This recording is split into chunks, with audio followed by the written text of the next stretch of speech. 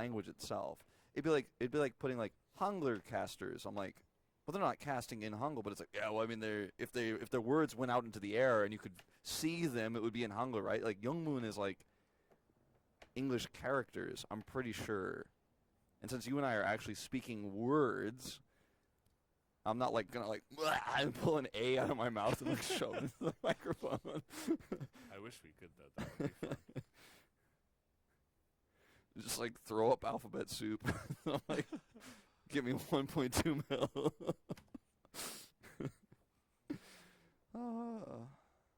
And the show hasn't started yet.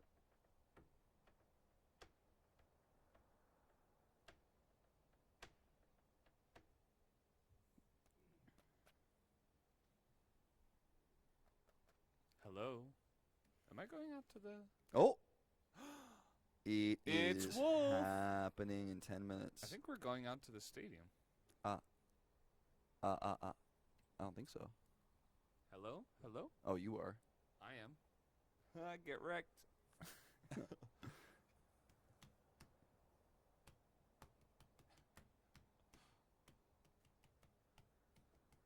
This is real life. Emoticon with the question marks. There you go. Draw some of those on markup.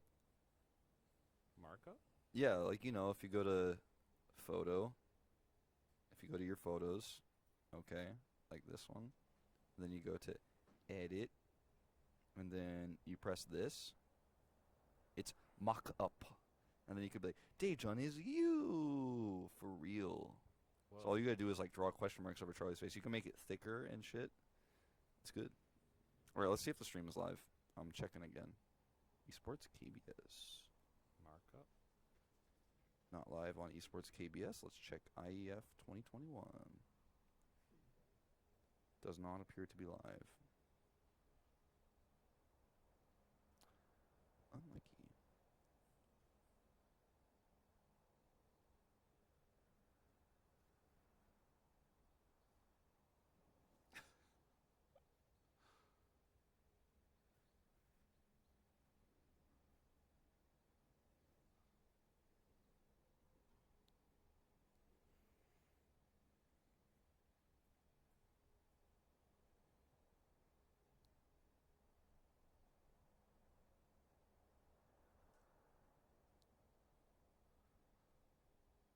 Unlucky.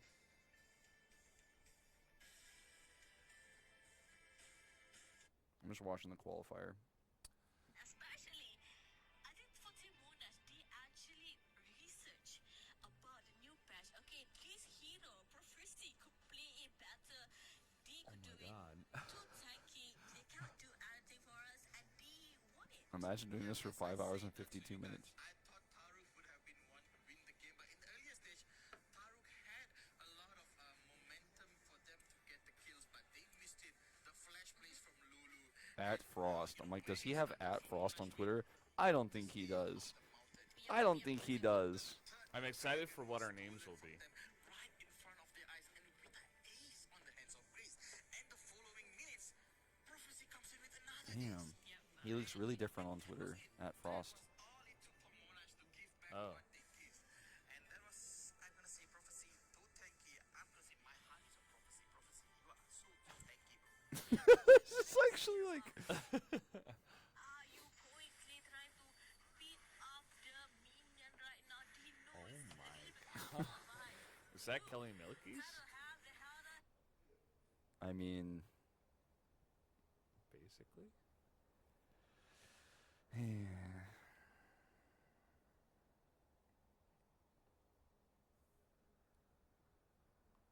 Oh! Oh. I thought you were sending the stream link.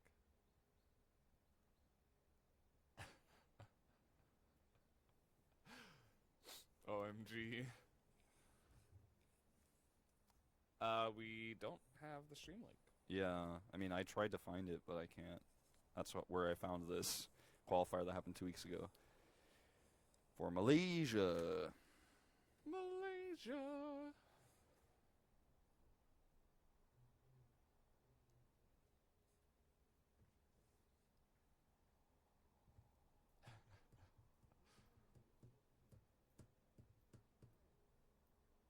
Oh, it's live. I found it. It's delayed by 5 minutes, and there is no sound. 23 people are watching though. Is it on KBS? Esports right? KBS. Oh. But I don't Why are we know on if that's. KBS? I think KBS is producing this Oh. in part. Cool. But I don't know if that's the Korean stream or the English stream. Probably the Korean stream, I would say. This is the dream factory of video creation.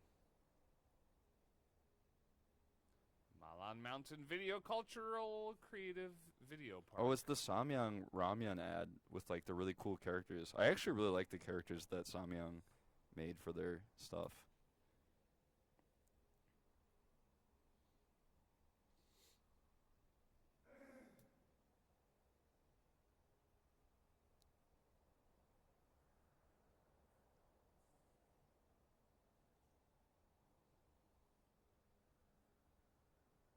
I mean, there's no sound on the stream, but there's also no sound on our headset, so maybe this is just not supposed to have sound. I think it's supposed to have sound, Wolf. I mean, you know what I mean. Watch 1:16:52. I think I will. I think I will.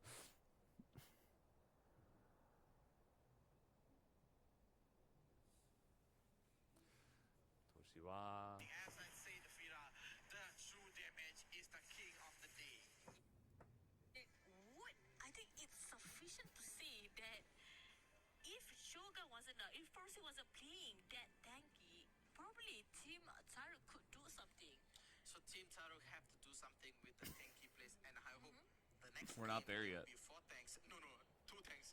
One is on top lane, one is on support, and it would be really nice to watch it. The next game, I'm kind of interesting to look at the draft, and right now let's go into the draft. Wow, I can look my face. Yay!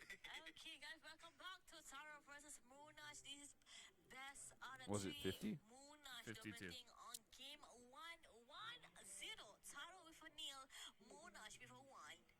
So Monash will be taking on the red side. They will be banning out first, and I can't see any bans right now. And The bands are covered. Oh, rip. Still, Oh, there it is. We can't see the ban. Cho'Gath is the ban from Taruk. I told you, Fira. Wait, that's weird. They can only see the bands on like the left side for some reason. You have to respect it. So what's happening for Team Monash? What they're going to pick up? While they're doing picks and then they're going back.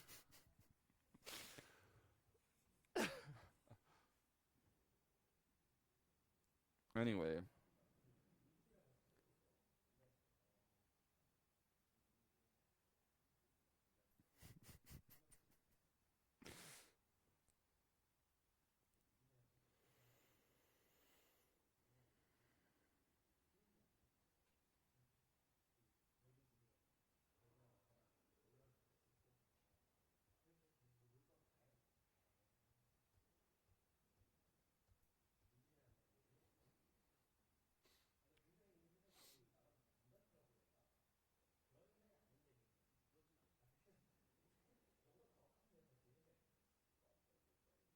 I guess we're not getting the stream link.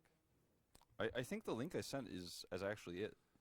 Yeah, but I asked in the chat and nobody responded. Yeah, they're not going to give it to us, but I found it on my own.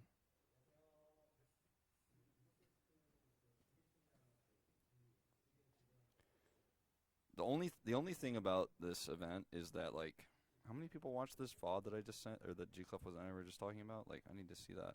Because the only thing about this event is that, like, even if nobody watches it, it will eventually get 923 views over the course of 2 weeks. So, like, someone might hear this one day. Just keep that in mind. Valdi. Can we change our names? No. My name is Red Cabbage, and I'm casting here with Brown Potato. Can my last name be Kavanaugh? Kavanaugh? Kavanaugh? Like, it's Kavanaugh, but it's Kavanaugh. Not later. Not earlier. It's Kavanaugh. Not Kavanaugh later. Nope. Their stream looks the same as ours, so I still just don't know if this is the English stream or the Korean stream. Starting in 30 seconds. Wow. No, we're not. What?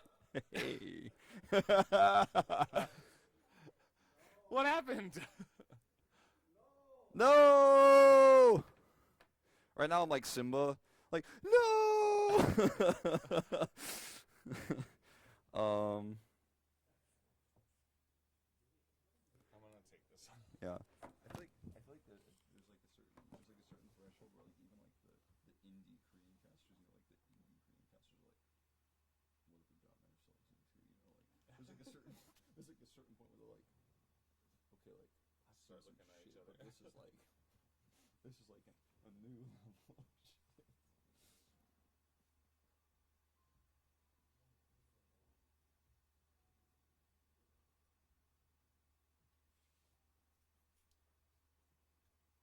Gotta get the pictures. It's the picture tournament after all. Doa texted me back. Daejeon is inside all of us. That is you and it is me.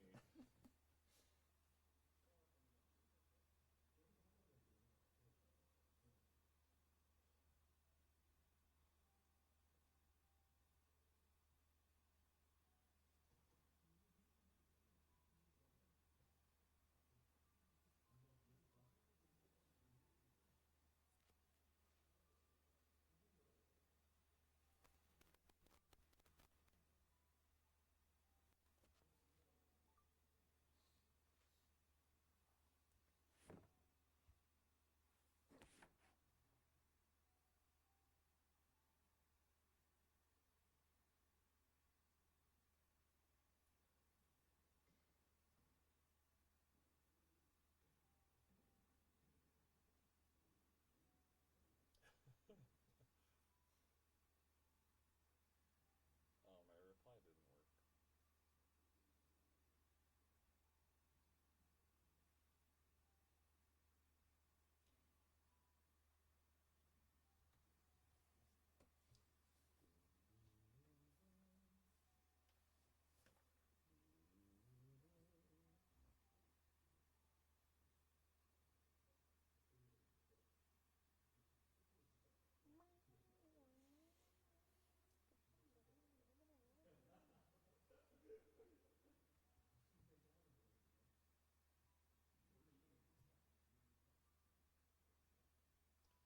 지금 하루 6문장 하면 공짜 노트북도요.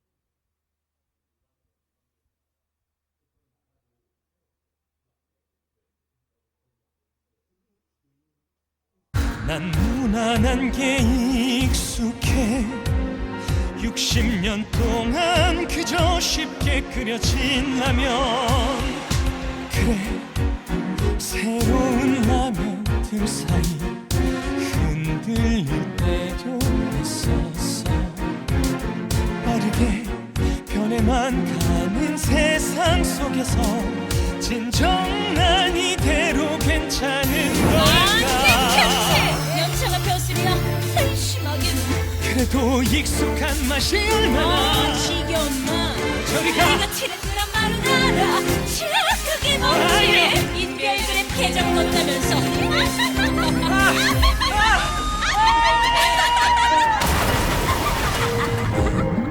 기본을 조용히 지켜낼 거야 최초의 라면은 내가 해낼 거야 배고픈 모두를 구했던 그때처럼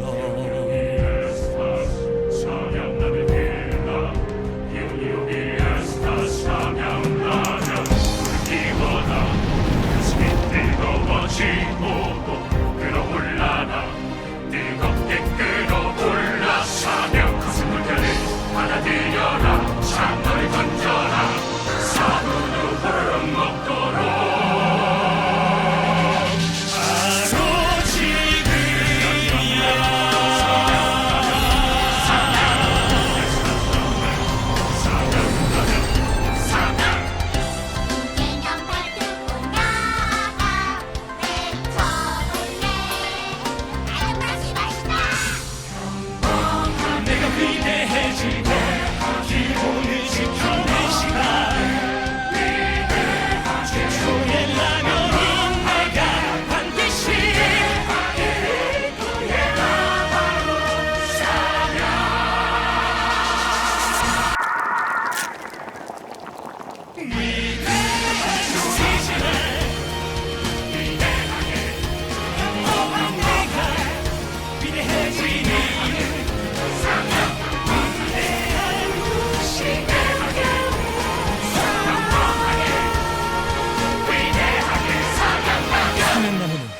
기본을 지켜낼 거야. 평범하게, 위대하게.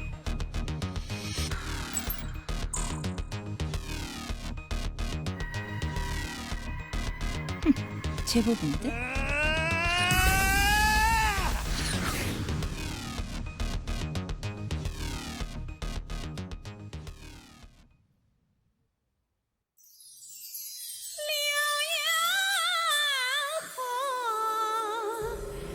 The folk song passed through half a century of years, generations of prime time.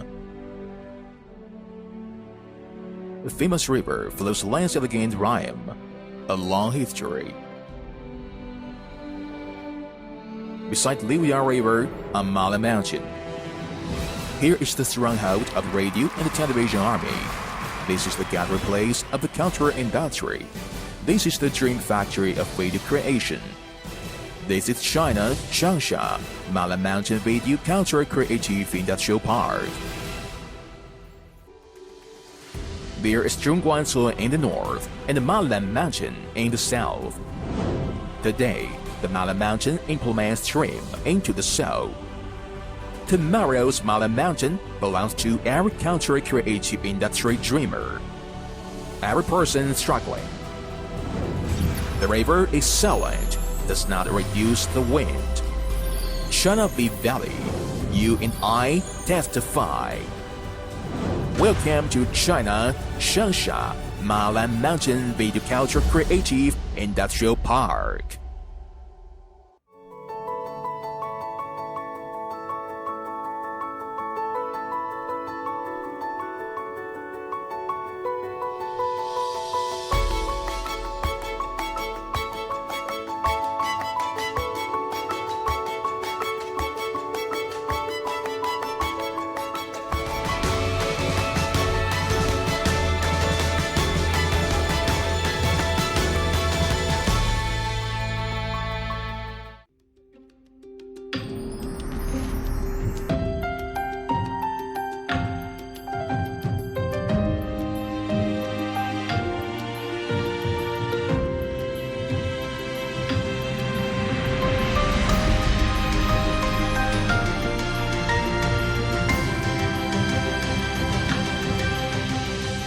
대전의 새로운 도시 브랜드 대전 HEARTHSTONE.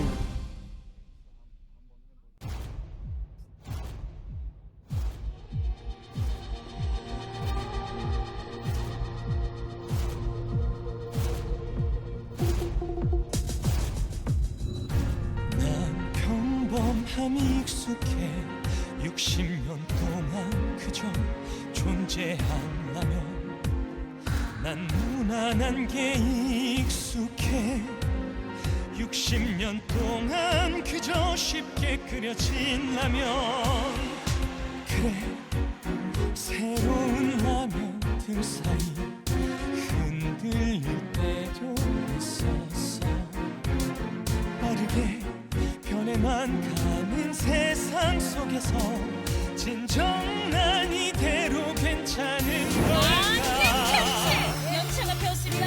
한심하게는. 그래도 익숙한 맛이 얼마나 지겨운 맛. 저리 가 내가 치는 그런 말은 알아. 치아 그게 뭐지? 인별그램 계정 넣었다면서.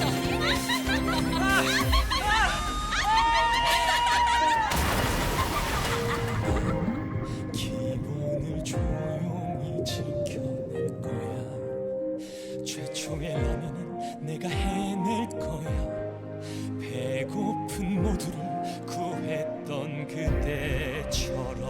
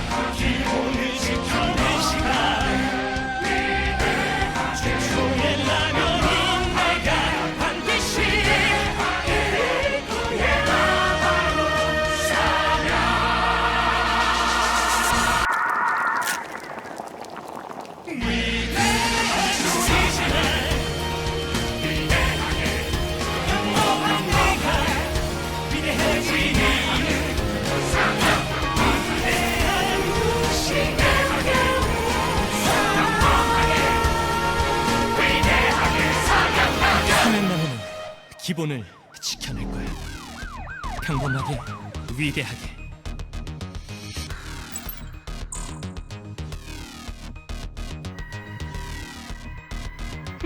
제법인데?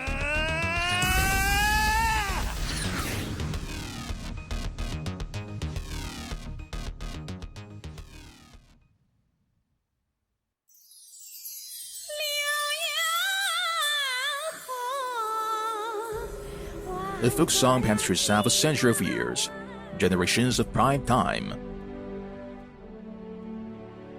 The famous river flows lands elegant rhyme, a long history. Beside Liuya River, a Mala mountain. Here is the stronghold of the radio and the television army. This is the gathering place of the cultural industry. This is the dream factory of radio creation. This is China, Changsha, Mala Mountain Video Cultural Creative Industrial Park. There is Zhongguancun in the north and the Mala Mountain in the south. Today, the Mala Mountain implements stream into the south. Tomorrow's Mala Mountain belongs to every cultural creative industry dreamer. Every person struggling. The river is silent, does not reduce the wind. China Big Valley, you and I testify. Welcome to China, Changsha, Mala Mountain Video Culture Creative Industrial Park.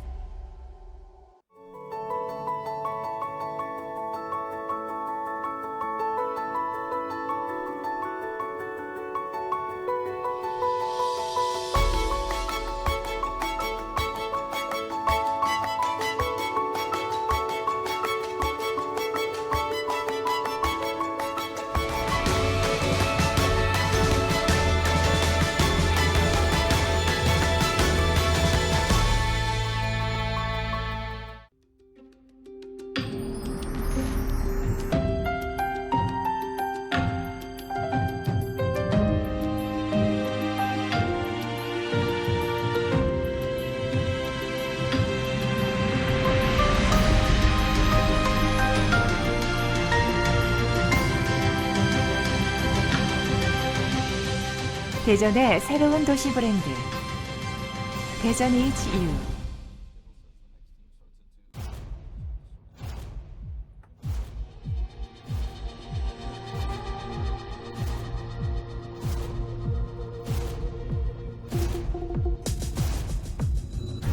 난 평범함이 익숙해 60년 동안 그저 존재하려면 난 무난한 게 익숙해 60년 동안 그저 쉽게 그려진라면 그래 새로운 라면들 사이 흔들릴 때도 있었어 빠르게 변해만 가는 세상 속에서 진정 난 이대로 괜찮은 걸까 연차가 폈습니다.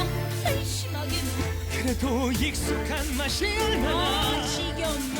저리 가 내가 튀는 그런 말은 알아. 그게 뭔지 인별그램 계정 넣었다면서. 기분을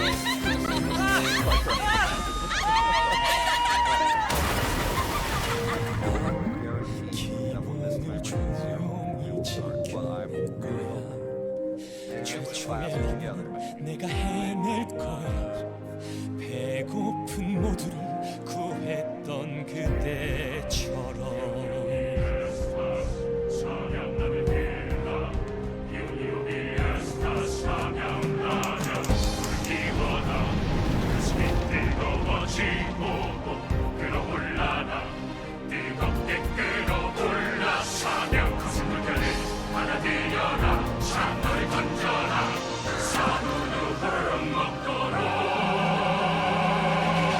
바로 지금이야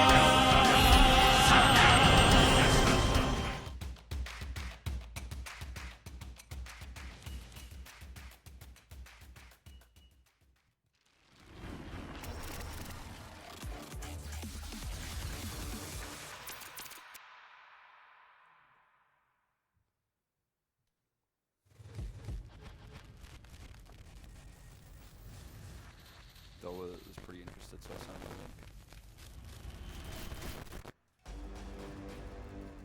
This might be the opening ceremony now for real, though. I think the stream will hear.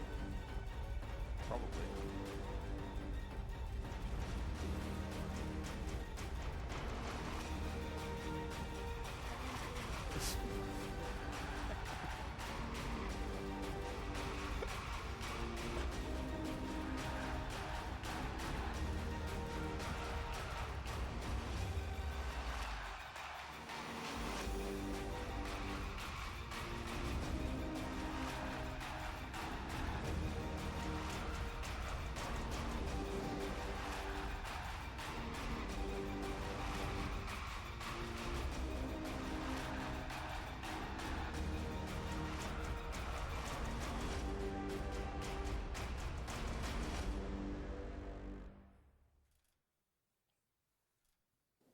안녕하세요. 한국국회 외교통일위원회 위원장 이광재입니다. IEF 국제 e스포츠 페스티벌 진심으로 축하드립니다. 제가 아주 좋아하는 도시 대전에서 열려서 더 뜻깊게 생각합니다. 벌써 7회가 됐습니다. 처음 베이징에서 이 대회를 시작할 때 정말 게임이라는 시장은 막 꽃이 피기 시작했을 때였습니다. 처음 이 대회가 베이징에서 열렸을 때 중국에서 수백만 명의 젊은이들이 이것을 온라인으로 보고 그걸 굉장히 놀래했던 기억이 있습니다. 이제 게임은 전 세계 모든 젊은이들의 스포츠로 자리 잡고 있습니다. 그런 면에서 우리가 17회 동안 열심히 중국, 한국, 중국 두 나라를 오가면서 전 세계 젊은이들이 모이는 장을 만들었던 이거에 대해서 뜻깊게 생각합니다. 이제 이거는 e스포츠는 이제 아시안 게임 정식 종목으로도 나중에는 올림픽으로도 나아갈 것이라고 생각합니다.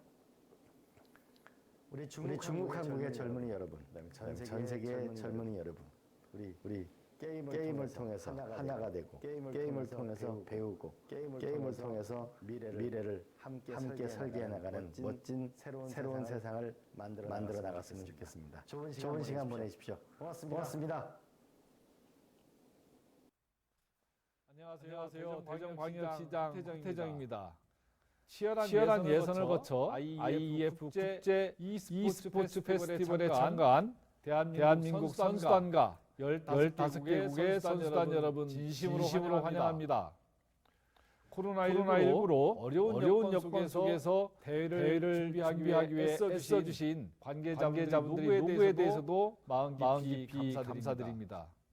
올해로 7회를 맞이한 IEF는 한국과 중국 간 청소년 문화교류 행사로 시작된 이후 전 세계 각국 청소년들이 참여하는 경쟁과 화합의 장으로 발전했습니다. 이러한 대회를 우리 대전에서 함께하게 돼 매우 기쁘게 생각합니다. 대전시는 올해 9월에 대전 e스포츠 경기장을 개장했습니다. 대한민국 선수단이 사용하게 되는데요. 500개의 모든 좌석에서 대형 스크린을 통해 장애물 없이 관람이 가능한 원형 경기장입니다. 앞으로 세계 각국의 선수단 여러분도 대전 e스포츠 경기장에서 기량을 펼치고 우정을 쌓을 수 있는 기회를 마련해 여러분과 직접 만나 뵐 수 있는 날이 오길 소망해 봅니다. 작년에 이어 올해도 온라인으로 진행이 되지만 여러분의 뜨거운 열정과 각국을 대표한다는 자부심으로 더욱 활력이 넘치는 대회가 되리라 생각합니다. 3일간 최선을 다해 대회에 임해해 주시리라 믿습니다. 저도 이 자리에서 여러분을 열심히 응원하겠습니다. 선수단 여러분 화이팅! So hello. This is HUB from Vietnam. We feel very proud to be representative Vietnam to attend IEF this year. We will do our best every game, get the best result for the whole team. and IEF 2021 fighting. Hello, world team Random from Thammasat University, Thailand. It's our first time participating in an international tournament. So we're looking forward to compete with some great teams here. Nice to see you all IEF 2021. Hi guys, I'm Liobel, the mid laner of LG Hydra, representing Atenea de Manila University. And we are from the Philippines. We are definitely excited to play against everyone. We're sure that everyone is strong, but we hope that we can win and have fun. IEF 2021 fighting. Hey guys, I'm Proxilian, playing top lane team under the De La Salle University banner from the Philippines. And in IEF 2021, we're going to prove ourselves on the international stage, and let's say a lot of coins will be flipped. IEF Fighting 2021. Hi, I'm Rubiker, playing ADC for Polytechnic University of the Philippines. I expect a lot of exciting matches for IEF 2021. I'm just going to play some good League of Legends players play our talent.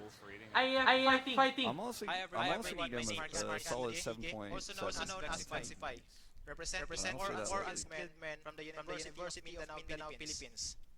I feel grateful being one of the representative of our country, and my goal is to lead my team to become the next champions. IEF 2021 fighting. I'm Kenneth Historian from CGC Lions, representing the Philippines. I'm excited to compete with other countries, and everybody has the same goal, and that is to win. IEF 2021 fighting.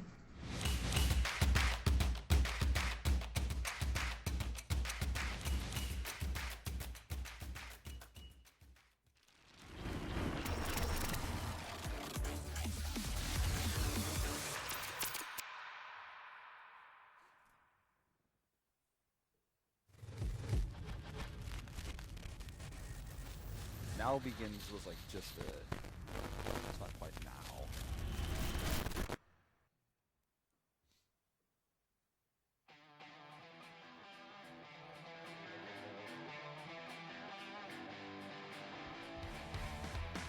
IEF 2021에 오신 여러분 환영합니다. 국제교류연맹과 대전광역시가 함께하고요. 이곳 멋진 대전 드림 아레나에서 12월 10일부터 12월 12일까지 3일 동안 멋지게 또 한번 달려보도록 하겠습니다. 제 옆에 리그오브레전드부터 오늘 경기 출발하게 되는데 멋진 두 해설위원 함께하십니다. 자기소개 부탁드립니다. 안녕하십니까, 사신 오승조라고 합니다. 네, 반갑습니다. 안녕하십니까, 마현성이라고 합니다.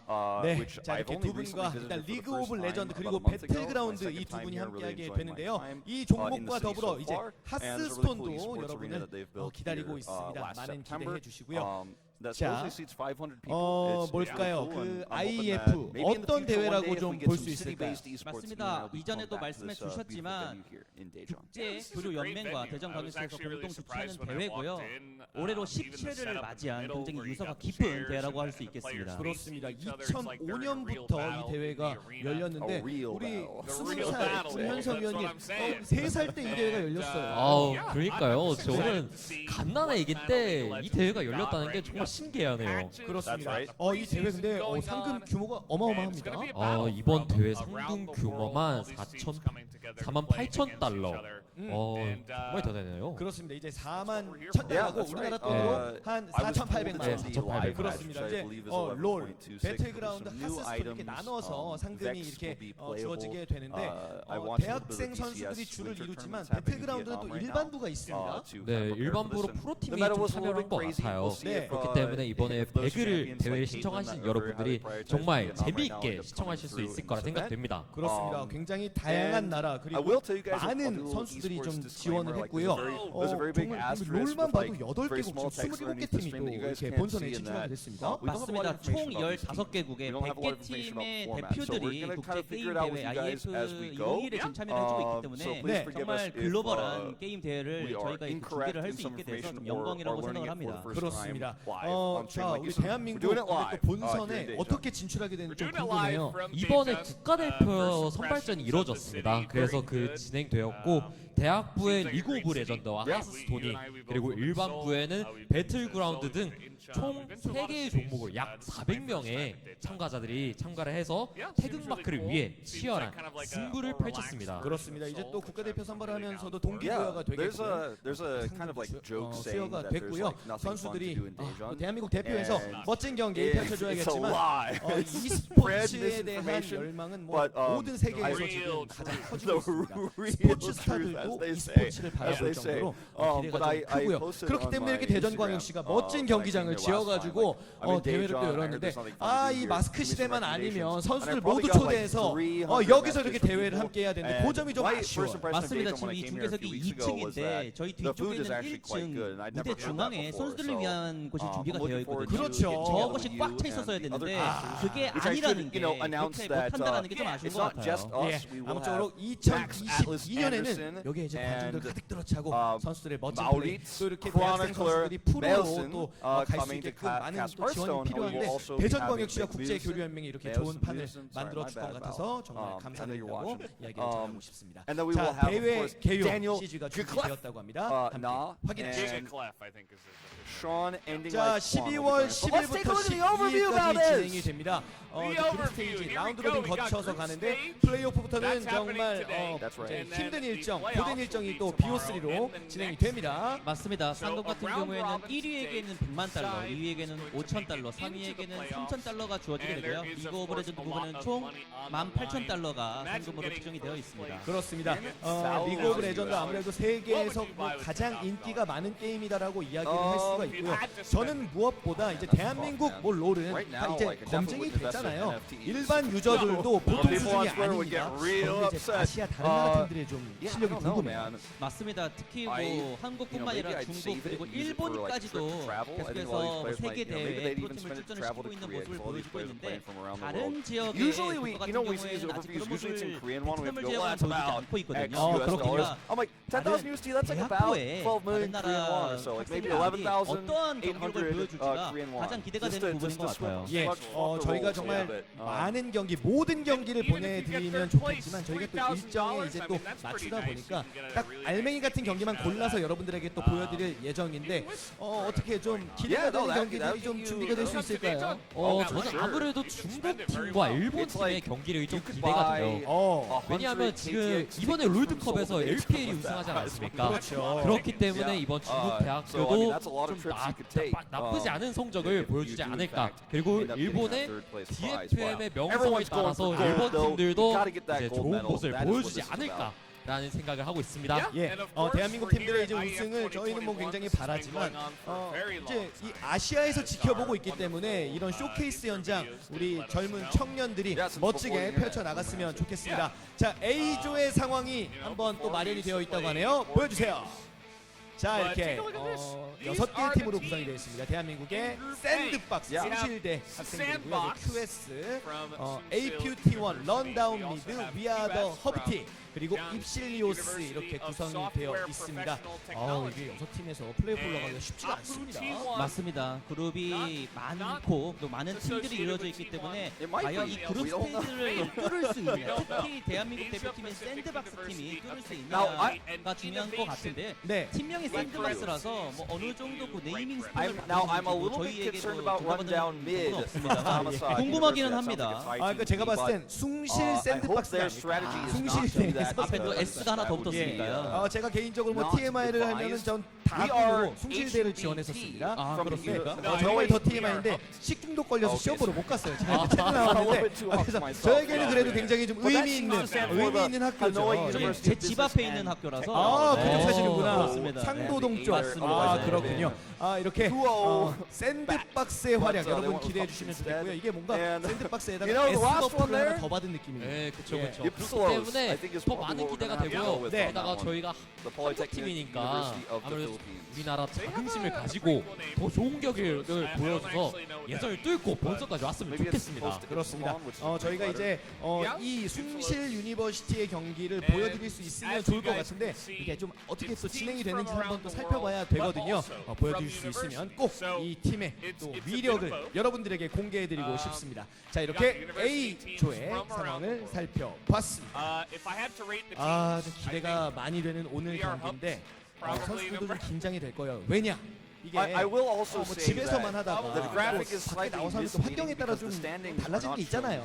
맞습니다. 게다가 또 대회다 in 보니까 Group A 대학생 standing, 선수들이 but, 이런 대회를 you could at least tell what 겪어보기가 좀 university 쉽지 they're from. So this is 않잖아요. somewhat, 그런 it's 부분을 somewhat of a 얼마나 college 본인들이 event, 플레이로 but it's also 승화시킬 수 somewhat of an 있을지가 가장 중요한 international, 포인트인 것 같아요. 네, Olympic 저희가 이제 type event 중계석을 where 이제 teams are 오른편 from 기준으로 everywhere. 마련하고 있고요. 저희 왼편에는 이제 또 외국어로 중계를 하고 있죠. 굉장히 잘생긴 핸섬가이 미국 분들로 보이시는데 굉장히 또 중계를 열심히 하고 계십니다. 저희가 이제 인사도 안녕이라고 주고받으면서 아주 반가운 인사를 했었는데 아무쪼록 글로벌하게 계속해서 대회가 열린다는 거 굉장히 좀 의미가 있어요. 네, 이제 점점 e스포츠의 시대가 온다고 해도 이제 말이 될 만큼 그 정도로 정말 인기가 정말 좋아지고 있는 것 같아요. 네, 저는 이제 어제 이제 이곳 대전에 도착해서 좀 이곳을 좀 둘러봤거든요. 예전에 이제 93년 엑스포 시절. We're coming at you kind of like real uncut footage.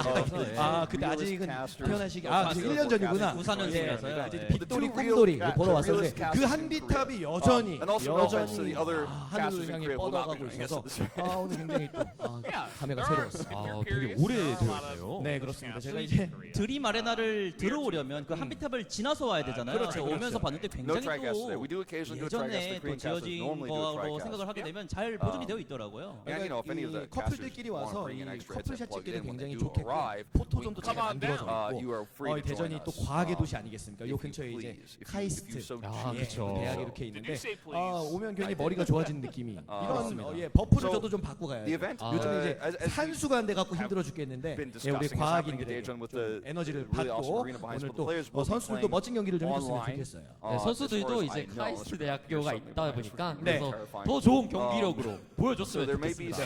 또 대전하면 이 소보루빵이 좀 맞습니다. 드셔보셨어요?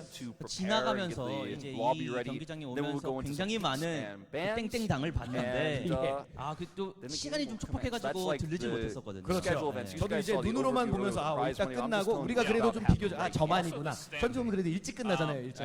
저는 가서 소보루를 쓸어 갈 계획입니다. 또 소보루는 어디 쪽에 있습니다라는 그런 표지판을 가게 앞에 또 명시를 해두셨더라고요. 그렇군요. 그만큼 인기 있는 제품이다 보니까 한번 꼭 먹어보고 싶은데 그걸 일정이 가능할지. 그렇습니다. 캐스님께서 뭐 저희 것까지 해주시겠죠? 그러진 못해요.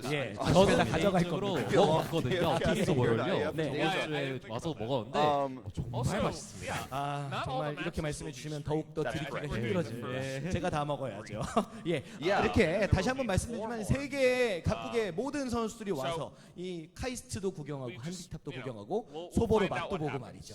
이런 기회들이 좀 있었으면 좋겠는데 내년에는 가능할 것 같아요. 이제 계속해서 전 세계적으로 또 방역도 철저히 하고 있고 노력을 하고 있기 때문에 여러분들이 함께 또 뜻을 이뤄서 이겨 나가야겠죠. 맞습니다. 계속해서 이 마스크 시대가 끝나면 이제 관중분들도 이 경기장에 같이 찾아와서 유관중 경기를 저희가 또 같이 중계를 해도 되고 같이 시청하는 게 또 그만의 재미가 있잖아요. 그걸 또 원하고 있을 텐데 아직까지는 그래도 점차 나아지고 있는 것 같긴 합니다만 관중분들의 그런 또 욕구도 좀 해소를 시키고 싶기는 합니다.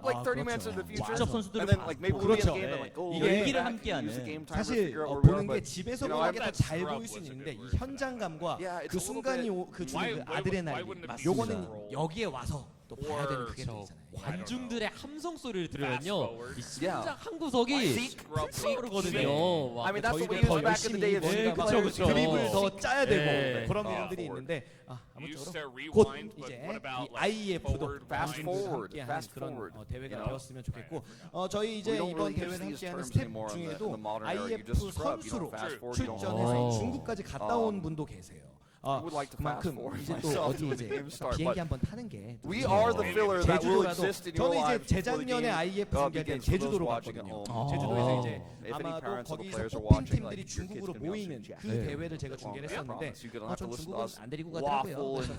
그래서 저도 이제 여권에 도장 하나 남기고 싶었는데 국내에서는 도장은 안 찍어주니까. 이게 또 IEF 대회가 한국과 중국 1년씩 번갈아 가면서 진행이 되고 있는 상황이다 보니까 내년에도 중계를 하게 되시면 그때는 또 중국에 가셔서 할 수 있지 않을까요? 저만 가면 정말 같이 가야 되는 거 아니겠습니까? 겸사겸사. 저희 이렇게 3명 같이 가야죠. 여기 천시아 캐스터 해가지고 다 같이 한번 싸워봐야 되는데 또 아이디가 사신이니까 한국 사신으로 가서 이제 또 외교도 하고 말이죠. Which is not a lifestyle. It's actually just the sponsor, their title sponsor, which is KB Bank.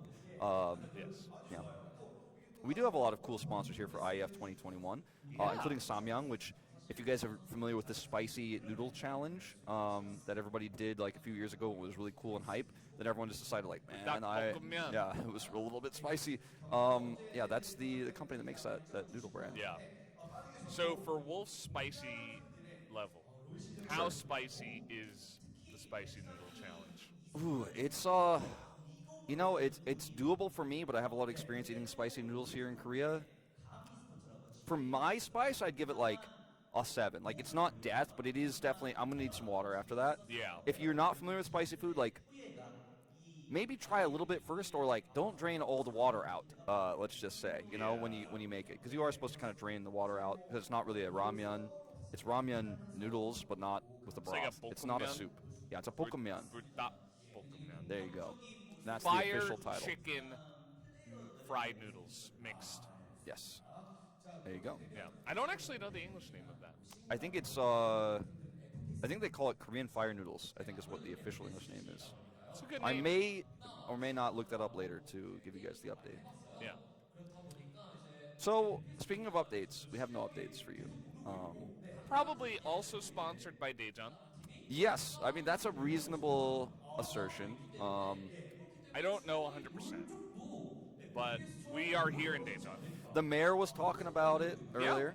He did not announce his run for the presidency for next year, nor in we thought 5 years afterwards. I was really like, oh man, is this the moment where the Daejeon mayor is going to announce his run for presidency? He did not, but he did talk about his love for games and esports, as well as the IEF chairman talked about his love for games and esports, and he wants them to be in the Olympics. 17 years, they say. Yeah. 17 years ago, what were you doing, Wolf? Let's see. I was 14 years old. So probably like just being really angsty and playing GameCube games. Like, yeah. You could have been at IEF. Yeah, I could have been at IEF, man. If I only knew, I didn't know back then. Yeah. We got to get the What word was out. I doing? I was 13, so I was still being homeschooled. I was homeschooled back then, and then I Homeschooled. went to high school when I was 14. Yeah. Did your mom take the games away from you back then? No, it was. No, you were a good homeschooling kid. Was pretty relaxed. Yeah. I played. What was I playing back then? I'm trying to remember. Maybe Star Wars Galaxies. Ooh, that was a good game back then. That was like one of the first MMOs that wasn't like the big ones like EverQuest and the other big That MMOs was a that I good don't game. know. I really enjoyed that. One of the things about Star Wars Galaxies is that they had a really big Easter egg where you could become a Jedi, but people didn't know. You had to like complete the final quest that was going into a cave with I forget the name of the tribe. You probably The Sand People? Yeah. I think they're just officially Sand People. Really? Unless Wikipedia would say otherwise, but Tusken Raiders. Tusken right? Raiders, yes, that's. Yeah. I don't know if that's like the official name, but it's I don't like know if Raiders is in there, but Tusken. The Tusken is. people, yeah. Yeah, you had to like complete a quest going in there, and you get this cube, and then it starts like a really long quest chain. I always thought that was really cool. Looking forward for the future to see more Easter eggs. Speaking of old MMOs, I've been playing Phantasy Star Online recently, like the Dreamcast, GameCube, Xbox one, on a private server. It's been really interesting to like remember what things were like back then. I'm a big retro gamer. I never actually played Phantasy Star Online back in the day, but I'm getting into it a little bit. That's cool. Ephania, Google it if you want to play with me sometime. Guy in the chat. My ID, Shout out to guy in the chat. Nolt 1.02. Look me up. Why Hit me did up. you name yourself that? Well, that's another story for Why another is it time. 1.02? 1.02. Why? I don't know. I just thought it sounded cool at the time. Because my character is, there's a lot of races you can pick in the game, and my character is actually a big, fat robot. Wow. So I just thought, like, the robot should Cool. have a version attached to him. So I just kind of mashed buttons on the number pad, and it came out 1.02. You have a number pad? I do. I am not a 10 keyless guy. I am a 10 keyless guy. No, you would. Yeah. Would you travel with your keyboard a lot? Is that why you're 10 keyless? Sometimes, actually. You bring it? Go to Incheon and play in Incheon sometimes. Fair. Yeah. You gotta make sure I'm pressing all my keys correctly. My password, spoilers, you guys will never hack me, has a lot of numbers in it. Hunter 7? It has a lot of numbers in it, so I need the number pad to type my password. Otherwise, I'm gonna mess it up on the top row. It just takes too long, and it's gonna get messy. I can't. Did you know that there's like a speed test for the number pad?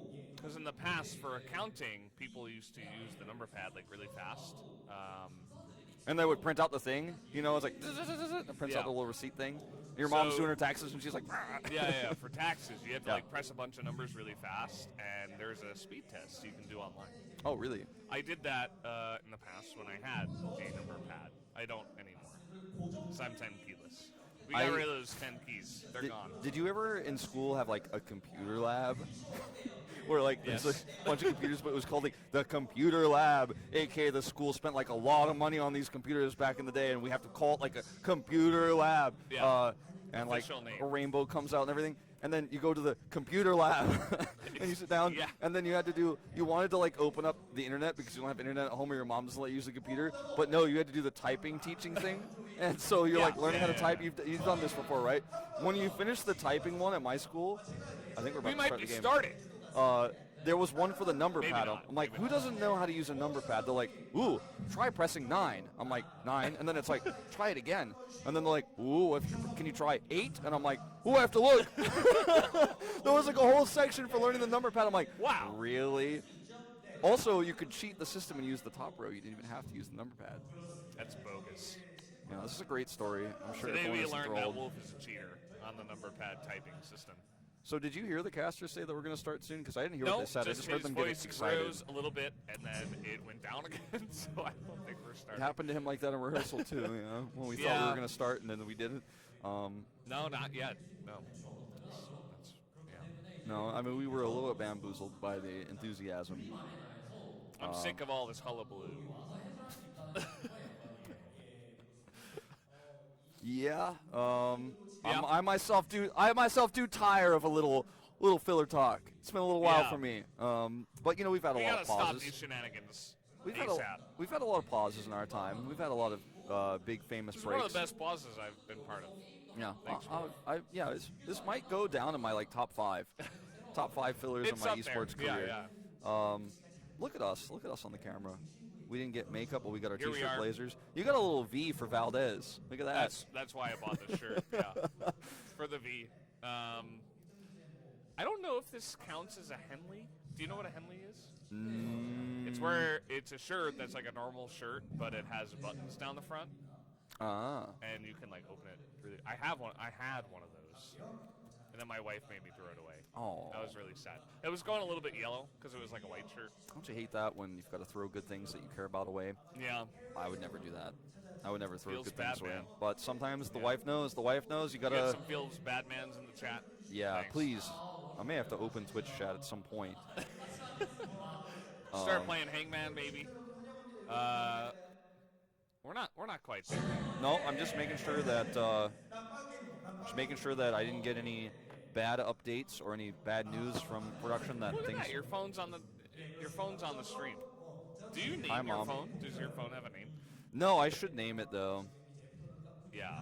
I just thought about that. I feel like phones should have names. I'm not ready to do it right now though. You know, like maybe You don't want to rush into something we'll like that. like as the day progresses, like we'll come up with some ideas, and then maybe we'll. Maybe Nolt 1.02. I mean, my phone is Maybe it's 1.03. Could be. It's the next version. My phone is very scuffed, much like the start of this event, but there's like cracks on it and scratches. I've dropped it a lot. What It's been version through a of lot. that phone is it? Uh, no shout-outs to the non-sponsors. Let me check. No, I don't want the actual iOS build number. 15.1.1. That's what version. What about the version of the phone? Oh, it's the iPhone Pro 12. Wow. I got the Pro. I splurged a little bit. It's very I shiny. think that's because you're a professional. Exactly. I am a pro, and I needed to That's feel like a why pro. you buy the pros. If you're not a professional, if you're like a student, or maybe you're like 7 years old. Should have bought the iPhone 12 amateur. Yeah, I don't. Is League of Legends safe for 7-year-olds? Is that okay? Depends on which parents you ask. You know, for me, I think parents should decide. I don't think the government should tell you when you can or can't play video games. That's just my personal true. opinion. Yeah, I think that's a good take. I think that's a reasonable take. Yeah. What was the most gruesome game that you played when you were young? I would say, according to my parents, they did not want me to play GoldenEye 007 or Perfect Dark, but I did play both. But they were not very particularly gruesome until you got the Mauler and you put it into overdrive mode. I mean, the amount of bots I killed in that game was pretty gruesome. The Mauler? But, yeah, there was a gun called the Mauler in Perfect Dark. And you could put it in like Magnum mode and it would go red and it would just like one-shot the bots. And the bots were called Sims, and the one that we would always play with my friends and I was called the Meat Sim because it was very much like it didn't shoot at you and it just like ran at you. If you put the perfect Sims on, they would shoot you through the walls. Wow. You do not want to play with the perfect That's Sims. not fair. But no, gruesome game, I think the first game I played that like really made me like sit up a little bit in my chair and go, wow, like my mom didn't want me to play this, and I'm like, pretty sure I shouldn't be playing this. It was probably like Resident Evil 2 with the zombies coming out. And then I quit very early on, not because I was scared, but because the tank controls in that game for N64 were really bad. I mean, seriously, Capcom? Yeah, tank controls. It's like where you... There was a tank. It's like where there's a fixed camera, and usually in games, the camera will follow you kind of when you, like for example in Mario 64, like when you run towards the wall, like you will just see Mario's back. But with tank control games, you kind of have to like move based on your character's perspective. So like if Mario is facing, like for example, if I'm facing this way and I press up, you would think you would walk up on you based on your camera perspective, but in tank controls, you would just walk the direction you're facing. So you have to like, so then you'd have to like turn and then walk forward in order to go. But I mean, it was good for Resident Evil for the time because it made the game slower and graphics weren't that good back then, you know. But yeah, it was a tank control game. But yeah, I couldn't decide if it was scarier how bad the controls were or like the zombies, because I'm like, oh my god, the zombies are scary, but like I can't run away because the controls are really bad. It's really scary. How old were you when you were playing? Maybe like 8 or 9, no, maybe 7 even. I was probably in like 3rd grade, so like maybe 7 or 8. 7 is like 2nd grade, right? Yeah, I think so. I think in that's America. Right. Yeah, in America. Yeah. America. We're very far from there now. We are, yeah. I was just there recently. Yeah, you just took a trip. Yep, I've to New decided. York. I wanted to take a trip, but I decided with everything that's going on right now, maybe it's best for me to wait. Don't want to compromise my ability to commentate the LCK next year. Yeah, probably a good idea. I had a great time. I ate a lot of food. I think I had pizza about 6 or 7 times. Damn. 2 weeks. But it wasn't as good as the pizza we had last night, though. That was a good pizza. It was. That was a really good pizza. I can't give more details, but I will tell you guys the pizza we consumed last night was up there. First time. I won't even want to tell you. First time eating buffalo chicken pizza. Oh, you Imagine spoiled that. what kind of pizza it was. I was going to save it till the end. I would give a little teaser. Yeah, I mean, imagine that. Yeah, sorry, spoilers. Snape kills Dumbledore also. Whoa!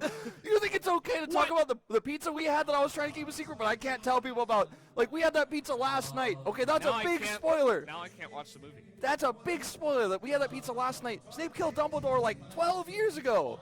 Maybe even longer than that. No, it was like 18 years ago. You know, okay, you had time to read it, kids. I haven't even watched that movie. Really? Because I read the books multiple times, and I'm like, I don't want to ruin it. The scene in the movie isn't as good as it is in the book. At least from how I remember it. Like, it's always that way. In the book, Harry can't move because he's scared, but he thinks there's like a spell on him, and that's why he can't move. But like at the end, he realizes he was actually too scared. But in the movie, he just kind of watches, then he's like, "Oh no!" I'm like, "Well, that wasn't quite powerful." He was like, "He did! Oh my god!" Gasp. Yeah, like the subtitles probably said like small gasp. Yeah. See, that's you just told me another reason why I'm not going to watch the movie. Yeah, I mean, it was a decent movie overall. I really thought the actor who plays Snape, whose name is not Alan Rickman, I thought he kind of nailed it. Rest in peace, by the way.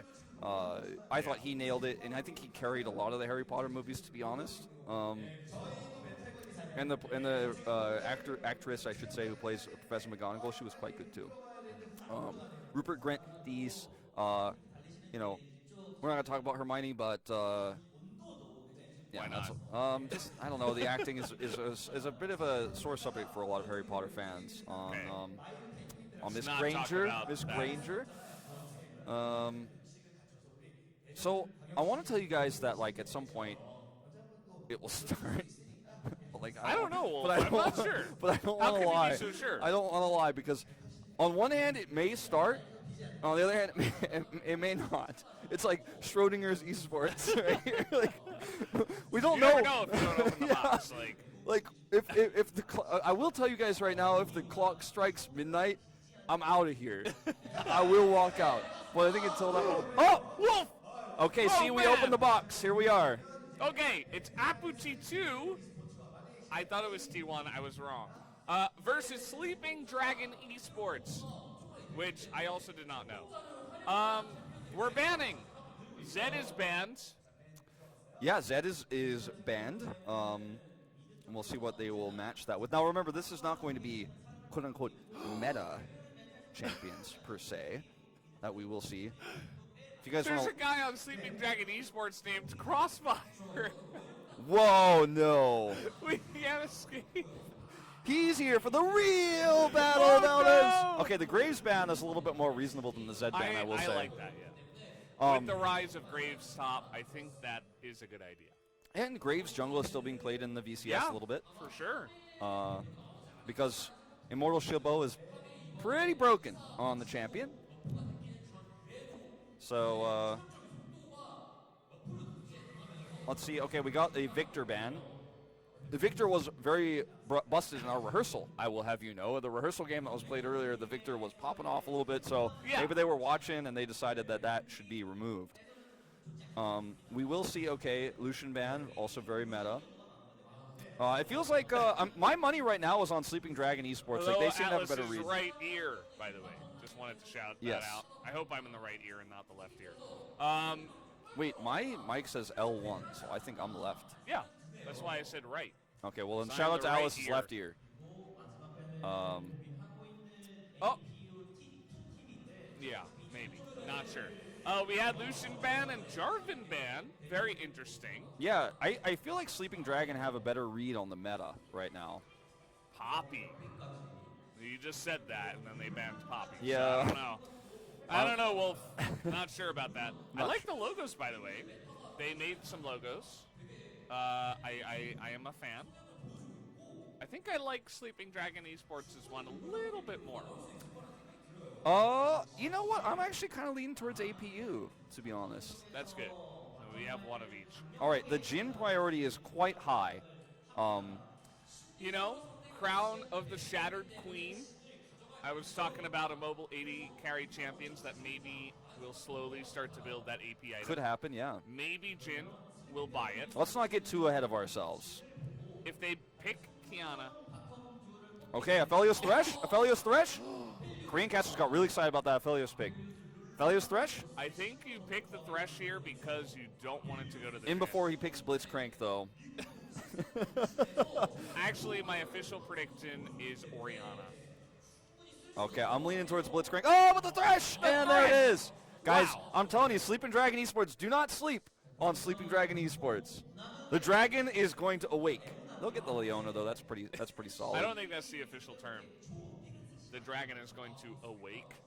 Don't wake the sleeping dragon. That's what they say. I thought you bought the iPhone 12 Pro because you were a professional. I am a professional. Nothing I've done on this broadcast today has been unprofessional in any way. Thanks, Wolf. Thank you. All right, let's see what Husky is going to look at. Oh, Vex! Yes! The first official Vex game in Korea. You and I commentate. I always get the first one. I always get the first one. Professionally at the International So in Esports Korean, Festival 2021. It is Vex. Yep. I actually didn't know that because my client's in English these days. Yeah.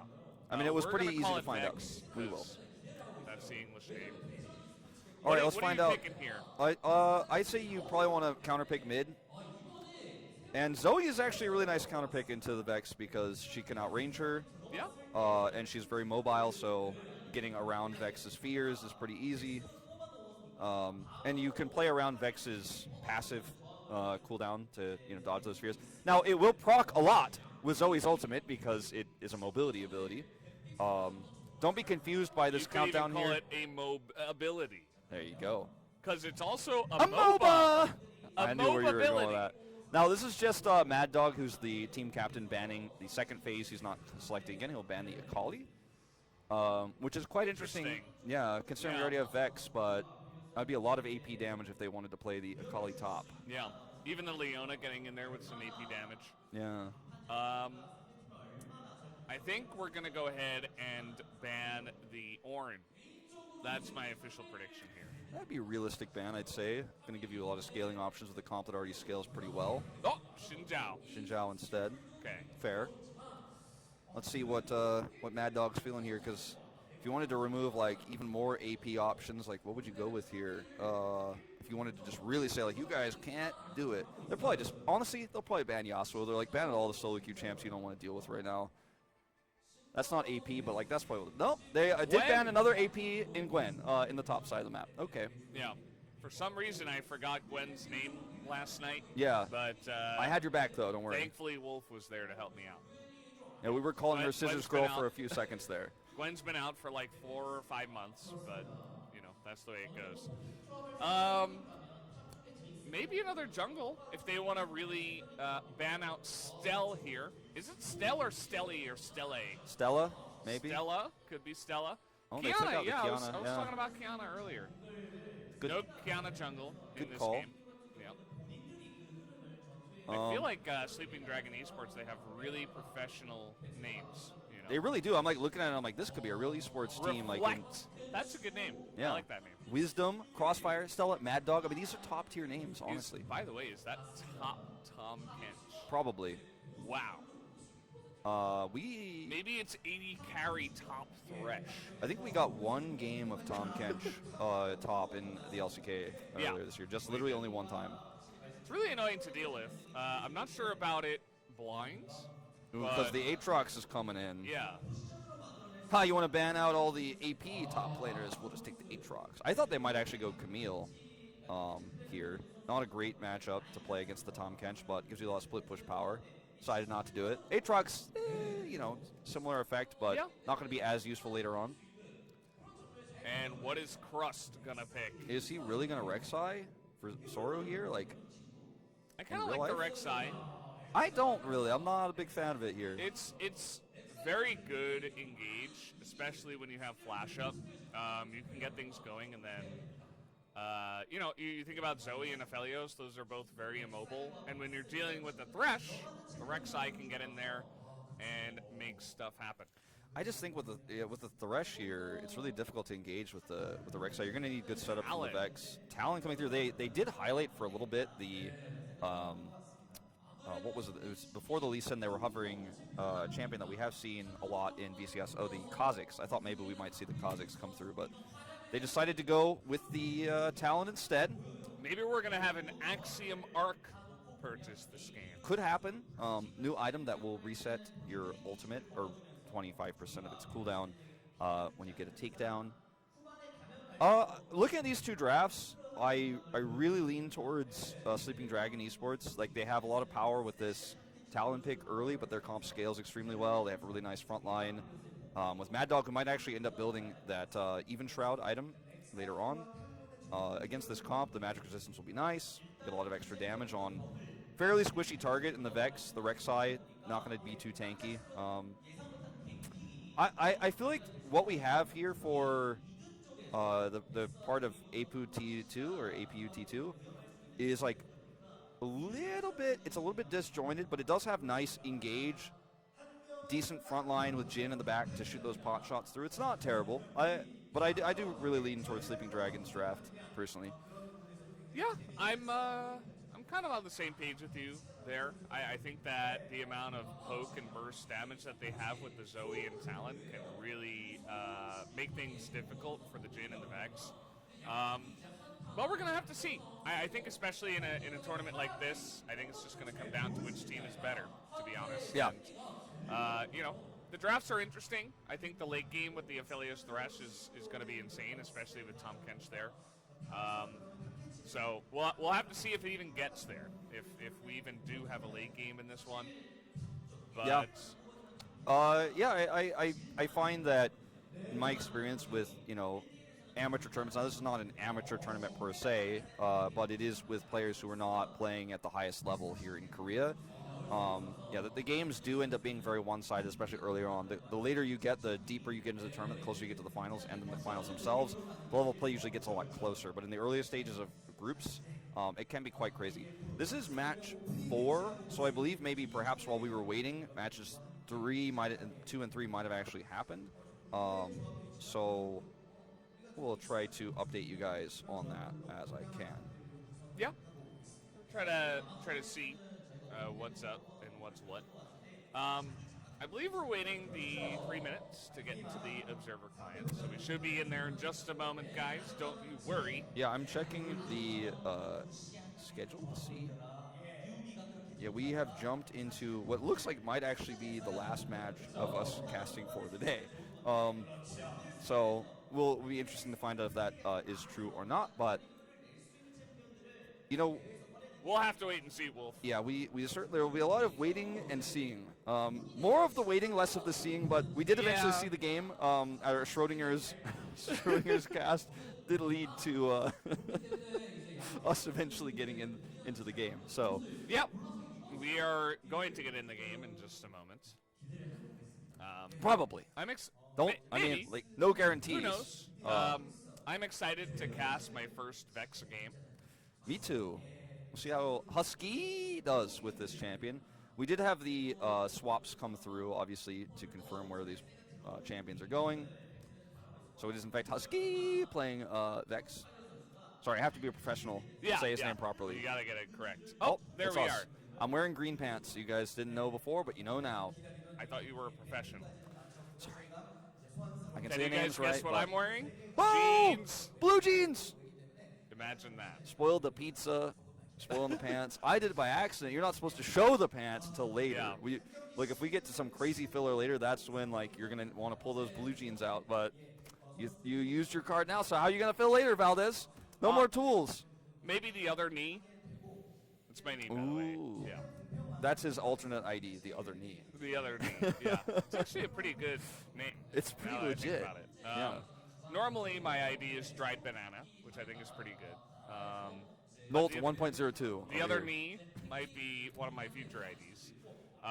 What about the other ankle? No, it doesn't quite roll off the tongue. The other elbow? No. That's okay. I think that's okay. The other eyebrow? I like that. Because, some people can do one eyebrow raise. I can kind of do it. Wolf is struggling.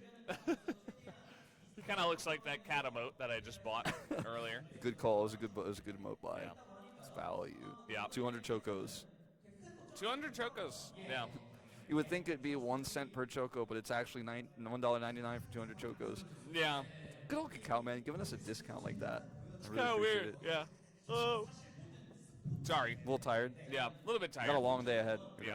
Might have to slide a hot 6 onto the table later. Might have to text production about that. No, some coffee. Coffee? We're not sponsored by that other company. Sure.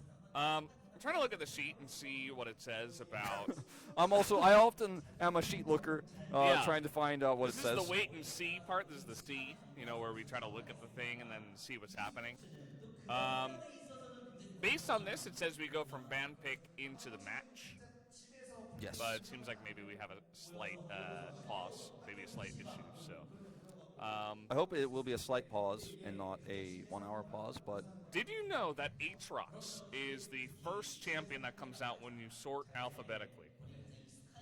Did you know? Yeah, I did not know that, but did you know that Garen... Oh, Garen is the first one to create an alphabet. How do you get that League of Legends! Okay, here we go. APU T2. From Malaysia, I believe he said. Oh! The League of Legends. Oh, there it is. Okay. We're back. It was just taking a little break. It's okay. We're back in the game. Wow. No, just kidding. They got 28 minutes and 20 seconds to fix it, or the event is canceled. Seems like Mad Dog decided that no. So he is going to restart. Which is fine. Sometimes in esports you have to have a pause and then, get into the match. Oh, apparently this is Group B. Oh, it's Group B. Well, that's why it's T2 then. That kind of, yeah, T2. That makes sense. Sorry, I just had to take the label off for sponsorship. Good idea. Reasons. Good you guys idea. will never know what type of water this is. It's a secret. But I'm going to drink some. I'm thirsty. Secret water esports. Thanks, Wolf, for giving us the water drinking stream. You're very good at drinking that with one hand, unlike some people. They need two hands to drink with that. Won't name anybody. Have you Won't noticed? name any former presidents. Have you noticed that I've got a little mic and you got a big mic? I think it's representative of, I'm feeling a little inadequate.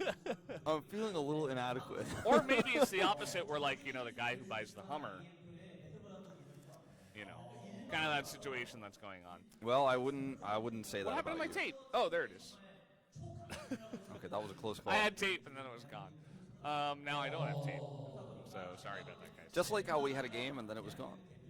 Yeah, I think Mad Dog decided that he wanted to calm down a little bit before starting the game. The name Mad Dog means so many different things in so many different languages. League of Legends, again! We're back! Okay, well, I'll cast it off of this monitor from watching behind us. Never mind. Here we go. Oh!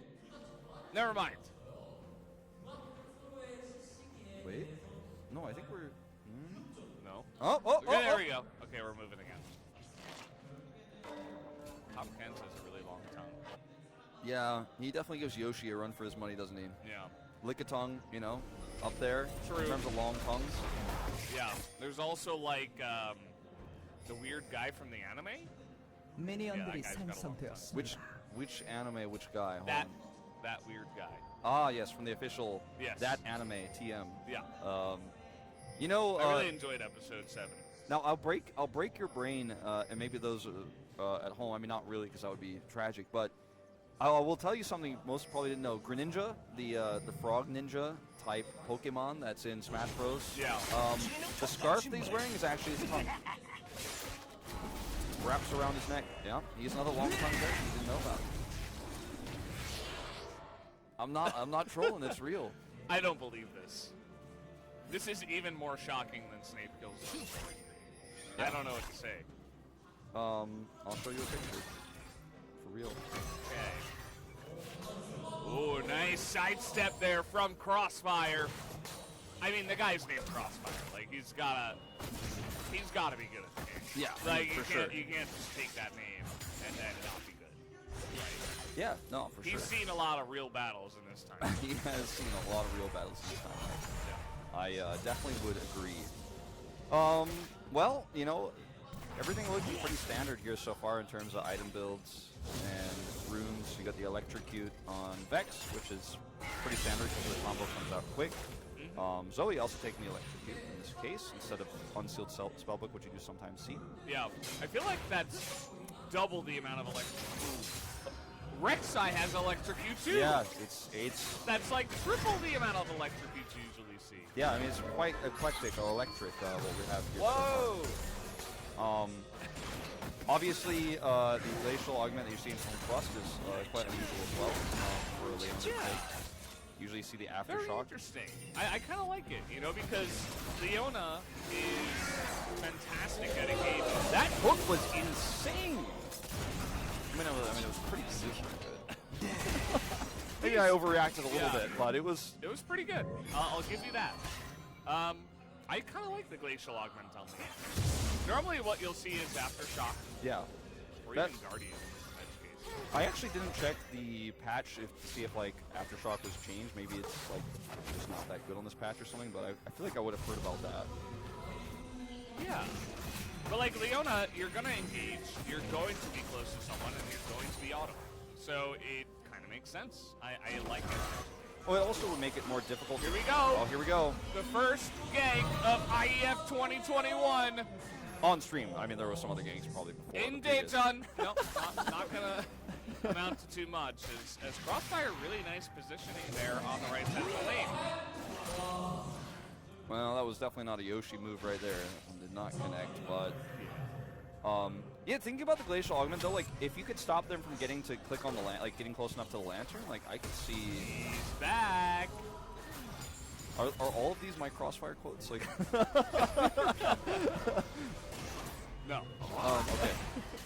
Yeah, but he's eventually gonna go home. Red side very fast to clear the jungle, so he's able to spend some extra time getting in the mood for some ganking. I'm always in the mood for some ganking myself. I know some people don't gank losing lanes, but I'm always down. Just ping me.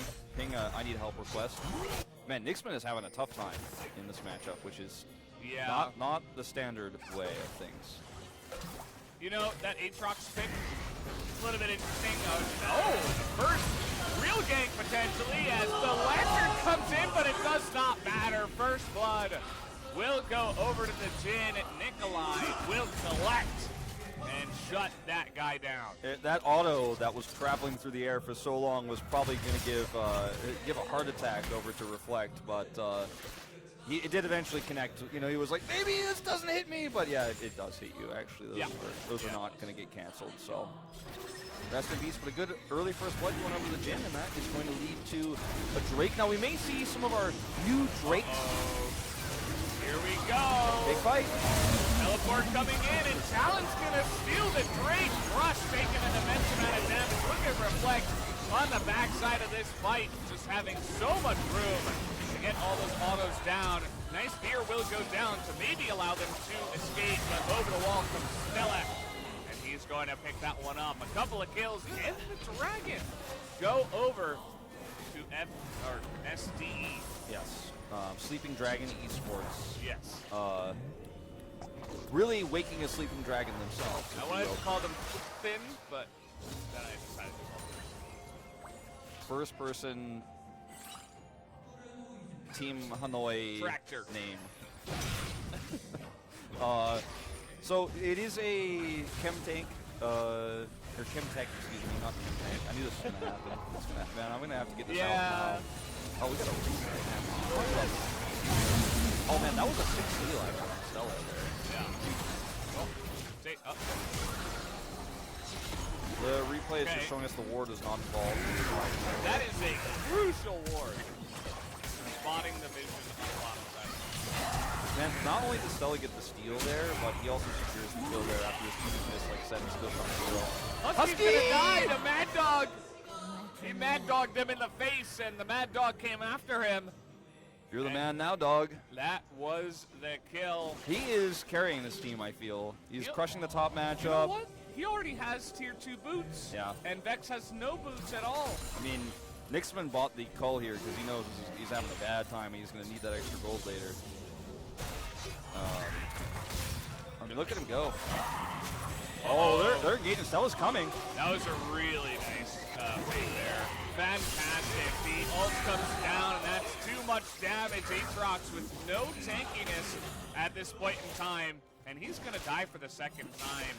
Perfect setup there from Sleeping Dragon eSports. I mean, they have such a lead right now. It's already a 2,000 gold lead at, sub 8 minutes, and I think Stella might actually build that action mark. Speaking of leads, nice long-range engage. In comes Vex.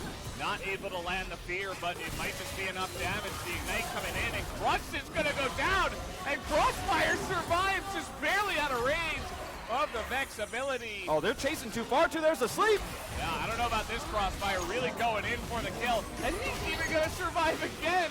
Mad Dog trying to tank up in the front. He still has the gray health, and in comes Talon as well. Down he will go as Jin is trying to open it up. Oh, what? Through 4 people, that was actually insane. Man, Nikolai has got this team on his back right now. He's trying to carry so hard.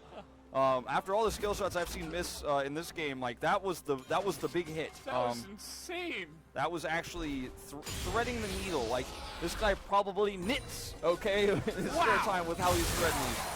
Look at this. Even in the glacial. Longman's gonna come down.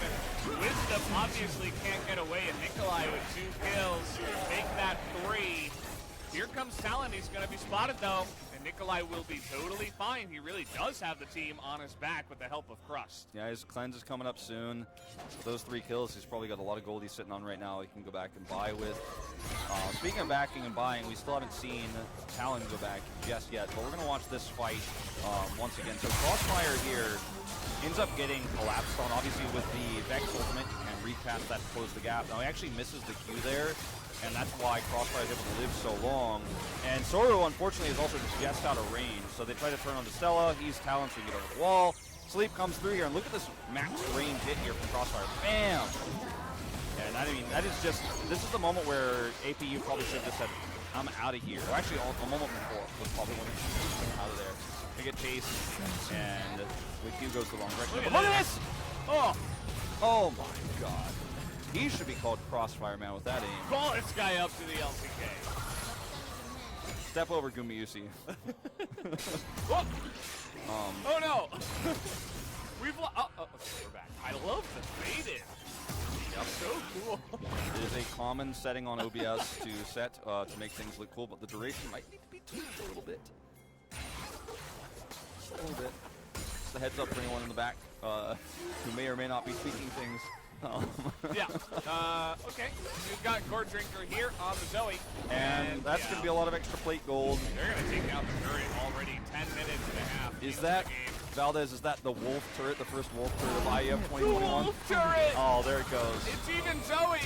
And here's the engage as he goes up a little bit early, but it doesn't matter. They have the damage Vex with the burst. A little bit of greed. A little bit of greed there from Crossfire. He got away with the greed last time, not going to get away with it this time. And still, he did end up buying. Oh, hold that thought. Trying to set up a nice little tank rush, but the hook does go wide. And the scanners are everywhere, and Stella doesn't know. As he gets knocked up, he will go into the stealth and get over the wall. And that will be enough, even with the heat-seeking missile. Here's Din over the wall, trying to snipe him down. I like how he just decided, like, I don't think I can click on that lantern with everything else that's going on right now. I'm just going to go to the side instead. And they both get away, but it will cost them the second Drake. Meanwhile, we're just going to get a shot of Mad Dog, just absolutely dominating the flame. There we go. Full pig chomping. I like it. Is that a pig? I think it's a pig. It's normally a fish. Why is it a pig? I think it's because of the skin. It's the skin. Ah, okay. That makes sense. Here's the engage. The damage will not hit, though, but Tom Kent's pretty tanky. They're absolutely thinking about staying here. Teleport! Teleport! Crossfire's going to get the aggro. It does not matter, as they will get the kill onto the Aatrox. And now Crossfire's even getting back in there. Husky is, man, he is playing with fire. Here's Soru. He does have his ultimate. He's going to go for it onto the top Kent. As now he's going to take a ton of damage. Crossfire, can he hit it? Oh, he's not. As that's a double kill now over to Soru. What a play. We even get a zoom in for him. Fantastically done. Man, if Crossfire is actually one of those players who knows Zoe's limits so extremely well. We're just not done with action here. Okay, we're getting back in there. Another teleport comes in, this time from Mixman, as he is going to get into the real battle. As you can see, Reflect is not going to be able to get out of that real battle. Wisdom also being chased down. He does not have flash. And that will be a double kill handed over to the call bearing Aatrox. That's right. I mean, this is what we thought was like a basically unrecoverable position for APU is now suddenly starting to turn on its head. As look at Crossfire, no fear, just walking right into the thick of things. Well, actually, that was moments ago. This is where he misses his skill shot and then pays for it with his light.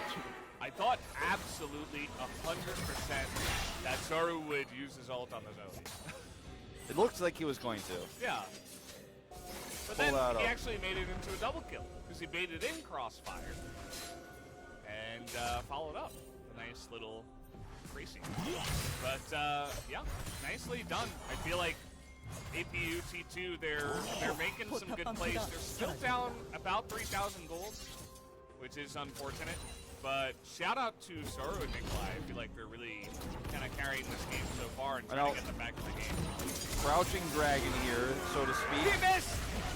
Oh man, but Soru's in. But it does not matter. No. That is way too much damage. You cannot get away from the Rek'Sai. As here comes Stella. He's going to try to get some damage in.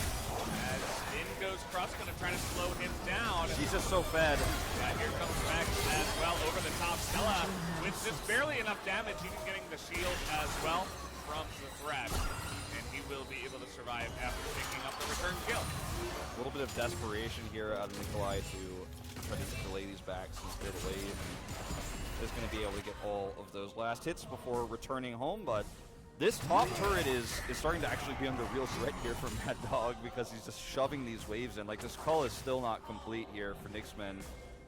He only has his Warhammer right now, and I mean, he's just getting bopped around. But Stella has 5 kills, 2 assists so far. He's got 3 long swords because he's in that awkward stage where you can't actually afford your second item. We don't know what he's going to buy just yet. But this Talon is so incredibly fed that we do see the crown of the Shattered Queen coming through here for Husky because he is going to need it if he wants to survive through that burst. I like how he gave you the thumbs up right as you were talking about him. Yeah. Shout out to Stella. We are delayed here on the stream, so I don't know the official rule, but I would imagine that it is okay for players to have us in the background. Yeah, probably. Shout out to you guys. You are the true supporters. The truest. Yeah. So for those who don't know, the item that Vex is holding will activate when she takes damage, and it will reduce all the incoming damage by 75% for just a second half. So the initial part of Talon's combo, so we'll have to wait if he wants to actually get that full damage off, which gives her a chance to fear and get away and use her shield and all that. So it's a really good item choice considering the situation. Absolutely. I actually really like the design of that item. Yeah, I feel like it's really healthy for the game. It's my favorite new item on the patch, to be honest. There's a lot of mages that are a lot more viable now. The crown of the Shattered Queen. We don't know which queen, because I haven't finished watching Arcane. Maybe that will give me some more information. Spoilers, it won't. It's not related. Okay. Sorry for the spoiler. Yeah, that's okay. You haven't seen Arcane yet? Really? I've watched for a 4 while. episodes out of the 9. It's been out for a while. I know. I'm not a person that watches things. You're watching this. Yeah, I am watching this. And whether you like it or not, there's going to be a fight here, Valdez. New emotions, though. As you can see, Stella's really trying to get in there. No steal. We'll go over to Nixon, and now we do have a frontliner in Wisdom, providing a lot of room for Reflect and Crossfire. And even Stella, maybe a little bit overzealous here over the wall, but he will distract the 2 members, and that is a couple more kills into the pockets of FDE. As they could even try to chase here, but the tower is still standing. And yes, it's 13 to 10, but this is a 5K gold lead, and the Zoe and Talon especially are really starting to get out of control. Yeah, I mean, 6 kills now over to the Talon, who's already gotten his Ghost Blade. So his ability to chase with an already insanely mobile champion is going to be even further amplified. As, I mean, the steal attempt here, why would you call it in there? Like, it's just not going to happen. Like, you can't break through the teleport comes through your dog, and like, this is mind you, it's 4v5 for FD. By the time that they try to pick off Stella, it's just too late. Like, they don't have the damage. And, I mean, just to put it frankly, they're so far behind that they don't have the items to actually turn this. You can see, like, Husky is just a peacekeeper, unfortunately, this time. He's only defensive with his itemization so far. When his, you know, passive on the Crown of the Shattered Queen, which I'll eventually get used to saying, procs, he gets a little bit more AP, but not a lot. And it's only for 1.5 seconds, so... that, you know, the... wow. The seal that he bought, the Dark Seal, is not getting stacked anytime soon, I would predict. I will officially make my prediction that it's not coming up anytime soon. Look at the gold difference from the junglers. I mean, the Rek'Sai is 4-1, and yet he's still down 2.3k gold. It is a big issue right now here for APU-G2, as they're trying to set something up here in the top lane, but in 4v2, they you can 4v4, I guess.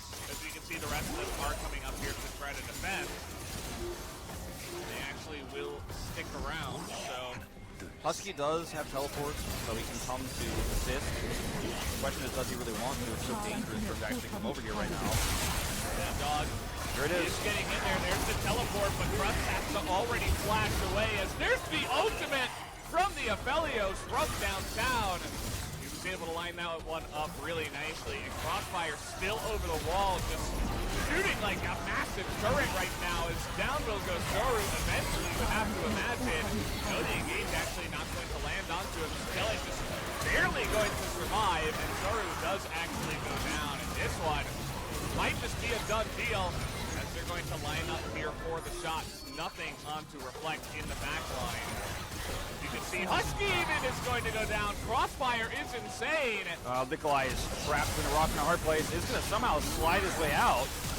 He's going to be able to get out, but Crust might not be as lucky as they do trade 1-for-1. You can see SDE just kind of having fun playing with their food at the time. Yeah, I mean, they really are. Don't wake the sleeping dragon eSports. That's the, I think that's the official thing, yeah. That's their, like, team slogan. I heard Mad Dog's got a tattoo on the back of his neck. Rumor has it. Yeah. I heard about that, but I wasn't sure. Yeah, I haven't actually checked myself, but the position that APU T2 has found themselves in is a dire one. Now, on this patch, there is also a bounty system that has been added to the game. If you see those golden rings around the turrets and the Baron, you will get extra gold if you're able to take those, but at this point, I don't even know if realistically we could expect that to occur for APU T2. Unfortunately, they're just so far behind, they won't be able to get that gold. Zoe now has the Shadow Flame online, which is insane damage here versus the comp that they're running up against, all the squishies. There's a sleep. Where's the follow-up hook? He can't get there, doesn't have vision. Yeah, he's running for it. He does get feared, but, you know, who's trapped in here with who? I don't know about this one, Crust. You don't really have your teammates to back you up either, as he is taking a lot of damage. Doesn't look like SD wants to fully commit, and so they will just control the jungle from here and be okay with that. We do have long-range weapon here, the Calibrum on the side of Reflect, so he's able to poke that one down. Crossfire, he's doing the typical Zoe thing.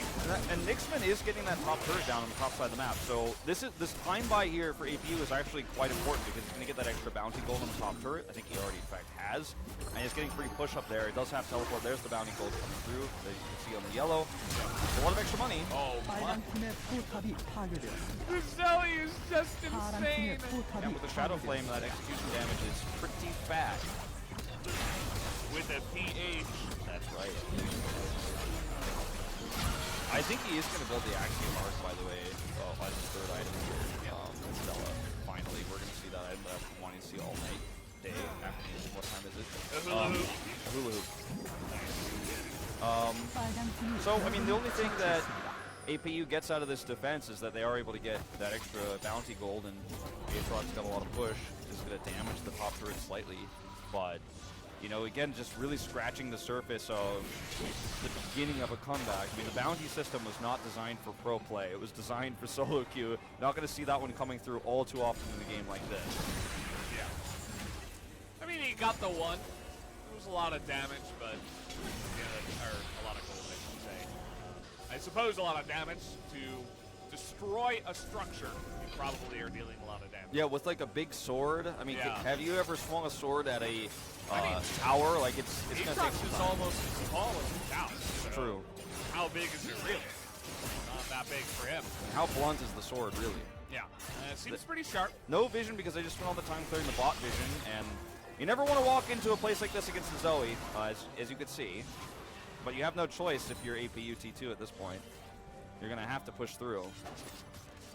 Looks like they were able to get a boot trinket ward down. He got Serpent's Fang, man. He really just doesn't want to go Axiom Arc. Not today. Not today. Maybe next time. Yeah, maybe. If the game goes that long. Yep. We're just going to do the dragon here, or the Baron, rather. You can see that it's so difficult to enter when you're going up against those dragons, like You're just going to have have to get this one up. Starts thinking about it. The box will come down, but that is an easy take. As now, Dylan comes over. Zoro able to stop that paddle star, but I don't think it's going to matter here because there's so many threats on the side of SDE. You can see they're going over the wall. Talon does have to give up his life and the bounty. Shutdown gold they're given over to him as wow! He actually hit that with no vision. Yeah, he just put that tongue right into the brush. They might have blue trinketed him backing, and that's why he knew where he was backing. Either way, this game is done. It's over! This game is over. OVER. It's not under, that's for sure. And Sleeping Dragon Esports, they had the better draft. They seem to have a better read on the meta, and they certainly took an early lead and snowballed into the victory. Crust might be the last to die here. He will escape, but I don't think the Nexus is what has got legs to walk into the fountain. You know what I'm saying, Valdez? And I catch your drift. You catch my drift. There you go. That is it. That is GG. So you're going to see the replay before we do head off the rim here. As you can see.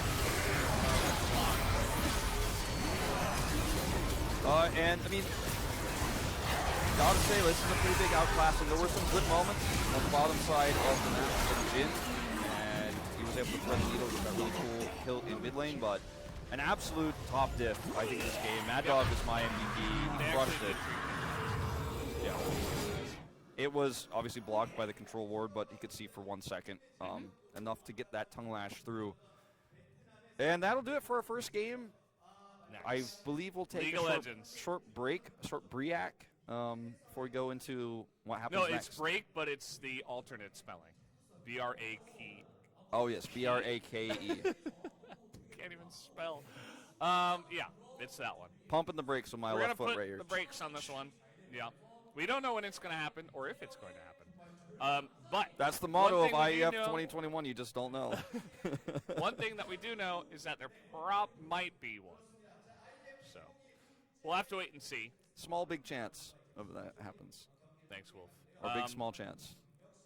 I think I thought the Korean casters were slowly closing there, but not 100% sure. They are. They are. Okay. So we'll see you guys after the break. We'll be here after the break.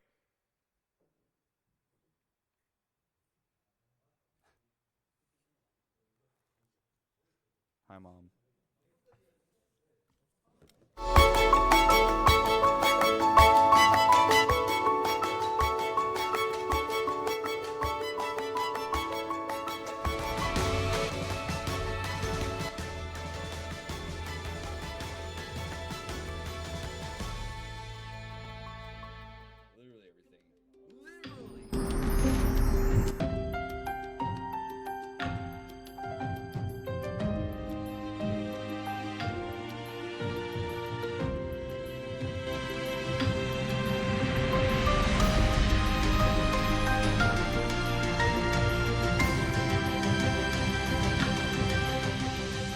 대전의 새로운 도시 브랜드 대전 HEARTHSTONE.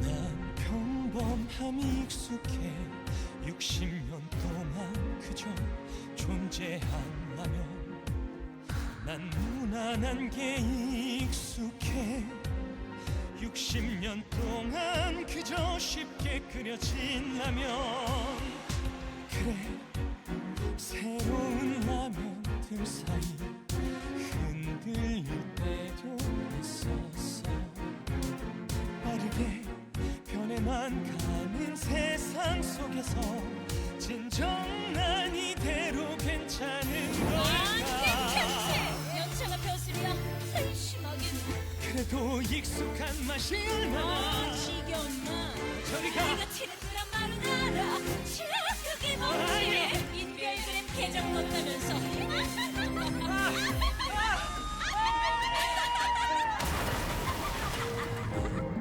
기분을 조용히 지켜낼 거야 최초의 라면은 내가 해낼 거야 배고픈 모두를 구했던 그대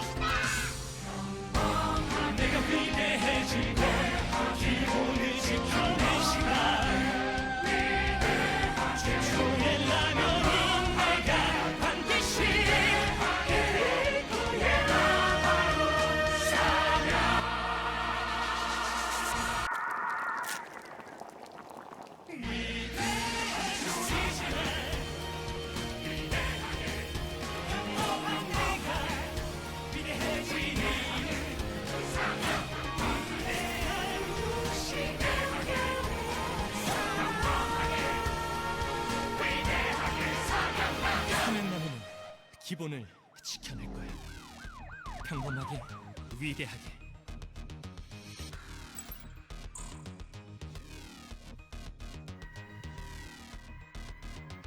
제법인데?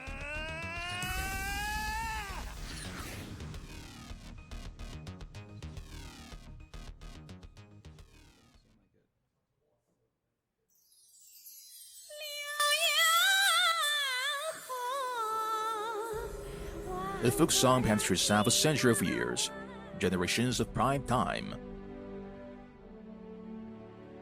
The famous river flows lengths elegant rhyme, a long history. Beside Liuya River, on Mala Mountain. Here is the stronghold of the radio and the television army. This is the gathering place of the cultural industry. This is the dream factory of radio creation. This is China, Changsha, Mala Mountain Radio Cultural Creative Industrial Park. There is Zhongguancun in the north and the Mala Mountain in the south. Today, the Mala Mountain implements stream into the south. Tomorrow's Mala Mountain belongs to every cultural creative industry dreamer. Every person struggling. The river is silent, does not reduce the wind. China Valley, you and I testify. Welcome to China, Changsha, Mala Mountain Video Culture Creative Industrial Park.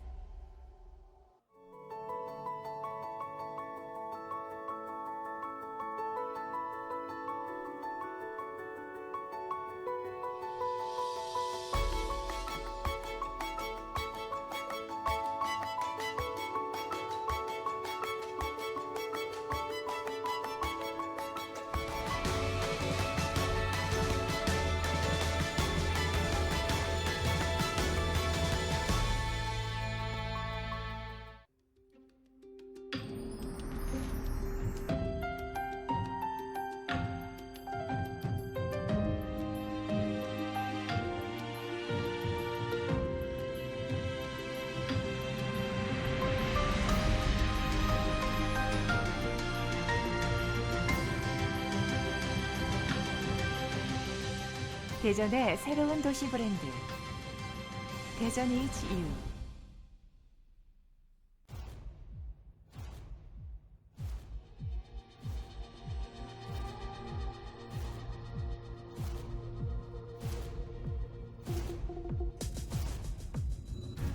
난 평범함이 익숙해 60년 동안 그저 존재한다면 난 무난한 게 익숙해 60년 동안 그저 쉽게 그려진 라면 그래 새로운 라면들 사이 흔들릴 때도 있었어 빠르게 변해만 가는 세상 속에서 진정 난 이대로 괜찮은 걸까 연차가 벼슬이야 한심하긴 그래도 익숙한 맛이 얼마나 지겨운 맛 저리 가 내가 치는 그런 말은 알아 자 그게 뭐지 인별그램 계정 넣는다면서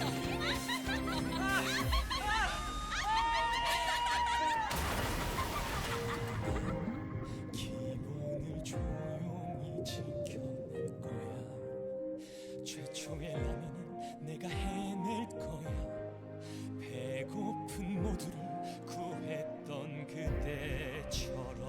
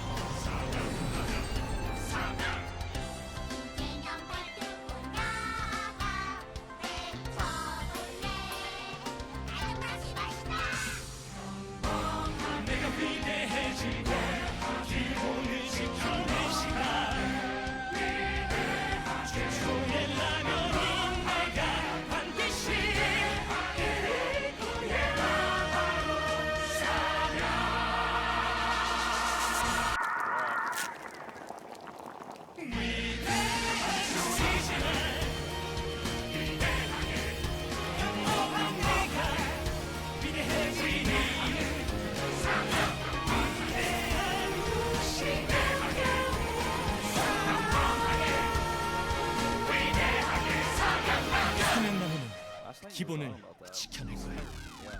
평범하게, 위대하게.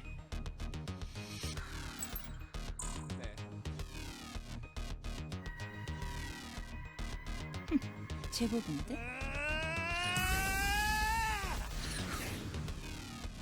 네, 좋아요. 지금 10초 후에 시작할 거예요.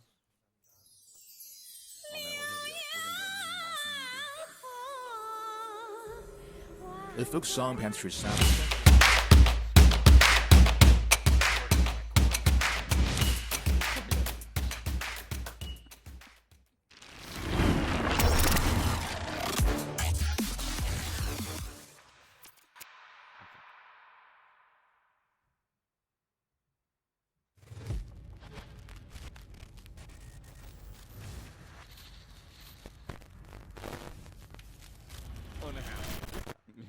That's a good sound. Hey, we're back. Oh, hello. Welcome back. I was just reading my book. We're here, and I believe we're going to be casting match 5. I think so. Probably, but we're not sure. It would be very odd if we went back to match 3, but I suppose it is theoretically possible that we could cast match 3. Yeah, maybe these two teams are ready, and match 3 is going to happen now. Yeah. We don't So know. I've been keeping Valdez on a pretty short leash during this break. Thanks, Wolf. And I'm reining him back in because Making we had. sure I don't run away. It was a very important. It was a very long break that we had there, so I had to like yank him back in to get started and get excited. I was thinking about leaving, but then thankfully Wolf had me on the leash. Yeah. But when I said it was a cry for help earlier, like it was his cry for help. He was trying to get out of here, but I've chained him to the caster desk. Thank you, Wolf. I have started ripping paper out of protest. That's just the way it goes. He's trying to build a fire underneath the casting desk with that. Yeah, trying to light a fire underneath us might help us move. Either way, guys, we did just get done with match 4. It was an absolute stomping of a game. It was SDE, but you notice that they actually had a different tag in the game, so I'm not actually sure if we should call them Fupten or if we should just call them SDE. I think either or is fine. Yeah, it's quite. It was quite unclear. Either way, they won. They won. Yeah, in about 24 minutes. Top diff, man. That was a big top diff. Aatrox getting destroyed by a Tom Kench. Yeah. I mean, it has happened before, but like not like that. Big Man is behind us. Oh man, we're right on time. There we go. Okay. Lee Sin. So, for this one, it is going to be Bangkok eSport versus Team Sim. That's right. And do you think they play the Sims? This is match 7, by the way. We have certainly gone. We have skipped forward. We have gone forward. In time. So Team Sim is the Singapore Institute of Management, but they also get free SIM cards, so you don't have to pay the $5 charge that you normally have to. You go down to the KT shop. Important, yeah. Good to know. Also, it seems like Bangkok University only has a League of Legends team. They've shortened it to eSport. They just have the one. They're not branching out just yet. Once they get a second team, they will become Bangkok eSports. Yes. But for now, just the eSport. Ignore of the League of Legends. logo. That's no. It's Bangkok eSport, not eSports. Okay. Yeah, the logo designer thought it would be better if it had an S, but you know. Yeah, but he was wrong. They already paid him, so they decided to just take it. We have some bans here. Interesting to see Twisted Fate is banned away. Also Vex.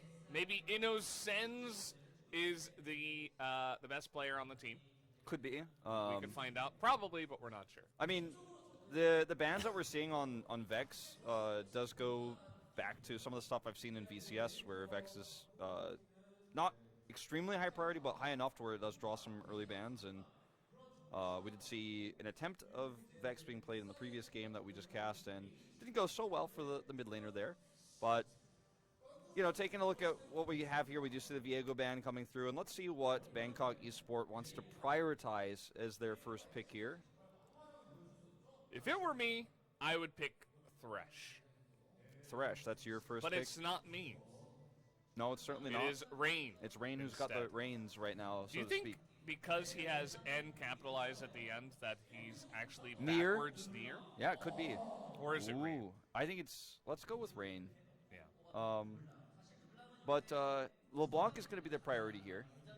And that means that we'll probably see Alessandra pick here early on before that gets banned away, as you need to get that counter pick through. They're going to take the Jarvan first. I'm expecting a lot of things out of Innocens, you know? bunch of bands towards him, and then he first picks LeBlanc. It's probably very good. I do like the nickname Potato. I'm very happy with that. I think it's one of the best names I've commentated in esports. Yeah, I'd say it's pretty up there. Okay, there's the Leona. Took a little while to decide, but they will end up prioritizing the support here.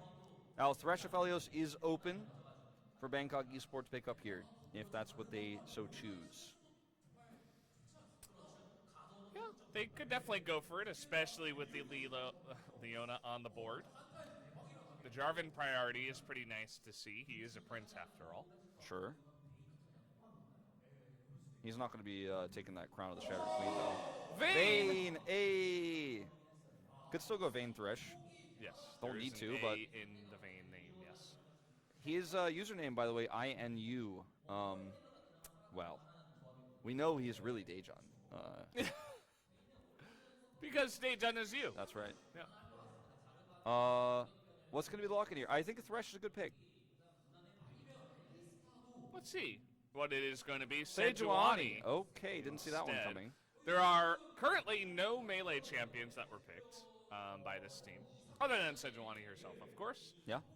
Pretty interesting. Maybe we'll see another Aatrox in the top lane, maybe a Tahm Kench, maybe an Aurelia.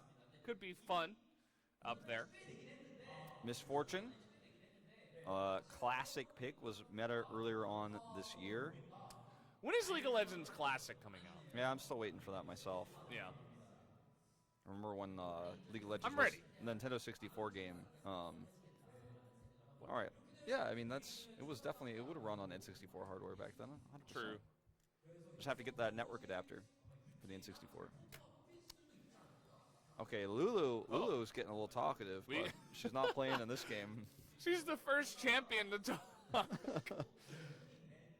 Interesting.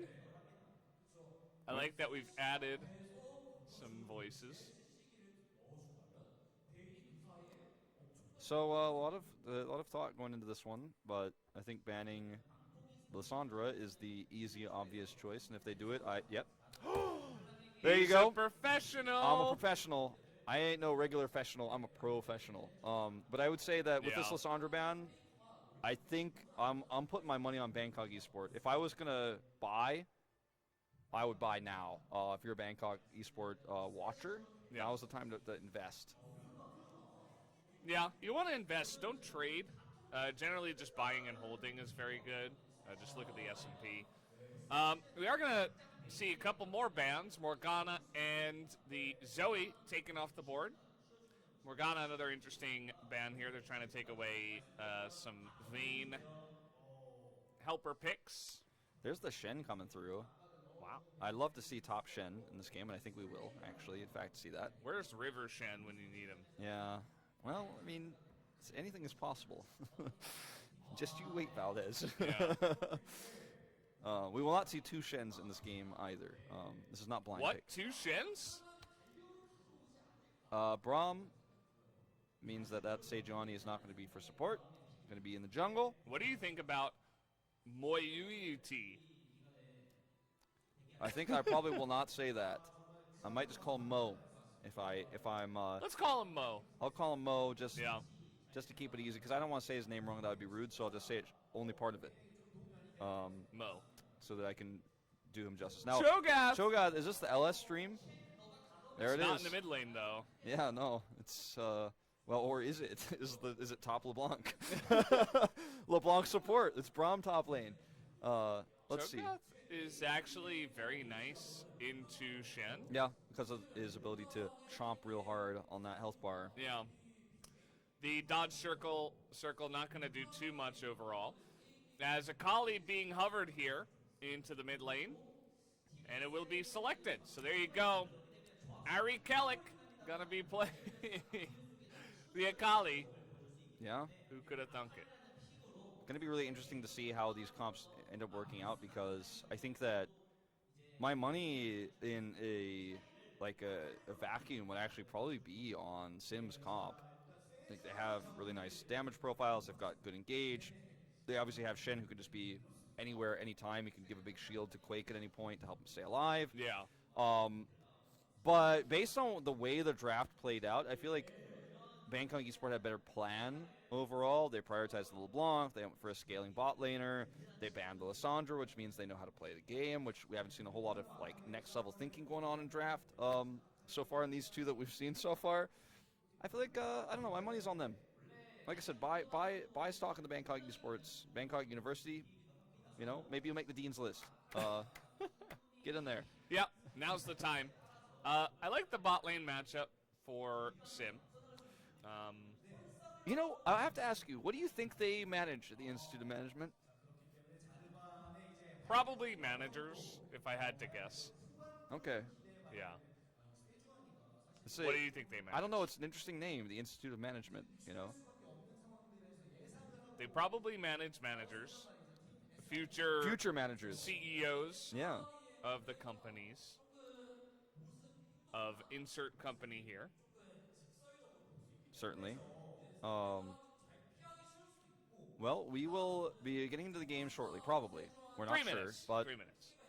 It takes a minute to load, and I joked about League of Legends running on a Nintendo 64, but some of these PCs that League of Legends runs on around the world are not quite as advanced as others. But the crucial thing is everyone will get into the game.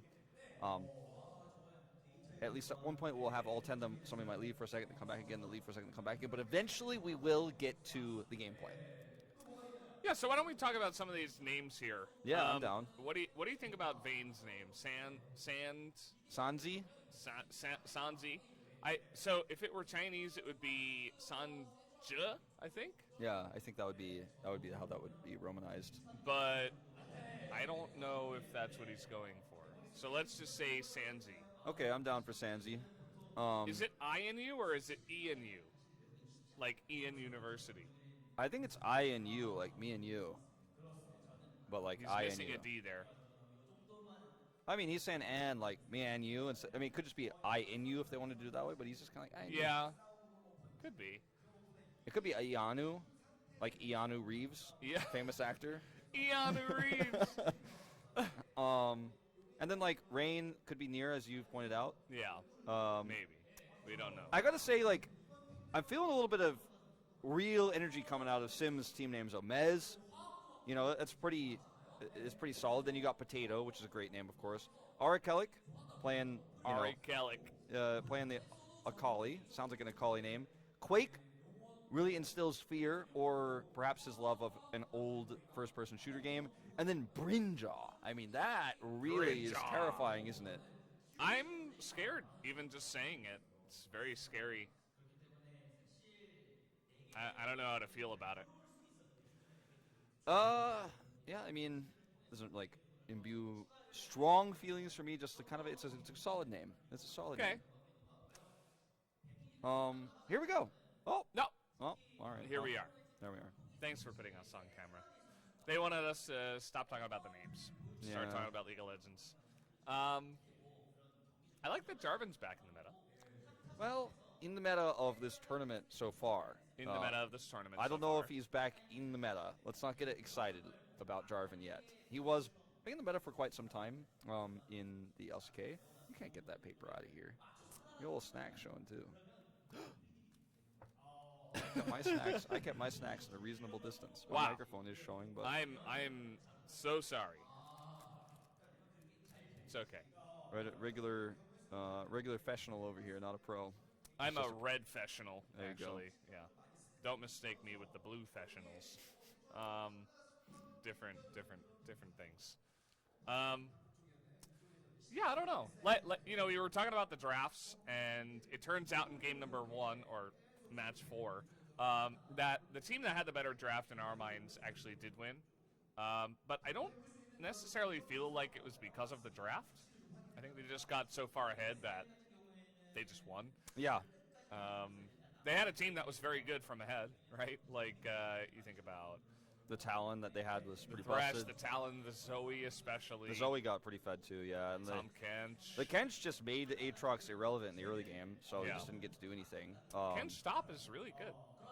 Surprised we didn't even see it banned or anything in this game. It's pretty strong. Yeah. So I think in this one, it's also going to come down to which team is just better. I think from ahead, probably the Vane LeBlanc comp is going to feel pretty nice. So maybe we just see Bangkok University stomp them. BU eSport. Could happen. I mean, my money was on their draft. Like, their drafting seemed good. LeBlanc can explode early. And into an Akali, like, the Akali doesn't have that much kill pressure on LeBlanc.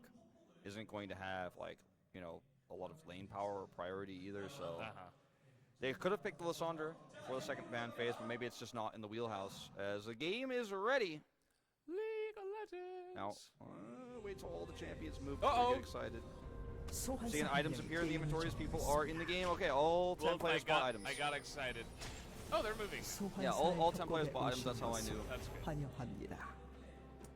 Good stuff, good stuff. All right. We see 2 stopwatches.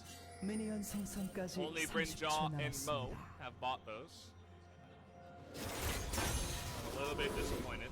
Thought we would see more. See Mo? Yeah. Thought we'd see Mo. But I and you are just going to have to wait for that. You're not making too much in a sense, Wolf. Did you see when you woke up, you looked at the window, it rained earlier today? I did see that. Made a big mess of things. I could really go for a potato right now. I actually didn't have breakfast before we started casting. Well, if you don't get some energy, your hands might start to quake. That's true. I did have my little snack, as you nicely pointed out there. I used my Brinjaw to chew on it. Yeah? Well, that's good. Hopefully it wasn't too sansy. All right, we are going to have a little action here, I think. 2v2. Face check! Thankfully, Leona's just and walking and going for a little kiting action. As wow, they're actually going to cleanse. When the Ignite comes down, Sanji has to flash away. Getting kind of wrecked down there. Thought they could trade early. The answer is absolutely no. Sanji. The quick flash for it, he gets it! And, like, I honestly wouldn't be back in there right now if I was Sanji. Like, they're just going to decide to instead of chasing here, which would be a bit silly to just grab the free farm and push through. That's going to be a little bit of extra turret damage, but Mo that's a nice lead. Flash. Mo's just here with the flash. Unlucky. Unlucky indeed. Just did not expect the flash forward there. But I mean, it's Calibrum. It's level 1. Got to be watching out for that. Yeah. So first blood over to the Aquarius. That's going to really accelerate how much power he's going to have this game. Plus all that loss experience. Like, look at where Sanzi is right now. Like, he's losing so much Level CS. 2 red buff gank up in the top lane. The stun into the knockup. This guy is Omega dead. All right, so chat, Twitch chat, I'm gonna need to see that downward graph for the Bangkok eSports stock right now in the chat, because it is sell. It's time to sell. It's sell now. Sell now. Or you might not have the liquidity. Yeah. I don't know about that. I mean, I know, like... I decided to take it one step further. I know, like, the phase is solid liquid and gas, you know? Like, sure.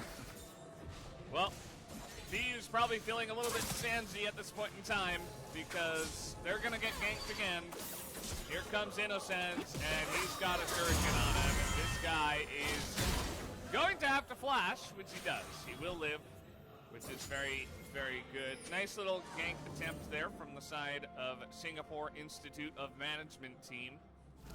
You mean Team Singapore Institute? Oh. Gotta be a pro. Right there for Potato, and he's gonna flag drag his way out. Still going in on this one. And they're going deep for this one. Level 2 is Brinjaw, but he has a Blast Plant. Fantastic, by the way. To get him out alive, and so that he does not have a flash. Nobody takes away Scuttles from INU. Innocence does not have his flash. Uh-oh, he is so dead. No dash. Oh! And when I said he, I meant Sim Ari Kalik. Going a little bit too deep for that one. Well, second turret shot was a bit much. We saw that. That was like my toast. And Potato's just gonna kill him. The teleport commitment here. They're gonna get a plate maybe out of this. Yeah, I don't know about this INU. There's a wave coming, so we're not gonna get the turret damage done. Teleport to come back to lane. He's gonna get cute in the face. There it is. In the face. I hate getting Q in the face. There's a ward here on Potatoes, so he thinks he's being sneaky, but he's really not. Bottom lane, surprisingly not a disaster. Yeah, actually, like, only 9 CS behind. Like, Yeah, he's got a big wave coming in. Can just CS under turret, and he'll be totally fine. Inu is here. Not going to be doing too much. Nice clearing of the ward here by Sin. And they're actually going mid. Oh, no, they're just going to start the dragon here in 5 minutes. Casually. Very casually. Like, there is not a button down shirt in sight. Shirtless even. Maybe. We don't know. They're looking for the dress code check. Okay, we're about to teleport in. As they say, stay away from my dragon. He's my friend. Oh, they're going to kill him. Anyway. Look at all the ward coverage here as well. He dropped down that control ward, lost the control ward in the bush. Yeah. But they have a lot of vision in the river. Team Sim is good. They are I'm a like, good team. these guys could compete in challenges. Well, no, I mean, I mean it. They are pretty good so far. Yeah. Liking the play.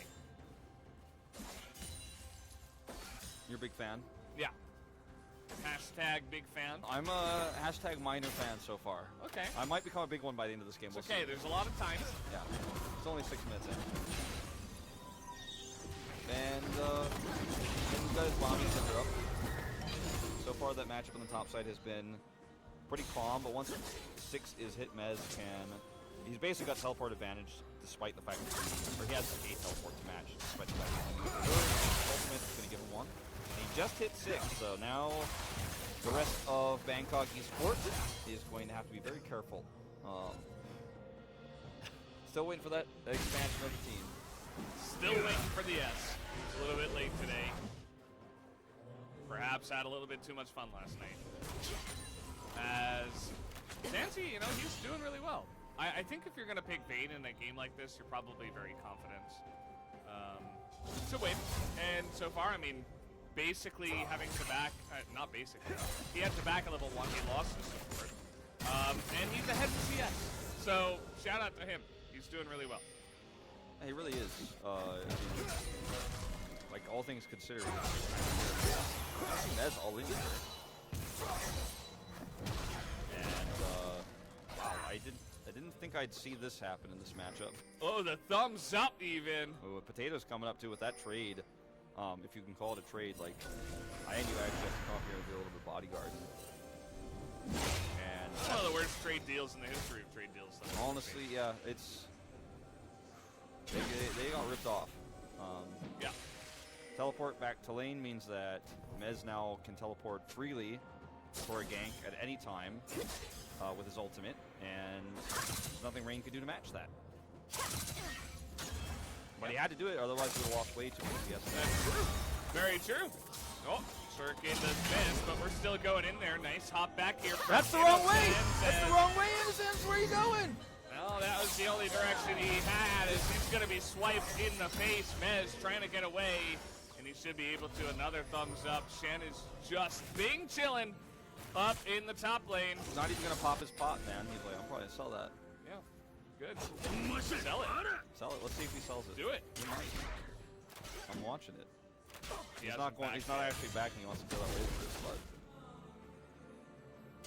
Man, Valdez, this is looking not quite as dire as it was in the last game for the blue side here, but we're getting to close to the same level of a lead. We're trying to kill Shen again. Like, you can't kill Shen. He just dodges and then taunts. As the slow did come in actually, but he's out of V-stack, so the Cho'Gath is just a sad Charles at this point. Also note, still didn't use that bot. Keep a close eye on that. Sell it. Back. Is he Do gonna it. sell it?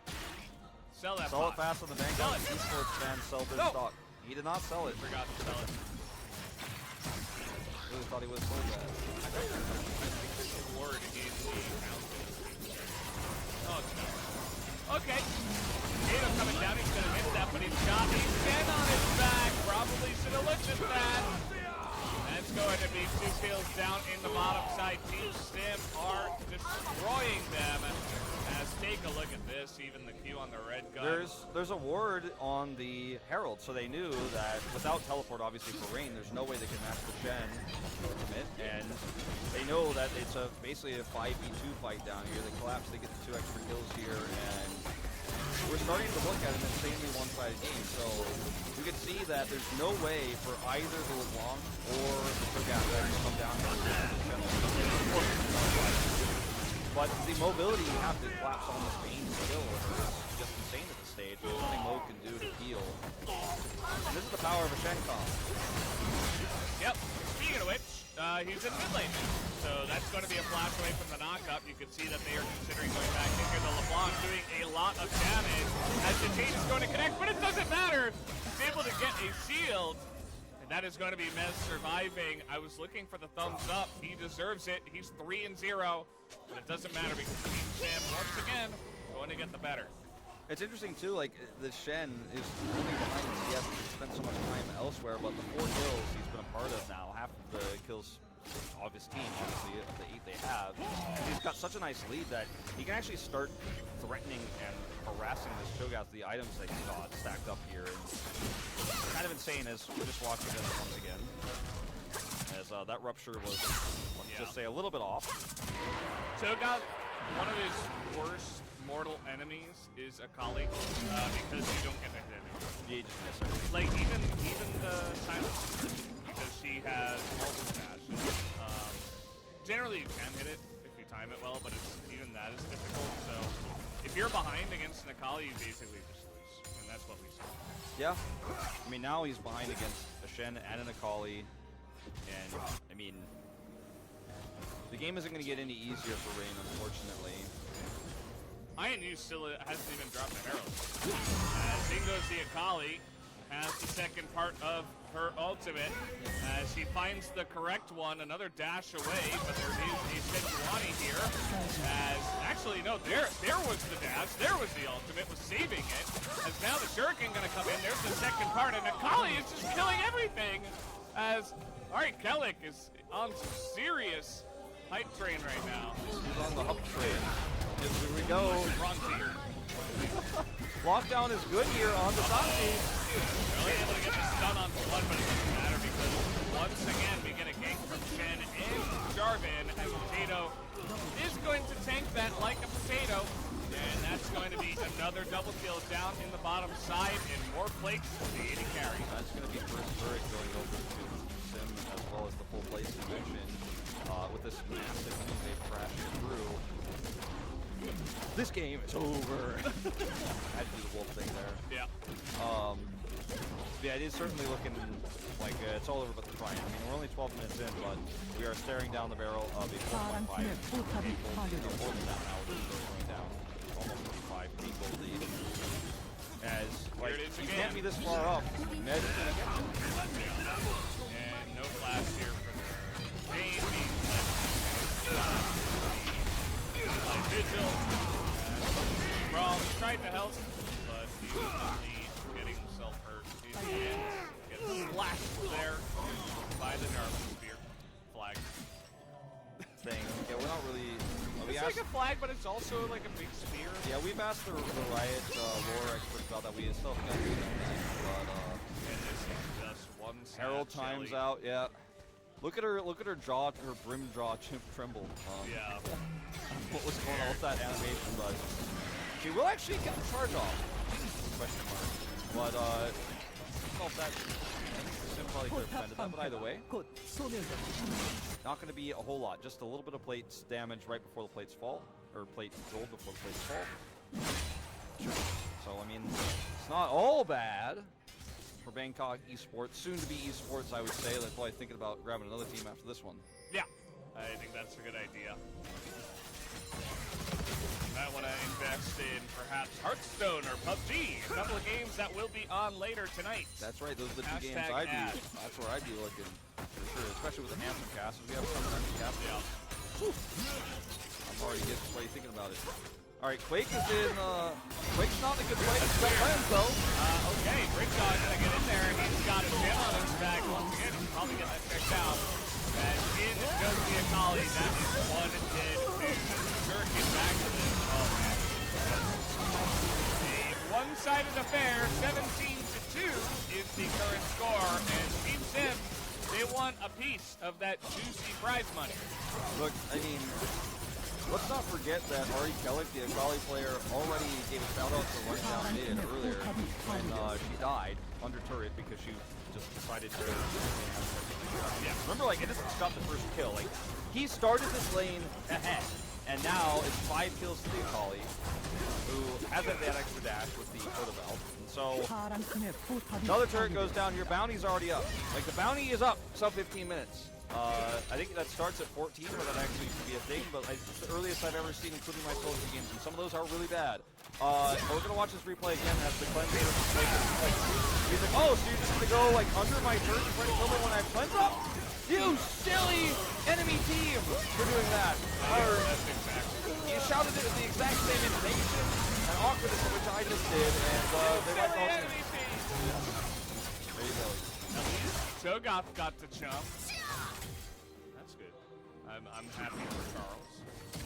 Nice little chompity doo-dah. His ID is Rain. Charles is not playing for it. Oh. INU is here. He's got flash. For some reason. So, he's got his dash, so he'll be alright. Yeah. This Infernal Drake is absolutely Team Sims. There is no universe in which Bangkok eSports could fight Sims. Bangkok eSports might as well just be walking to the Herald right now. Actually, I don't think they can get there. I don't even think they can get there. They would get chased down. Like, I guess it's a lose-lose situation, I would go as far as to say. Then this is going to wrap around here. But who is he even going to try to blow up? Mez? That's a Shin! He, like, heals him? As, like, thanks for the heal, dude. I thought it was the opposite. That's a common mistake. Yeah. Yeah, I mean, they're still here, trying to poke with their LeBlanc, and Ari Kellick is on the front, but he has Proto Belt, and here comes the damage. They're just going to turn on this one. Innocent is going to get blown up in the back lane as well. And okay, I mean, they got the dragon. They gave what they were looking for, at least. They got what they were looking for, and that is going to be an ace, because they were also looking to get ace by fighting in that fight. Well, break down this fight for us, Wolf. I'll have to wait for replay for that, but break down this game for us. This is, I mean, I think, unfortunately, I think Bangkok eSports have already done that for us. It is certainly broken down at some point. Now, look, I got a feel for these guys because it's a young team, right? Players who are just trying to get some of that sweet prize money. Well, by the way, this is Group C. Group C. We only saw Group A earlier. Man, how round is this Robin? Like, how do you get 7 matches? He's been eating some Big Jack, let's just say that. Okay. Alright, well, we're going to watch this fight again where Innocent comes through, and then again, it's Quake here. That's all he can do. Again, they do get this fight. But you trade your whole team for a dragon, your first dragon of the game, Slice of Soul. And I gotta say, I'd rather see them do anything else than that at this point, but now, I'm trying to hang on. Oh, this is one dead Cho'Gath. Down he goes. Acrylic's second ult doesn't even factor in. I mean, he was already dead. Yeah, that was, I mean, that's the fastest I've seen a health bar of a Cho'Gath disappear. He's got Giant's Belt. Like, he's trying to get as much health bar as he can right now with all the money he's got. There's not even a Chemtech Drake in this game. Nope. Not in this game. Well, you know, I mean, for Bangkok eSport here, I'm trying to figure out the plan of attack. I mean, if you can get one turret down, just like we talked about in the last game with the bounty, maybe that could be good for you. I think this has an unhappy ending for Innocent. He stays here. I mean, Innocence can never be locked down by Shen, so he's gonna feel unhappy because he realizes that, oh, I do 0 damage, even with my students online. And yeah, just gonna clear the waves. As Wolf would put it, it's all over but the crime. Yeah. Also, he missed the. He did say that. Mez did miss the. That's like the one thing that you could say. Innocence got out of that. I just want to point out. Well, the crime started early. Yeah. Now I'm crying. RNG Cryon is like shaking his head. He is not pleased with the results of this game so far. 23 kills to 2. I mean, I have believe it or not, I have cast more one-sided games than this in the LCK. That's true. Goblin Kia exists. They certainly do. And, yeah. I mean, Team Sim, they're going to group up once again. If I'm them, I mean, you can basically group up and do whatever you want. Remember, they have Shen, who's going to come in here onto the garbage, who's incredibly tanky, even with 3 members, maybe 4 members, trying to get onto that garbage. It is not going to be enough. As Bane, not able to attack over the wall. Down he will go as well. As even the Moonlight Vigil from abroad. This guy's taking a plane into this one. And speaking of which, Ari Kellic is going to do a nice little dance. I actually thought he was going to try to flash chase that because he has flash. Like, mind you, like throughout this chaos, like neither Mez nor Ari Kellic have had a flash. They're very ahead. Now with the Zonia stuff, like I think he probably could have flashed and tried to chase it with the wall blind, considering where we're at this game with Proto Falcon. He did not, and they will take the Baron. 1 minute until they will be on their full point fight. Drake and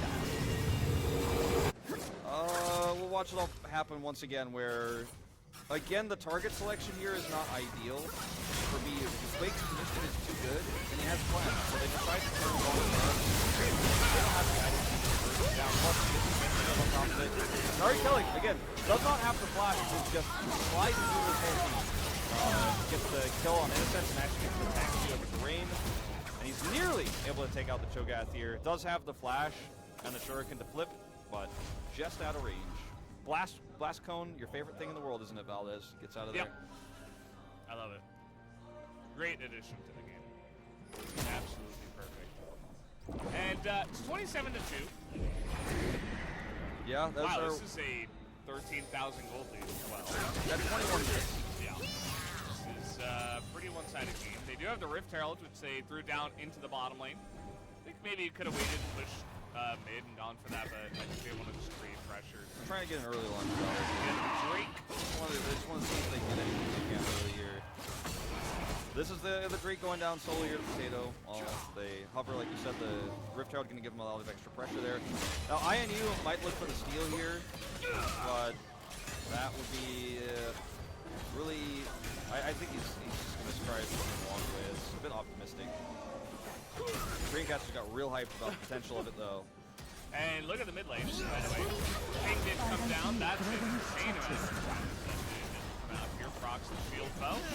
And so Vayne has to walk away based on one button click here from Quake. Just able to burst them both down easy peasy. All 3 lanes are pushing. Innocence headed back from Ness's push, so that's another top turret going to go down. Bottom turret down here, bottom inhibitor turret here. Looking to fall very shortly as Akali does solo pushes. They can't defend any of these 3 pushes because they're so far behind. Innocence going to try, doesn't even get the stun there. Or the root rather. Whatever that, I don't know what the chain is called. What is it? I guess it's a root. Chain corrupt. Yeah, thank you. Yeah. The roots of the corruption there. Okay. It's not actually. Yeah, probably. Nice ultimate to bide some time, but again, they have Baron, so they're just gonna push in here slowly or fastly, depending on what angle you're looking at it from. As you can see, it's a 3v4, but it's actually a 4v4 and a Akali right there too. So. Akali can actually make that Cho'Gath health bar disappear. I'm telling you guys, it's possible. I'll accidentally hit E&U. Yep, there she goes. Little submarine with the Shen on top of her. And that's actually a thing. There used to be like the Twitch Shen duo. Yeah. Gonna begin poking down. They did lose the Baron. Oh, wow, they're actually gonna fight this, which might be a swift end to this game. Bangkok eSports decides to do it. I do want to point out, like, little trivia. This game is actually longer than the last one, despite the larger. They're just playing it very safely. They learned how to manage their gold efficiency at the Singapore Institute of Management. They're managing their gold league, managing the mastery. Shout out to the Singapore Institute of Management. That's right. They've I'm learned guessing a lot. There's at least one person who's watching their friend live right now. Shout out to that person. Hey, Jerry. I don't know. I don't know. I took a shot in the dark. Might be. I think it's Albert. Equally possible. Yeah, it's probably Albert, true. a much more common name in Singapore actually than Jerry. Yeah. Who knows? Alan, Albert. I wonder what the stats on that. What's a more common name, Albert or Jerry? Oh, definitely Albert. In terms of Singapore, but overall, I mean, because Jerry's kind of from Jeremiah, but that's kind of fallen off, you know. Isn't it from Gerald? Well, I mean, no. What do you mean? This Joe got the stats. And, yeah, he's going legendary. And he's just going to teleport to the bottom lane. Mez says, well, in a sense, you're not allowed to be here anymore. LeBlanc, not very good at clearing waves, especially when there's super minions there. So he can just go there and push her out of the lane. Tato is here over the wall, considering an engage. Doesn't necessarily have to.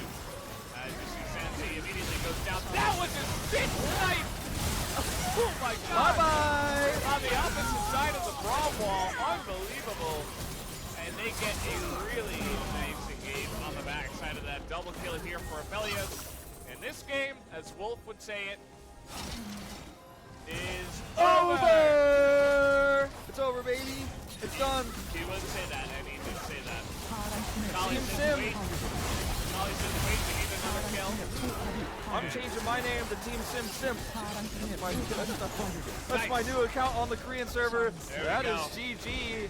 Sim crushing them. 32 GG. kills to 3. 15,000 gold lead. Another top diff. Yeah, I think it was a top diff, a jungle diff, a mid diff, a AD carry diff. AD carry diff is the one part where I'm like, you know, that level 1 fight. Yeah, I will give Vayne some credit for actually sticking in after what was a really tough start. But besides that, no, not really. I hope you sold your Bangkok stock early. Twitch chat. Yeah, I think buying it when you said it was okay. Probably fluctuating a little bit there, but then immediately after you said it, not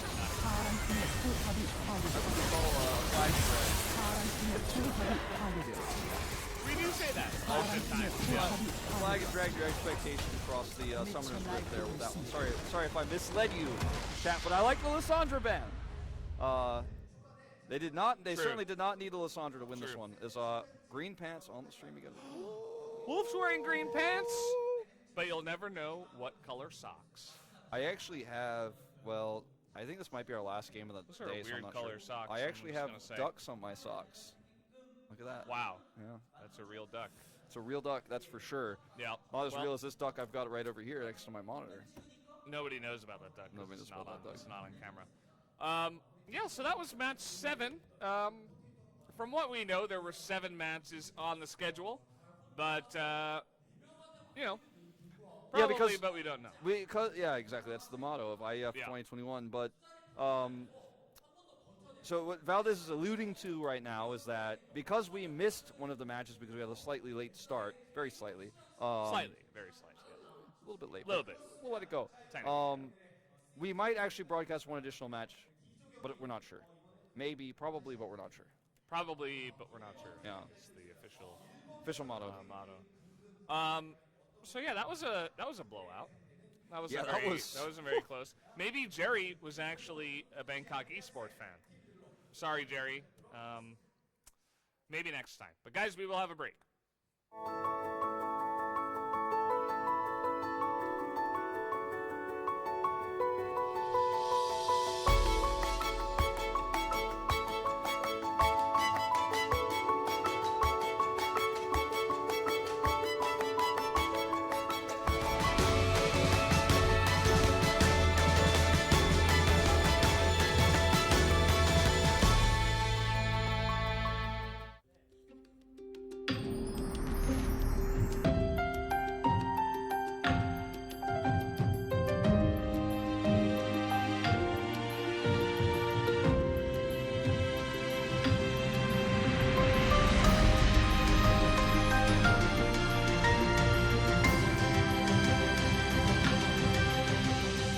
대전의 새로운 도시 브랜드 대전 HEARTHSTONE.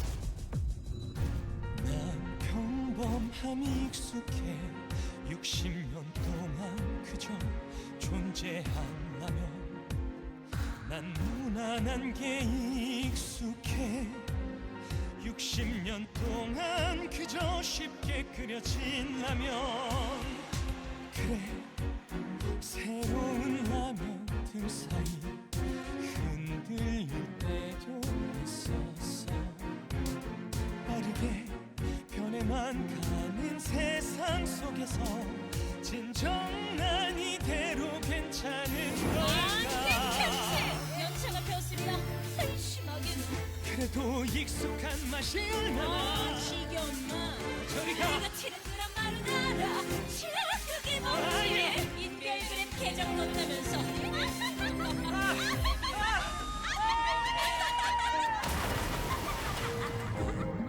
기본을 조용히 지켜낼 거야 최초의 라면은 내가 해낼 거야 배고픈 모두를 구했던 그때처럼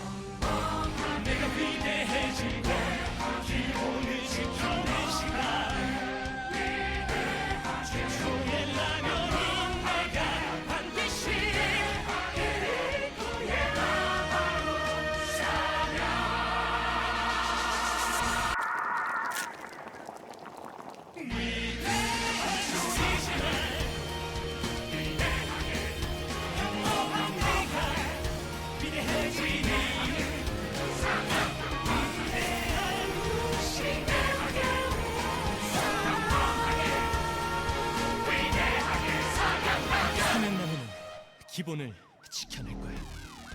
평범하게, 위대하게.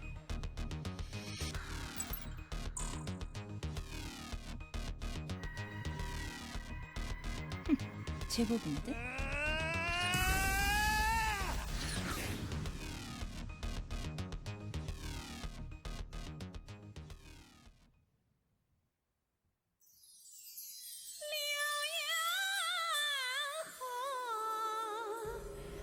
A folk song pans through half a century of years, generations of prime time. A famous river flows lines of elegant rhyme, a long history. Beside Liuya River, a Mala Mountain. Here is the stronghold of the radio and the television army.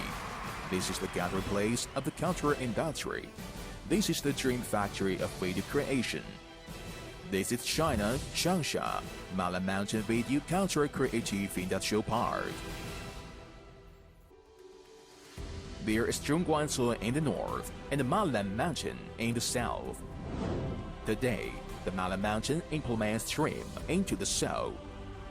Tomorrow's Mala Mountain belongs to every cultural creative industry dreamer. Every person struggling. The river is silent, does not reduce the wind.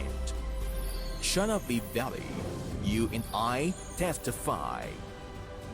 Welcome to China, Changsha, Mala Mountain Video Culture Creative Industrial Park.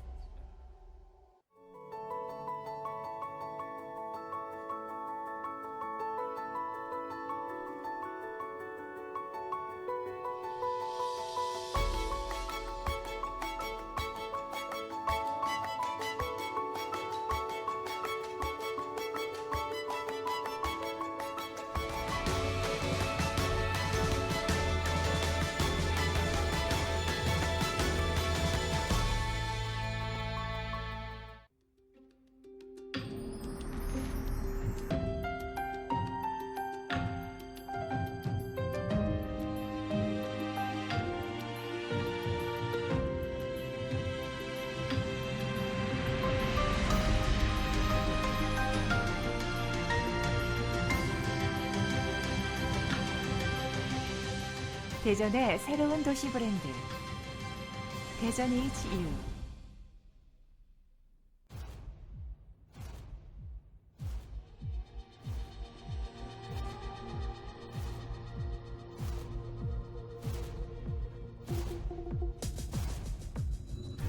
난 평범함이 익숙해 60년 동안 그저 존재하려면 난 무난한 게 익숙해 60년 동안 그저 쉽게 그려진 라면 그래 새로운 라면들 사이 흔들릴 때도 있었어 빠르게 변해만 가는 세상 속에서 진정 난 이대로 괜찮은 걸까 연차가 벼슬이라 한심하게 그래도 익숙한 맛이 얼마나 지겨운 맛 저리 가 내가 티는 그런 말은 알아 그게 뭔지 인별그램 계정 넣었다면서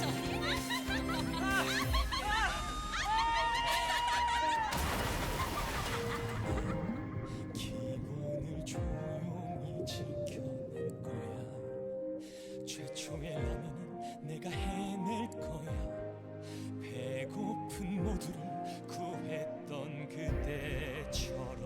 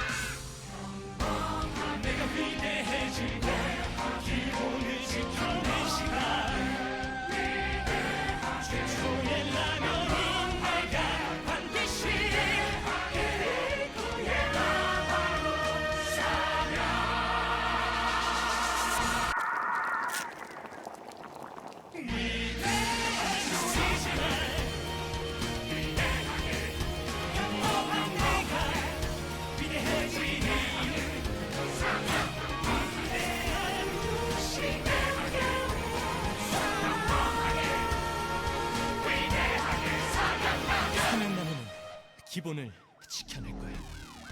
평범하게, 위대하게.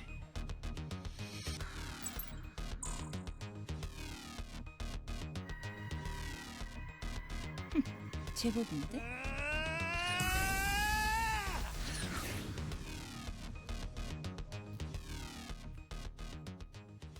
For the main event.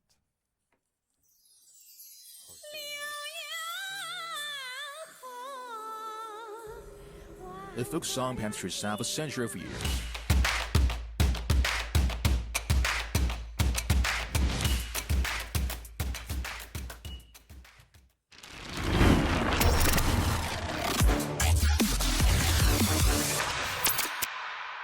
Harry told you he's not allowed to cast.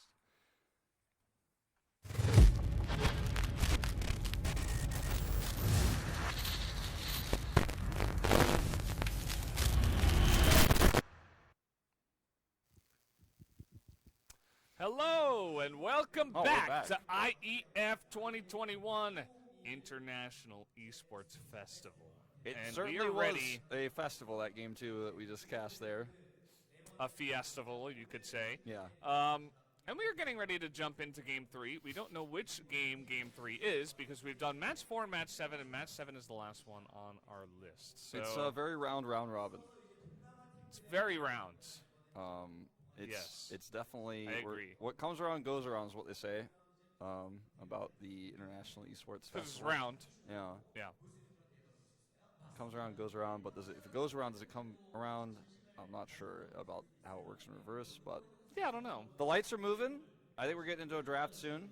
I can't tell you which teams yet. I'm keeping it a secret. Are you? Because it's been kept a secret from me. yourself.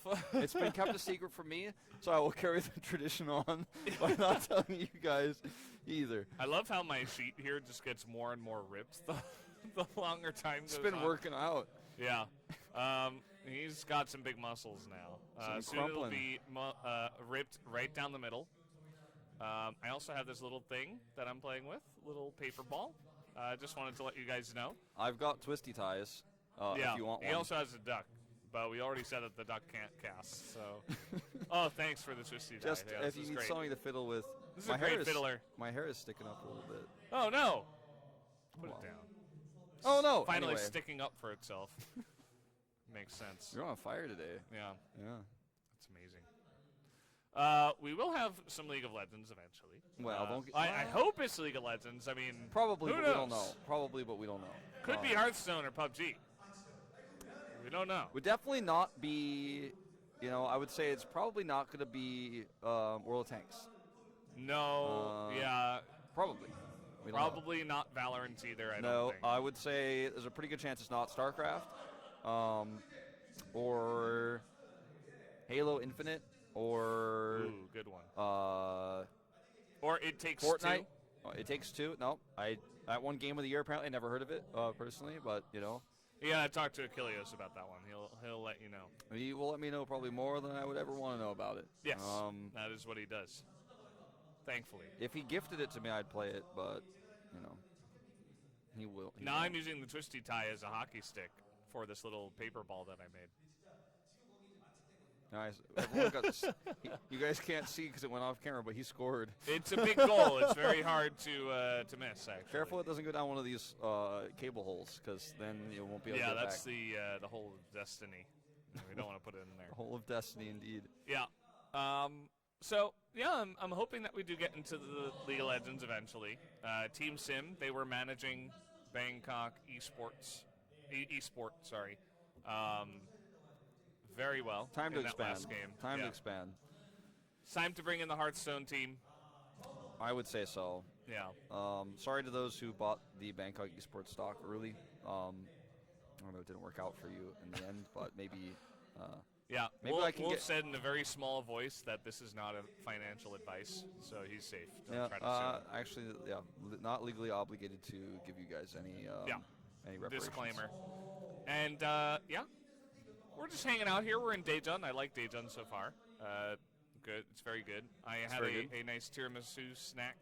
I'm not going to show you the label because we're not sponsored by them. Yeah. Speaking of, unfortunately, let me make this broadcast safe. There you go, broadcast safe. Thanks, Wolf. I mean, you could have just asked your duck to do that, but he looks a little bit busy over there. I'm not sure Yeah, I don't know what he's gotten into over there, but he's always getting into weird things, Larry. my duck makes the duck from Friends look like extremely tame.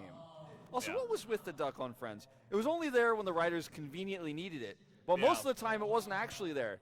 So, like, what was the story with the duck? Like, what the duck was up with that? I don't know, man. You should ask Seinfeld. Maybe that's why autocorrect on my phone always changes my spelling to what the duck. Yeah, makes sense. They know you own a duck, so it makes sense, actually.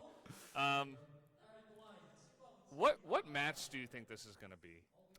If you had to guess, like, we have some options. We went from what, 4 to 11, or sorry, 4 4 to to 7. 7, and I think 7 is the last one. So I would have to imagine that it's either 1, 2, 3, 5, or 6. What about, not to be a whataboutist, but what about 9? It could be 9. No. I mean, if we're going forward, like, No. 7, 11 sounds nice. I don't think so.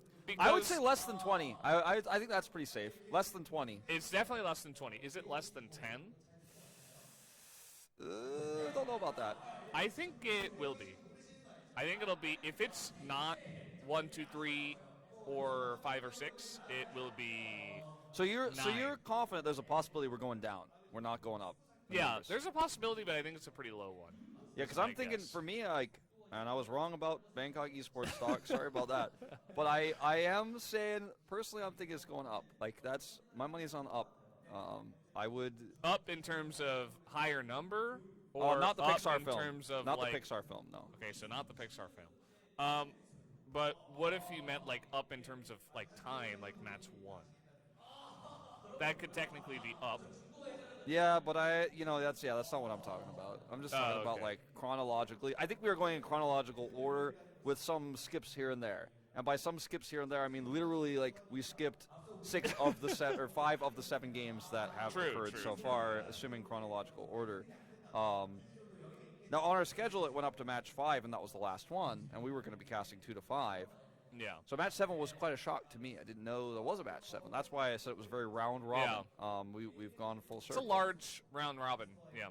It's very round. It's almost a perfect circle, but not quite. The robin's got a head as well, so it's a little bit different. So yeah, we're just gonna be chilling. We're just chilling out. What do you want to do in Daejeon? Well, I will be honest. Last time I was here, I did not try the Daejeon soju. I went to a place that didn't have it for some reason. I know. I would like to try it. I don't remember what it's called right now, and I wouldn't say it anyways because it's not a sponsor. But I think it has. Well, I'm not going to say anything. I'm not going to say it. But anyway, I would like to try that. There's a lot of really good food here. I want to show you guys some of the good food I found, like goopbap. There's a lot of good goopbap here. Follow Wolf. At Proxy Wolf on Instagram. I post all sorts of great food, mostly food and occasionally cats, and like very rarely video game stuff. Follow Brendan Valdez. He doesn't post anything. Yeah, don't follow him actually. No, you can follow, but yeah, just don't. Honestly, I just wouldn't even do it. Don't even look at his URL. Don't listen to Wolf. Can you even spell Valdez? Like, you're going to be like writing, you're going to be like, wait, is it an S or a Z? That's true. That's true. That's a thing that happens a lot. I think we might have a break, actually. Yes. See you guys on the other side. See you guys in a bit.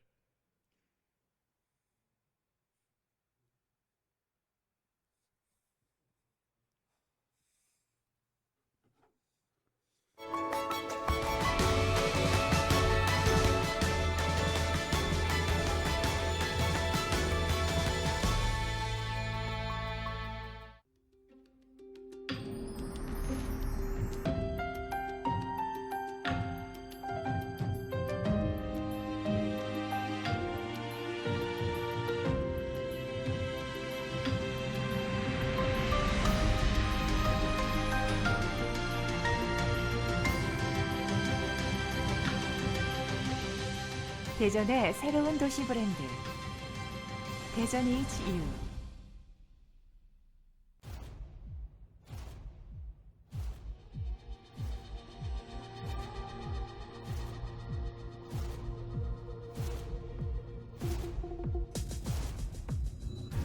난 평범함이 익숙해 60년 동안 그저 존재하려면 난 무난한 게 익숙해 60년 동안 그저 쉽게 그려진 라면 그래 새로운 라면들 사이 흔들릴 때도 있었어 빠르게 변해만 가는 세상 속에서 진정 난 이대로 괜찮은 걸까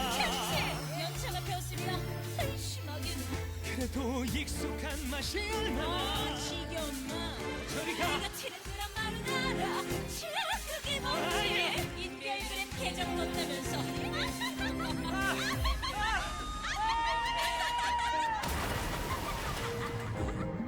기본을 조용히 지켜낼 거야 최초의 라면은 내가 해낼 거야 배고픈 모두를 구했던 그때처럼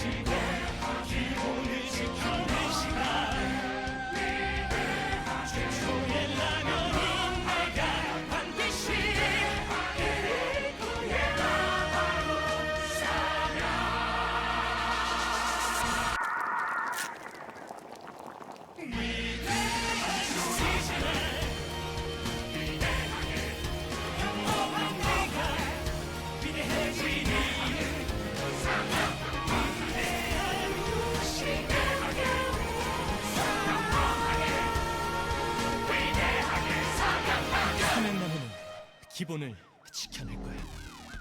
평범하게, 위대하게.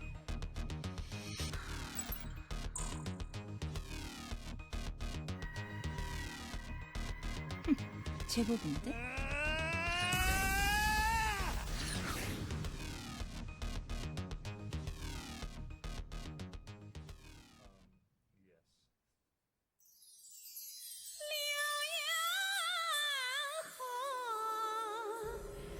A folk song pans through half a century of years, generations of prime time. The famous river flows lands elegant rhyme, a long history. Beside Liuya River, on Mala Mountain. Here is the stronghold of the radio and the television army. This is the gathering place of the cultural industry. This is the dream factory of radio creation. This is China, Changsha, Mala Mountain Radio Cultural Creative Industrial Park. There is Zhongguancun in the north and the Mala Mountain in the south. Today, the Mala Mountain implements stream into the south. Tomorrow's Mala Mountain belongs to every cultural creative industry dreamer. Every person struggling. The river is silent, does not reduce the wind. China Valley, you and I testify. Welcome to China, Changsha, Mala Mountain Video Culture Creative Industrial Park.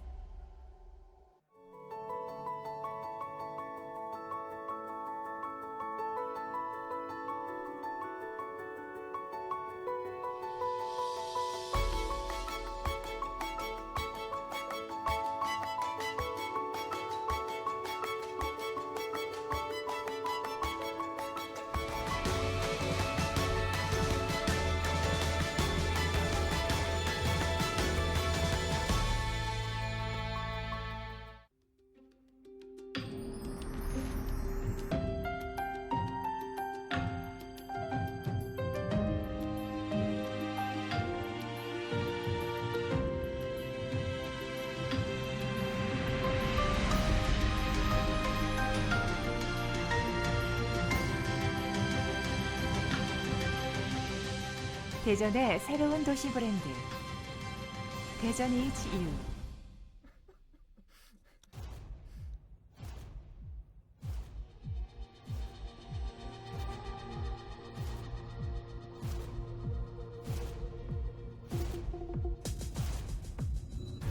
난 평범함이 익숙해 60년 동안 그저 존재한다면 난 무난한 게 익숙해 60년 동안 그저 쉽게 그려진다면 그래 새로운 라면들 사이 흔들릴 때도 있었어 빠르게 변해만 가는 세상 속에서 진정 난 이대로 괜찮은 걸까 연차가 폈으리라 한심하긴 그래도 익숙한 맛이 얼마나 지겨운나 저리가 내가 트렌드란 말은 알아 자 그게 뭔지 인별그램 계정 못하면서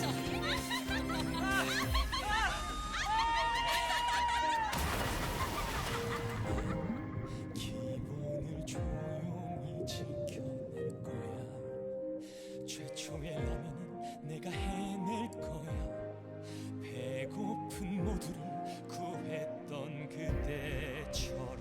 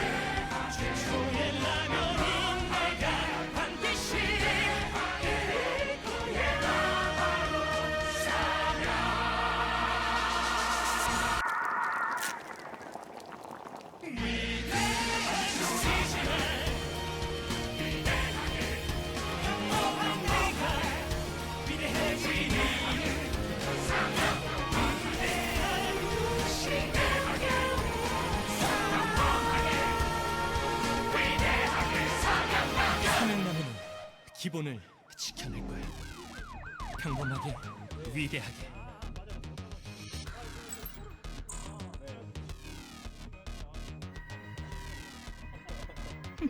제법인데?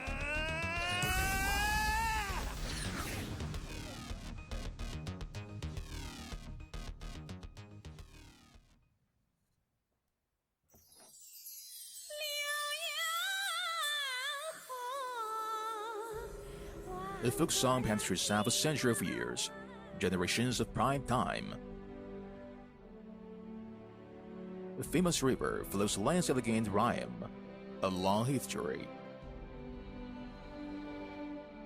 Beside Liuya River, on Mala Mountain.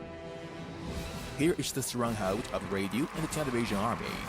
This is the gathering place of the cultural industry. This is the dream factory of radio creation. This is China, Changsha, Mala Mountain Radio Cultural Creative Industrial Park. There is Zhongguancun in the north and the Mala Mountain in the south. Today, the Mala Mountain implements stream into the south. Tomorrow's Mala Mountain belongs to every cultural creative industry dreamer. Every person struggling. The river is silent, does not reduce the wind. China Valley, you and I testify. Welcome to China, Changsha, Mala Mountain Video Culture Creative Industrial Park.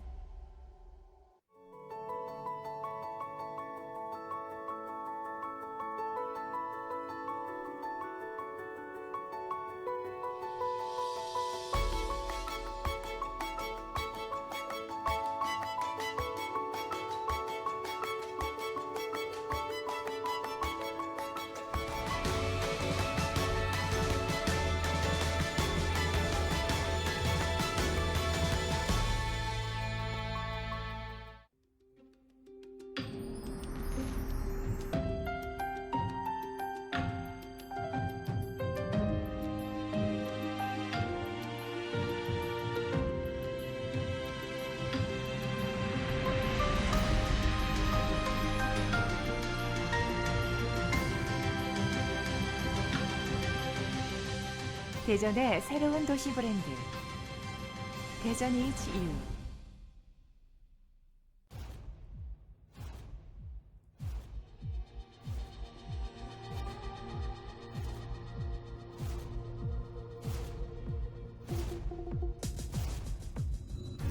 난 평범함이 익숙해 60년 동안 그저 존재한다면 난 무난한 게 익숙해 60년 동안 그저 쉽게 그려진라면 그래 새로운 라면들 사이 흔들릴 때도 있었어 빠르게 변해만 가는 세상 속에서 진정 난 이대로 괜찮은 걸까 연차가 폈으면 한심하게 그래도 익숙한 맛이 얼마나 지겨운 맛 저리 가 내가 티를 끄란 말은 알아 그게 뭔지 인별그램 계정 떴다면서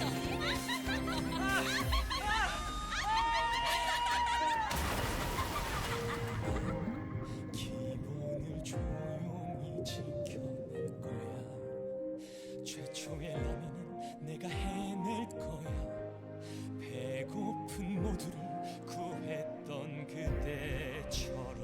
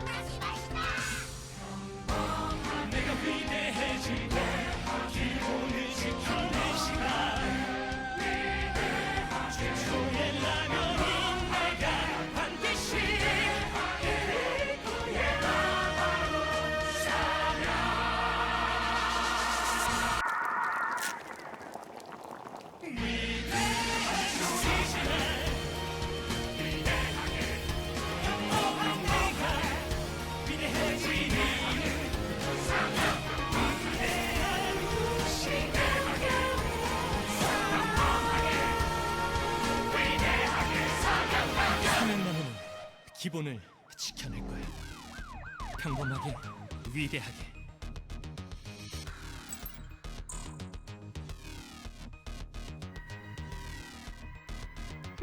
제법인데?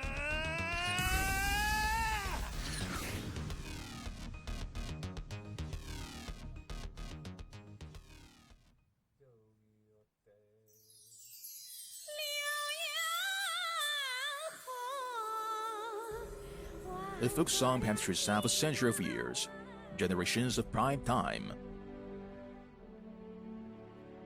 A famous river flows lands elegant rhyme, a long history. Beside Liuya River, a Mala Mountain. Here is the stronghold of the radio and the television army. This is the gathering place of the cultural industry. This is the dream factory of radio creation. This is China, Changsha, Mala Mountain Video Cultural Creative Industrial Park. There is Zhongguancun in the north and the Mala Mountain in the south. Today, the Mala Mountain implements stream into the south. Tomorrow's Mala Mountain belongs to every cultural creative industry dreamer, every person struggling. The river is silent, does not reduce the wind. China Valley, you and I testify. Welcome to China, Changsha, Mala Mountain Video Culture Creative Industrial Park.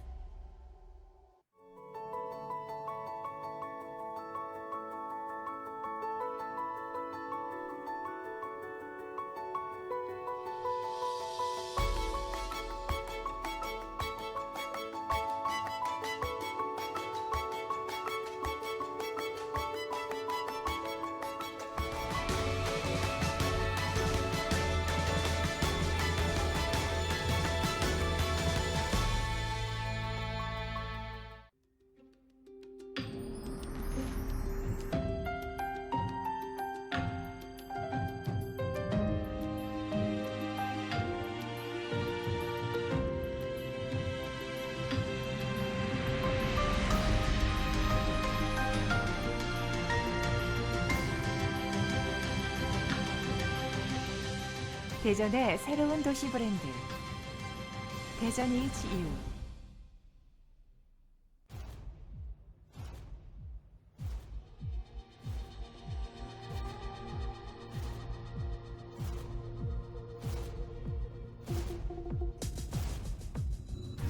난 평범함이 익숙해 60년 동안 그저 존재한다면 난 무난한 게 익숙해 60년 동안 그저 쉽게 그려진 라면 그래 새로운 라면들 사이 흔들릴 때도 있었어 빠르게 변해만 가는 세상 속에서 진정 난 이대로 괜찮은 걸까 연차가 벼슬이라 한심하긴 그래도 익숙한 맛이 얼마나 지겨웠나 저리가 내가 치는 그런 말은 알아 그게 뭐지 인별그램 계정 넣는다면서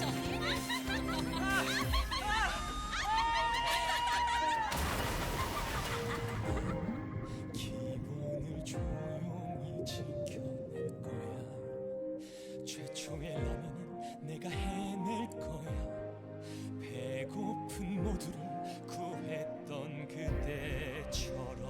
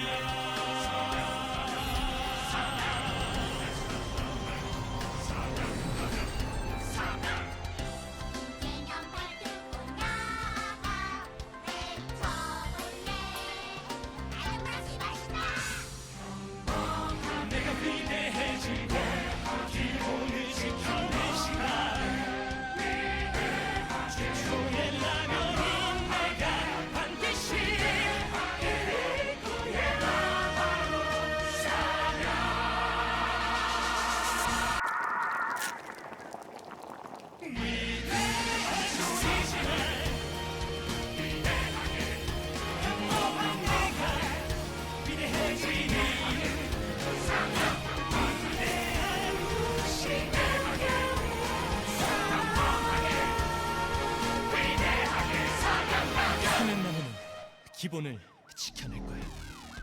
평범하게, 위대하게.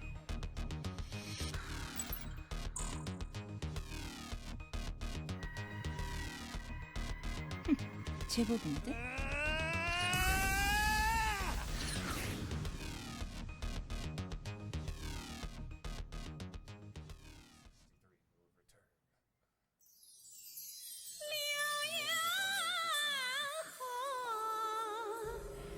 The folk song penetrates half a century of years, generations of prime time.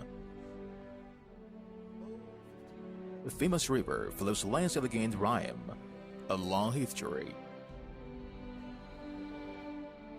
Beside Liuya River, a Mala Mountain. Here is the stronghold of the radio and the television army. This is the gathering place of the cultural industry. This is the dream factory of radio creation. This is China, Changsha, Mala Mountain Radio Cultural Creative Industrial Park. There is Zhongguancun in the north and the Mala Mountain in the south. Today, the Mala Mountain implements trim into the south. Tomorrow's Mala Mountain belongs to every cultural creative industry dreamer. Every person struggling. The river is silent, does not reduce the wind. China Big Valley, you and I testify. Welcome to China, Changsha, Mala Mountain Video Culture Creative Industrial Park.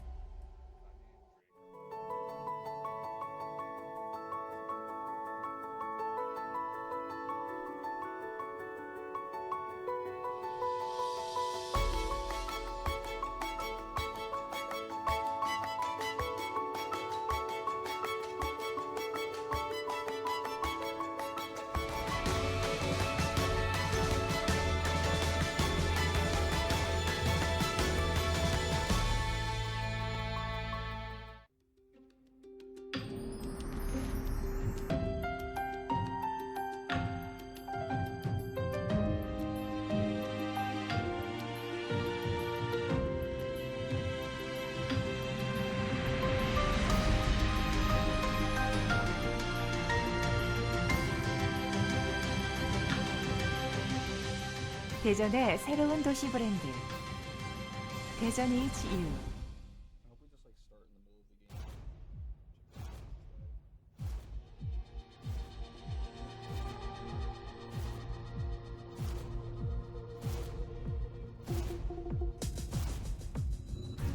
난 평범함이 익숙해 60년 동안 그저 존재한다면 난 무난한 게 익숙해 60년 동안 그저 쉽게 그려진다면 그래 새로운 라면들 사이 흔들릴 때도 있었어 빠르게 변해만 가는 세상 속에서 진정 난 이대로 괜찮은 걸까 연차가 폈으면 한심하겠네.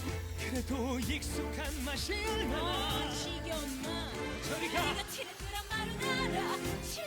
그게 뭔지. 인별그램 계정을 얻다면서.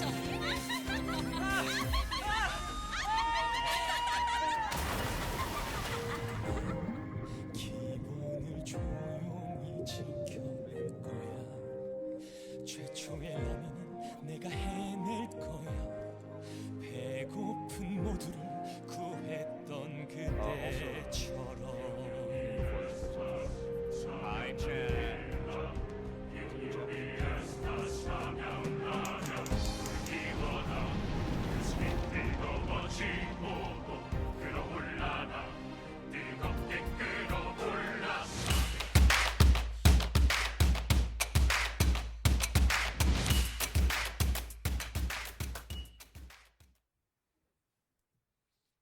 Welcome back, everybody. We are here at IEF 2021.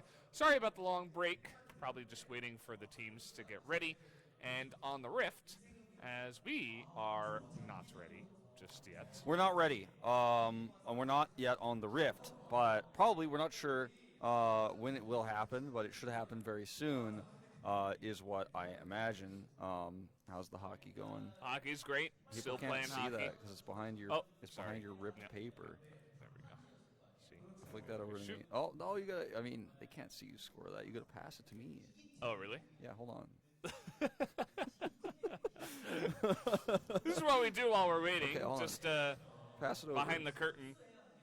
I'm not a righty though, so it's kind of hard for me to go that's this way. rough. All right, there you go. Do you think if you were a professional hockey player, what would your number be? Ooh, that's rough. That's a tough call. You don't have like a go-to number? Both 23 and 43 were always kind of like my numbers back in the day. But your birthday is on the 22nd. 22nd, yeah. I don't know, I just liked 23, but then that movie, the number 23 with Jim Carrey, like ruined that for me. I was like, everybody talks about 23. That's like Michael Jordan's number as well. Yeah. So why don't you go to 22? So maybe I should just do 43. No. 43 is lame. It has to be a prime number. So the Otherwise thing it's not about interesting. 43 is that it's kind of in the goalie numbers a little bit. Kind of. Not really. A lot of the goalie numbers are like 30, 35, or 0. Either way, guys, it looks like we got a game. Oh, Team we got the Tokyo team. Ambitious from Tokyo Fukushi versus Universitas Indonesia. Here we go. Here we go. It's time. Concern Waifu Hunter. Yes.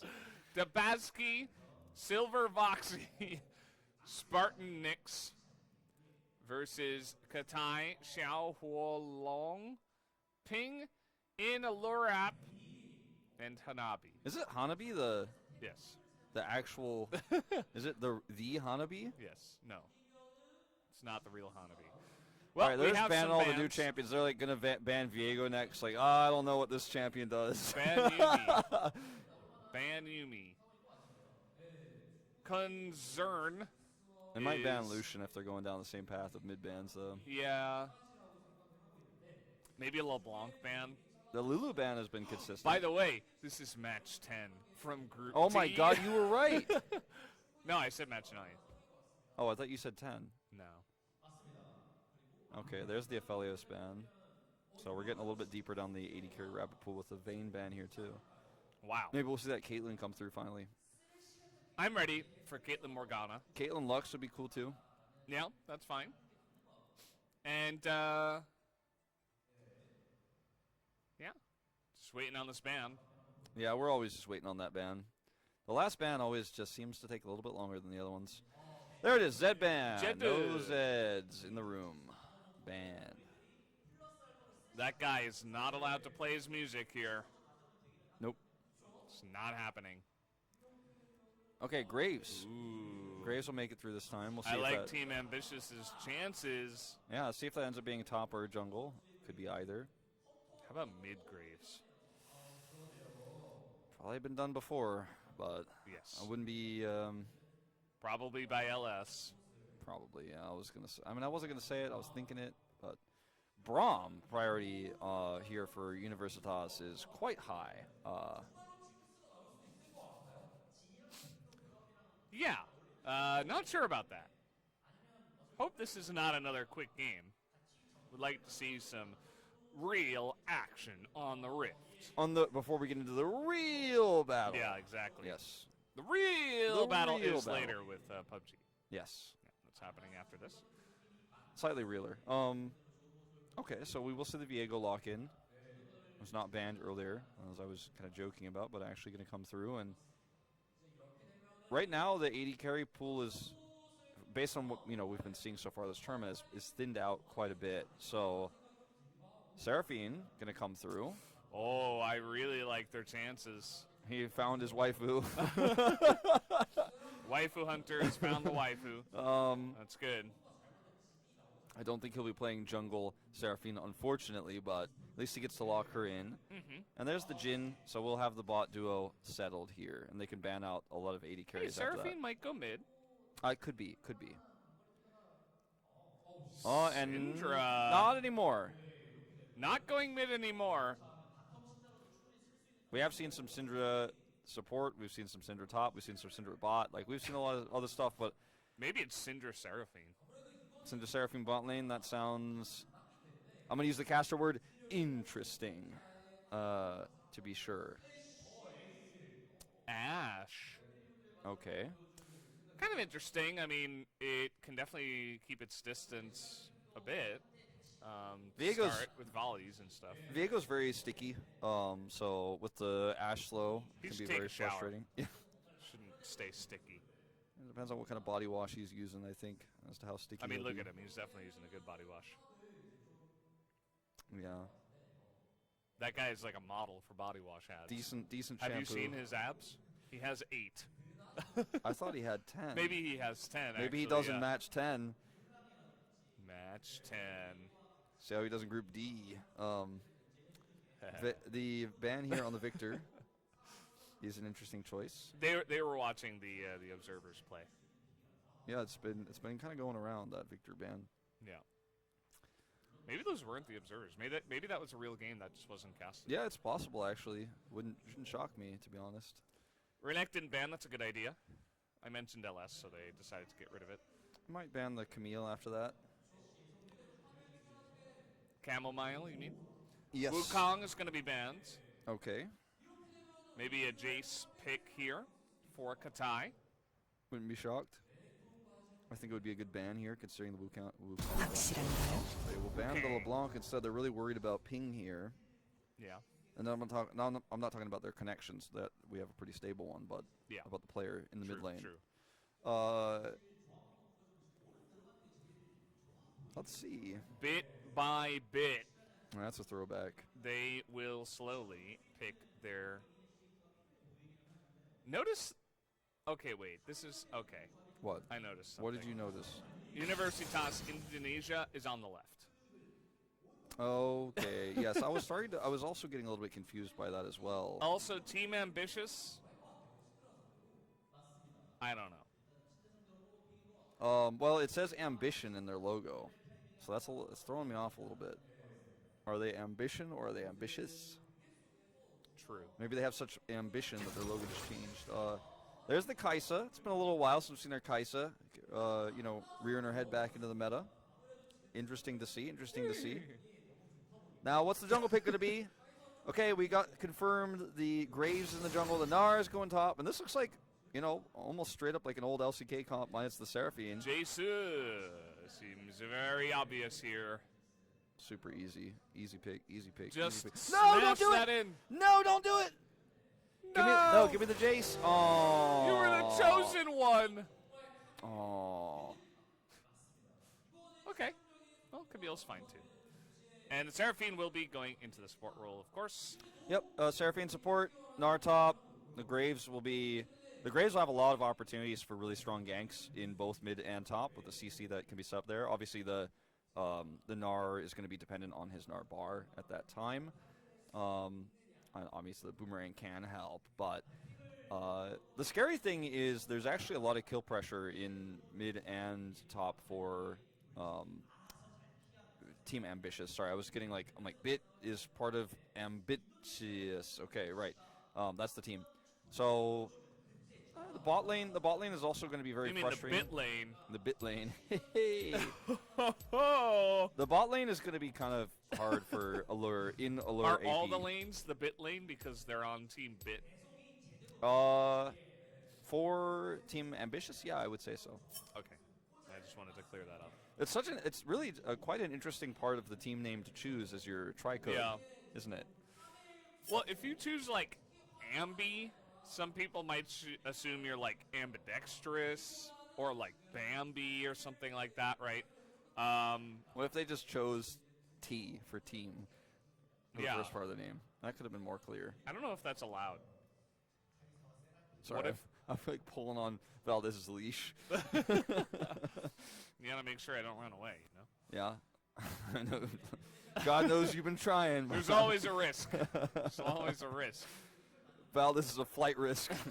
Absolutely. So, guys, if you're wondering why we aren't in the game yet, I don't have really any answers for you. I'm on the assumption we've got a bit of a long load screen. It's the observer delay. Yes. We pick the champs, and then we got to wait 3 minutes so that we make sure this is fair for the teams. We're also 5 minutes delayed on the stream, so extremely fair. Players could probably have us on in the background if they wanted to. Yeah. That would also be fine. They should. Our casting is really good for this event so far. Yeah, that's fantastic. I made my hockey stick double-sided. Yeah? You're like Darth Maul of hockey? Yeah, it's crazy. You just spin it around and keep hitting the puck no matter what? I could actually do that. Well, it's no longer an L. So, which one of these names is your favorite? I don't know. Like, Universitas sounds pretty awesome, and the logo was the logo was pretty professional. That's cool, yeah. But at the same time, like, I don't know, ambitious. I've always been a big ambition fan. Ambitious or ambition? Well, that's the thing. The logo says ambition. It's not quite clear, is it? It's one big mystery. Also, if you notice, there's like no emphasis on the bit on the logo either. So yeah, missed opportunity for the it's in the middle. Yeah. Right. The T looks cool. You know. Yeah. The N looks very punk rock. You know, it's got that little. Yeah, I like that. Flair going on. Kind of looks like Metallica. The A is kind of like a triangle. I mean, look, the more I'm looking at this logo, the more I think, like, you know, some time really did go into this. It also looks like it looks like a bar sign, you know what I mean? Like, yeah. You're like, ooh, let's go to Ambition tonight. That is a really cool name. Yeah, let's go to Ambition tonight. Maybe I'll run into Ping. He's a regular. And then when you have a little bit too much, you can say, I'm getting a little bit ambitious. Yeah, there you go. My ambition is out of control. You could say that. I wouldn't say that, but you could. You might want to. Oh, we're back. Hi, guys. Hello. We are... This is my double-sided hockey stick. Wait, you can't put it over the white. There you go. It looks like a mustache. Kind of does. What if I just... Now you're an Instagram. You're an Instagrammer now. You're like one of the girls who puts the fake mustache on the Instagram. It kind of does look like a mustache. It does. Doesn't it? I mean, now we're getting places. Now we're professional. I mean... Professionals. Before the mustache, kind of look a little bit, you know, I don't know, too plain, too young, you could say, with the mustache. That's why Wolf has a mustache and a beard. Yep, I'm getting a little gray in the beard. I've had too much eSports. You're feeling a little bit ambitious. Yeah. And you had a bit too much eSports. You know, this is the part... Or eSport, if we're talking about Bangkok. This is the part of the show where I get a little bit scared. I'm like, there's not a problem with the game, right? Everything's going to be okay, right? And I start to get like a little bit nervous. I get in my head a little bit, and I just have to like sit back and be like, no, Valdez, the game is coming. I think we're fine. It will come, but like sometimes I'm like, what if it doesn't happen? I think we're good. No reason to worry, guys at home, and guys in the chat, and girls in the chat. Girls in the chat. Non-binaries. Yeah, whatever you are in the chat. Yeah. Maybe somebody's cat is watching. True. Hello. Hello. What's up? Probably trying to attack. Meow. I wasn't going to do it, but you did it. Thank you. He was probably trying to attack this little mustache that I have. Yeah, probably. Yep. Or looking for my duck. The duck is not for eating. Nope. He's friend. Nope. Yep. Yeah. You know, what's his name again? Larry?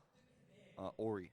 Oh, Ori. Interesting. You know, every time people talk about Ori, the Ori game, Ori in the Blind Forest, yeah. I always just think about ducks. I'm like, so there any ducks in there? Because Ori is the Korean word for duck. Yeah, Ori. Don't confuse duck with the rice cake, which is, rice cake in Korean is duck. Duck. Duck. Duck. There you go. Yeah. Brendan had some earlier. Yeah. It's actually tiramisu duck. Hey, we're in. Hey, we got some League of Legends. Okay. I think the team logos are still on the wrong side. Wouldn't it be weird if... Okay, but what if we live in a crazy Bizarro world where actually Universitas, maybe like the sit is the bit in Universitas, and it's actually correct. Yeah. And then UI is 2 letters and ambitious. Yeah. Also in Fukushi. So I'm not really sure. I'm gonna go with I think ambitious is on the red side. Yeah. I think that's a safe bet. So we'll do that. Please okay. forgive us if we cast this entire game wrong, but we just don't know. Yeah, probably, but we don't. Exactly. That's our motto. Now, In terms of starting runes, a lot more normal than the last two games, for sure, for these two teams. Lethal Tempo coming through for Ash, which is a big hot topic right now. Did you say Ash?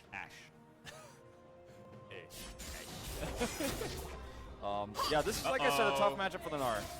We're getting in there. Q cooldown. Not quite there. Now we know why he didn't pick Jace. Hanabi, not to be confused with other Hanabi, he was getting in there. That's all. Yeah, he was, but it, didn't lead to anything. Maybe next time. He's definitely not an eye for an eye Hanabi style Hanabi. He's this might be a death. He's so dead. No Q? No Q. Ignite? Ignite, though. Ignite's gonna kill him for sure. No, I think he lives. First blood given over to the Camille. He Solo had kill in the top lane. He had Doran's blade, so I thought he'd actually just barely eke it out, but nope. This. I was wrong once. In the lure app. In alluring AP, he's like talking about. He's like, I have so much ability power. I'm so alluring. Maybe. I was trying to decipher that name. I think it probably just got cut off. His name was probably longer. In allure application. Probably. Maybe. This Diego skin is really cool. Yeah, I actually haven't bought this one yet. I need to get it. I'm gonna give that a 10 out of 10. I'm super into it. Like, the sword is very cool. Yeah. I mean, there's nothing that I would improve about it. It's 10 out of 10 for me. I'd have to get a closer look before I really say that. That's a pretty bold statement about it. Yeah, but I'm out of it. I'm pretty good with it right now, but I don't know if I'd say nothing. Nothing. Well, nothing can be improved in the top lane here for Concern. Oh, he's dead. There it is. The extra shots come out perfectly timed. And ambitious. Can't call them ambitious anymore because they're living up to it. Yeah, they certainly are stomping so far, and it's really interesting to see the evolution of Japanese esports right now, because in the past, historically speaking, Japan was more known for their fighting game scene and their console games than and like speedrunning and stuff like that than actual PC games. But I think the growth that we're seeing right now in Japanese sports is huge. I mean, we saw Detonation Focus Me do very well at Worlds. Yeah. Considering the history of that order. So I just see Bit do very well here. That is not the trade you want to take. You got the Mega Gnar, but not trading up. This is really rough. The wave is pushing away from him. Our friendly Gnar. And he got a Sheen. Katai did. That's a flash down. And Ignite's almost up here. Concern probably just needs to farm under turret, to be honest. I don't think he should even be going up here. He's just going to get hook shotted. Viego's nearby. Yeah. You just gotta wait. Started pushing. A little bit. Not 100%. He does have Diego up towards the top side. That could go for a gank. Doesn't look like Concern has any idea that this is happening. Nice try there. Lots of damage coming out. And that's just the solo kill. Don't even need the Diego. I mean, like you said, the freeze here is good. There's like nothing you can do in this situation. You're behind. You have to farm. And you can't farm under turret because the wave's not hitting it. You get out, you die. I mean, he's flashless. Ignite's going to be up. He doesn't have teleport back to lane, but if he did teleport back to lane, he'd probably just teleport to his death. Like, we are seeing a lot of top diffs, and it's obviously not unlike solo queue. Top's one of the hardest roles to play, especially alone. And it's a hard matchup, honestly, the Gnar and Camille. Yeah. We joked about it being like the orange buff with some of the global comps we were seeing early on. Oh, yes. Looks like we might be there. going We are back into it though, because here you go. A little pass over there. Thanks. That was a good pass. Yeah, I mean. Oh, we're back in the game. And they die.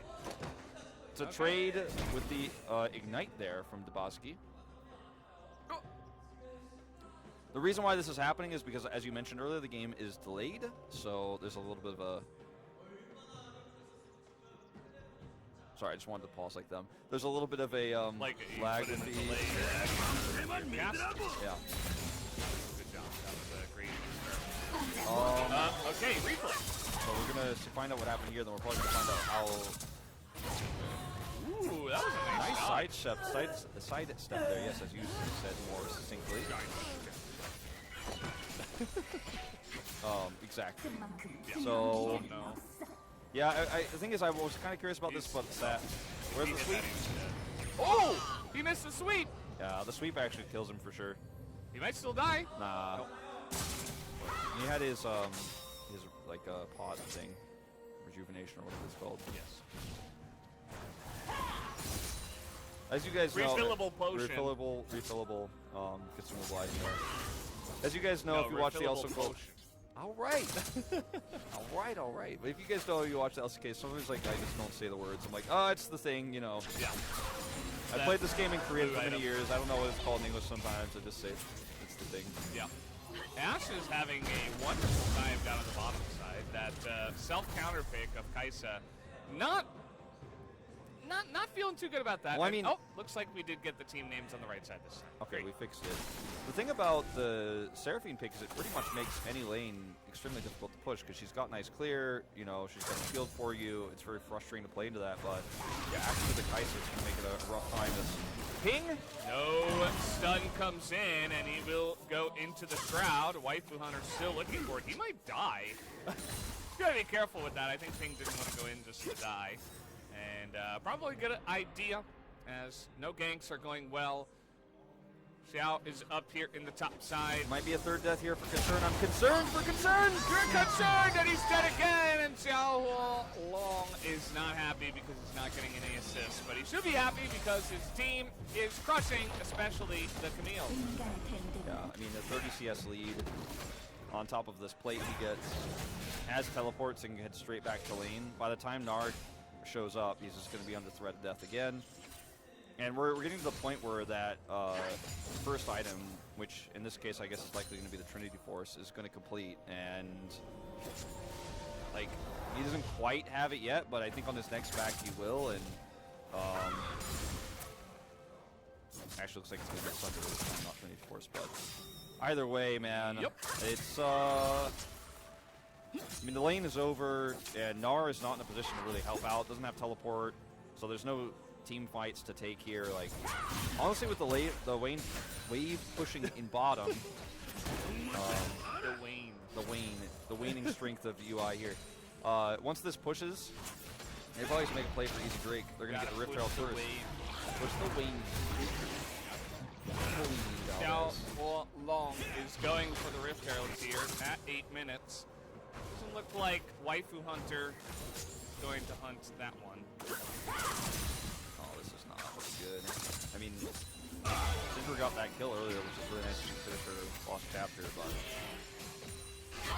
that's the only saving grace. There's the arrow! Big knockup, stun to damage coming out. They're going to get the kill here, and Waifu Hunter shows up just to potentially go down, as that's going to be the Kaisa done, and Ping just tanking a little bit, going to take that kill, very rightfully so. Somehow the Braum, not sure why he was tanking. He ignited. Oh god. Yeah, he's dead too. No chance at all. Wolf, we have an almost 6,000 gold lead at 10 minutes. Yeah, that's pretty crazy. I think the Braum went for an exhaust there for some reason, so ended up getting the aggro. Which was perhaps intentional, actually, to gain the first turret aggro, but stayed under turret a little bit too long there. And so you can see the arrow connect. Follow up there from Braum, which even with the flash there does connect. And I want to see this exhaust again here. Oh, tank it here. And goes forward here. Okay. I guess he thought that Ping would stay in aggro range. So that would be okay. Let him. It's all Ping's fault. It's okay. He has a positive KDA. Concern, he's just gonna die actually. Like, he does not just back off. Like, I think he dies. Well, there's no mana, but it doesn't seem to matter. Miss on the stun as Katai tanks it up for a very long time. And will just barely survive. He's gonna die. die. Going to die though. So Topaski. He flashed! Topaski, you don't want to flash those, dude. He had to make sure. I mean, better safe than sorry, I suppose, when you're down this much, but... Ooh, he was able to get out there. He had the empowered recall from the Herald. And now they can drop the Herald to grab a dragon. Honestly, they don't even need it. Bottom is pushing a little bit, so I guess it's not free, but... I'm looking at you, and I'm telling you it's free. This could be great, because once again, arrow connects. It might be a little bit of a free kill down on the bottom side. Miss on the ult. I suppose it hits Spartan Nix, but they're both going to die, as there is no escape here for a Seraphine double kill, as this is getting a little bit out of control now. Waifu Hunter not even able to do any damage, as Ping picks up a kill, and so does Katai. Trying to use his ult to escape. Yeah. It was a little bit sad there, as that's the free Drake I was talking about going over at the same time. Well, I thought the last game was going to be the most one-sided, but this is actually... Yeah. Here we are. Here we are. So, yeah, arrow connects here. He uses his ult actually. Try to guarantee the double kill. I suppose that's the idea. And unfortunately for Spartan Nix, like, he probably should have like flashed way earlier on once that arrow hit. He should have been out of there. There's nothing to do. Doesn't even have level 6 yet to try to turn that fight. Spartan Nix? We're also going to watch this fight in the jungle. That should be a dead grave since he does not have any... Oh, okay. Xiao is going to just turn around. And it's another double kill, actually. Our observers not missing anything, getting both fights on the same screen. Oh no, Waifu Hunter, not that way! That's not where your waifu is. That is not where it is. Uh-oh. He's gonna live. Oh no. Oh no! Living. Not like this! He does not have flash. That is, oh, he's gonna live. As, yeah. Hosky trying to get some farm done in the jungle. Not going to happen. And can't really be here. You can't be anywhere if you're concerned, sadly.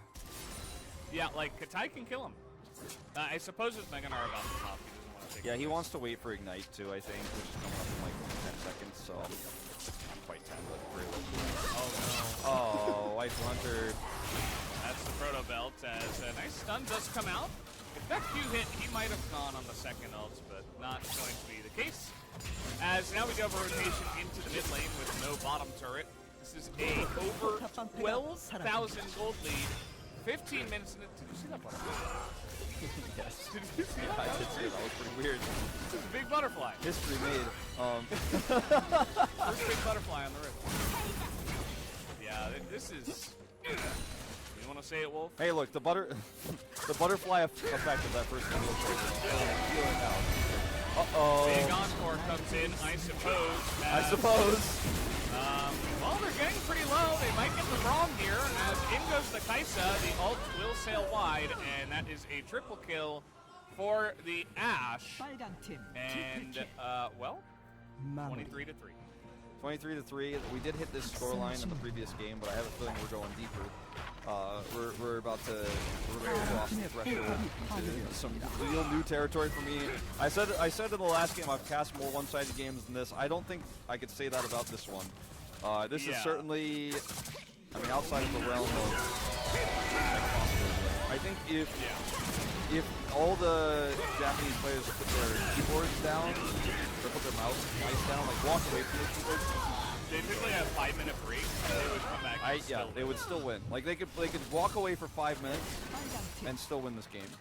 I'm telling you, like that's my professional opinion. That's my. I don't think they should, but you know, they could. They could. Stun lands actually. As in comes the ult. Wow, this Diego is incredibly fed. I mean, look at his items. Yeah, well, you gotta see when he comes back. There it is. Already. Just slaying some Krakens. He's also level 11 versus Graves was 8. Excuse me, sir. Stand by me. This is a Wendy's. Concern is going to just run away. Do you want to take over the play-by-play? I don't feel like... Sure, maybe I'll get it for the next one. I'll get it for the next one. Say. All right, here we go. Protobelt forward. Oh, it's the Shuriken. The ult goes through, and he dashes away. Easy kill. On to the Kaisa, who's 0-5 now in our last match of the day here on stream. Nice. Right. 8-0 now for Ashe. Arrowed!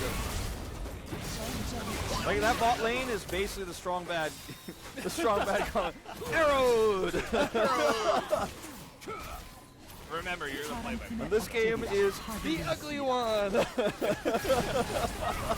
Oh no. Well, I'm going to analyze this. The Rift Herald is, for some reason, dropped in the bottom lane. Not sure about that. You could have just dropped it mid and had her dance, but instead we might not get a dancing Rift Herald because of the... Nope, Herald's going to, you know, be confused about crashing to that. King is just going to grab a kill. Look at how little damage he takes. You're the play-by-play. Oh, I'm play-by-playing this? All right, well, he's going to look for a second kill here on the Dabaski. The Ignite ticks down. There's the kill. And there goes the battle. Nice. That was not real battle. Okay? This was the... If I can analyze this, this was the not real battle. Yeah, if I had to put it on a scale of 1 to real battle, this was definitely like a 1. It's like a 0.5. Okay, GG is called. That was a stomping. I feel bad for the Indonesian players. You guys tried. Yeah, I mean, I can't believe they're actually going to show this. Cover your eyes. They wanted to show the Rift Herald hitting that. Let me break this down. You saw that. Probably the coolest thing that's happened this game. That was a really long hook shot too. Look at Katai. He's like not care, and then he walks into the arrows there. I mean that. Hey. That actually did anything. He Yes. was level 8. Yeah. Level 8 when this game ended. Start next to level 6. We might have to get another game here on stream. I don't know. Yeah, I don't know. This is, we're gonna have to redo this. Oh, okay, man. let's give it a second chance. It was a 20,000 gold lead and it was doubled. Like it was 40,000 to 20,000. Yeah. I don't know what the game time was. I think it was like 20-ish. It was 1640 something. Jeez. 48 maybe when they were hitting the Nexus. So it was just about that amount of time.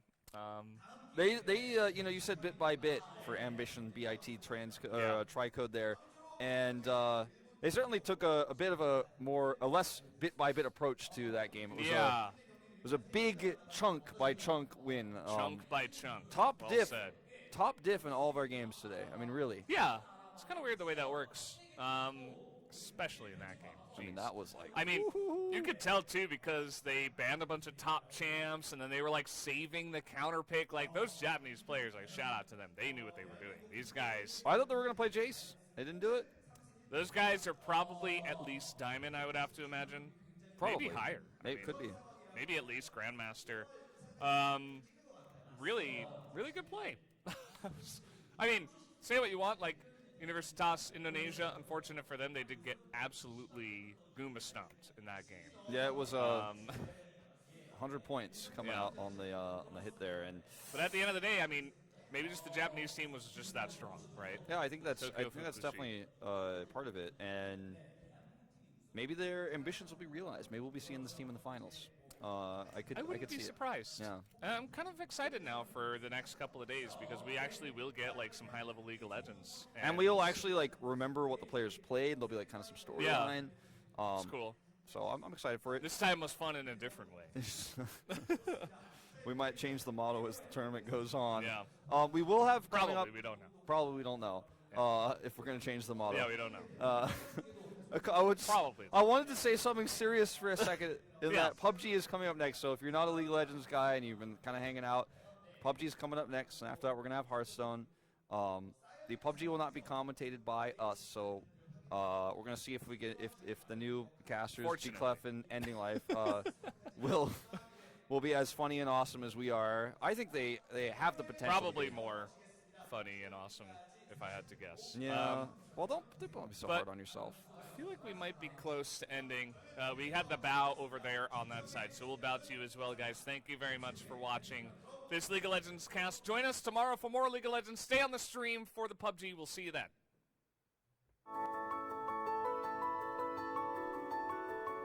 수고하셨습니다.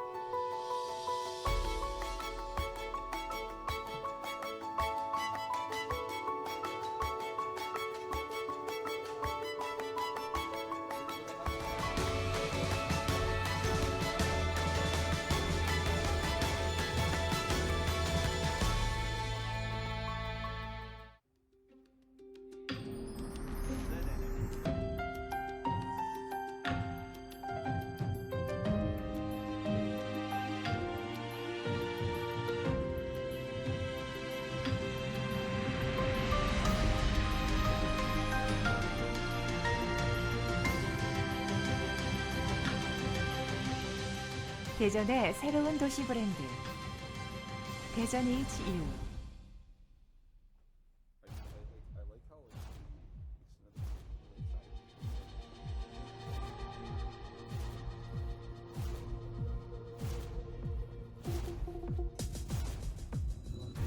난 평범함이 익숙해 60년 동안 그저 존재하려면 난 무난한 게 익숙해 60년 동안 그저 쉽게 그려진 라면 그래 새로운 라면들 사이 흔들릴 때도 있었어 빠르게 변해만 가는 세상 속에서 진정 난 이대로 괜찮은 걸까 연차가 폈습니다. 한심하게는. 그래도 익숙한 맛이 얼마나 지겨웠나. 저리 가. 네가 티냈더란 말은 알아. 그게 뭔지. 인별그램 계정 넣는다면서.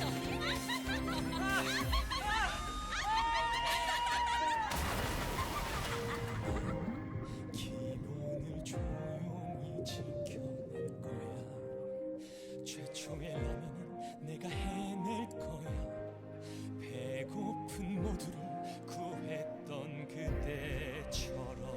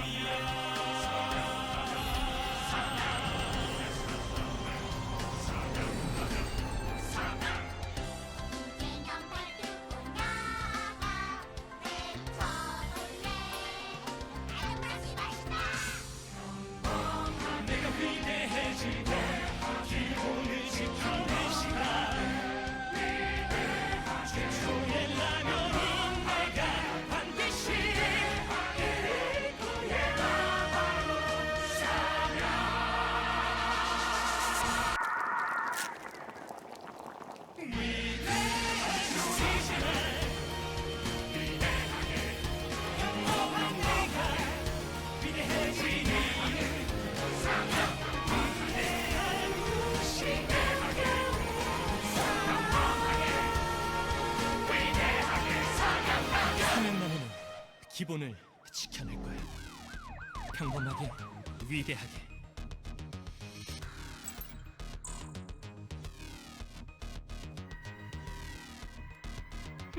제법인데?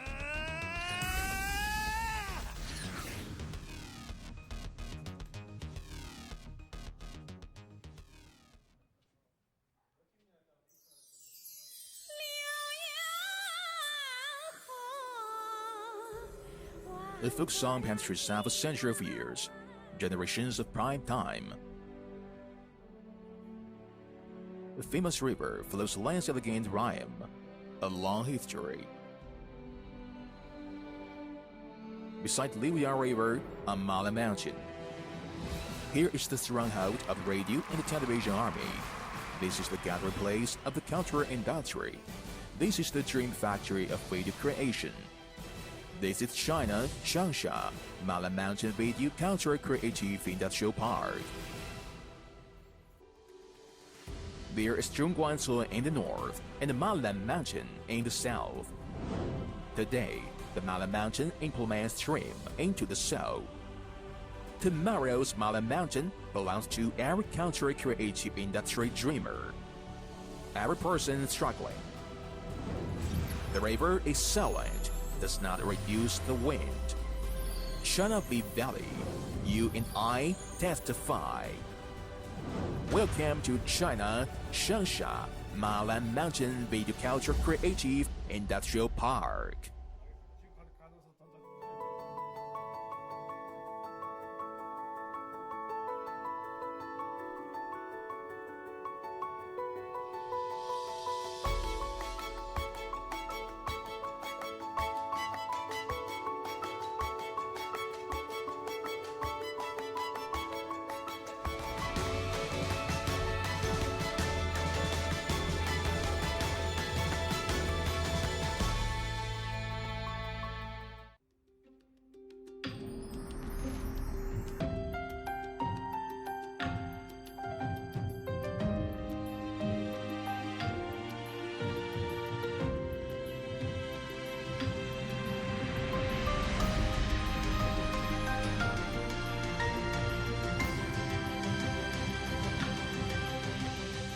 대전의 새로운 도시 브랜드 대전 HEARTHSTONE.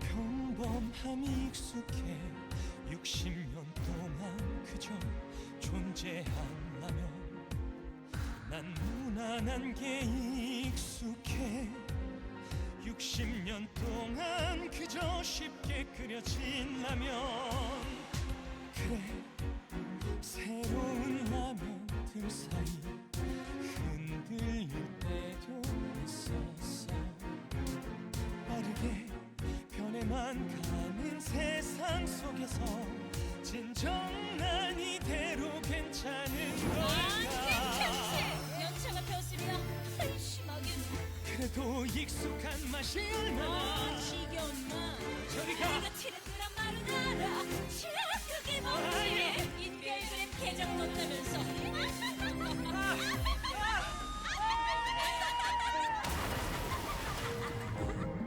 기분을 조용히 지켜낼 거야 최초의 라면은 내가 해낼 거야 배고픈 모두를 구했던 그때처럼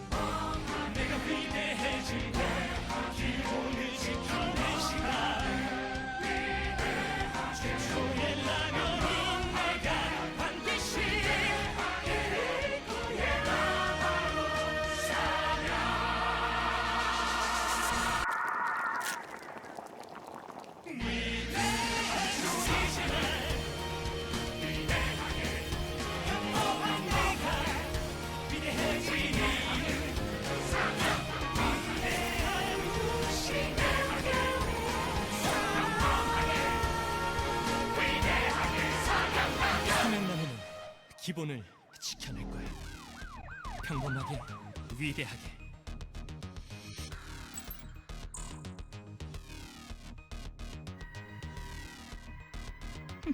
제법인데?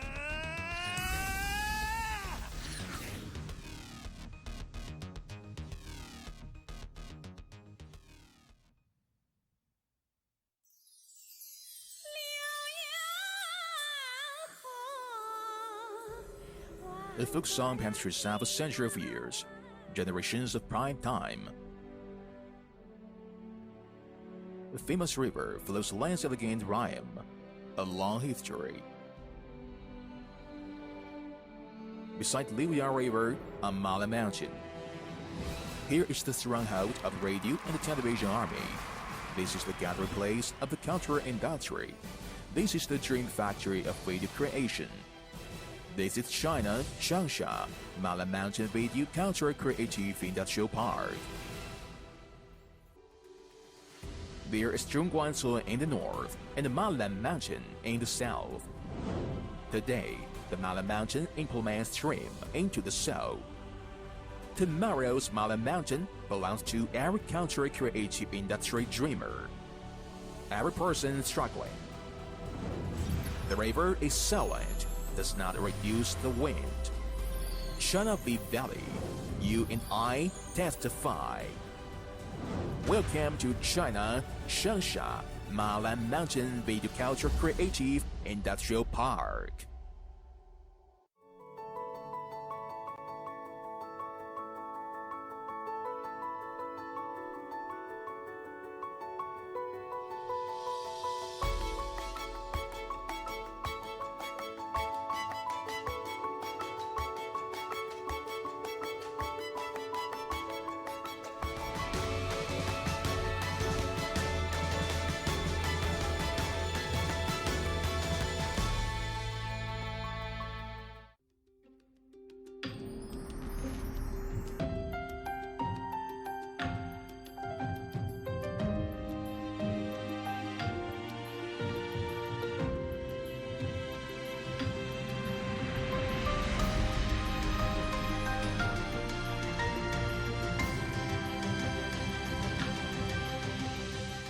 대전의 새로운 도시 브랜드 대전 HEARTHSTONE.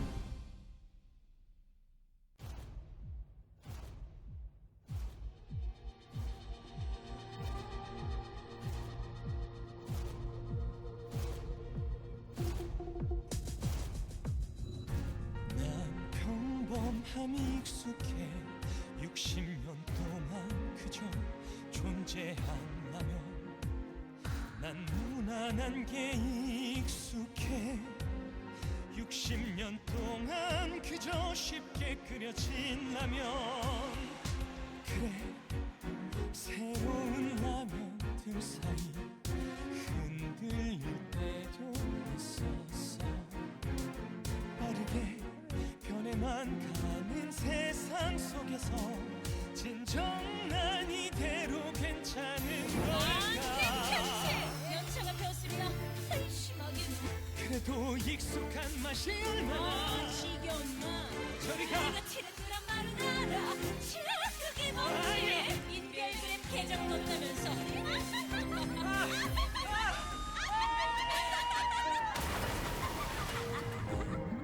기분을 조용히 지켜낼 거야 최초의 라면은 내가 해낼 거야 배고픈 모두를 구했던 그때처럼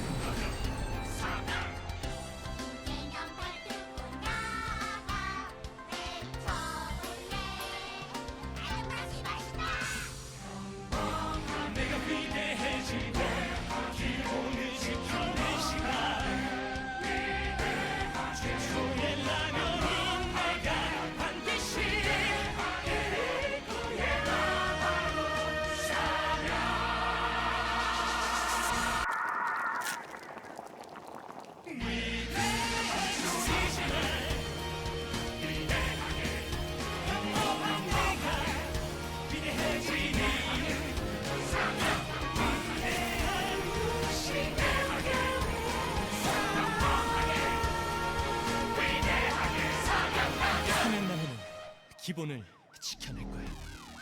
평범하게, 위대하게.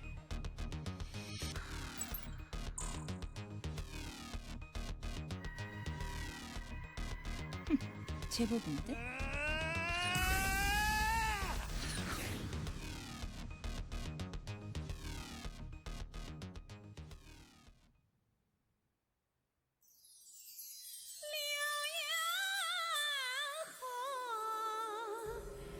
A folk song pans through half a century of years, generations of prime time.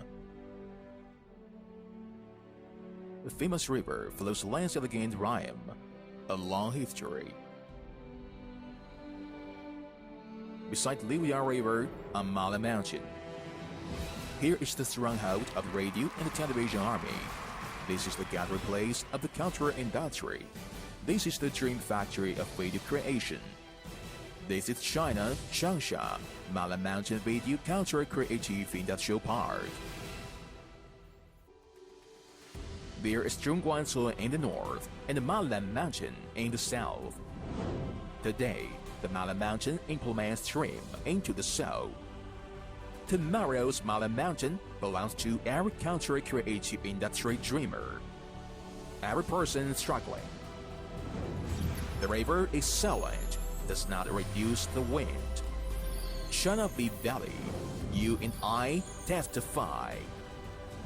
Welcome to China, Changsha, Mala Mountain Video Culture Creative Industrial Park.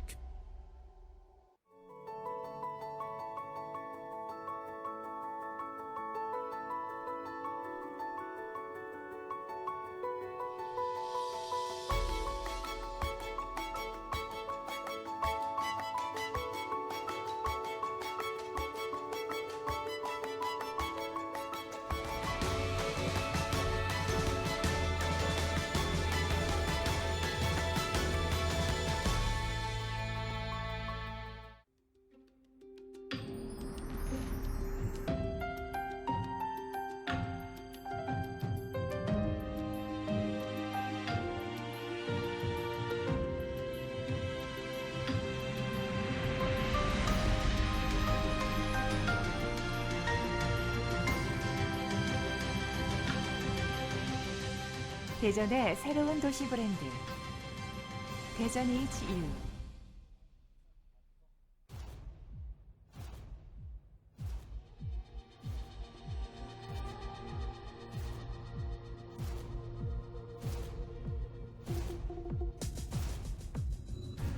난 평범함이 익숙해 60년 동안 그저 존재한다면 난 무난한 게 익숙해 60년 동안 그저 쉽게 그려진다면 그래 새로운 라면들 사이 흔들릴 때도 있었어 빠르게 변해만 가는 세상 속에서 진정 난 이대로 괜찮은 걸까 연차가 폈으리라 한심하게 그래도 익숙한 맛이 얼마나 지겨운 맛 저리 가 내가 치는 그런 말은 알아 그게 뭔지 인별그램 계정 건다면서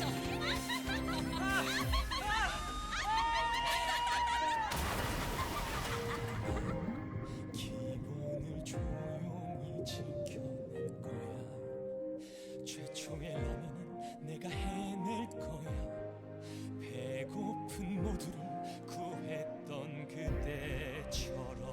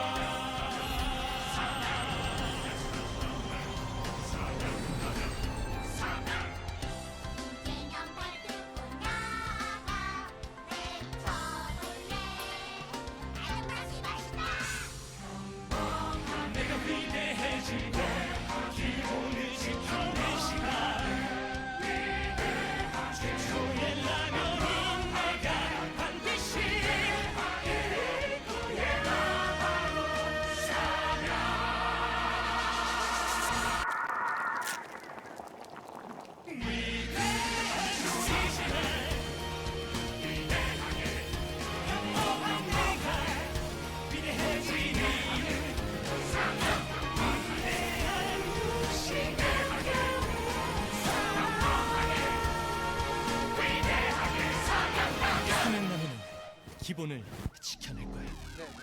평범하게, 위대하게.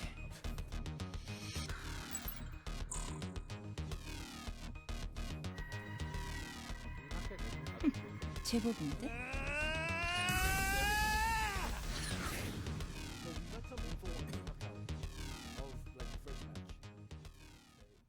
I hope that helps us.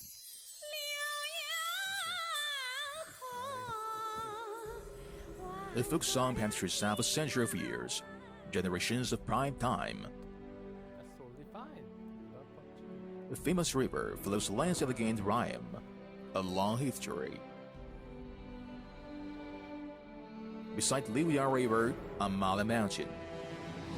Here is the stronghold of the radio and the television army. This is the gathering place of the cultural industry. This is the dream factory of video creation. This is China, Changsha, Mala Mountain Video Cultural Creative Industrial Park. There is Zhongguancun in the north and the Mala Mountain in the south. Today, the Mala Mountain implements trim into the soul. Tomorrow's Mala Mountain belongs to every cultural creative industry dreamer, every person struggling. The river is silent, does not reduce the wind. China Valley, you and I testify. Welcome to China, Changsha, Mala Mountain Video Culture Creative Industrial Park.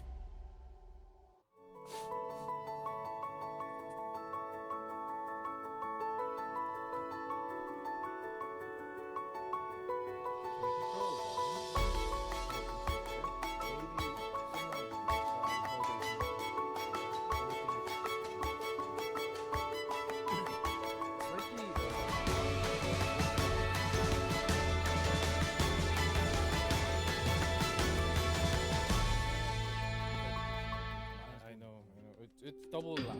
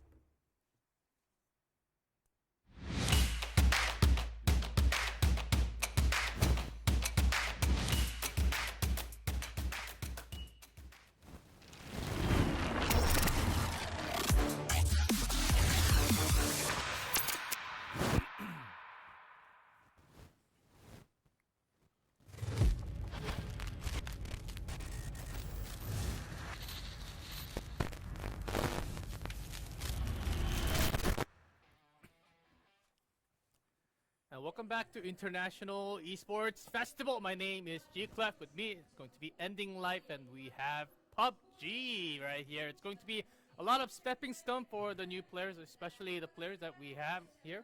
And it's going to be fun. How are you doing, Ending Life? I'm doing great. I enjoyed watching League of Legends before this, and now we have PUBG here. And like you said, G-Clef, we're gonna have, we're building a stepping stone for these, players that. Amateurs, possibly, some players that want to become pros in the future, have this stepping stone to prove themselves in the international stage to see what they got. Yeah, it's going to be real fun, and maybe some of these players in the future, they might be in the real pro scene and maybe in the top pro scene, to be sure, maybe in some international stages that might pop out anytime soon.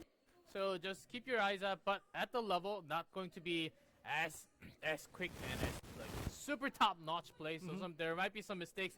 And PUBG, even like the real pros have a lot of mistakes. They always talk about, if we just had made like 1-2 mistakes, we could have had the chicken dinner, but we didn't. I'm expecting some high quality level still, because all the PUBG players nowadays, they're pretty good.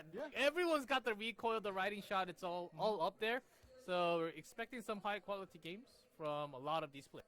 Yeah, honestly, for me personally, until I actually get into the game and see at least the first round, I don't want to be too judgy because they're not pros, because all the pros were once non-pros and amateurs. So we'll see if there's a rising superstar possible for a rising superstar player in today's tournament. If not, unfortunately, we'll have to keep an eye out for that. Yeah, because as far as we understand, there has been some matches already taken in place because we have different groups, A, B, B, C, and C, A. So we kind of have even matches for all groups. And then we'll have the top teams moving on to the next day and playing on the final day. So we have 3 days of PUBG action at IEF here. And of course, we've been casting PUBG for a long time. And of course, in the scene, watching the games for a long time. Ever since the door actually took like 0.4 seconds to actually open. The early access days. I actually downloaded the game the week after it came out. And it was still fun. Because it was fun. It was fun, and I went to, because I was a scaredy cat, I was scared of everything else. I went to Zarki every time, and there's like top left, like, is anyone gonna come? I hear a boat! Oh my God! Scream! That's like my first time playing. It's been a while. It's been a pretty wild ride for PUBG. We've got a lot of new maps, like a lot of different types of modes. We've got a lot of different built-in, lots of map changes in the middle. Like Erangel, Miramar, they went through a lot of changes. And now we have like a really decent map. It used to be okay, but now it's even better. Like even the bridge part for the military base, they got some new additions on the side, like the side, I guess the sidewalk, side road onto the bridges and stuff, and some new villages, some addition of trees and rocks where there are some plain where if it's just open field, you just can't do much. And Circle just pop keep on ending anywhere on the map. Yeah. So, and when it's just open field, sometimes you just feel like, there's nothing I can do. Honestly, like for me, like Erangel, like the changes that you were talking about, until they were made, the original Erangel, I used to like it. Like I was like, oh, this is such a well-made map. And then they made those changes. Like they made graphical changes as well. And what I felt was like, oh, I didn't know that it could get better than how it already was. And right now, you guys do see the PUBG overview here for the schedule, the format, and the prize pool on your screen here. It can always, it's going to be lovely times with PUBG. Here we have group stage. It is the first day, which is the 10th. The Friday today, we have group stage and round robin best of 1. And for the second day and the third day, we do have the 2 playoffs. Yep. Single elimination best of 3. I don't exactly know what that single elimination is for here, but I don't think it actually means single elimination because it is going to be PUBG, not the other games. Yeah. And prize pool, a lot of money on the line for a lot of these players. So it's going to be a bumpy ride as we go through. And as far as I've got the notes from the production, it is going to be only 3 rounds today. Yeah. But 5 rounds starting from day number 2. Oh, okay. So that makes sense. But either way, I'm looking at the prize pool honestly because as a non-professional gamer, right? If you place first place and you get 10K in dollars, like that's pretty good amount of money. Pretty honestly. good. Like, That's really good. For 3 days of action. Yeah, 3 days. Oh, it's incredible, actually. You're a non-pro, right? And if you're a team that gets first place, 10K is a pretty decent amount of money. Yeah, And split between 4, that's still real good. Yeah. Yeah, and for 3 days of gameplay. This will be really a starting point for a lot of these gamers. Yep. And of course, the point metric, it's just up there. But the placements, as a lot of you know it, and kill 1 point. So basically, the point rule system where you guys have heard of lots of times.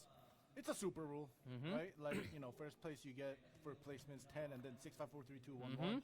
And then kill point is And 1. 6, it goes down until the 8th place. Yep. And of course, FPP, squad mode. And, surprisingly, we're starting from Miramar. I thought it would be Erangel start 100%. Maybe just jumping back and forth. I was wondering, but maybe not in this exact order, but I think this we actually don't be know. right. There must be a reason why Miramar's up first, and then Erangel right after. So either I was thinking they would do Erangel, Miramar, Erangel. That's what I thought first, or like Erangel twice and then change up to Miramar. Because changing up, actually, even for lots of pros, say changing up map every single time kills the momentum. It does, and you need to think differently. They also said it's somewhat like going from a English class to math class and then back into history class. Yeah. That's what they felt. So for a lot of these players, it might actually be the same. I'm pretty sure it is actually indeed. That's exactly the reason. But now even in ranked, we have all the big maps available. So I think this is a perfect choice. Yeah, nothing too bad. And kills matter so much, especially on these type of matches. We see like one superstar team, two superstar teams taking like 20 kills. Oh my goodness. Stomping down on everyone. I'm expecting that to happen because oftentimes actually at this level that happens often. Honestly, I've seen up to like 28 kills in one round from a single squad. So these type of crazy action and kill sweeps, that's exactly what we're looking for here. Yeah, I'm definitely looking out for those superstar teams that are going to be sweeping out the other squads. However, honestly, I hope we get to actually catch the action, get to see the action, right? Like, obviously, it's going to, put a lot of pressure on the observers, but, I hope that they are able to catch those moments for us where... We've got top-notch observers, so don't worry. So I don't know who it is yet. I hope that... And I haven't seen a single bit of him Yeah. or her, but Or them. I can trust. Yeah. I have trust. I have big trust because even the observer mode got a lot of new functions in it, so it's pretty cool. You can actually save... It's been a while, but you can save a lot of angles. Now you can go back and forth. Even a single person observing who's actually really good at it can actually handle a match pretty well. Yeah, so I'm very excited to see what kind of action-packed, squads we have here to see if, there's going to be obviously some aggressive squads and some passive squads that are going to, just go to Zarky like G. Clef used to. But now... That's a long time ago ending. Don't mention that anymore. From what I'm I a Milka remember, boy now, okay? From what I remember when we used to play, you were the driver. Remember? No, you liked driving. That's why. Because I was better than usually the another person or other persons who suck at driving and keep messing up the car, flip the vehicle, and never really get. Oh, we have groups. Yes. Okay. We have a lot of groups. So today, right now, for what we're going to be casting, from what I've heard from the production, is going to be Group B and C today. And A and B's matches have already been held, and they were done and finished. Now we're going to be showing you guys for Group B and C. So if you guys have any friends or a fan of anybody here on this team, then be sure to stay tuned. Okay, I see some familiar names here. If it's actually Veronica 7, that we know it's going to be a very one-sided, one squad-sided match. I don't think it is, but we do not have the player list on site at the moment. But the moment we go into the game, we might actually have a better idea. But as ending said, we are going to be broadcasting the 3 matches of Group B and C. And after our broadcast, of course, it's going to be Hearthstone. But there will be closed matches of Group C and A. So it's A, B, B, C, C, A. Makes sense? So everything fair and square. Even amount of games and maps. So that's going to be the real deal. But I'm hoping it's going to be a very big mess as we see SMS, some good names like MTRT, Sage, New Generation Esports, Friendly Fire Gaming. I don't know about that. I was just looking at that one. Okay. I want to see how much Friendly Fires they do. Well, they named themselves. Here's the thing. Yeah. First of all, it's not a good sign. Second of all, you get banned from the game if you friendly fire. Yeah. Just a couple of times because the reports. Yeah. And if you intentionally do it. The game's got strict, man. If you intentionally do it, like you're gone. You're gone for good. Like first, it's maybe you're banned for like a couple of days, but after a while, you're banned. Yeah. So you gotta watch out for that. Maybe that's exactly what they are going for. Not here. So it's going to be awesome times, of course. Yeah. Of course, that's not us on There camera. we There go. we go. Yes, we did not just clone ourselves into 3, and no, that does not happen. But you're gonna see. You might see the other Korean casters from time to time. Oftentimes, very likely. So just be aware that we're still here. We're still the ones talking on the mic. We're not AIs. We're not built in. We are actually here. It's actually a really nice venue down here. Yeah. You can't see what's down there, but we have all the players' seats ready to go. We have a huge screen right there. You can't just see it, but that's also screen. All like the squares, the boxing zone that we have. It's actually pretty nice here, and the stadium is actually, from what I know, it's very new. So it's not the venue itself. Obviously, it's nice. It looks nice, but it looks nice because it was recently designed. It's very modern, and I'm hoping that this COVID thing gets finally fixed all over the world, that we can actually show you guys stages like this, stadiums like this, and have fans here with the players here cheering for each games and get the hype. Yeah, not just online, offline. When that time comes, of course it will be times better, many times better than the current state. So expecting lots of fun action in the future. But this is the start.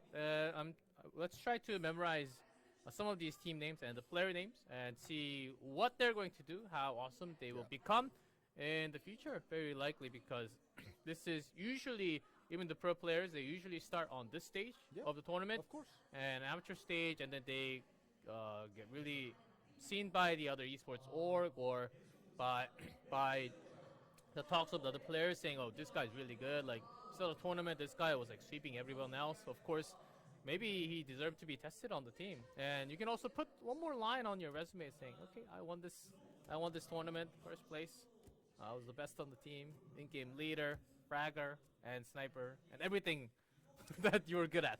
So In-game leader, frag or sniper? I guess you have to. I basically solo squatted in a tournament, right? Yeah, that's what you have to go in with a DMR and just throw a nade and then take everything else. So that does happen even in pro matches. We've had some like awesome games just recently. So and it's still going on right now in Incheon. So if you are a big fan of PUBG, if you're not, you can still watch us and check this out. Unless you have mad 3D headaches, dizziness, then it's you can come back for Hearthstone. but unless that happens, if this is your first time watching PUBG, it's actually very complicated, but fun to play. Because I'm saying complicated because the map is huge. Yeah. You just have to get like I can't even say 100 hours. You have to get like 1,000. I don't want to scare you guys at the same time, but if you want to know the map like by piece, by squares, by inches, then you have to play like 1,000 hours. But in the middle of doing that, you can actually get chicken dinners. Sometimes you get lucky. The where you land might actually be the finish of the entire game. Yeah. That does happen. Honestly, like when that happens, I'm happy and I'm happy that I got the circle, that I'm lucky. However, in those matches, it's sometimes like I'm very afraid in those matches because if, like, for example, if you're in the like you land in Pochinki, right, and that's the middle, and it keeps circle closing in towards the middle, and you're just there forever. You have to think, oh, people are gonna be coming from all sides because you're in the middle of the circle, right? So, like for me personally, when I play, I kind of like it when I'm at the edge of the circle and kind of going in with the circle. I'm that type of player. Oh, that's only if you have a squad that listens to you and that actually doesn't go down. That is true. Because when you're pushing edge, you have to push in. Exactly. Which means that you have to have shots and you have to have some synergy plus teamwork. Yeah. Unless you have that, you have to be in the middle. That is true. That is true. I won't disagree. I'm just saying I like that kind of play because being in the middle, like oh, I have to look at this angle. I have to look at that angle. There are like, so like you have multiple games. angles. There are lots of fun games. Like not just once. Like there are lots of games where, of course, normal, not ranked, where you just go in and then sometimes something just comes up, like a phone call, maybe delivery. You have to go maybe an upset stomach or something, and then you come back. It's like phase 7 or 8, and you're still in the circle. It's like what? And you barely have a pistol. Like, and then you grab a VSS right next to you, and then you're like, oh, what do I do now? And then you actually get like top 3. Yeah. Ooh, are we in? I think we're getting ready. Okay, we do have the lobby. We do have a lot of these teams. Getting ready. It is Miramar indeed. Okay, we do have Miramar and Erangel next, and then the third map will also be Erangel. So round 1 of Group B and C of IEF 2021. This is the first day, the group stage. Will be super exciting. Oh man, he's got the PCS 1 shirt. That's a while ago, man. This is V7, Veronica 7. All right, let's see how the plane route is for this round 1, the first map. There's a lot of the teams. Especially for Group C, might not actually have got some information where Group B teams are landing, the landmarks. I think that will be the first issue, as we have it's basically a brand new map with new teams. Let's see if we have some early landmark fights. I think that's very likely. Okay, we actually have already like 2-3 teams going for Bahia del Mar, or a few more teams trying to get some vehicle going up to Monte Nuevo. Yep. So that's very likely, and I'm pretty sure we will also see some Los Leones teams, because we can have up to like 3-4 teams in Leones and actually have no clash. Yeah, I'm actually glad that you mentioned that about, the landmark fights, because in the pro scene, basically everybody knows where they go and they kind of avoid each other, right? For the early free loot, and you don't want to get killed early. But in this kind of amateur tournament, you don't have the information, and sometimes teams just switch it up randomly, and we will have some early fights. We are going to have some overlapping landmark fights. So, I'm looking out for that. And like you said, G-Clef, we already have a team, like multiple teams overlapping in multiple landmarks. Here we go. We have the M4 iron sight. He did actually land a couple shots. And see the health. And not bad, but he was at least able to force out an opponent out of his own comfort zone there. So I would say great start for Lead Lions, but do they have some vehicles ready? Oftentimes they do. Ooh, but trying to catch one in rotation. It's going to be tough. You have no scope, so it is still going to be tough unless he actually stops there. No, it's just going to be a quick pass because it was and nice pathing even with the Mirado there going up the hill instead of just shooting the easy road where he could have been saved. Yeah, but well, that is the guy that actually took a couple bullets from the M4 before, and that's why he wasn't stopping. He's gonna just get to where his teammates are to kind of look for support just in case anybody followed, which they probably haven't. So that was that for over there with the vehicle. But now we have Los Leones. We can already tell by the driving. Yep. Because you only have, of course, you only have one. Okay, there's a circle. Let's talk about the circle. It's slightly more towards the graveyard, and Pecado won't be too bad either because they can choose to rotate top and to the eastern side. So those are going to be the choices. Yep, and as you say, Pecado, here we are. Veronica 7, they are looting Pecado with nobody to contest them, right? It is this Pecado place is their whole, town to loot, and nobody is going to contest them. And honestly, Pecado has some great loot, some tall buildings, and if you get contested, it's a pain in the butt to get out of it alive. However, they're free right now, and this is still in the first circle, so great placement for them. Of course, Veronica 7, you guys probably know the name, and from the logo, yes, we do see some new players, some new faces, but still some old faces like Django that we have or Pudding. So those are going to be the main players. They are going to be scary. Also, the reason why they're not afraid to fight at Pecado if anyone comes. So that's a great decision-making. Pecado, this is something that we don't talk about as much, but the landmarks, the starting point is such a favor. If you are at Pochinki at Pecado, it is just so much easier to make that rotation. You lose less members. You take less time wherever the first circle is. So it's always great to have that as landmarks. Yeah, because you do start in the center, so that is definitely a great landmark. But now, as everybody basically are, by this time, if you haven't been fighting from the early games, like right after you land with like pistols and shotguns, like if that wasn't the case, you should, have at least a rifle and a couple strokes and red dot, so now it's time for teams that are kind of half or fully formed to start making their rotations to get some information of the other teams. We'll see if these fights start here. Yeah, we do not have a separate map monitor. Yep. So we do have to motorcycle driving. Woo! Should have done a back. Yeah, what an angle. I'm actually getting dizzy. I'm pretty sure there are other members who've got vehicles instead. But friendly fire. Yep. That's something. And not just firing, you have to watch because this is of course first person. Yep. You have to watch your teammate's vehicle. You might just get trapped or get run over very easily. It does happen a lot of times, especially if you're not communicating. You have to communicate up to the part where you are getting off the vehicle, you got off the vehicle, or where you are at, where you are trying to pull off. Like you have to take your teammate and always say, okay, I'm going to pull off next to you. You saying, especially mentioning the ID, like Pudding, I'm going to pull off right next to you, so watch out. So that's the level of communication you have to pull here.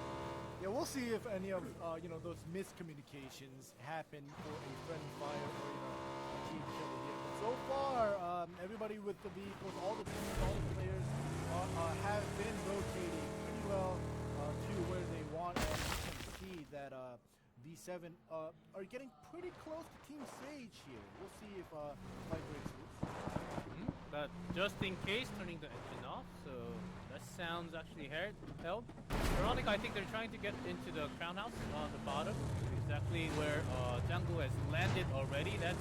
It actually has no cover angle from the other side, so you only have to look towards the north, or you actually will have easy time looking at anyone going into La Bendita. That's a pretty good spot. Veronica's off to a nice start. Of course, they started out from Picado. Talked about the advantages that you can actually get from the landmarks. Yeah, here we go. We get the map overview. V7, like I said, they were close to Sage, and I think that was FFX or something like that. And the three teams basically are kind of hovered in the middle. Ooh, shots being landed to Raid here. Honestly, I don't know who shot. MTRT does have somewhat of a split after checking the bottom few compounds. Yeah, I think it was Veronica. Yeah. V7 was the only team that can shot up here. And Raid is just checking for empty compounds, not just for the teammates right now. He also checked all the compounds on the side. So just drawing lines where they can actually move in and out. It's a great start for MTRT. They've got so much information just by having Raid on top. And he's also going down to meet his teammates. Hopefully there's no vehicle issue in the middle. Gotta get your level 2. And since we are looking at MTRT and very near B7, they started on Picado. That was actually in the phase 1 circle. And now this vehicle is unusable. But anyways, Veronica, they decided to move towards the center, and MTRT, they've been around this area already. So it was basically coming towards them. In the meantime, we do have Sage firing on SMS here. Everybody is basically gathering towards the center of the circle. And Sage has not a huge split. They're taking the bottom field compound, so yeah, don't think it's going to be a knock unless it was fired by two teammates at the same time. There was some distance, and also maybe going for a headshot, and also has level 3. So some damage, but all good. And as long as they have these two compounds, the other side where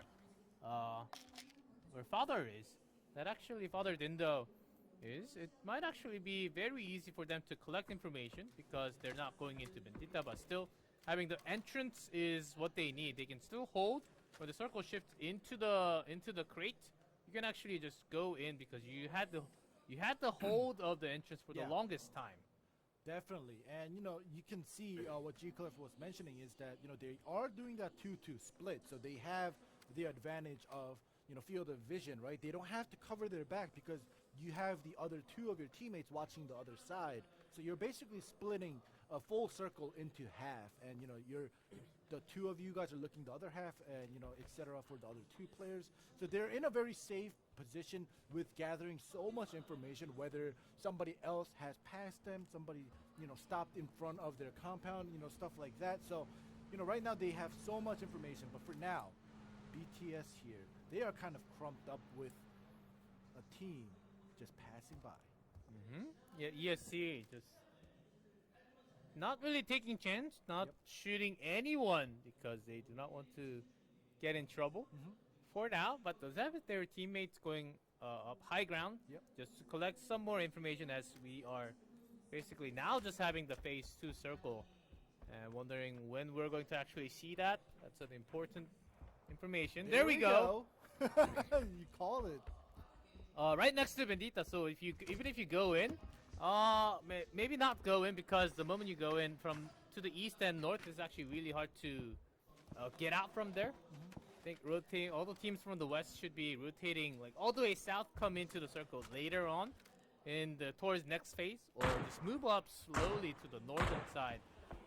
Those teams near Bendita from the west might actually be in trouble making stations. We already saw a lot of those teams placing themselves. Friendly Fire Gaming started a fight with MTRT right now, and you guys can see that now their positions are given away. However, they are in a pretty safe place. They're not in a rush to get in there. But in the meantime, we do see some coming in here, and CAC are just shooting at them to see, kind of starting a fight to see whether they're going to stop the vehicle to take the fight on, or they're going to continue moving on. but unfortunately they just decide to just get away from this. CJC might also consider joining forces, not yet, but expanding just enough so they can have some control over the circle. And we see a lot of the teams already, just by having some splits over a few compounds, you can tell if they have enough information to expand, even just by a slight chance. Or not, because they might actually don't know the exact strength of the opponent teams. I think that's the big takeaway from what we are seeing on the first few screens. Not just the fact you see a full squad in one single compound, that basically means that, okay, unless they're really in high ground, like a pivotal position to actually gather all the information, it just means that they want to be passive and defend against the other teams. Unlike CJC that we see here, they're towards the edge, not really thinking about going all the way into the circle. They're being tagged a couple of times, but this doesn't matter too much, as I'm pretty sure they have a few more vehicles already in place. Definitely. So right now, CJC, like G-Cliff was saying, they're playing the edge game, the game that I like playing personally. And V7, they were kind of picking a fight with them. And V7, you can tell that even Picado was in phase 1, they moved towards the center. Now they're going to be moving towards the center again. So we'll see if V7 decides to do that. It is their play style from what we've seen in the first 2 phases.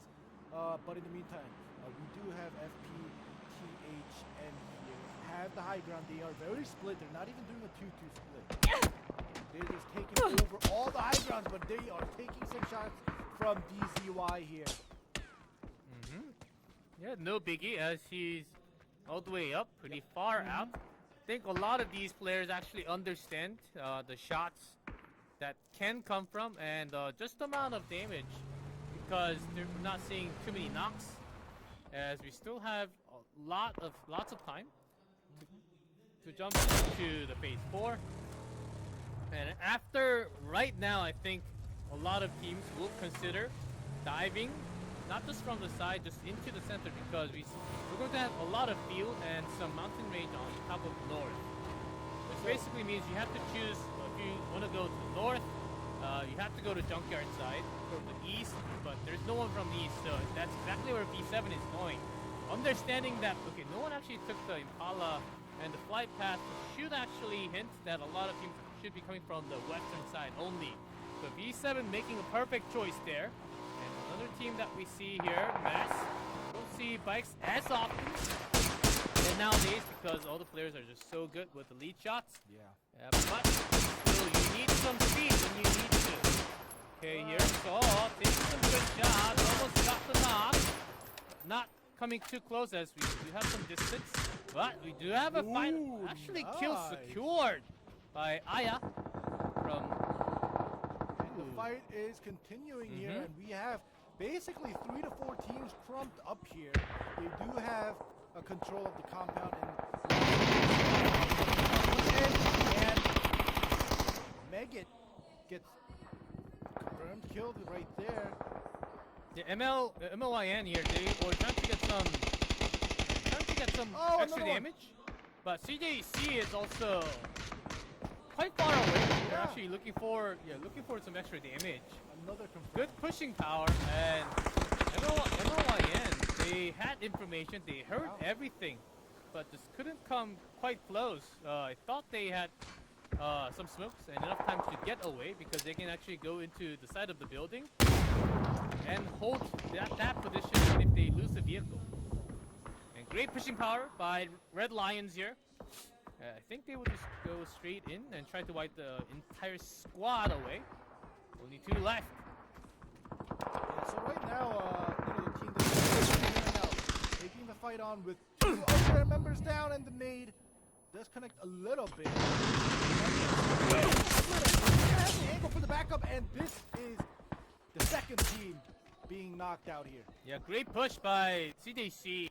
They had the pushing momentum, and covering angles were also great. Making sure they nade the first door and then taking side, not losing anyone down. And the other team, the Malayans, they were also quite passive. if you lost 2 members already, you can just go into the door and just hold the door to the side.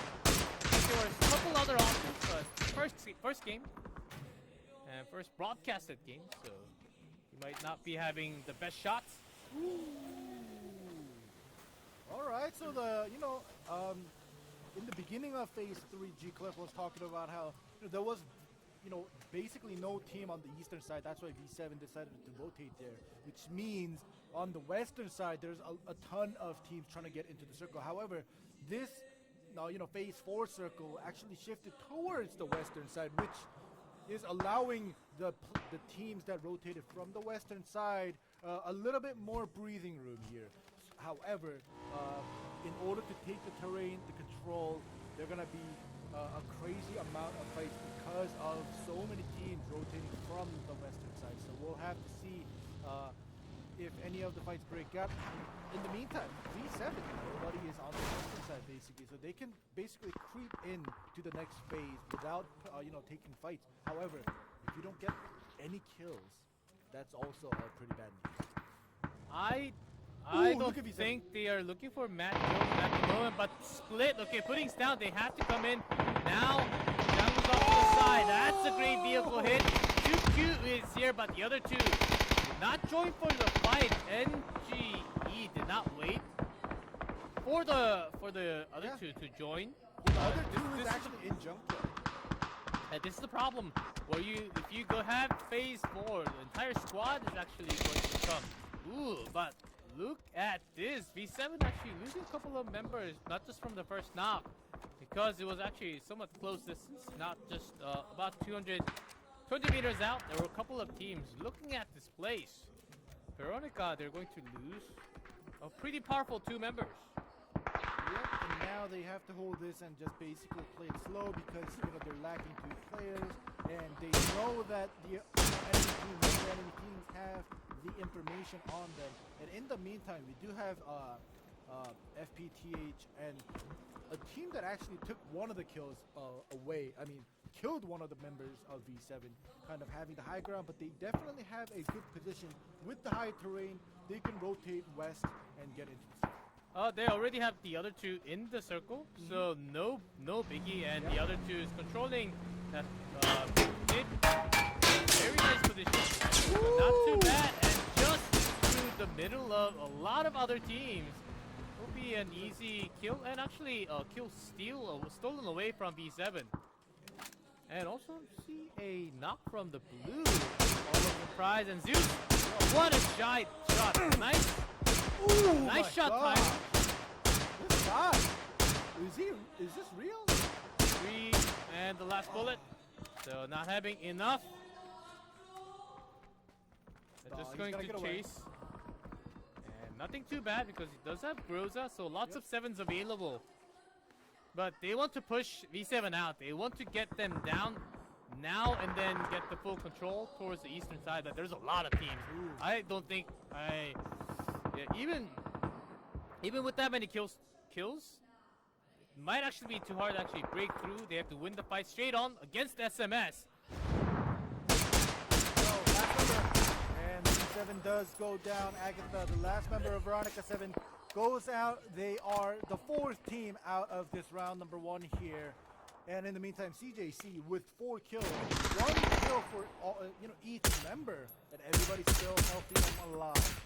SMS actually came out towards the better place and crossing the road, understanding that FPTH can push them in the way. SMS, quite a nice team, decisive. I like their decision making, coming all the way out, blocking the other team out of the zone. This is incredible quick decision making and great shots coming through. Only 1 kill, but as long as they have the north side control and there's no pro back, okay, still there's no one. We've been here for a while now. There was no one else. As long as we get the other team down, we're actually going to take a pretty nice spot, pretty nice standing after this match. But look at this. In the meantime, FTF gooped up for this eastern side. And you do see the kill feed. CBC goes down, and then the trade kill comes in for FTF. Going back and forth here for this competition. Leo's position is good. He's off to the side where the other will be. It's other two now. Damage trying to push through. There's Leo from the side. The other two FTF members, they were just locked in. They had no other angles. So Hikaru is lost in no man's land. He's got to be going down real soon. There, ooh, nice headshot with the barrel. Great headshot coming through. And Zeus is actually looking from the top, trying to get any kills, maybe steal some points away. He wants to get out there, but he knows that there's two other teams. And look at this. FPTHN, they have 7 kills already, and Zeus is the one with 6 kills. So if he lives and just gets 1 more point or, 2 more points for placement, I think they have a pretty good round number 1 here. We'll see if he but he won't be. Yeah, but still top 8, so that's 1 extra from the placements. But other than that, let's see the other teams, because the fest is actually not over. CJC is still holding strong, and there's 4 teams on the eastern side. And also, MTRT standing by. Raid is actually alone here. The other members are down at the next circle. Yeah, great for the teams that has been staying in compound, especially SST, who actually got no action done. Yep. But a big trouble for SMS. They thought they had some chance to the northern side. Hard. But FTF still got 1 more point before he went down. So great decision making to go for that last bit of points in the middle of the fight. That's exactly what you are looking for. You know that you're going down regardless. Grabbing 1 more kill is the best decision.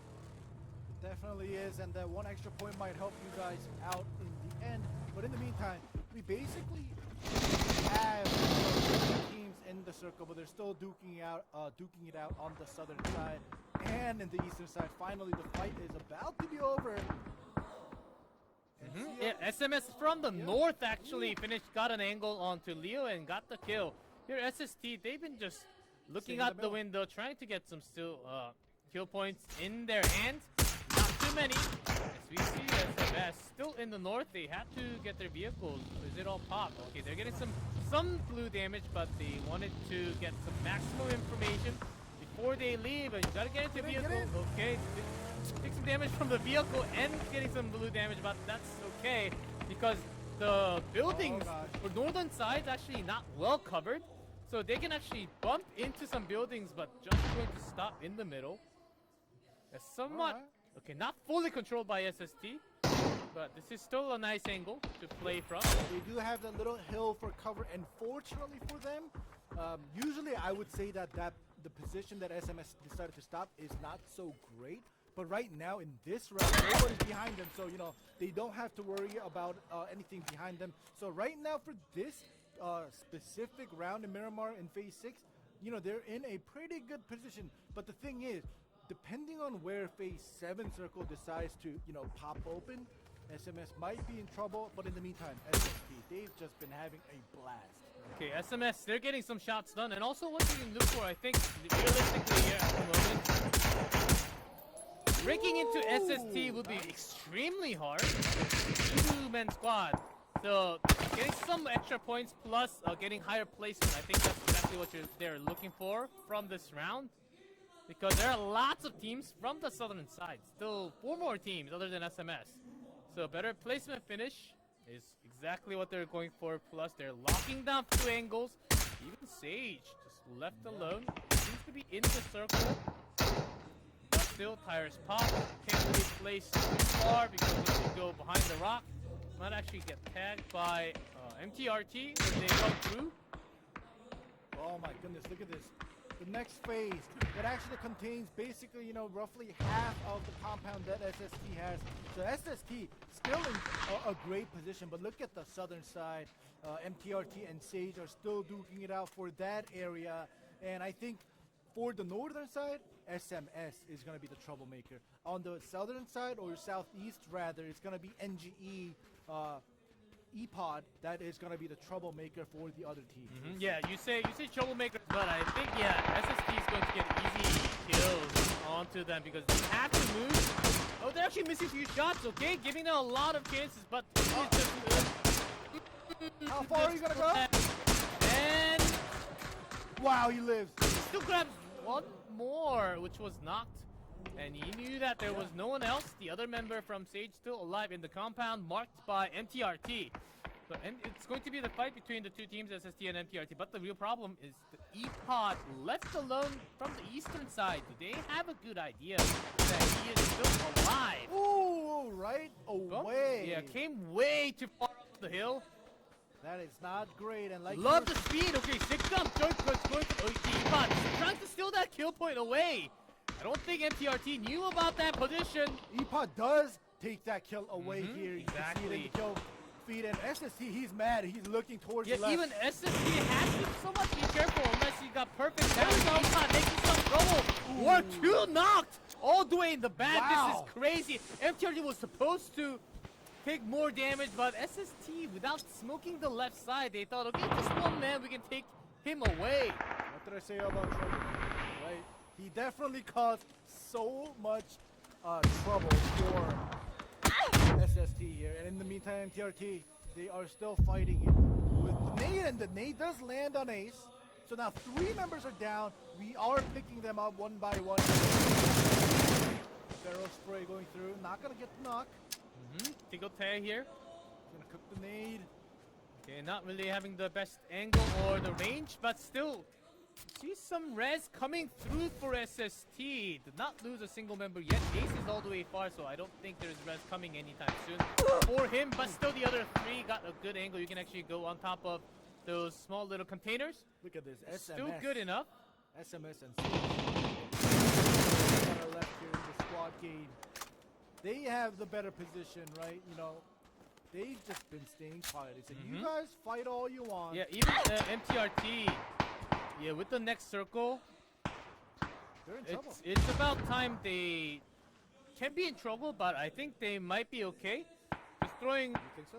Yeah, as long as they have at least 3 smokes, covering the container, or sages, with 2, and then 1 on the road, they might actually be okay.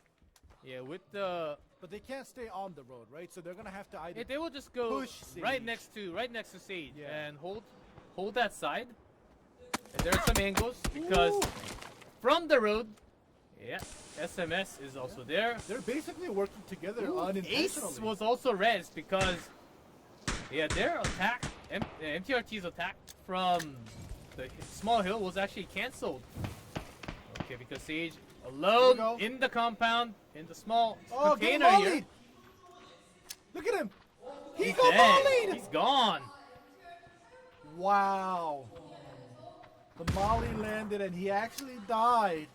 Yeah. They should know it was the insta-kill, so they shouldn't know, MTRT shouldn't know that SST expanding onto the hill. What a control. They want to win. They know exactly how to win. Yeah, Anak SD on that hill should be giving every single information. They should have everything by now. Because they got the 4 and only 3 left. They saw SMS driving towards those haystacks. So easily done, and look, that position is crucial. And actually, not just giving info, he's going for the kills. Yeah, and you guys can see now Sastro, he has 1 more smoke left. The last smoke has been used. He has no cover basically when the smoke is done. So he has to go either stick to that container or grab a tree or prone down behind this small ledge here. But he's actually going to go try to push SMS here. Yeah, Ace does have to be careful. Okay, he's got some pretty good stun. Okay. Pretty good stun flash. grenade into the nade. So he did survive. But SST takes care of the rest, and Team Sastro wins game number 1, and they take so many points. Not just because they had great circles, they had massive control when the circles came through. So 8 kills in total is what I saw on the screen. So that's 18 points already.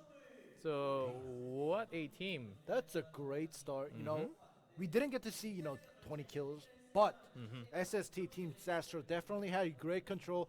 Honestly, I think they were in the center of the circle starting at least phase 4 until like phase 6 and 7. So they did have a pretty good late circle. However, they weren't just staying put. They were picking up kills here and there, picking off rotations. So they were able to secure at least 8 kills. So, and at the end, like you were talking about, they spread out. They took the high ground.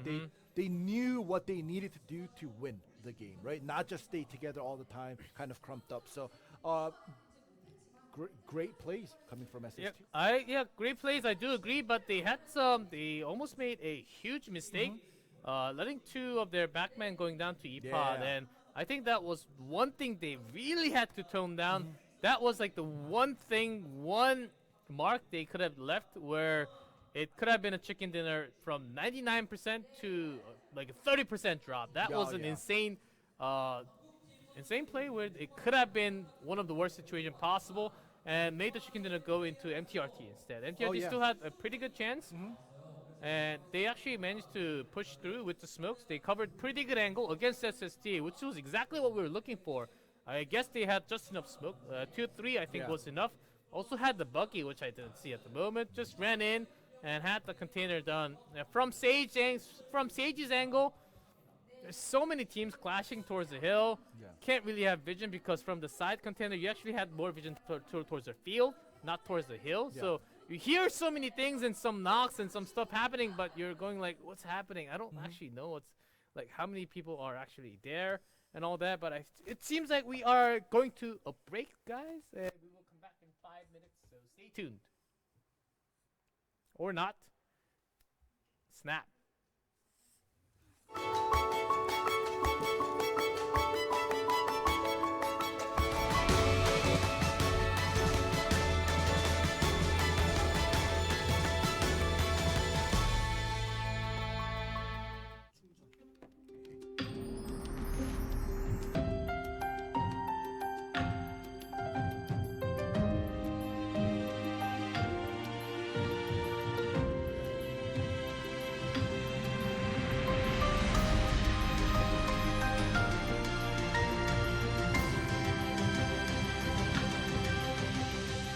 대전의 새로운 도시 브랜드 대전 HEARTHSTONE.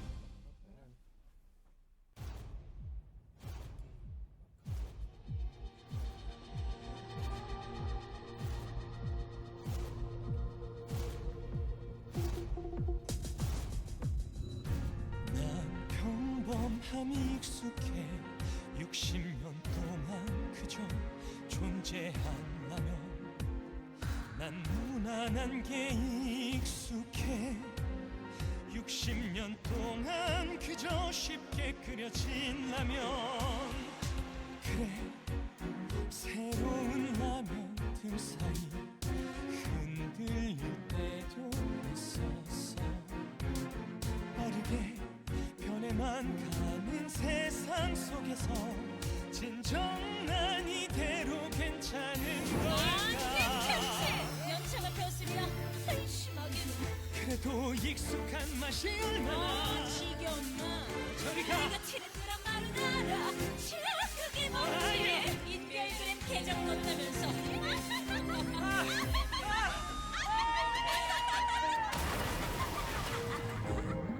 기본을 조용히 지켜낼 거야 최초의 라면은 내가 해낼 거야 배고픈 모두를 구했던 그대처럼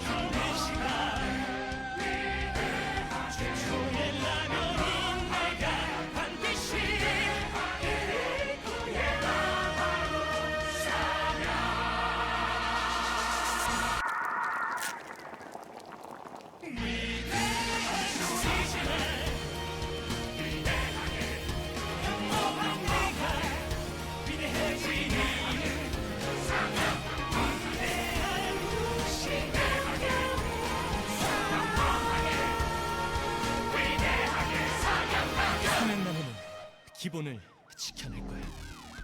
평범하게, 위대하게.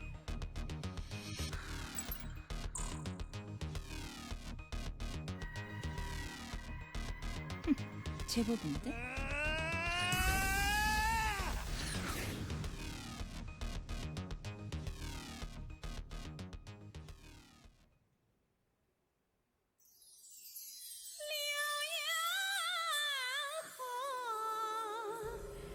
The folk song passed through half a century of years, generations of prime time. The famous river flows lands elegant rhyme, a long history. Beside Liuya River on Mala Mountain, here is the stronghold of the radio and the television army. This is the gathering place of the cultural industry. This is the dream factory of radio creation. This is China's Changsha, Mala Mountain Radio Cultural Creative Industrial Park. There is Zhongguancun in the north and the Mala Mountain in the south.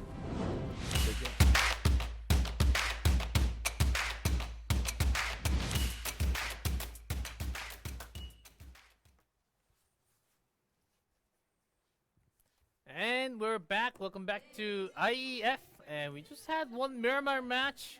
We got a little hint of what the teams can do and how well they can actually expand through in and out. And looking at these teams, real good teams, actually. I was very surprised for the fact that their timing, the pushes, their shots, like incredible. Like some of them, I can't really say at like amateur levels.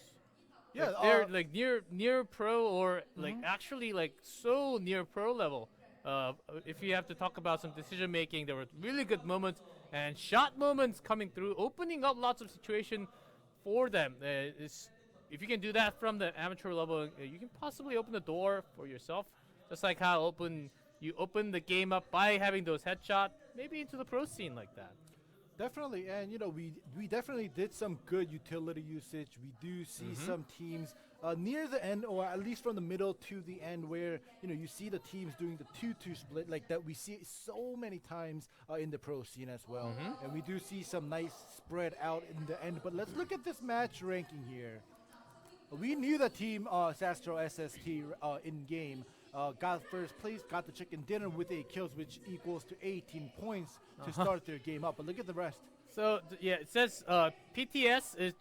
It just means points in total. Yeah. Of course, kills plus placement points. It is not just placement points. Yeah. Usually we have kills, placement points, and total. Yeah.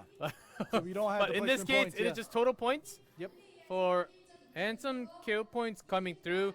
And we could see, I think there's a lot to take away from the first match. And not just that Sastra was a great team. They knew exactly how to win, spreading out, using that Miramar Hill information, and having that confidence to actually go for that 1-1 men marking off to the side. So, and how much SMS was actually able to achieve in that moment. We knew that the moment that circle shifted away from the north, we're saying that, okay, the best they can look for is the better placements. They can't really grab the chicken dinner because of Sastro and a few other teams that having more than 3 members available in the squad. Only had 2 SMS. Okay, they went for the perfect strategy. Okay, have 1 knock. Let's go towards the haystacks. Let's try to stay alive as long as possible. 2nd place was their result. After losing 2 members, that's like the best thing you can do. Exactly. We've been talking a lot about SST, but yeah, like G Cliff was saying, SMS, they definitely made the best possible decision they could with what they had left, and they were able to play 2nd place in the match rankings. But the funny thing is, look at the 9th place team, Sage, right? They were a team basically that got 0 kills. However, they were able to stay alive and become one of the top 4 teams. So they got 4 points for the placement points, but unfortunately, not getting any single kills. They're gonna be in the total ranking of 9th place here. Yeah, you're talking placement points and things. So on the other side, I won't talk about the kills. Yeah. The Red Lions, CGC 9 kills. They also got some rotational kills in the middle, some nice lead shots, but they also broke through, got the entire squad, picked up a few more. And they were just in a really good spot to pick up this many kills. If that happens so many times, I'm pretty sure it will happen many times today and tomorrow until the last day. So understanding the rotation of the other team, that's going to take some time, some homework, some practice. But if they can actually come through with that many pushing power and still keep the squad alive, this team actually looks pretty scary to me. And there are some other teams who didn't get the quite perfect circle in their situation, like from the future, Veronica 7. They had pretty good situational places that they could have worked out, but some hard shift, and sometimes, especially on Miramar compared to Erangel, there's just less angle to move in and out. And the moment where the circle shifted hard west, so many teams already placing in the western side. When we talk about Veronica 7, they were coming from the east, basically the only team. They had to go through like the perfect route to go in, and even if you have went in, I'm pretty sure they would have lost at least like 2 members. Yeah, definitely. So they were lost in no man's land that game. They just had to be done in that type of place. We saw some lots of great actions, especially from the top 3 teams. Having some high expectations from those 3 teams again in Erangel, because we're going to have Erangel once and twice in a row. Definitely the second and the third map will be Erangel, and I'm very excited to see, if any of this placements will change in map number 2 and 3, because Erangel is the more quote-unquote conventional map. Very likely. For these teams. So their real playstyle may come out, and it definitely might change from how they played in Miramar compared to Erangel. So, that kind of change in playstyle may get some of those, the bottom half teams to kind of climb up into the top half. That can surely happen because, as we have said before, AB 3 matches, BC 3 matches, and CA 3 matches. So every team gets to have 6 matches in total. So one single match with about 10 plus points, or even 6-7 points, I think that's good enough. Oh yeah. But if you get about like 18 in one single match, that's crazy. Yeah. Getting the chicken dinner plus getting 8 kills or 7 kills, that's usually a fully cooked chicken dinner, is what a lot of the Korean casters say. Chicken dinner plus 5-6 kills, that's about a fully cooked, and over that score, getting 6, 7, 8, or even up to like 10, 12 kills, that's a feast. Yeah. That's adding chicken to the fries, to all the sauces, all the yuccas and turkey on the side, like mashed potatoes, and we're on the same page here. We know exactly what we like. Coleslaw, like carrots, of course. Who likes carrots? Yeah, but like it's all there. Those are going to be the kills. And also one more important thing we didn't really land on. It's actually, usually we have 16 teams. Yeah. We have 14, so the kill points, you only have limited amount of people. Of course, friendly fire doesn't count as kills. So maybe that's why there were 0 points. Yeah, exactly. So that's the reason why. So if you take more to begin with, and you get more pressure towards the end because you have less targets to get points from. Yep. It's not 16 teams, so taking out 8 points from every single match that we usually see from the pro matches. So that's something else that you have to take into account, especially for the players that are playing in right now, saying, okay, it's only 14 teams, so if we have the chance, actually we should push. And because it's only 14 compared to 16, there's slightly more angles, slightly more room where you can just like budge in, try to look for those information. I think that's a really big takeaway here that we didn't really mention yet. But because we're moving into Erangel now, I think there will be some extra space, extra room. Like there are some like really cool spots, really cool dips in the small hills that especially we see near Pochinki on the northern top, near the school in Atlantis. Because we see those circles happen so many times. Yeah, there will be some interesting spots where you say, okay, they actually can make a rotation like that. That doesn't really happen in like pro matches. That's probably happening because we only have 14 instead. Yeah. And am I talking too much on this? But fine. I can continue. Match one. I'm and waiting one more critical thing I actually saw from the first. A lot of teams actually, maybe it's because it's their first. Yeah. And it's also Miramar, and we didn't see too many teams actually having like a death match on the same landmarks. But maybe because of that, teams actually didn't fully go in phase 2, which is a lot of what the teams do nowadays, but waited until near phase 4 or the end of phase 3 to move in, which is actually a very late timing. Definitely. I think a lot of the teams wanted to see what the other teams are moving, just check, taking safe measures before they actually going in to those compounds, because we saw some players staying in high ground, checking out the houses. Is it empty? What's been done? Is the doors open? Windows cracked or not? And gather some information. Then going in, which takes some time, about phase 2. And then the middle of phase 3, okay, these, we can draw a line here. We can actually go in. That's empty. So that's like the perfect spot we can go in. But usually, especially in Erangel, because there are less, not exactly, but less compounds to use from, and more trees in a way, and more up and downs, that I expect them to rotate slightly faster, maybe end of phase 2, and especially before phase 3. I think the rotation for a lot of these teams were actually late. Yeah. Compared to that did not get killed by the other team, which was actually a bit of a surprise. But because of that, when we have like a big shift like phase 4, then there's trouble.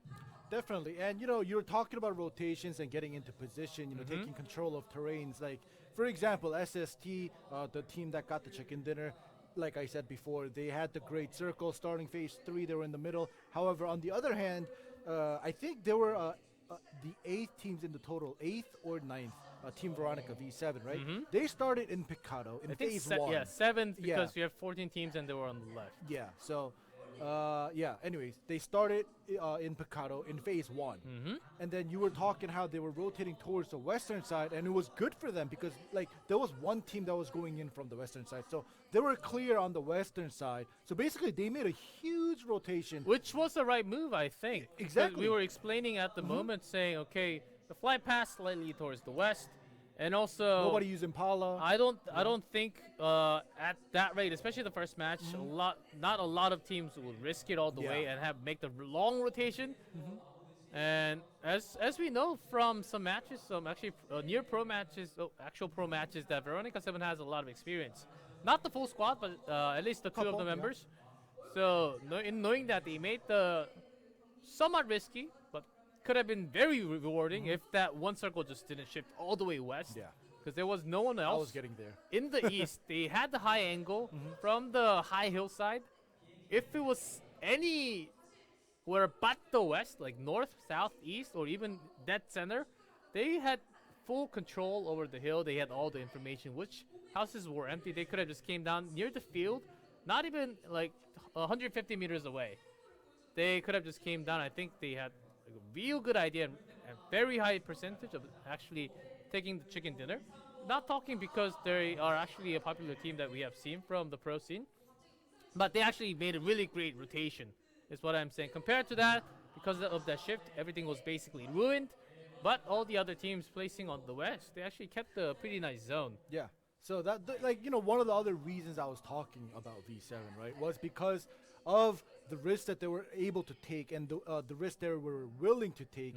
So even though they got 0 placement points, they were still able to make it, like you said, on the left side of the total rankings by getting 5 kills, doing those big risky rotations, but they were still able to pick up the 5 kills, better than the bottom half of the team. So, I am very curious to see what V7 and SST and SMS and some of the teams that we were highlighting, depending on how their movements are, how their utility usage is in the mid-late game was, and I'm very excited to see what they can show us in Erangel. Yeah, there were another team that had some control was MRFT Market? No, that's that's how I was trying to remember. The hill that the team MTRT. MTRT, yes, exactly. Sorry, MTRT. Yeah. I do not have the best memory of all the teams that I'm seeing. We do apologize for the first time. If we do for the first time, yes, but yeah, do apologize, and I'm pretty sure you guys accept the apology because we're seeing a lot of great plays. Expect to see a lot better plays for the other teams. MTRT also had pretty nice approach. I thought the moment ePod just shot had the rocket launcher towards the other two members, I thought they actually had the chicken dinner controlling that. Okay, and then I was mentioning, sure, you were kind of skeptical of saying, okay, Sage has a compound. It might actually be hard to across the road. I said, no, 3 smokes all day.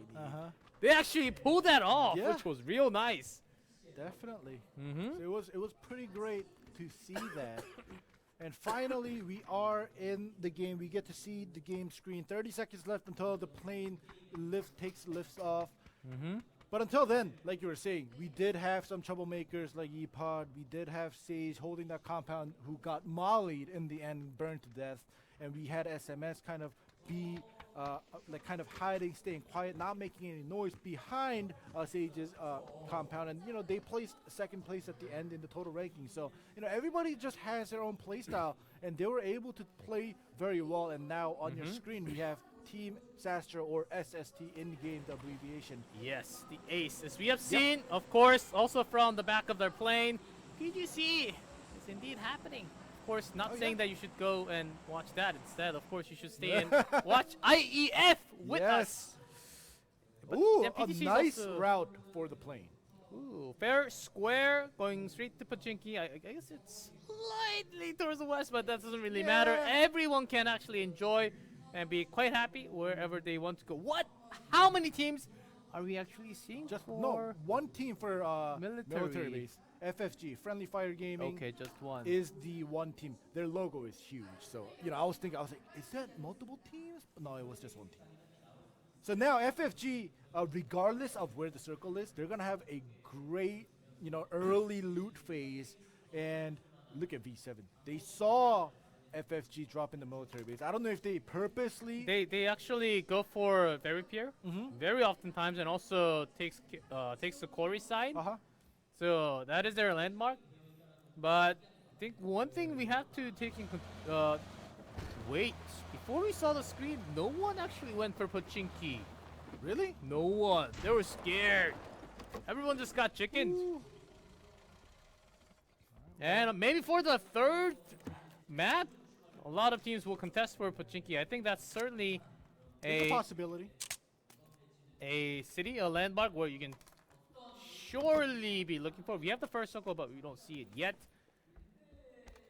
Yeah, we have maybe it is military base. That's exactly what I was thinking, because I was seeing. Oh geez. Yeah, we're about. Oh, Epod. We're getting one knocked already, and bad news bears for all the teams. Already went into another Severny. One. What's happening? I think they contested. Yeah, they contested for 2 kills. The US or the few other. Oh my goodness, another one. I think that's 3 down for. Yeah, the Malayan. Yeah. Team Malayan losing this many already. SCK, the last number alive. And yeah, CJC. Oh, that's huge. NGE just grabbed the final kill, and team wipe this early. Entire team wipe. That's insane. You do not see this at all happening. But ladies and gentlemen, we have one team being knocked out before 3 minutes. In the first minute and 10 seconds, all 4 members were down and gone. So that is crazy. And look at this, 4 kills for NGE. This is, I think, the best start that you could ever ask for. Yeah, new generation esports did not get too many points in the first match, but off to a huge point bump already. They are taking shelters, not bad loot.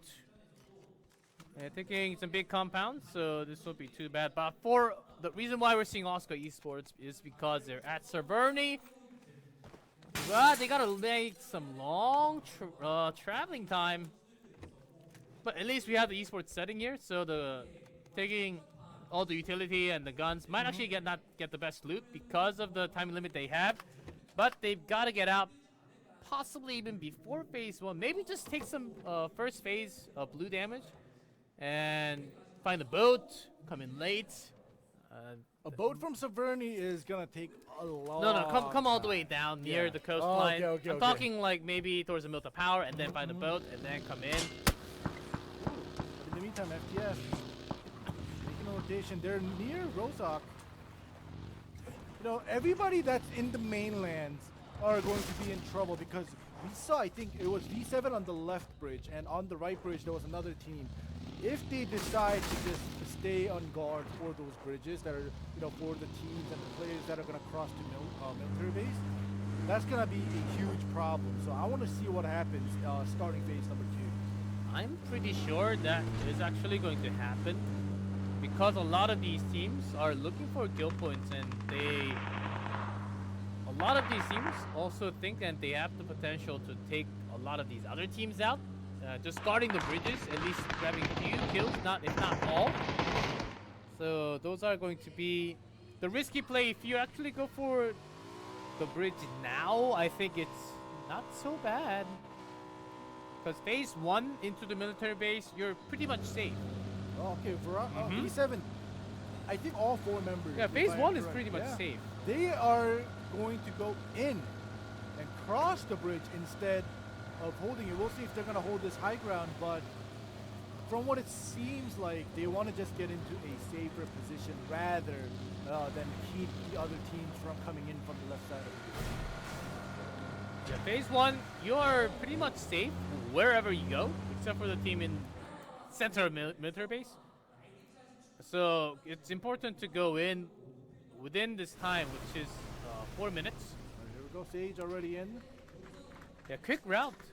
Didn't get to catch exactly where they started from, but this had to be not too far away from the sushi houses, from the dozen small compounds that we have near the western bridge. They can't be too far off from where they are already at, but still, because of not taking chance to go to the bridge, took only boat, but still you have some time to find some vehicles. So I think that's the good news for Sage. But you do have to find vehicles. That's also a bad news at the same time. Definitely. And now we do have from the future FTF safely crossing. But look at this, MTRTs. They are waiting. But not directly from the bridge, and only a couple of members, not the full squad. So the firepower is actually this buggy not there. This buggy might be in trouble. No, there was an information that they're shooting from the side. So, yep, easy turn. Easy turn has to instant load. This might actually lead into a kill, but the returning shots. Some spicy shots coming through from FFG, and MTRT thought they had better chances. Not the case. Yeah, MTRT, I think they took the high ground radio. And you have to keep in mind, that's where the shots are coming from, but it's way too far. Yeah, the radio actually took the shots and got the knock. Friendly fire. Right, this is the team that landed in military base. They took control of all the high grounds, it seems like. And the unfortunate thing is, MTRT, they were fighting against FTF. Now FFG gets that 1 kill and picks up that 3 kill. Yeah, Mini! Of course, one of the best talk when we are talking long distance shots. MTRT, surprisingly enough, even if they... I think the idea was, let's count how many actually comes in, but at phase 1, a lot of them will still loot. I don't think they were expecting a full squad already to cross the bridge. If they were expecting the team, then they should have already at least had 3 men right at the bridge so they can get easier kills. Yeah. All right, well, phase 2, only 2 minutes left, and you can see the map now. We have 6 teams already in military base, and they are trying to find themselves. But look at this, Lipovka trying to get out. One member down, a second member down. They're gonna have to just go. What just happened here? Here's my thought. Both teams were trying to look for boats. Yeah.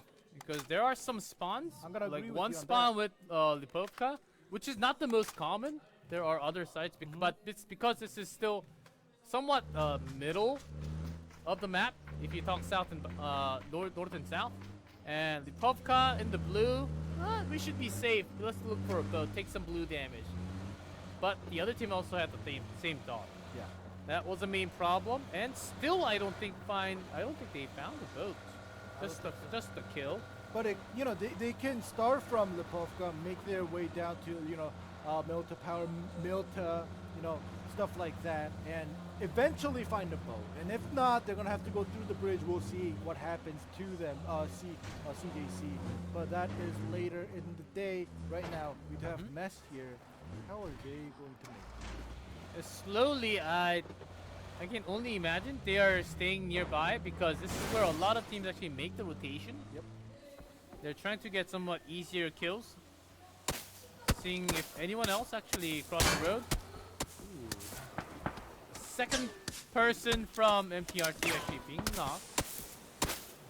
Another smoke, but because of the US, okay, Raid here trying to have some retardant fire, but nowhere close. FFG might actually be able to keep that kill in their hands. Even, ooh, QT got knocked again. I was about to say because of the vehicle location. Yeah, you can easily. Yeah, it's so, Alright, so easy. These two are down. We do have the last member coming in to try to play them. We'll see if that happens. But in the meantime, look at this. We still have team outside of circle near Milta Power trying to get in. But look at this. Oh my goodness. Jeff is having the blast. This is probably one of his... Team gone. Okay, nice pick. Because I was getting worried. I was in easy place. Why not just carry your teammate to the side and just smoke off? Because there were a couple of other members, and you have the information that it's long distance shots, which means that you're barely going to hit maybe 2-3 out of 5. So you had some. I thought they had some rooms open, but because I think they were also having the idea. Okay, this is our zone. We control this. Everyone coming through the bridge, we have to take the kills. But they were just caught somewhat off guard by FFG. Alright, well, here we go. We have TZY on the boat. They are going to make a long rotation, but this will take some time, and the next circle shifted west. So bad news for them. It will take immense amount of damage and use a lot of their health kits. Ooh, look at V7 landing so many of his shots with the mini. Yes, V7, there's no way if they knew that there was a person, they would have went into the side, the small house right here. I don't think they had a good understanding. Here we go. But we have V7 versus SMS. They still have putting off to the side and some firepower available. Okay, this will be huge. What an 8 from him. Yep. M1. And here we go. One confirmed. Right jungle. Yeah, pushing from the side. Came at the perfect angle. The riding shot is insane. That angle was just not covered. Although FFG, trying to smoke. FFG was near the radio tower. We saw the two of the members going off the radio tower. All right, now, Pudding wasn't able to be picked up, but now we have Agatha. Using this information. What a rotational speed. FFG, another team to really look out for. Friendly Fire Gaming, they had the other two on the radio tower. The other two was already making rotations. The reason why they're already here, they were looking for the fight. Trying to get some, okay, don't come at this side because we've got some spot ready. But look at this. Now FFG firing. Oh, NGE! Yeah, FFG firing at NGE. They're basically forcing them to go to where V7 is. So now we're going to have V7 versus NGE instead. And now Friendly Fire is just going to be a third party just watching these two teams fight here.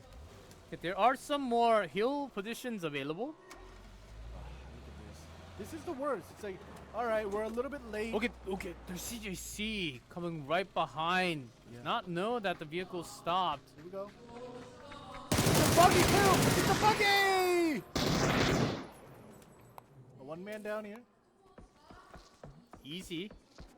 You have to go. And plenty of first aid, so will be easy entry. And still, before phase 4, you don't take too much damage, so it's okay. Here we go. But the real problem is that the zone actually is somewhat closed. And CJC, there are more members behind them after that kill happened. So they're taking their time because one of their teammates died in the front. But in the meantime, we do have at least 4 teams in the center of the circle here. A lot of these teams not risking to go up the hill towards the western side because of lack of information. And the moment that you have to come down to these walls, you can lose the entire team. We saw some rotation from SST, the first match winner. Coming from the Western Bridge, slightly later, taking no damage. Here we go. He finally... Oh, no. It's just one. This is for the information. They're just scanning information, trying to see how many are actually covered. And just two. But NG... They're gone. Too close, yeah. I thought it was just going to be one man. Yeah. Because they were so late on the entry. Information of where the teams are exactly at, and let's still keep the 3-man squad. But this was just looking for way too much luck. When it's already near phase 4, you know that the military base has to be covered by so many teams towards the western, especially towards the wall. Here we go now, NGE. Basically, remember, they were forced here on this side of Veronica 7 because of FFG, Friendly Fire Gaming, kind of shot at them as they were rotating to kind of shift their way towards a military base. And CJC, at the end of the day, we saw one of his members go down, one of their members go down rather, as they were crossing the bridge, but there were 3 members successfully crossing, and now they're slowly bandaging up, healing up, getting in, just like DZY is doing right now. You have to use the road to bandage, and this placement changes from the driver's seat. Yeah. Oh, he's like, should we take the US? No way, because phase 3, phase 4 is coming up very soon. And you also hear the car is right in front of you, so there's no time for you to actually stay. Some of these teams, of course, it's very hard to read what the other teams are going to do because you just have lack of information about them and the rotation. Do not exactly know you are 5, but yeah, they're just gonna choose to get in safe. They're not, you know, might actually go to the storage or make a huge rotation from the southern part because they're not expecting as much shots to come through. And I don't know if they know, but look at that. The crate is there. But I think it's been there for some time, so the red should be gone. Might spot them in rotation. Yeah, but don't see the smoke as they are trying to sweep through and say, okay, there was no one else. No one else coming here. Okay, not really looted. See drinks. Okay, this part seems empty. No one actually boated here. Nice. They will loop back up, get back into a healthy end. Ooh, 8x. And then just go right on top. FFG, they have to together now. They have to bring everyone. Okay, Kev L is actually shooting at them, which is not a bad angle. He has some time. The worst thing I think they have to join right now, forces. Yeah, you just saw. So FFG is in on the southern part, right? But now we have 2 teams. We have one team from the west side coming, which was Team Mess. And they might be in the way as well. So they have to get in, like you were saying, G-Clef. They have to get in position. They have to kind of wait and pick, you know, anybody that comes near, because if they let 2 teams sandwich them, they're not going to survive. That is going to be the hard decision that we see. In the meantime, V7 NGE, as long as they don't kill each other, I guess, you know, there's a really good spot here. NGE has this dip with the US and the tanks to, you know, kind of use for cover. V7, they've been in this house, I think, since phase 2. Everybody, like these 2 teams, they've just been here, and they don't really, like, they would like to get rid of the other team, obviously. I imagine V7, there were some vehicles, not all blown up nearby. Yeah. Might actually use the smoke and rotate towards the northern side of military base. I think there's very high chance of actually them rotating into it, just like what DZY is doing right now. Okay, they're getting some knocks, but as long as you have 1, 2, 3 members alive, you should actually be okay to go.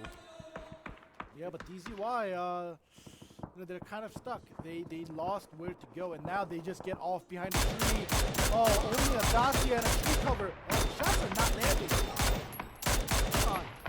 Behind the hill, safe and sound. CJC only Leo shooting at the other targets might actually not be the best option. Tires are out.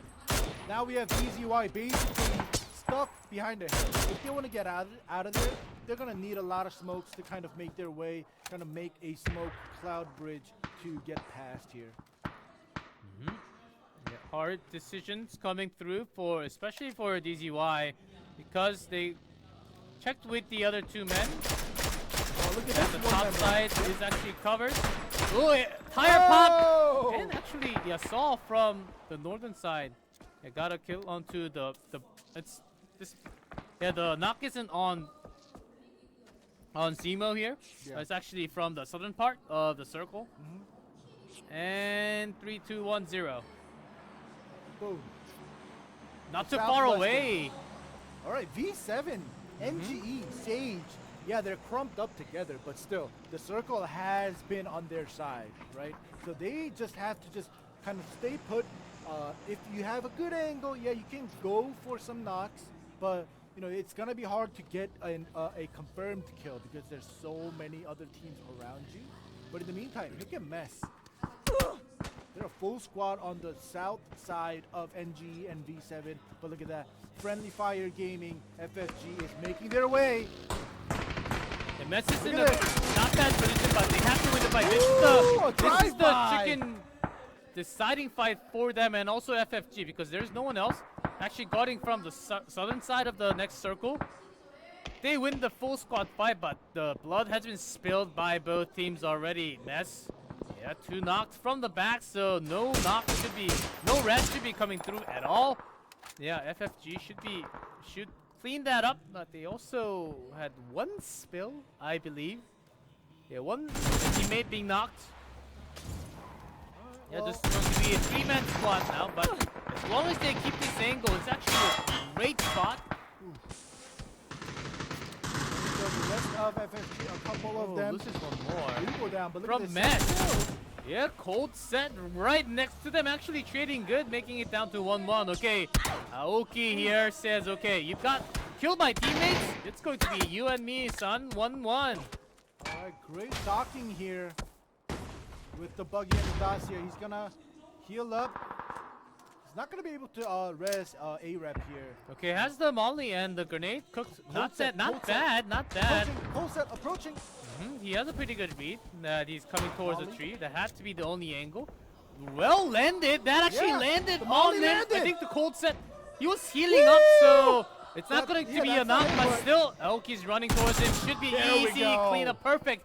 Molly had a good read, and also, A-Rap actually survived, so gets to knock one of his teammates.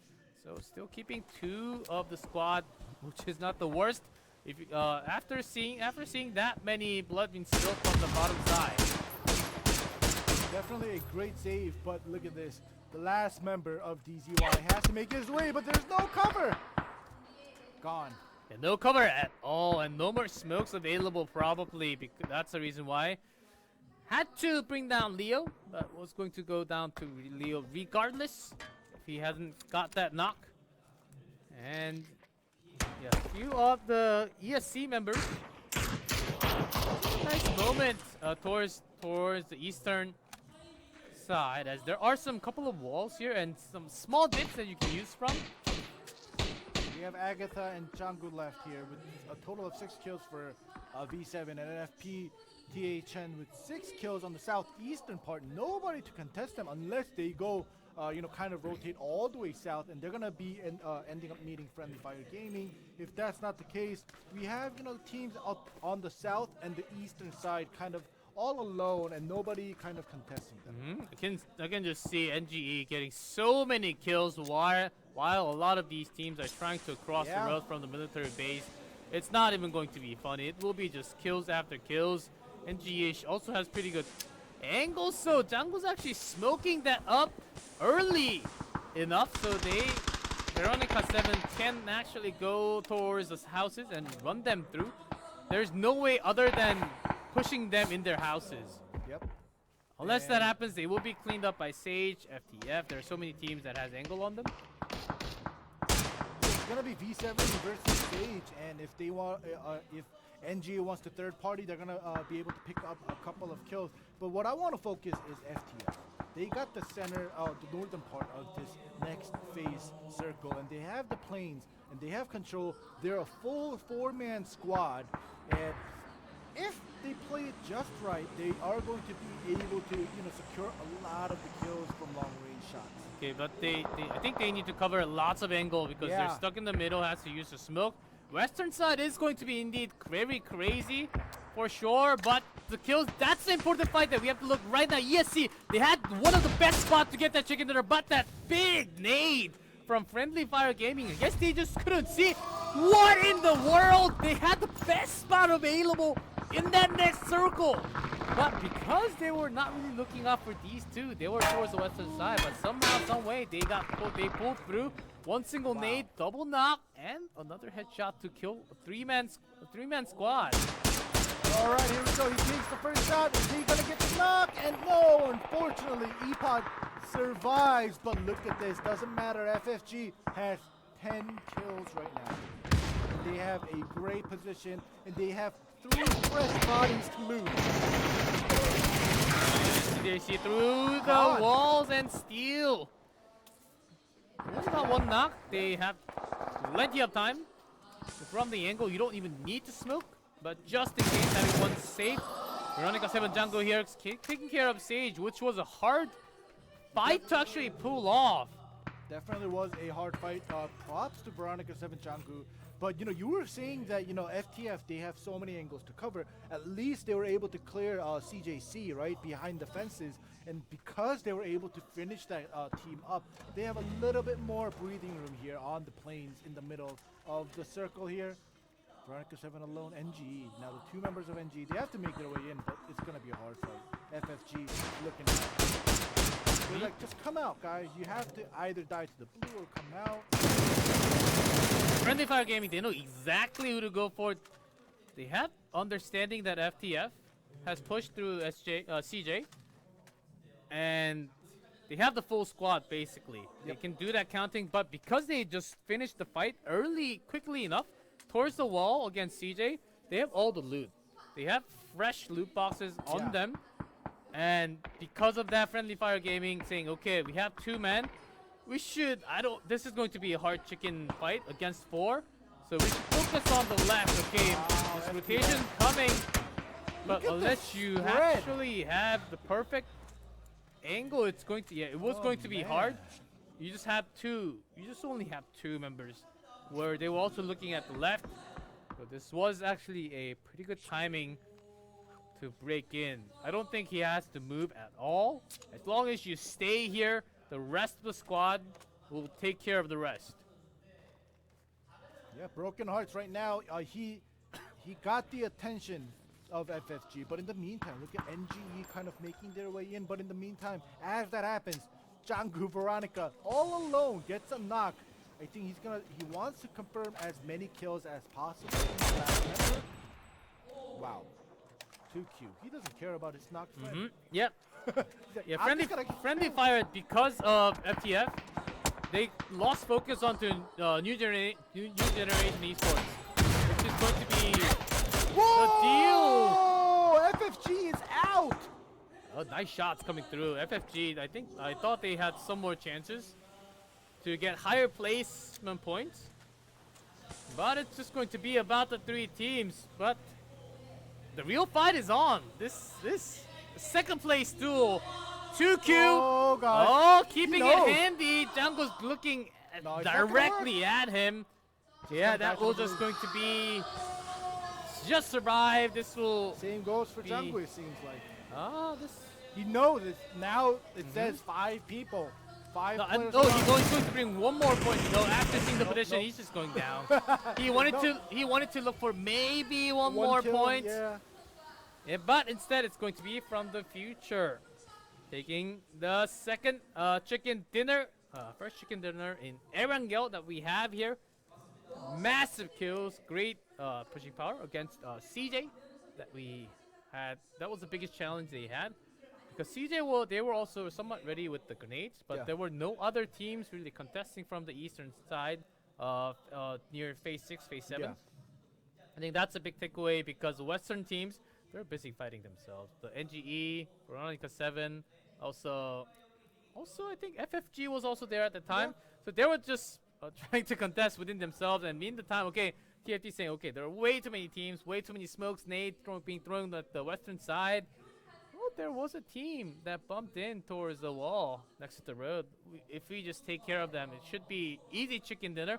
One team that they actually had to sort of consider was, can't remember the team name exactly because I'm slightly getting old now because the great team that that got naded, by Friendly Fire Gaming.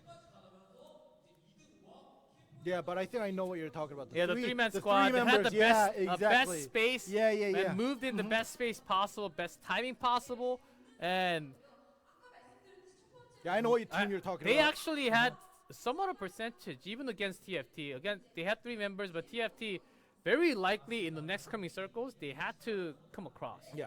And when they were coming across, they could have been shot by at least 2 teams. So it might actually could have been really hard for TFT actually to have full squad alive when they were crossing the road. But Friendly Fire Gaming, they've done the job. 1 nade, 2 knocks, and another headshot to clean out the third. That actually helped. Okay, TFT, looking at the kill feed, says, whoa, nice. Yeah. This is exactly our time to move out. Go, go, go. Like, no other squad has 4 left. What a game we have from Military Base. We can make some predictions, but sometimes everything just goes wild, and the second place team actually doesn't come through. And we're going on a break, guys, so we will be back in 5 minutes for that third match.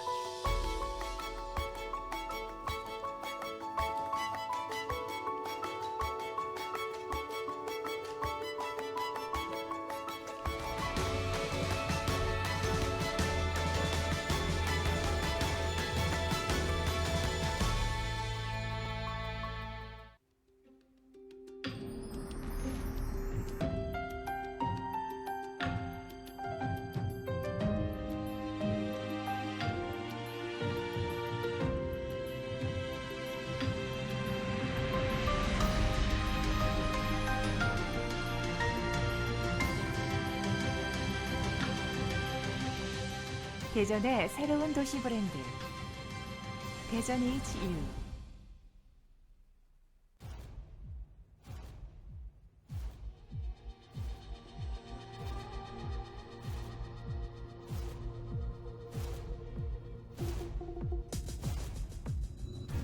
난 평범함이 익숙해 60년 동안 그저 존재한다면 난 무난한 게 익숙해 60년 동안 그저 쉽게 그려진라면 그래 새로운 라면들 사이 흔들릴 때도 있었어 빠르게 변해만 가는 세상 속에서 진정 난 이대로 괜찮은 걸까 연차가 폈으면 한심하게 그래도 익숙한 맛이 얼마나 지겨운 맛 저리가 내가 트렌드란 말은 알아 그게 뭔지 인별그램 계정 건다면서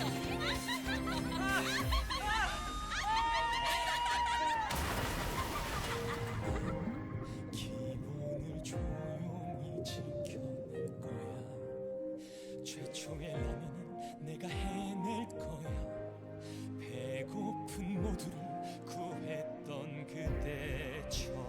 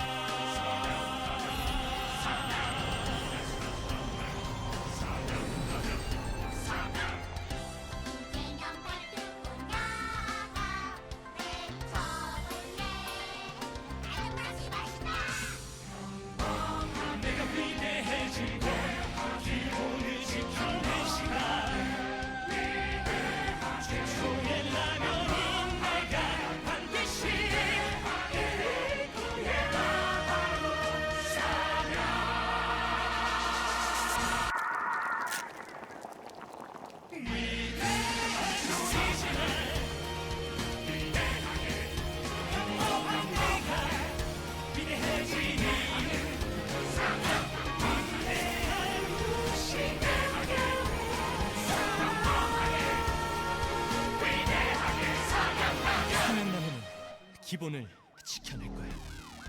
평범하게, 위대하게.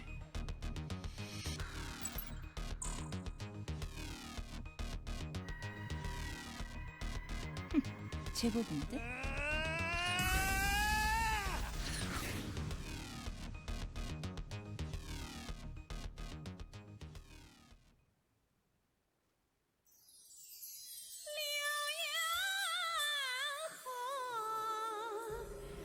A folk song pans through half a century of years, generations of prime time.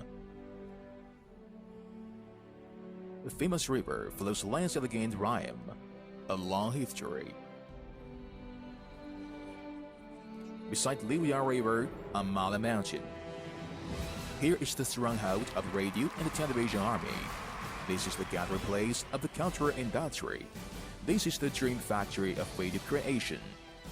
This is China, Changsha, Mala Mountain Video Cultural Creative Industrial Park. There is Zhongguancun in the north and the Mala Mountain in the south.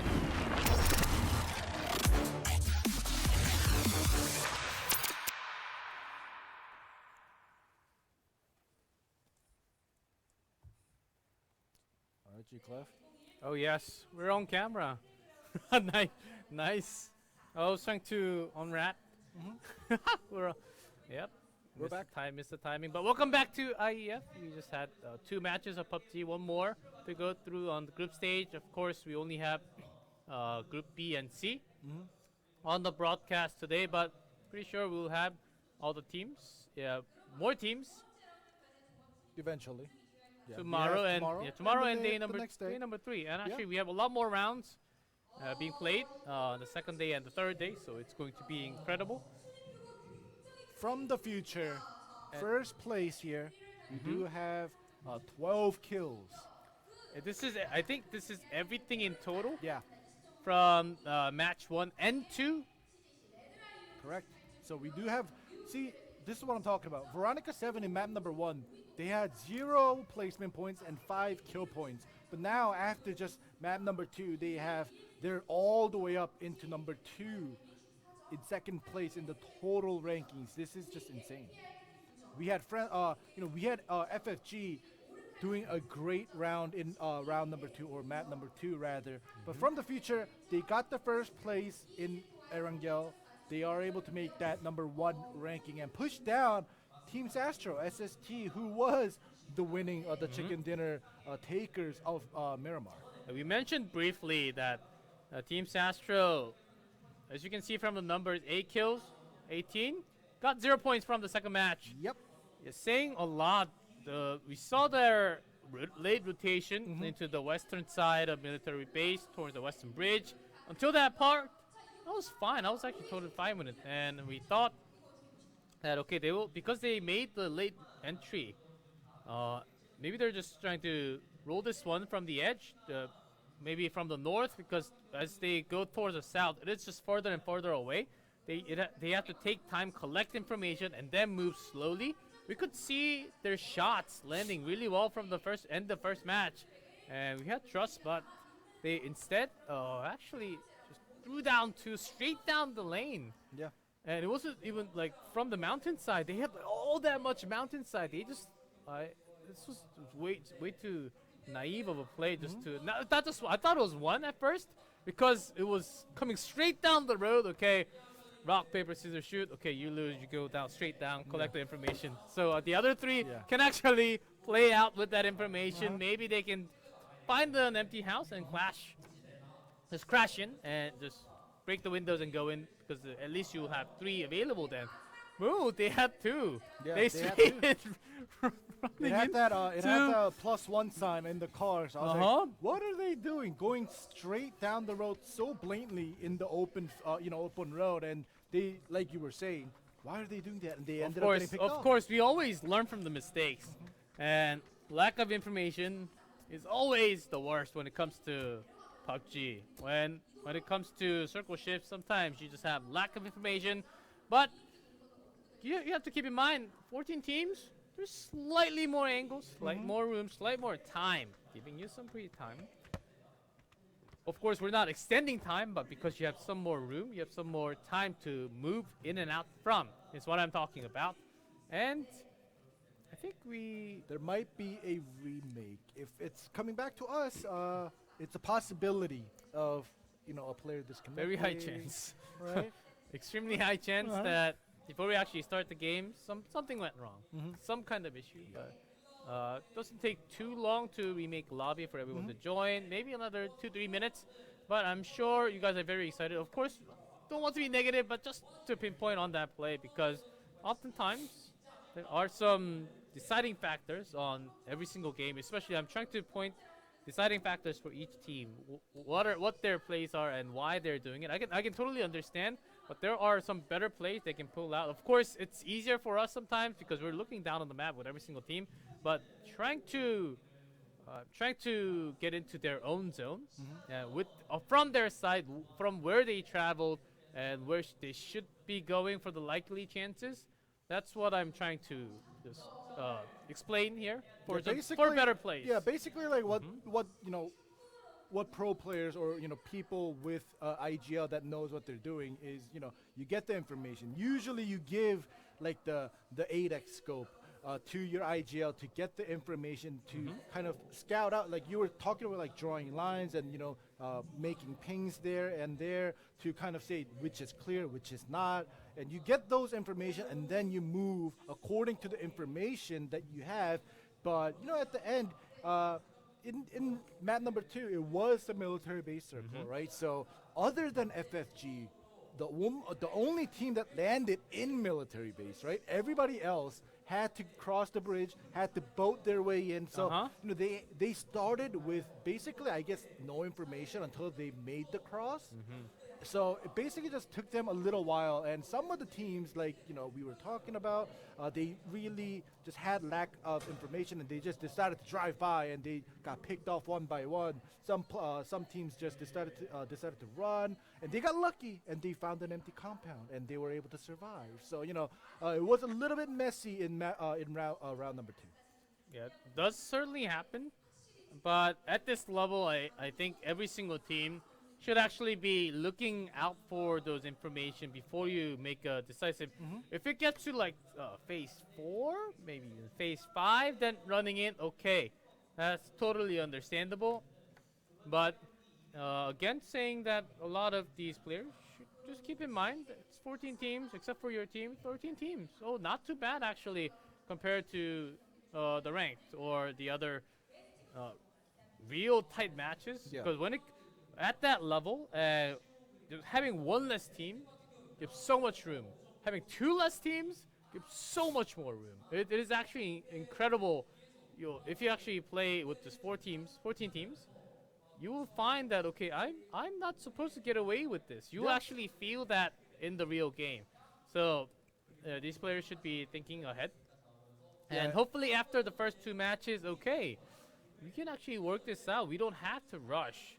So that may actually come through, especially for Group C, because Group B, of course, this is actually their last match. They went through the first 3 matches against Group A already. They're going against Group C now. This is going to be their final match for Group B. For Group C, this is only their this was only their second map. So some might just getting used to the actual group and the live broadcast matches. So, and I remember like one of my first few days of my FPS, of course, online tournament, but still, it didn't feel the same. It did not feel the same. I had to come somewhat collect myself in the middle of the game because I was about to break down. I wasn't hitting my shots. Like, what's happening, man? And then like one of my leaders just say, oh, "Calm down, man. There's nothing different. You just play a game, and even if we lose, it's just lose, and we still had few more rounds and few more available options. Just like what we have here, you get to play 6. It's only 2. Even if you are placing like dead last right now, you still have 4 more. I'm talking about Group C. So like if you win like two chicken dinners, I think you're like good to go. If you win 1 and then have like 6, slightly more than 6 maybe, like let's say like 10 kills in total. If you go towards that like 30 points ish, maybe slightly more for the 6 matches, I think you're good to go. Honestly, Advance like for into second me, day. like we don't know how well or bad Group A did, right?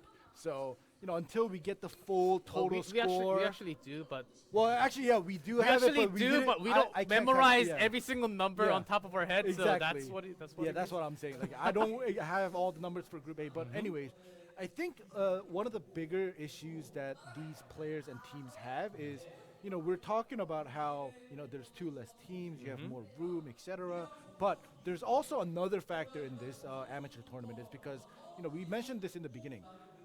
In the pro scene, we have the landmarks of basically all the teams, right? Like you practice, you scrim, of course, and you know their like style of rotations, what they like to do on Miramar, what they like to do in Erangel. But in this situation right now that we have, even though it's 2 less teams, it's only 14 teams, 56 players. They don't have all the information, just like in the pro games where we know like this guy's gonna land here. So that as well as their style of rotation. So sometimes we're going to overlap. Sometimes you're thinking, all right, we're going to rotate this way. But if another team likes to rotate that way as well, and if another team joins in, like, you're going to have a 3-way sandwich. And, things like that usually doesn't happen in the pro scene unless they're looking for a fight. But in this kind of amateur game, that can just happen like anytime. And it wouldn't be a surprise. That's one other thing I think a lot of the teams are rushing is what I'm feeling, because even if you have the information, you just have the pressure saying, okay, there's no space. Yeah. There's no space, and we just have to crash or we can't rotate. Yeah. But there are lots of options actually. But the pressure of the tournament actually might be getting them slightly in terms of the shot calling, because not that many teams are actually playing edge, as we can see. Not too many. Of course, we had the military circle, so it was slightly edge, but the fact that a lot of the teams' playstyle was actually not the edge. It was because they was forced to, but they didn't really stay edge and push through. They were just positioning themselves around the circle edges. But I'm imagining from the third, Erangel, when it comes to the mainland, unless we again go to like west east, like half water, which is very, very unlikely. But because I said that it might actually happen, Caster Curse kicks in all the time. But when we actually go into the mainland, there will be plenty of room to rotate for a lot of teams. Playing Edge will actually be one of the smartest choices you can do today and also tomorrow. When it comes to day three, because of all the matches and the data that we have from day 2, the playoff, then day 3 might actually be a very different story. But for today and tomorrow, playing Edge might actually give you the most amount of information while not losing too many members. You just have to grab exactly what you have to. Playing Edge, lots of smokes, lots of utility instead of bullets. Make sure you just have a lot of vehicles available. And make sure the rotations, you just plan ahead the rotations. Just think of like 2-3 options for the next circle. If you shift left, right, north, I usually just have the 2-3 strategy, depending on the next circle. And usually it works out playing Edge, as the Edge Master would also know. Exactly. That I was just about to say this. Like, that's what I'm saying. We play the Edge when you're unsure. And obviously, you also mentioned that playing Edge requires a lot of teamwork. Requires a lot of utility, because sometimes when you're playing Edge, you're going to run into problems that you didn't expect. For example, you have to go through a compound or past a compound or around a edge or a hill, right? And you're going to have to smoke or sometimes even push and clear compounds. And, you're going to need a lot of, nades, mollies, stun grenades. So, if you don't have the teamwork and if you're kind of not really too confident in your teammates to kind of move as one, right? That might be why they want to do fast rotations in phase at least number 2 or 3 to go to the center to just be safe and wait for other teams to come after to kind of pick them off, rather than playing the Edge and coming in with the blue. But in map number 2, it was the military base, so we didn't get the mainland circle yet. So if in round number 3 we get the mainland circle, we may just see some of the teams playing Edge. I think if I can make a prediction, Veronica 7, V7, right? I think they're a team that kind of, at least in the first 3 phases, they like playing the edge. And then after that, they just dive straight into the middle, right? And like SST as well, like in map number 1, they were just in the dead center of Miramar. So, we do have some personalities of certain teams and how they like to play. And as we thought, it was all going steady and perfect until match number 3. I think I've just overheard one of the screencasters saying we might actually go into a break? Small break potentially, but it's exactly the opposite. Nice. And we can see Virtus Pro actually doing real well. Is this live right now? No, it's week 2. Never mind. Okay. That's week 2. Okay. There's no way because week 2 I'm pretty sure they just had 1 game finished. Yeah, PGC is indeed happening, and Sage is taking the prime seat, the VIP seats for the PGC. Yep, they know how to get on camera for sure. They know where they need to be, what they need to do, and while we're at the subject of where they need to be, Sage is actually a team, even in map number 1 and in map number 2, even though they didn't place like first or second, they're a team that always stands out because they always have some kind of compound to themselves, until they die. So, we'll see how they do today. And look at this. This is a flight path coming from the west towards the eastern side, a little bit at the bottom side, but anything is possible. All the vehicle spawns are obvious places. All the teams can kind of spread out, no problem. And the third round and the third match, the final match of our first day of IEF for PUBG. V7 going to the Ferry Pier again. So like right now, with kind of like this kind of playing path, you can kind of tell what teams like going where, right? And we're gonna try to not overlap as much as possible. Just like Friendly Fire Gaming, they're going to military base once again, and it's definitely doable. And nobody is coming. You can see everybody just spreading out. And we did in map number 2, or round number 2 rather, have a team go into Severny. We had a team going to Lipovka. Right, so we kind of got a slight idea of where teams like going. We'll see if this circle is going to help them out this time around. Because if it's a military base again, I hope it's not. But if it is again, then it's gonna suck for the mainland teams. And this is going to be somewhat of a hard match for V7. As we can already see a few vehicles and NGE, we had some. This is the area that we actually had lots of vehicle issues in the last game, but not this time. Was it around the island and the Atlantis circle? Yep. That's what we see slightly from the south and north George, also from the western side of the first circle. So a lot of the teams will actually have to rotate around north. The huge rotation around north will also not be too bad. There will be lots of space. I think that's one thing you can be sort of sure. If we make the long rotation north, there should be lots of empty spaces. It'll just take some more time.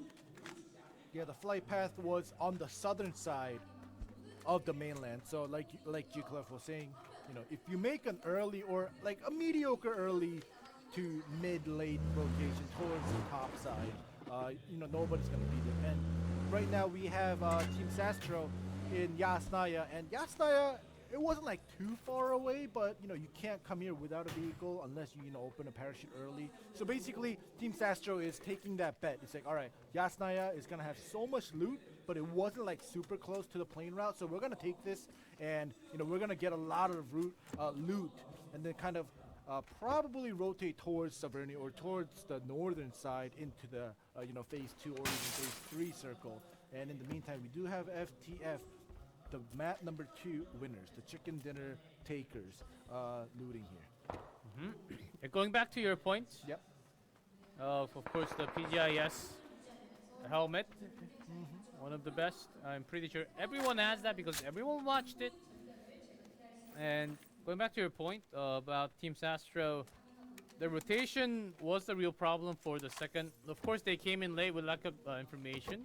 It wasn't the best circle for them to begin with, but knowing that rotation is their weakness now, I wonder how well they will plan out on the third match. That's going to be the key point for that team, as we have ESC taking the school and apartments right next door.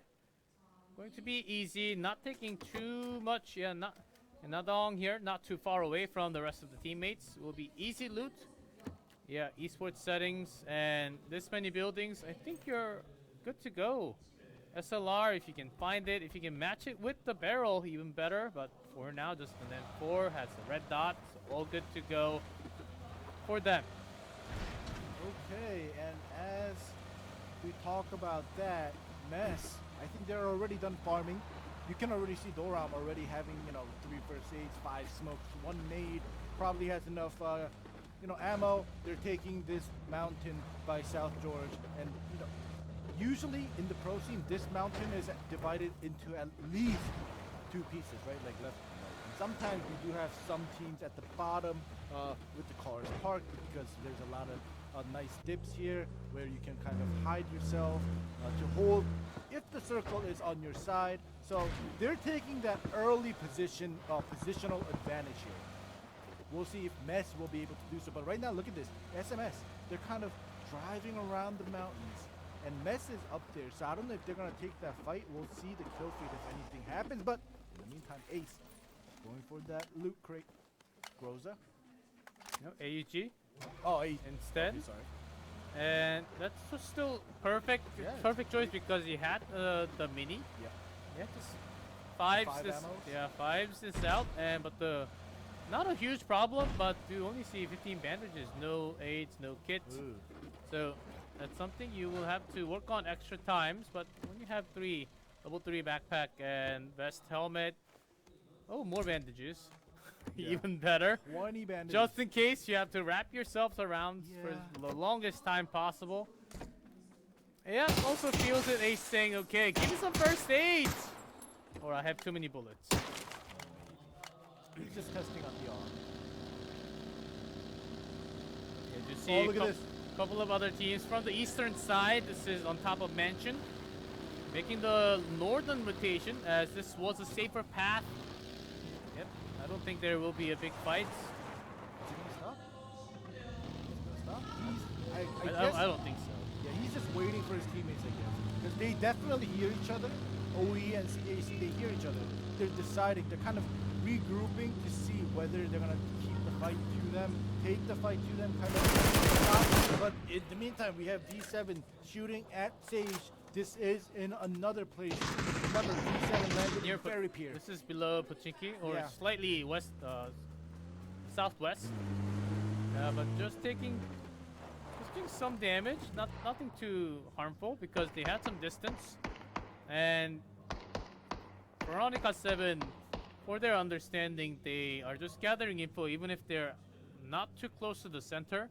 They have the confidence that their rotation is certainly working and they can get things done. And the first Erangel, even if it didn't really benefit them from that early bump into the other team, this should be much better of a circle to actually make some type of rotation. Yeah, but look at this. Sage got up to the eastern side of the mountains here by South George. And remember, Ness got up here way early. And now they have the information to kind of push them if they want to. But in the meantime, V7 gets a couple kills from the rotations. We'll see if that will continue. Didn't we just see the other 2 Sage going on top? Yeah, they were very far apart then. Wonder what actually happened that forced them to split like that. Yeah. Because V7 is nowhere close. As we can see, the high mountains all the way up there. Or it was just 2 men like up on first and then the other 2 much later in time. Maybe the rotation was a little bit late and V7 picked one off. But in the meantime, at the end of the day, V7 picked up a kill. It's good for them. But they're not gonna move right away. MTRT, Dizzy, they are fighting by the western side. What happened there? Can't quite know. And a perfect Nice. swish there. Yeah, the nade gets the knock. It's not a confirmed kill yet. Just came through from Mute Alright. side. Mute. Yep. That From one the hit. maybe from the top of the building, but XX1 was knocked, and there's no one else to cover him from the side. So They're gonna we'll just just leave we'll it to just die. die to, we'll just die to blue. Doesn't matter. We got the knock, and to see other members stopping by farm, trying to come for res, and that's totally doable. It is still phase 1. But if you go for the res, you have to rotate super hard. It will take a long time to actually go towards the mountains on the western side. Right. FFG. So basically what we're seeing here now is phase 1, 30 seconds left. We're going to see a lot, or most of the teams kind of rotate around to prepare for phase 2 rather than just getting into phase 1, right? So all these teams are rotating. There's going to be some kills here and there as they rotate because they're not going to be rotating with full well-on information. So right now we've been seeing a couple kills here and there. In the meantime, FFG, this is what I like, right? Like, he could have kept going, but he gets to the high ground. He's going to get some information. He has the 6X on the SKS, get the information, and then make the calls. That pit hill is a great place to check because you cannot get the huge mountain from the South George. Yeah. And this Pochinki Hill gives a lot of the information. And the second phase actually real hard shift towards the south. So all the teams from the north of the bridge has to come down and might actually choose the Death Bridge, talking the North George Western Bridge, which not a lot of teams actually take because by now, a lot of the teams, if there were any from South George, you should already be out in the mountains or already going to the south. So that Western Bridge actually might be a very safe decision. Yeah, we'll see if any teams decide to rotate that way. But in the meantime, Janggu, he's driving and he's taking some shots with Agatha. I don't know what's happening with them. But the other two members are kind of busy looting here. Oh, okay, so they're gathered up here. They're gonna heal up. They're not in a rush. FFG, they were also in the south mountains of Pochinki. They were in the circle, but they're getting by the passive. Running SMS taking shots. SMS Together. got the early position, and instead of going out the mountains, they chose those quick first floor stories. As they came through early enough and have all the vehicles on the back, which I like. They will keep all the tires basically, unless there is another team. Yeah, but FFG on the eastern side of the Himalayas, the mountains. On the western side, you know, since we don't get to see the map, but I'm pretty sure Team Mess is still there on the western side of the mountains. Are they not? Oh, anyways, at the bottom we have SMS with V7. So right now, Friendly Fire Gaming and Mess are the two teams that have control of the western and the eastern side of the mountains. We'll see if any kills come out. This is the best position to have fun and enjoy. Yeah, don't see Mess on the right? screen. I think they went down already when the phase 2 started. They didn't really have to stay on top. So potentially after hearing FFG contest for the top, maybe this went back down. Did not want to contest here, as it can surely be a mess while you're taking fight on top of the hill on the rocks here. There are a few other angles where the teams from the bottom, from South George or the eastern houses, you can actually take shots from the roof, especially that position can actually be deadly for the targets on top. And when they fire, they will gather some nice chunk of information, but action continues as NTRT. Oh, he's actually gonna get out of the car to heal himself up. He took some shots to the head. Yeah, see, as you can see, no one actually crossing the bridge from that insanely well-controlled damage here, but OE not nice spray. Get in the car, get out. OE actually stopped. wanted to lock MTRT out of the zone. Nope, but it seems like, they just decided to go. But two of their members went in, Yeah. while the other was trying to lock out, which is very weird decision making. Knowing that the circle already is going to be hard enough for them.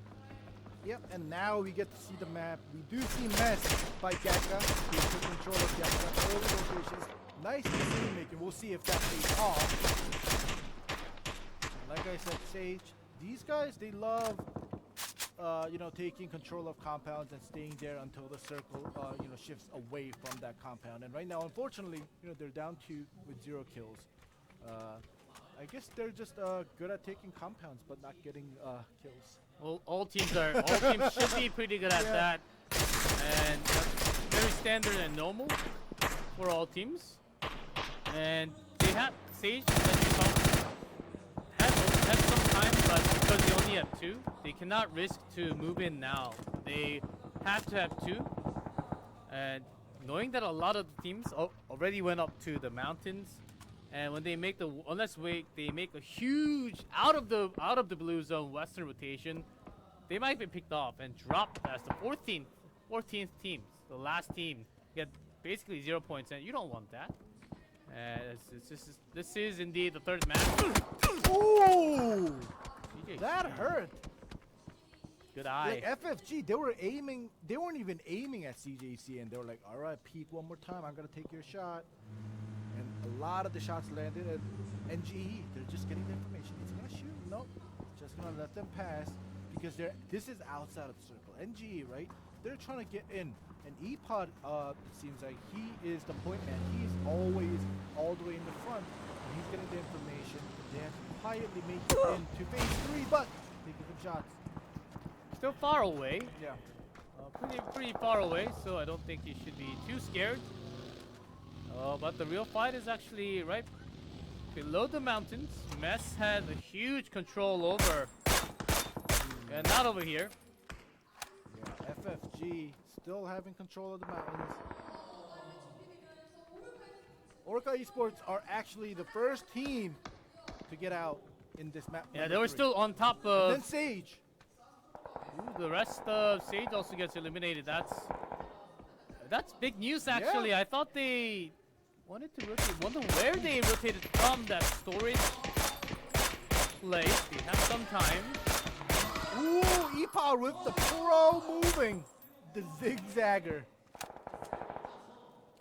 think Kev L wanted to take a few more shots, but because his teammate was knocked, had to back away in time. SMS has been sitting duck on this position for quite a while now.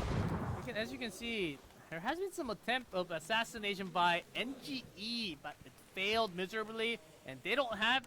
I think they had few vehicles, but parked all the way towards the ruins.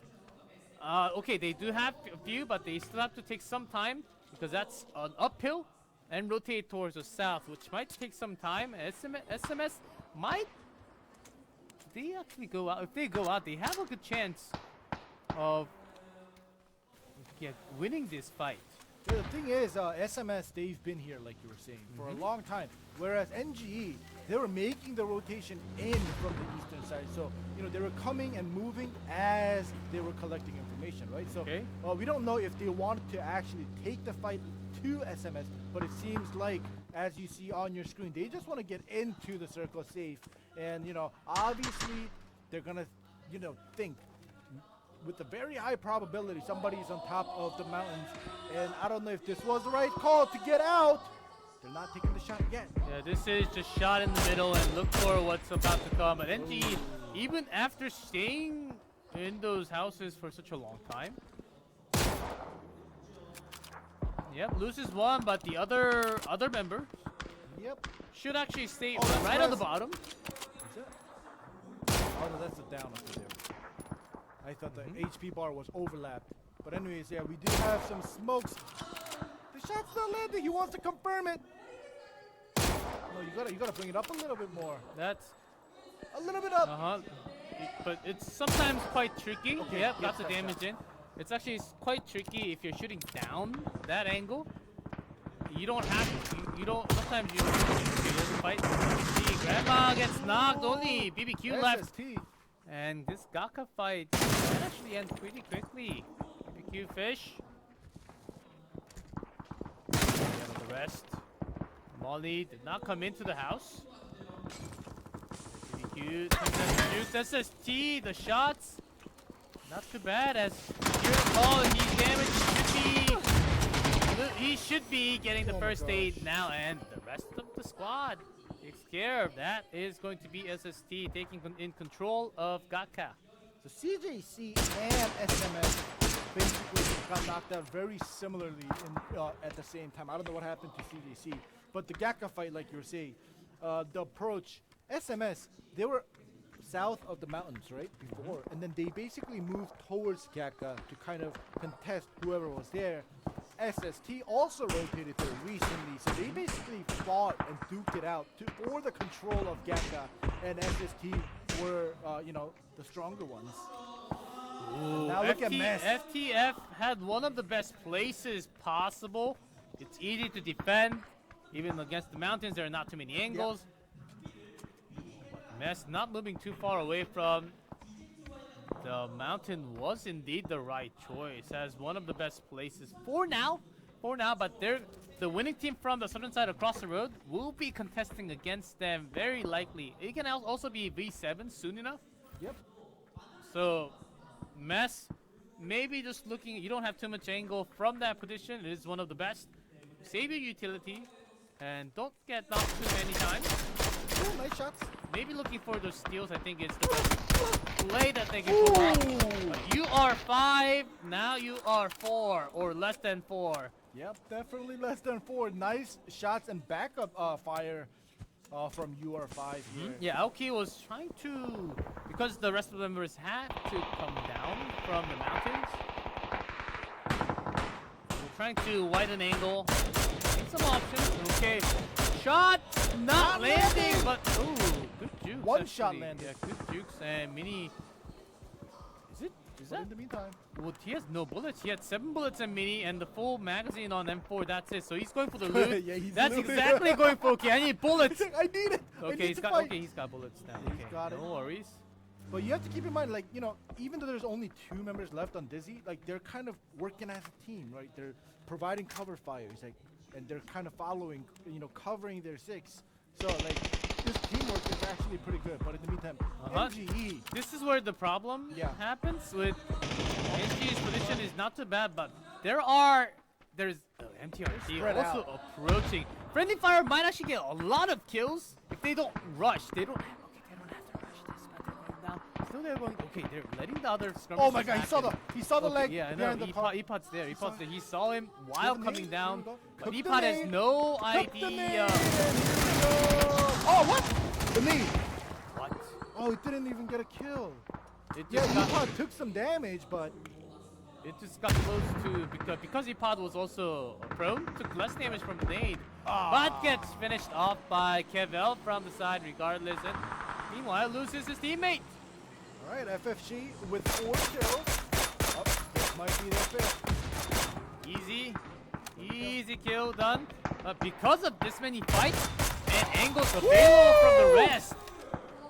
Just sweeping in kills right now. Nice position. Yeah, all these teams are going to lose a lot of members. And within that time, DC actually got a lot of control from the eastern side. Yeah. Yes, Ellen also wins the other fight. So B7, great news for them. They just have to pick up a few more kills. And easy peasy, they will grab the eastern side and will slowly push when the rest in the entire game, all the team except for B7, as long as they bring down Dizzy, B7's got this. Their win should be coming through very likely. Yeah, we'll see if V7 are able to do that. Like you said, if they're able to clean out Dizzy and then move into the circle, yeah, their chances rise up greatly. But if they don't, if they can't finish off Dizzy, right, and if they move in, there's no compound for V7. All they have to do is cover with their vehicles, and the shots do land with the SLR, but it's not going to get the knock. And do have Pudding already approaching, even going for the crate. I wouldn't say that's too greedy because there's cover angle from the northern side. Someone had to go into the circle.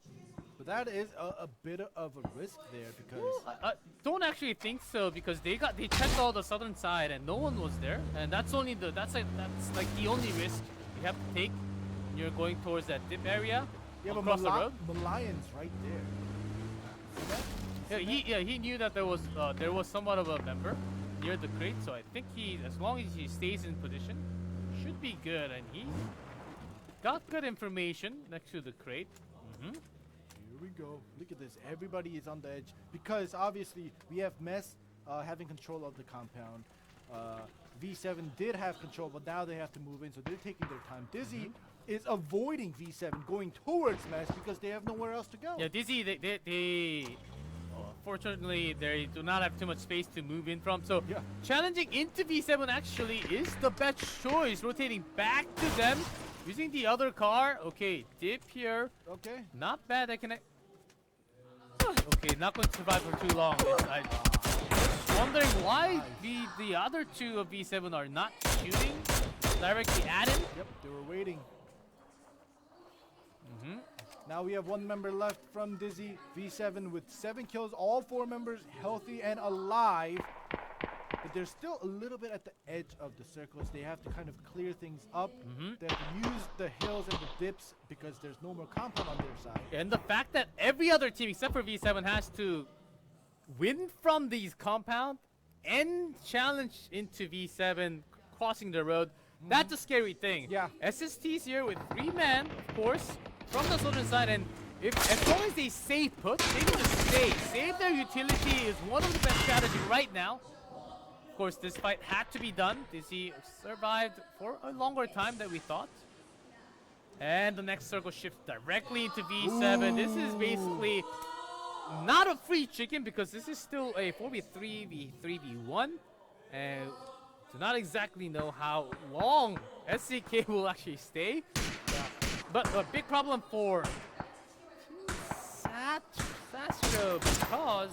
But if Django goes down, let the res happen and take some ground. Okay, they're not pushing into the rock. Maybe a lot of their vehicles are damaged. Yeah. I think this was an open chance for them to... Okay, they're getting on the vehicles, okay? Not too bad of a timing still. They can still push just a little bit at a time. Unless they want to really place one in the field. I think placing one in the field was one of the best.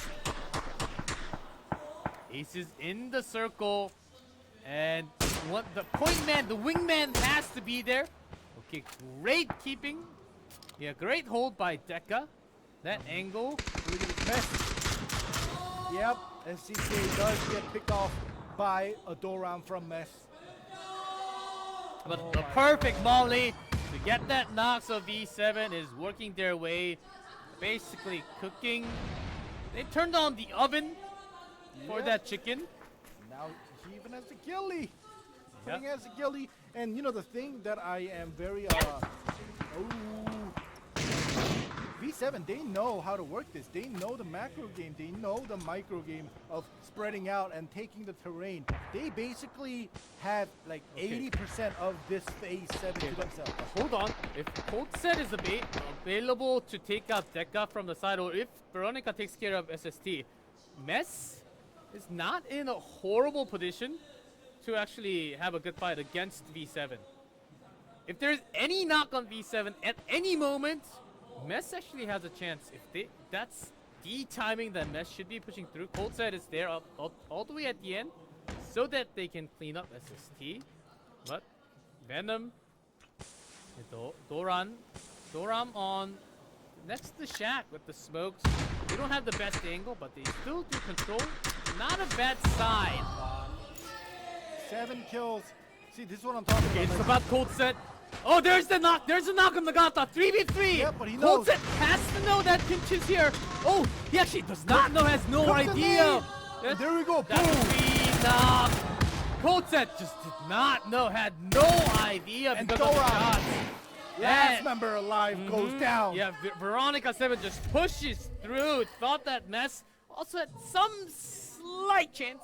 a window of making this 3v3 actually happen and win the battle. But it is indeed going to be Veronica 7 with 10 kills. 10 total kills just from match number 3. So a lot of points grabbed, as we can see from the bag. Wow. 10 kills first place. Mesh, 5 kills, not bad. Oh, SSTs. Sastro, 6 kills, and they already had 18. Third place. So do the math, 5, 8, 13, 31 points. Never do math on stream, but I think I'm right about that. And also, the top 3 teams, I think they collected somewhat of points during the first 2 matches. So those 3 teams, I think they're good to go for the next day, unless they have to play 3 more after the broadcast. Unfortunately, only 3. We wish we can bring all the other group stage matches, but we have a lot of action going through the entire app. IEF is full of games, full of matches. So, but we'll find out tomorrow. Yeah, which seems to actually move on. But I'm pretty sure we'll at least see the total standings before we go away. I do want to see, because I think Sastro took a lot of points, but V7 took way too much points on this round. So that's a big bumper up in the standings. What was the other also a few other teams up on the standings? There were, we have FT. TFT. No, it's FTF. FTF. FTF. From the future. FTF, Not TFT. From the future. From the future, and also we had Sastro. We had Sastro. A few other teams. FT. We had a couple other teams that are kind of showing their names up there, but. I think it was Team Malayan that actually showed up in map number 3, whereas map number 1 and 2, they were kind of in the second half. We're like sometimes they're shown on the observers, but they're not making too much surprising plays. But in map number 3, they showed up. They got a couple kills. They were alive till the end. But you were talking about V7, right? 10 kills with the chicken dinner equals 20 points. Of course, we'll have. Don't know exactly when we close, so I'll just collect my thoughts of the day, because we'll have some extra time tomorrow before we start the match to talk about what happened on day 1. But I think a lot of these teams are now feeling it.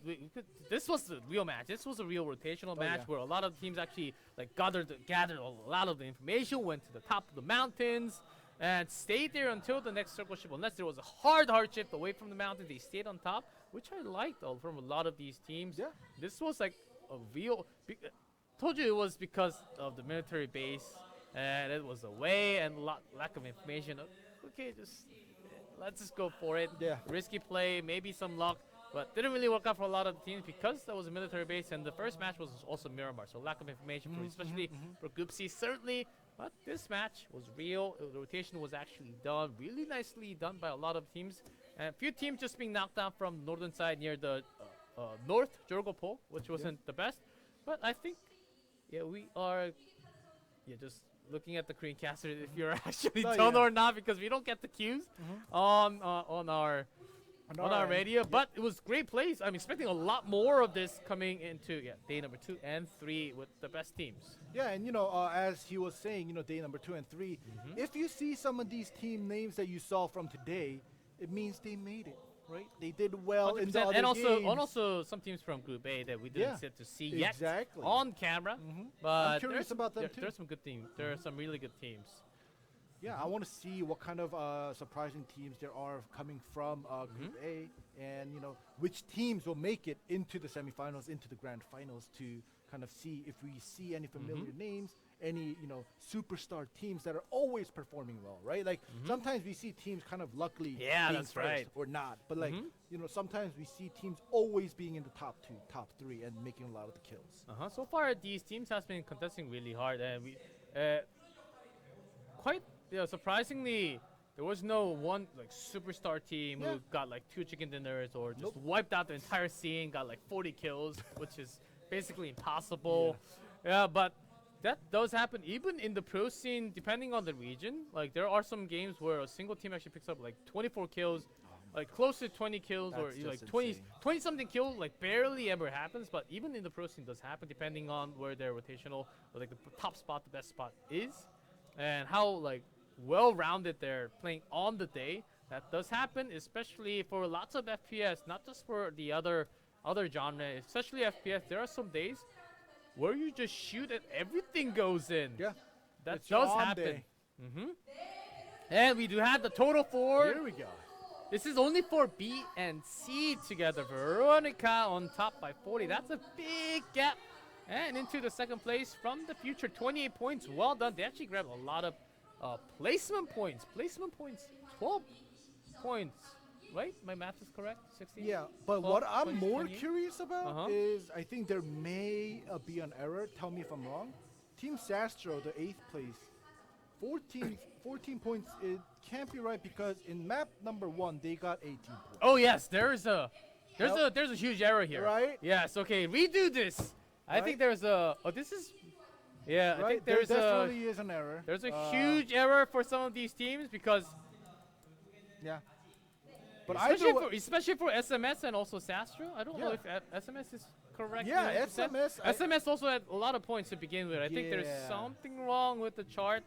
I think we actually need to go back and redo this because I don't have anything written down, but from my memories, and if you're pointing Yeah. at things, I think we are.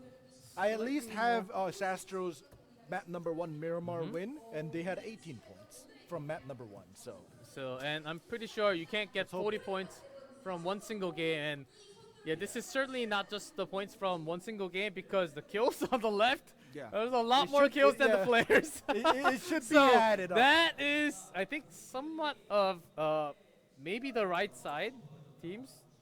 The placement points didn't go in. I think that's what we're seeing, Like right? Veronica, it's possible for them to have a total of 24 Yes. kills. On the left side, I think yeah. that's correct. Yeah, on the But right for side. the right side, their placement points didn't go in. Yeah. I think that's what we're seeing Yeah. here. So slightly, we need to work on the Excel sheet skills. We Yeah, definitely do. Yeah, the But- function sum, open parentheses, blah, blah, blah, close parentheses. But from what I see here right now, right, like, yes, there may be a little bit of error, but I think the overall points are, not too off. Where like the top 3 teams, it isn't there because of the mistakes. Still expecting Veronica to be number 1, if not number 2. Yeah. Sastro had at least 18, right? Yeah. So, and 18 plus the amount of points that we have seen from the last was it at least 5-6 kills, Yeah, at I believe, least, and yeah. and third place I don't- finish, I believe. So Yeah. that's at least 5 plus. What did I count last time? 31. I think 31 is their finishing point, so they should be about second place ish. We'll see. So we'll see a lot of these teams Kind of shifting around. shifting around, and also we'll see teams group A and C going against each other right after the broadcast here. But we won't. There will be a close match, 3 matches, same maps, so all fair square for all these teams to go through 6 matches in total, and then at the end, that score should be finalized. And when we are back on the camera by tomorrow, we should be seeing all the scores and what happened from the day before, and Yeah. we'll find out which teams are actually playing there. And tomorrow, I think we're gonna, if I'm correct, right? Today we had 3 games on broadcast, but tomorrow our whole day is gonna be 5 games, and I think 5 rounds and also 5 rounds. Yeah, and no groups. I don't think it's just one. Everybody from ABC after playing today, the top players, the top teams, kind of gather up into one huge group and just play one, 5 rounds to make it. Logically, I think we just take the total from the 6 matches from Group ABC, just take the groups out, just line them up by the total points, and pick just top 16. yeah. Take top 16 teams, and then I think we have 16 teams playing tomorrow, and let's play off. So tomorrow and the third day, 10 rounds to find out the best players and best team. I think that is the deal. Very likely from my 4 years of PUBG esports experience since the Kakao PUBG open event from G-Star, which is 2017.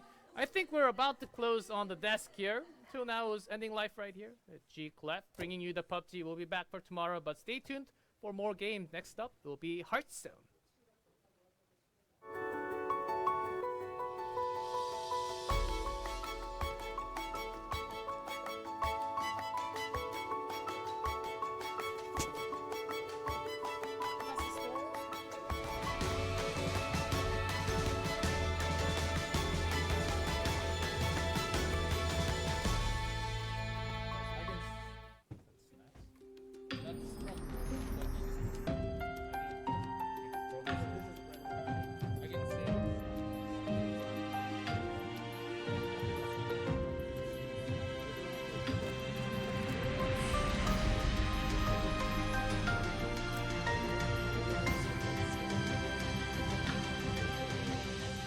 대전의 새로운 도시 브랜드 대전 HEARTHSTONE.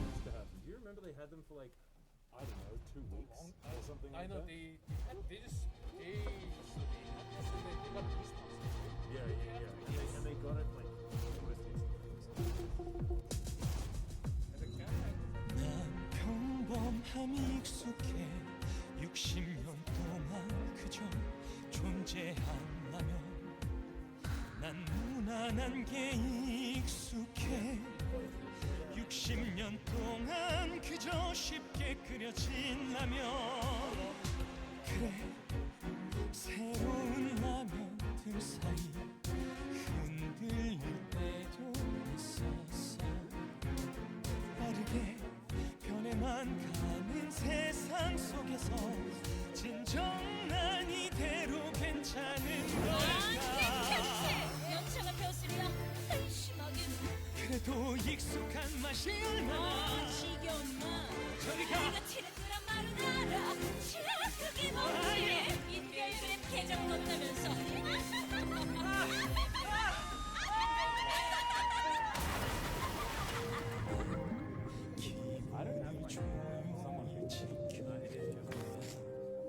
최초의 라면은 내가 해낼 거야 배고픈 모두를 구했던 그때처럼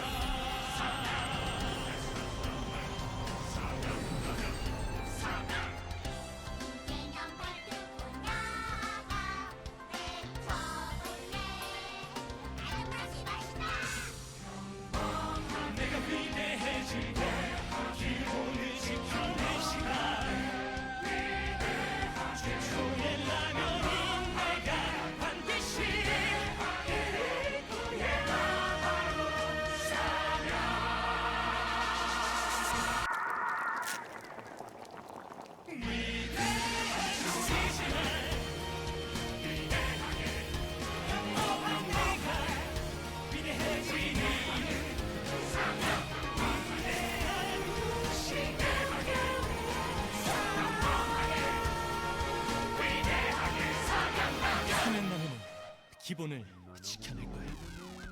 평범하게, 위대하게.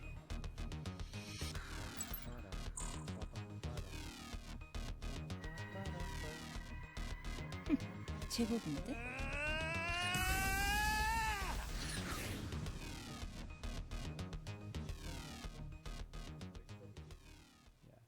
I mean, it's problematic for them, not for me.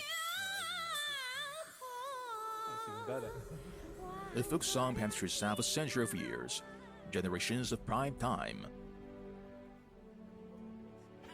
The famous river flows less elegant rhyme, a long history. Beside Liuya River, a Mala Mountain. Here is the stronghold of the radio and the television army. This is the gathering place of the cultural industry. This is the dream factory of video creation. This is China, Changsha, Mala Mountain Video Cultural Creative Industrial Park. There is Zhongguancun in the north and the Mala Mountain in the south. Today, the Mala Mountain implements stream into the south. Tomorrow's Mala Mountain belongs to every cultural creative industry dreamer. Every person struggling.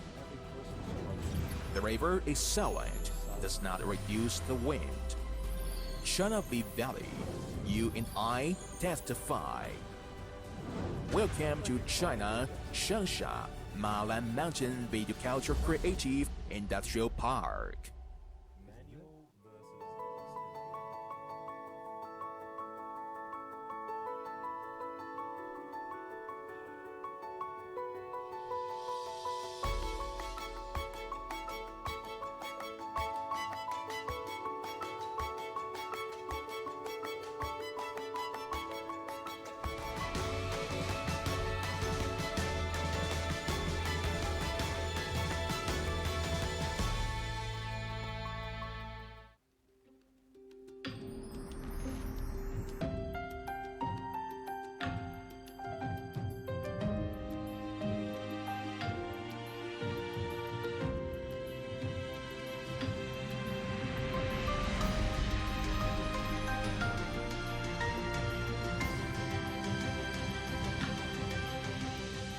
대전의 새로운 도시 브랜드 대전 HEARTHSTONE.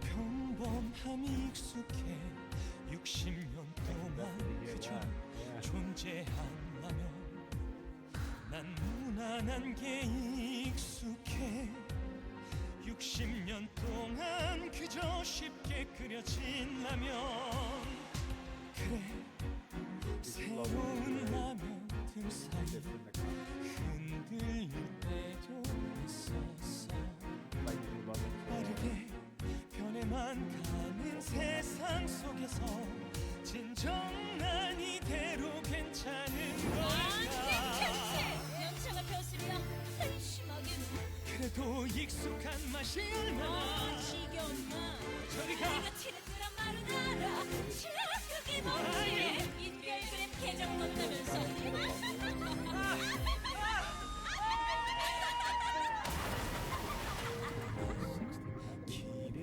조용히 지켜낼 거야 최초의 라면은 내가 해낼 거야 배고픈 모두를 구했던 그때처럼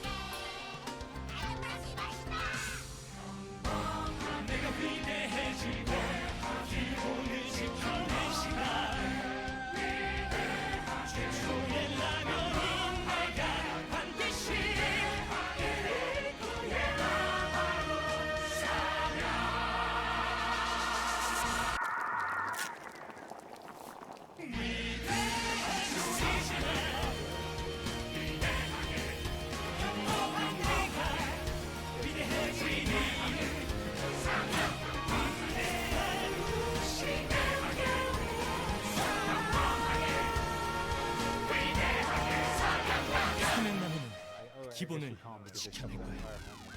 평범하게 위대하게.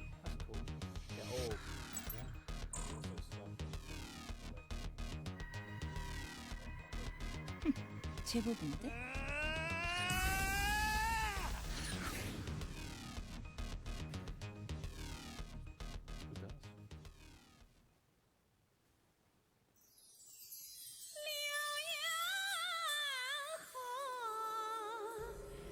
A folk song pans through half a century of years, generations of prime time. A famous river flows lines elegant rhyme, a long history. Beside Liuya River, on Mala Mountain. Here is the stronghold of the radio and the television army. This is the gathering place of the cultural industry. This is the dream factory of video creation. This is China, Changsha, Mala Mountain Video Cultural Creative Industrial Park. There is Zhongguancun in the north and the Mala Mountain in the south. Today, the Mala Mountain implements stream into the south. Tomorrow's Mala Mountain belongs to every cultural creative industry dreamer. Every person struggling. The river is silent, does not reduce the wind. China Big Valley, you and I testify. Welcome to China, Changsha, Mala Mountain Video Culture Creative Industrial Park.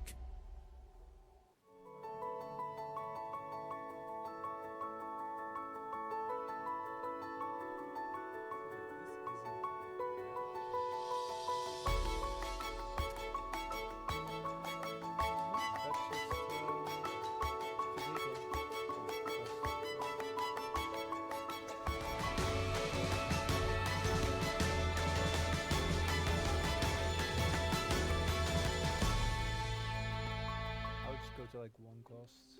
Go to one cost wall.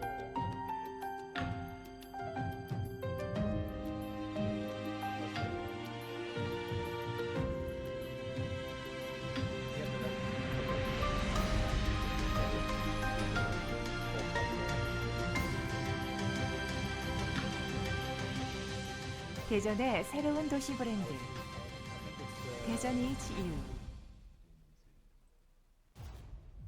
Not sure. Wait, you can just check here. Start the quest. Yeah, there you go. So the reason why you mail is because you wanna 평범함이 익숙해 60년 동안 like that's how the deck works. 존재하려면 난 무난한 게 익숙해 60년 동안 그저 쉽게 그려진 라면 그래 새로운 라면 틈 사이 You literally mail yourself. 빠르게 변해만 가는 세상 속에서 진정한 이대로 괜찮은 명창을 펴으려 한심하게 그래도 익숙한 맛이 얼마나 지겨웠나 저리가 우리가 치는 그런 말은 알아 그게 뭐지 인별그램 계정 넣는다면서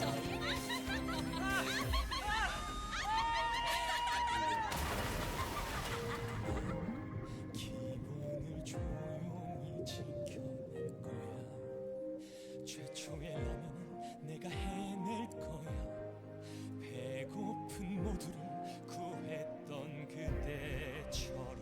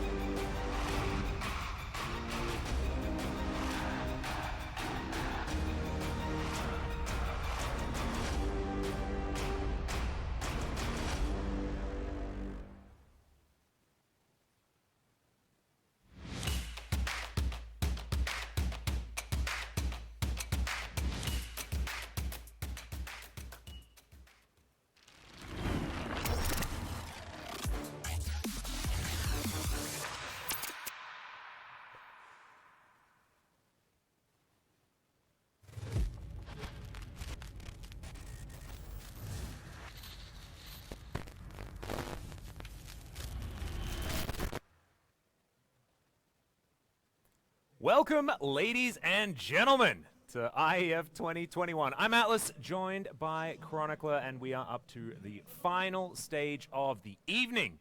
It's time for some cards. It's time for some Hearthstone. Now, Chronicler, it has been a little while since I've been on the casting desk of a Hearthstone broadcast. I will need your ample-sized brain to get us through this, and I think that you're well-equipped, right? I think you and me together, we can make it work. Yeah? Yeah, I'm fairly certain that even though the expansion only dropped 2 days ago, and there's a lot going on, I think between the two of us, we'll be just fine. The power of friendship, ladies and gentlemen. We have a couple of best of fives for you this evening, and they're bound to be crackers, because I'm sure that you guys are trying to work out what you're going to do in the Alterac Valley as well. We're trying to get through. There's a lot of snow and stuff like that, but we're figuring it out. What I've discovered, Chronicler, is that there's a lot of owls, apparently. Yeah. And when I was in Alterac Valley, you know, back in the day, you were there for like 24 hours and things like that, but it was the owls weren't blowing me up for 8 damage every single time. So things have changed in the Alterac Valley, I believe. No, I don't feel like the only owls that you'll get it within WoW would be like boomkins, right? And I don't think it really became as popular until later on. Incredibly untrue. As I was a hunter player, I actually know almost all of the breeds of owl that you could possibly get within the game. I'm talking about a lot of no, they are incredibly relevant because they in fact lower the attack power of your opposition. Bosses as well in the classic version of World of Warcraft, and is actually very useful for mitigating tank damage and things like that. Talking about Hearthstone here, Atlas. Well, I mean, there are a lot of World of Warcraft characters in Hearthstone, and I like to think that there's enough of a crossover to justify talking about it. I think it's I do have a little bit of information, though. We can talk about exactly who's going to be playing today. We have Manuel, and he is going to be facing off against, and just give me a moment while I completely break the fourth wall. He's off against the Ostinator. Who do you think's going to win? We know nothing about these players, unfortunately. However, Manuel. I think that he'd have more knowledge. You know, I feel like with a name like Manuel, me personally, I'm thinking if you don't have a fancy gamer tag, strictly business, you come in, you clock in, you play, you try out Hearthstone deck, you get your wins, and you get out. And you clock out? It's like it's a 9 to 5 eSports going on over here? It's a 9 to 5 eSports. Yeah, it's like a real, I get it done. Yeah, wow. Kind of vibe. He might get it done. What does Ostinator say to you, though? Because Ostinator, to me, that's a wild card. It sounds a little bit like an engine that he created or something like that. It's got like an oscillator type vibe. I'm not entirely sure. But let's have a look at the overview here.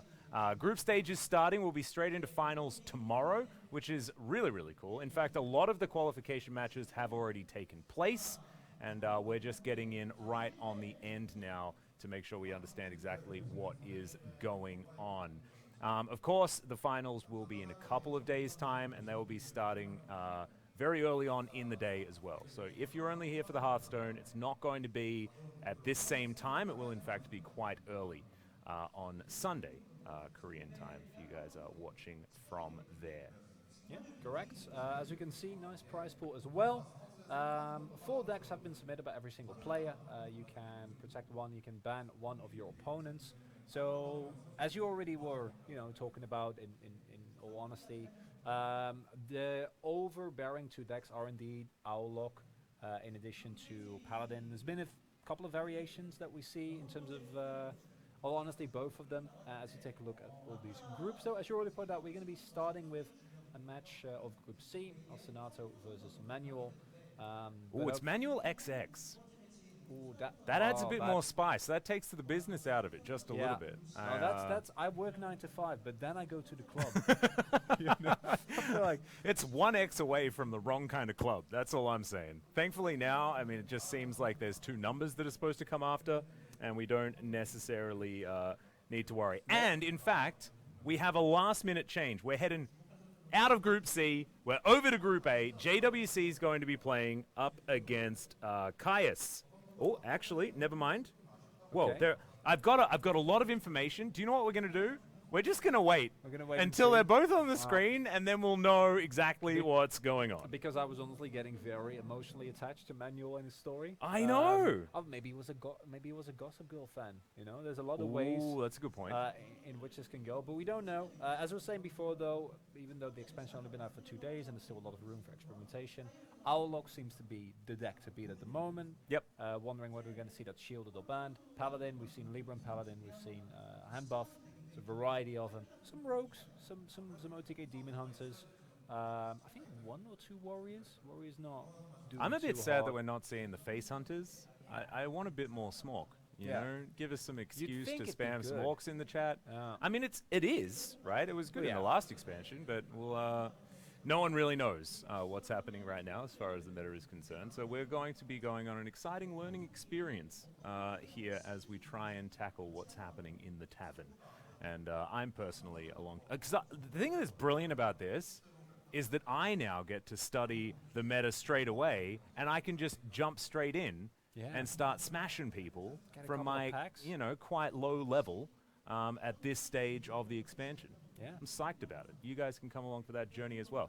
I think there will be a fair bit of the mage coming in as well. I think a lot of the spell mage is still extraordinarily strong. Seen a lot of it in the deck lists that I've peered at throughout. One I forgot, Shaman. Yeah, actually true. A fair number of. There's been some variations between Shaman. Most commonly we've seen here thus far would be a straight up free Shaman, but I've also seen some hybrids. I don't know if they actually made it in terms of deck lists.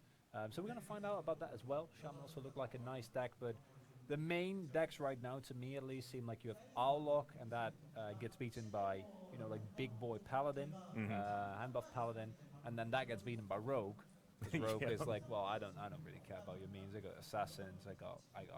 Are we talking about like Garrot, Solitaire, Rogue? Yeah, are we going to just watch Solitaire? Is that what's happening? It could be. Yeah, but I think honestly, any iteration of Rogue is really good against boards that are small but big, right? And then for Warlock, it's kind of the opposite. When the board is wide, they just AoE everything down. Yep. So you got kind of a nice little triangle there that we also see in terms of deck lists. Wonder how that's going to actually result in terms of bans and in terms of what you're getting see protected. Just hoping we get into some Hearthstone soon. Yeah, I'm looking forward to it as well. I mean, I don't want to rush, right? We haven't even spoken about the Demon Hunter yet, that I don't have as much experience with. I think we're both going to be learning a little bit about this one, but I believe, there's some big varieties that are out there, and the OTK is still pretty strong at the moment, and I saw a few flickering throughout our deck lists as well. But now, we don't necessarily know exactly who's going to be taken to the field, and actually it was. We were right. It was Ostinato and it was Manuel. Manuel XX, sorry. The XX cannot be forgotten because there is a bit of party. Bit of party at the end there. We thought it was going to be all business. Yeah. Definitely not, because the XX certainly is going to change that. What genre of music would you say the XX are? Like alternative? Lo-fi? Like indie. Yeah, indie? It depends on the album as well. Indie is such a weird description for a genre. But you know what I mean. You know the No, feeling. absolutely do. Whoa, here we go, straight into it. We are wasting absolutely no time, as it's, in fact, a completely different match. It's Caius versus JWC. Ostinato versus Manuel, who we talked about before, will be coming up afterwards. But this is what we're going to be getting into straight away. And the best thing about this is we can only see one person's perspective. And it's the Korean client. Yeah. And I know a lot of some of these are going to be a little bit of this one, though. I know this one. This one's the Trog. The Trog's a little bit low. I'm glad that there's even a card that I know, because I definitely haven't had as much experience as you have, but thankfully the Trog going to get dealt with immediately. I thought it was a little bit green. What we see as well is both hunters are there. And Caius actually some diversity. I think from the JWC it is just the straight up list that you kind of expect, although you haven't actually got the Warlock did bring Priest. I am going to wait, what? Maybe we can. Isn't that a Warlock? That's a Warlock. Oh, there we go. Oh, we've got it. We've got it. Oh, Caius is the one. Yeah. JWC has everything but the Warlock. Oh, I got very confused. I'm like, hang on a second. Does Priest have Salt Tap now? So have I really been out of it for this long?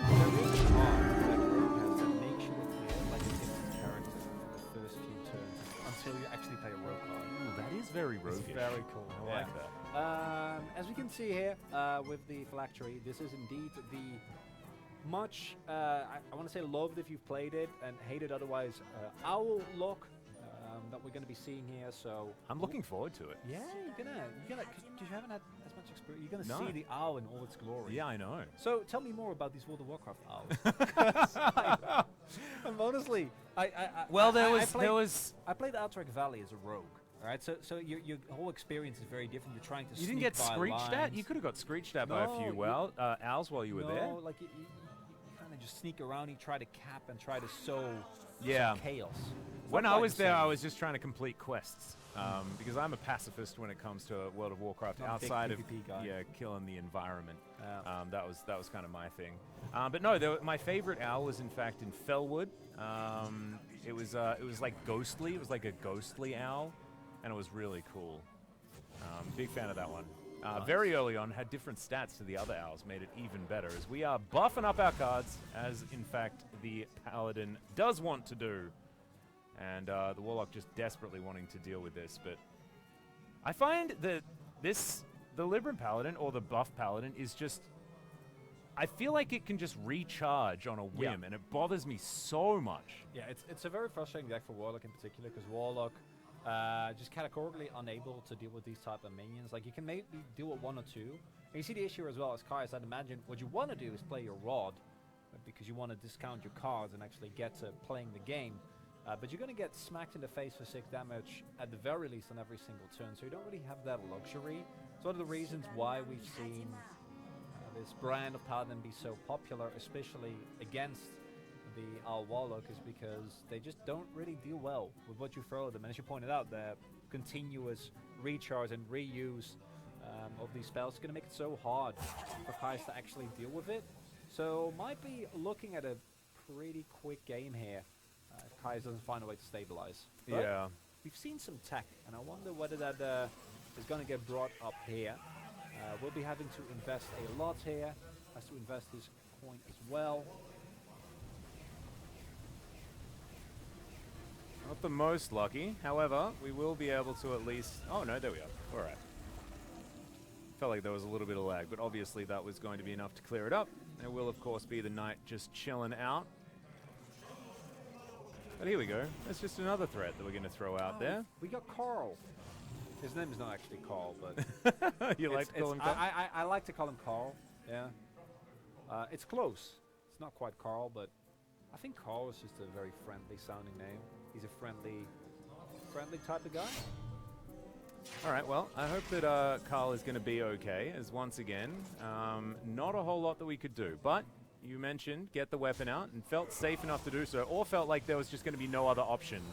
And it's looking to me like our Paladin is doing exactly what the Paladin wants to do and kind of ignoring this Warlock for now. As the first owl does make its way into the hand, is it too late is going to be the question. Interesting choice there as well from JWC to go for the trade, as opposed for just going straight towards the face. Not wanting to take the risk to have that Divine Shield getting popped. Damage coming through, some cards getting drawn, and this is why you start to see that board control come in, that the Owl Warlock, that makes it really quite as deadly as it can be, because your phylactery doesn't do as much. If you don't have anything going on, you can also do that through the impies that we see there already, but still, health bar is going to be very, very low. Wondering when we're going to have enough tempo. Can at the very least, if you want here as JWC, just play Carl, or you can try and combine summon another one of your big friendly giants, buff them up with a broom, and then at least clear the board. Yeah, probably not feeling too worried right now. And do you think it's in the Paladin's best interest to try and put as much health total pressure on the Warlock as possible? Or I guess you're not even really too worried about it, because even if you kill the minion, it's only one. So may as well take care of the board, I guess. But 5 damage to face feels pretty good to me. Putting him, threatening, getting down to 9 is going to be pretty strong this turn. Yeah, I honestly want to just see everything go face. I don't think that there is really a need for you to go past it. But he has been very consistent. He's been doing this a lot as well. Alternative play, like I said, would be playing Carl and just start smacking him with the hammer. But this is the maximum amount of board space that you can build for yourself. It's 2 divine shields that are hard to deal with. As I was saying before, though, there actually have been Warlocks that are starting to tack in things like Twisting Nether, and I think I was going to say Twisting Nether would be a pretty nice thing. I mean, he can't even play it on this turn because of how early this board is being created. Yeah, I think the only way is if he had it in hand already, he could have discounted it as well. But as a whole, it is quite a tough ask. But I think, as far as I'm aware, Kai's list is very, very standard. Yeah.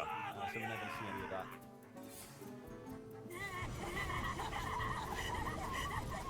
See how much we can get done here. I'm feeling a little bit like there's not a whole lot of Warlocky options at this stage. They're not great. No. And Al hasn't been played yet either. That's no, I put that in the comms column as well, my friend. Absolutely. But we are still, we're still able to play a couple of cards. Got a 1-cost drain life there. Don't worry, we're going to be getting some health total back, and we've gotten through a lot of this right now. And there is still that drain life. So even if he didn't, even if it was 7 health, he would have been absolutely fine. No worries. And by 7, I mean 6. That's what drain life is. Yeah. And this in turn also shows why this deck is as revered as it is, because this feels pretty silly. Yeah. Being able to split that entire board, and with the amount of Wayfair that you would have available, or that most Warlocks would have, this is kind of the nuts, right? In terms of what actually was available here for Caius, because he needs that combination of cards. Or like I actually thought he was dead. Attack card. I'm not going to lie to you. We can't actually read any of what's happening on the cards, so if they're not cards that we immediately recognize and understand. It's oh, it's double out. But the main issue here now is that you have no gas. You are it's Dunzo. 100%. Well, ish. Yeah, it's not that bad yet, because do mind that the imps had to be used to actually enable this board player. So now the question for Caius becomes, can he actually build big enough board to get the 1 hit? Because I think a lot of the names that are going to be drawn if JWC hits like a variant, that he can still very much be in the game. I don't know if he's going to hit that, and I think if you hold one of the giants, right, wait off on actually casting that, and just try to smack him as much with your existing board, then now you also have an 8-8 with Divine Shield, and you would be feeling a lot better. I'd be feeling fantastic about an 8-8 with a Divine Shield. Sounds brilliant. Yeah, it does. It does. It is. I personally say. Yeah. So how does this owl compare to your owl? I think this one's better. This one's got 8 damage. And I actually, I never really leveled my owl that much. After my because I found a really cool cat afterwards. You were selling owls. I mean, they are very useful, and my guild leader told me that I needed to get one, and I kind of refused, and I instead rebelled and got a bat instead because it's got the same ability effect. Bats are edgy. They are pretty edgy, and I felt a bit cooler, a bit more vampire-esque. Yeah, so that's the issue there. The other imps. So trade that. Wait till you get a bunch of minions up in your deck. Or up on your board rather, and then it's going to be hard to deal with. As the 3/3 imps are going to start filling up the field quite rapidly. Yeah, it's definitely working out so far. It was like that, having that clear exactly when he did was so extraordinarily important. Right. Yeah. That's the problem with any Warlock deck, right? Like, yeah, it was well played by Fires. But also, as Warlock, you basically will have this is like the highest in terms of draw that's available. Yeah. There's a bunch of lists running Panthers, so you can go like hero power into draw a card into 3 life tap. Like it gets kind of insane. And I think you can play this board as JWC here with the buff that you got earlier on from Carl. But I don't know if that's going to be enough. I don't quite think that now you'll have the gas because you can get on the board, but you don't really have that much time. I think by the time that the next one is drawn, especially if they get another hit in, you are not in a great place. Yeah, you kind of want to steal one of them owls. Steal one of them owls, then you know. Take the owl. Yeah, it's a 33% chance to kill the guy if you can kill your owl. So you got to get the owl. You got to get the owl and kill your own owl. Or do you play owl yourself? Yeah, something like that. I'm not sure. I'm more just playing on the fact that that owl, if the owl defected, then that is a good point. Then I had not thought of that. Yeah, I mean, defecting owl problem. Maybe. Perhaps. Well, we're rushing in there with the broom. Broom's definitely working quite well thus far. Gonna get things buffed up. Livum's gonna be all right for now. So at least we've got a taunt on the board, so we shouldn't be taking excessive amounts of damage. But let's just see what Caius has in store this time, because it just feels like Caius is in complete and utter control, and just wanting to get through and deal this last 18 damage. I wholeheartedly agree. I think that it's going to be really hard now. I think there are certain cards that you can hit here as JWC to still find a way back into this game. But it's one of those cases where it's easier said than done. Paladin, not the greatest in terms of card draw. You are looking at, I want to say, like 18, somewhere between 20 and 15 cards still in your deck. Yep. And it looks like, as one would guess, that the amount of owl death rattles yeah, are more than enough. We are beginning the combo, ladies and gentlemen, and it's not stopping, is it? Oh no. Fun and interactive gameplay comes through. Yeah, it's a lot of fun and/or interactive gameplay. We're just gonna scratch it. And there we go. So there it is. That's what happens. Create a whole bunch of owls, and then get a whole bunch of killing done. So, congratulations to Caius. I think that clear turn was just so incredibly important, and unfortunately for our Paladin, just didn't quite manage to get back into the game after that. I mean, that's sort of what happens, right? You use all your resources, you go for your window that you thought that you had, but the window wasn't quite there. And we thought that Caius did use a lot of his resources, but still going to be able to get there because, of course, he's a Warlock. He can make his hand large on a whim. I was looking at the deck list, there wasn't need a variant in there, so that would have been great, but honestly at that point, as you can see, even if you do get that, wouldn't have been enough. And now JWC still kicking around, gonna have to get a win with this Paladin deck nonetheless. Yeah, and I think that the deck certainly looks incredibly strong. However, just not quite when up against the likes of that particular Warlock. But now we've got a Demon Hunter, and let's see how that one is going to go.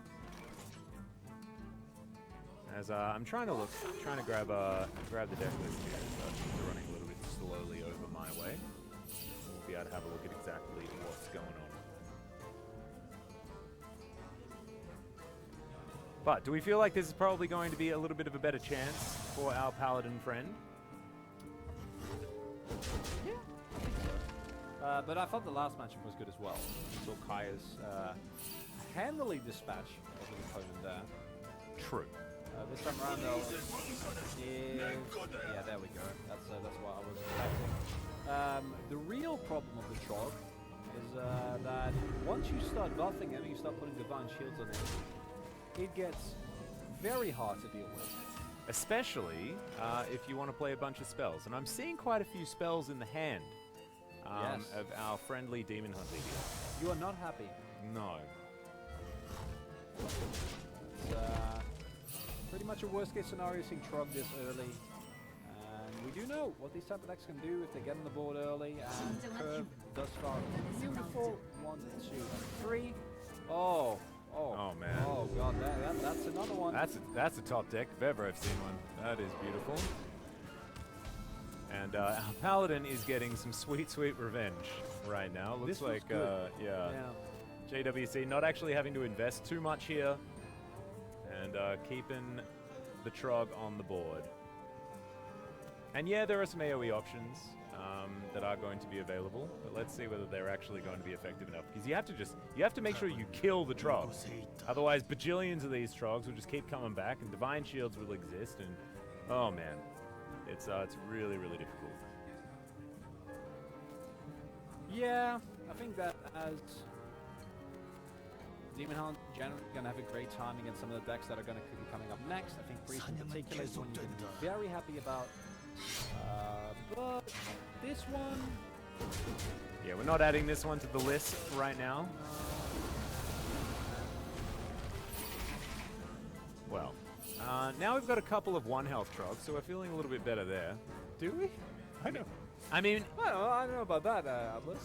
If they if they get re-divine shielded, then I guess we're going to be upset. Let's see exactly what's going to happen. I'm feeling better because they're not at 4 health now, you know, and there's only 2, and so the collective health is now 2 instead of 4. That is true. Yeah. That's the math that I did. Really, it does mean that the collective damage is now 6 instead of 3. Yeah, so that's the thing that I was negative. focusing on. Yeah, Yeah. you were focusing on the wrong thing. You're a glass half full kind of guy. I mean, certainly am. Usually I am. Halving the health Yeah. or doubling the damage. You know, there's always 2 sides to any coin, right? You have to make a choice. Yes. No, you're exactly right. He's getting even more health. It's getting worse. Or attack rather. I mean health as well. It's only 1 less attack, or one more health, and a bit more. Yeah, 2 more attack. However, still we're doing okay when it comes to the health department. Libram in hand now for our paladin friend. Of course, able to grab that with it being a holy spell and all that stuff. And there we are. That was the AoE that we were looking for. Yeah. There's bad. Still a lot of steeds left on this board. Owl or steed? Hmm? Owl or steed? Well, steed unfortunately is classified as a mount, not a pet, so it doesn't really fit in the same But category. I'm just in general. Oh. Owl. Still owl. Yeah, not a steed kind of guy. Never really played human. I just thought that they looked a little bit like Lego horses. Okay. Wasn't a huge fan. More of an elf kind of guy. Yeah, more as something like if I'm playing a mystical video game, then I'm probably going to want to keep things mystical. You want to be whimsical. Yeah. I'm not going to be playing a human. I'm already a human. I don't need to role play that. This game, I don't think it's going to take much longer. Yeah, I think this time around, Caius was not able to weather the storm quite as effectively as he was with his Warlock. And thankfully for JWC, he actually had some gas left in his hand after the board got big. Still sitting on a bunch of cards that he can utilize now, so should be okay. But some opportunities for board clear. But Caius just doesn't really have the health total to stay in this one for too much longer.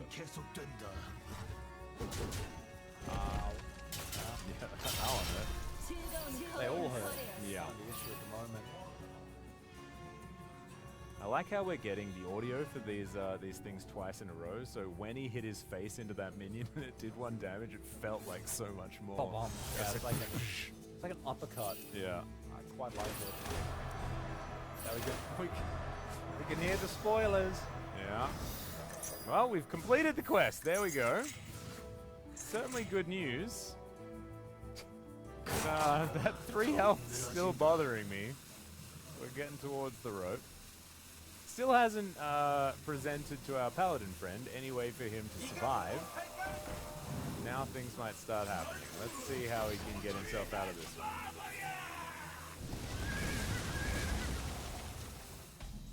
Yeah, that did it. That's a lot of lifesteal.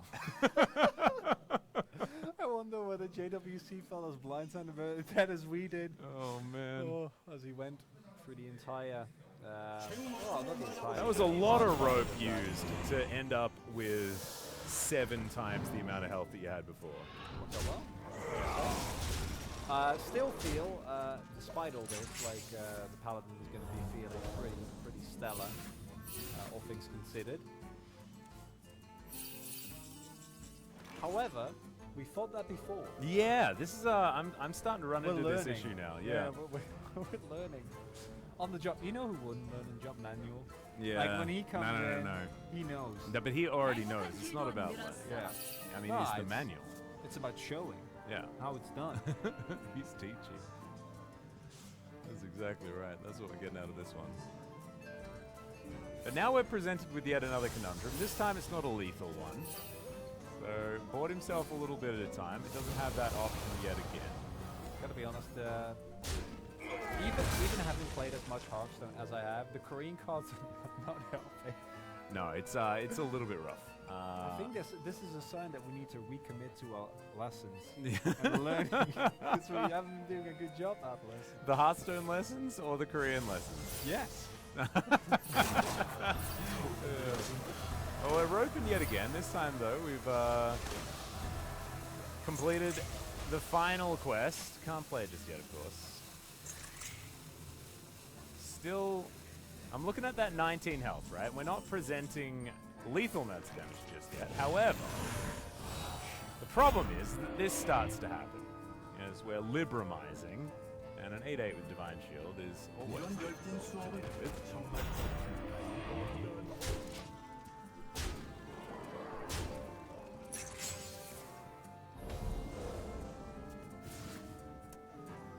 Alrighty, what have you got for us, Caius? You've debated us about 16 times thus far, so a 17th, perhaps? Perchance? I'm starting to feel like Caius is, you know, the antagonist Yep. in a JRPG. Oh, right.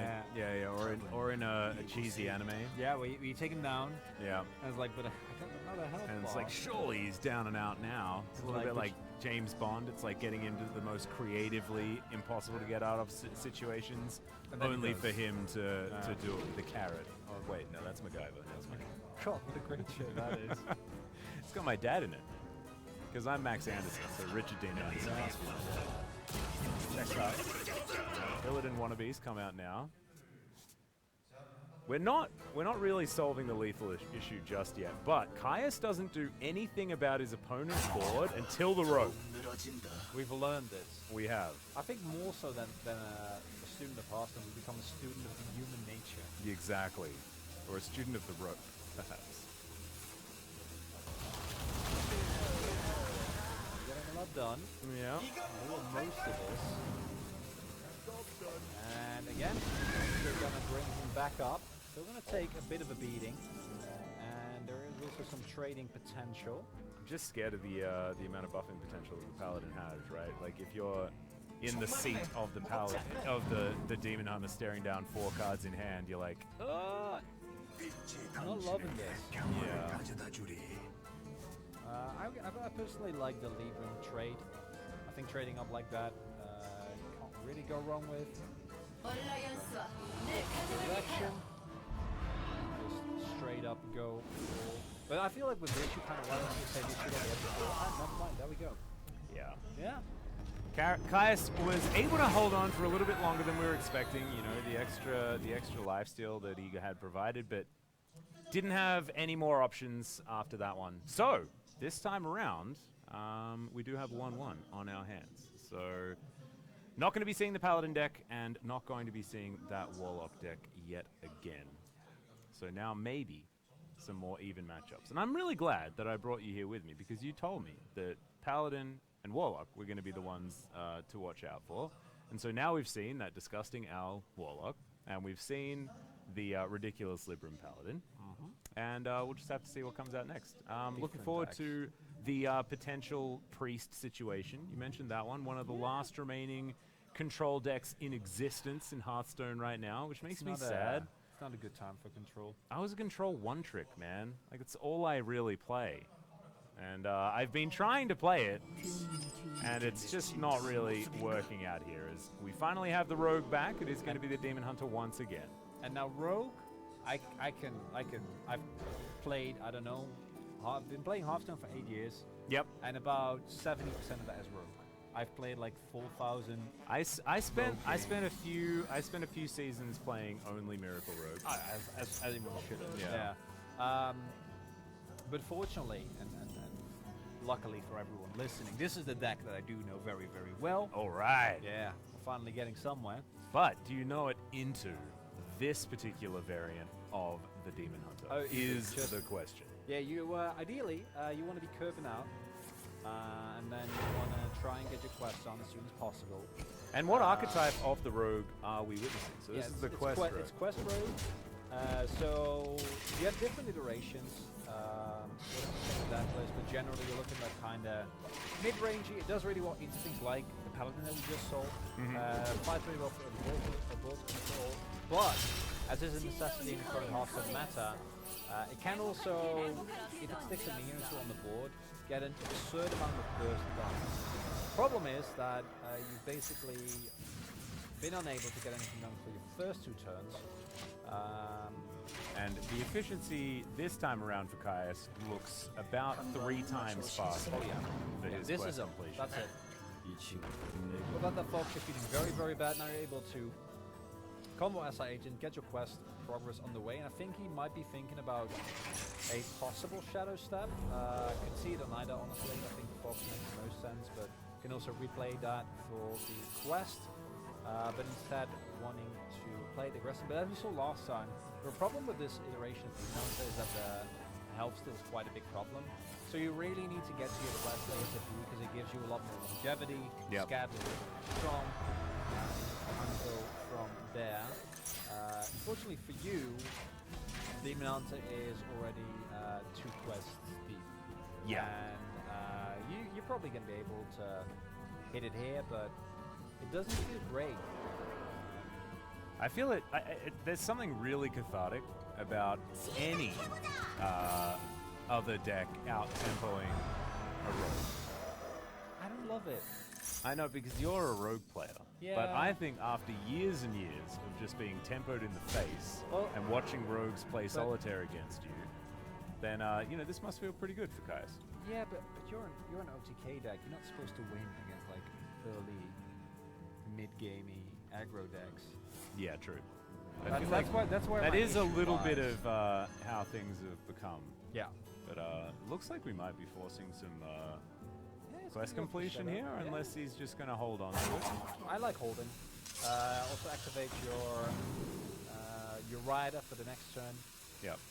So easy to use. I played that this. for I one played mana this as well. card for I don't know. I've like thrown it down hundreds of times. Yep. Korean name is there, and I don't. I'm just. Yeah, I know what I'm you not do. really.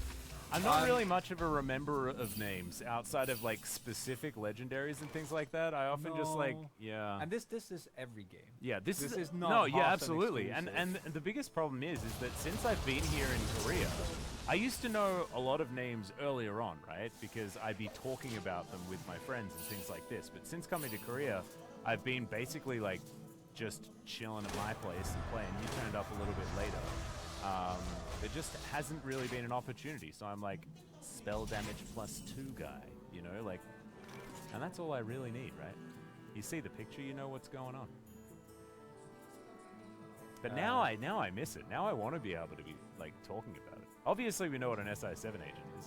But Yeah. it also says SI7. Like, this is the only one we didn't need help with. Maybe we can tell the people, because I didn't know Yolan was, I guess in this context, agency. That's cool. Yeah. You know, we're learning words here. There we go. Main problem here, of course, that with the quest already done and the rogue being pretty far behind the tempo, you're in a really rough spot.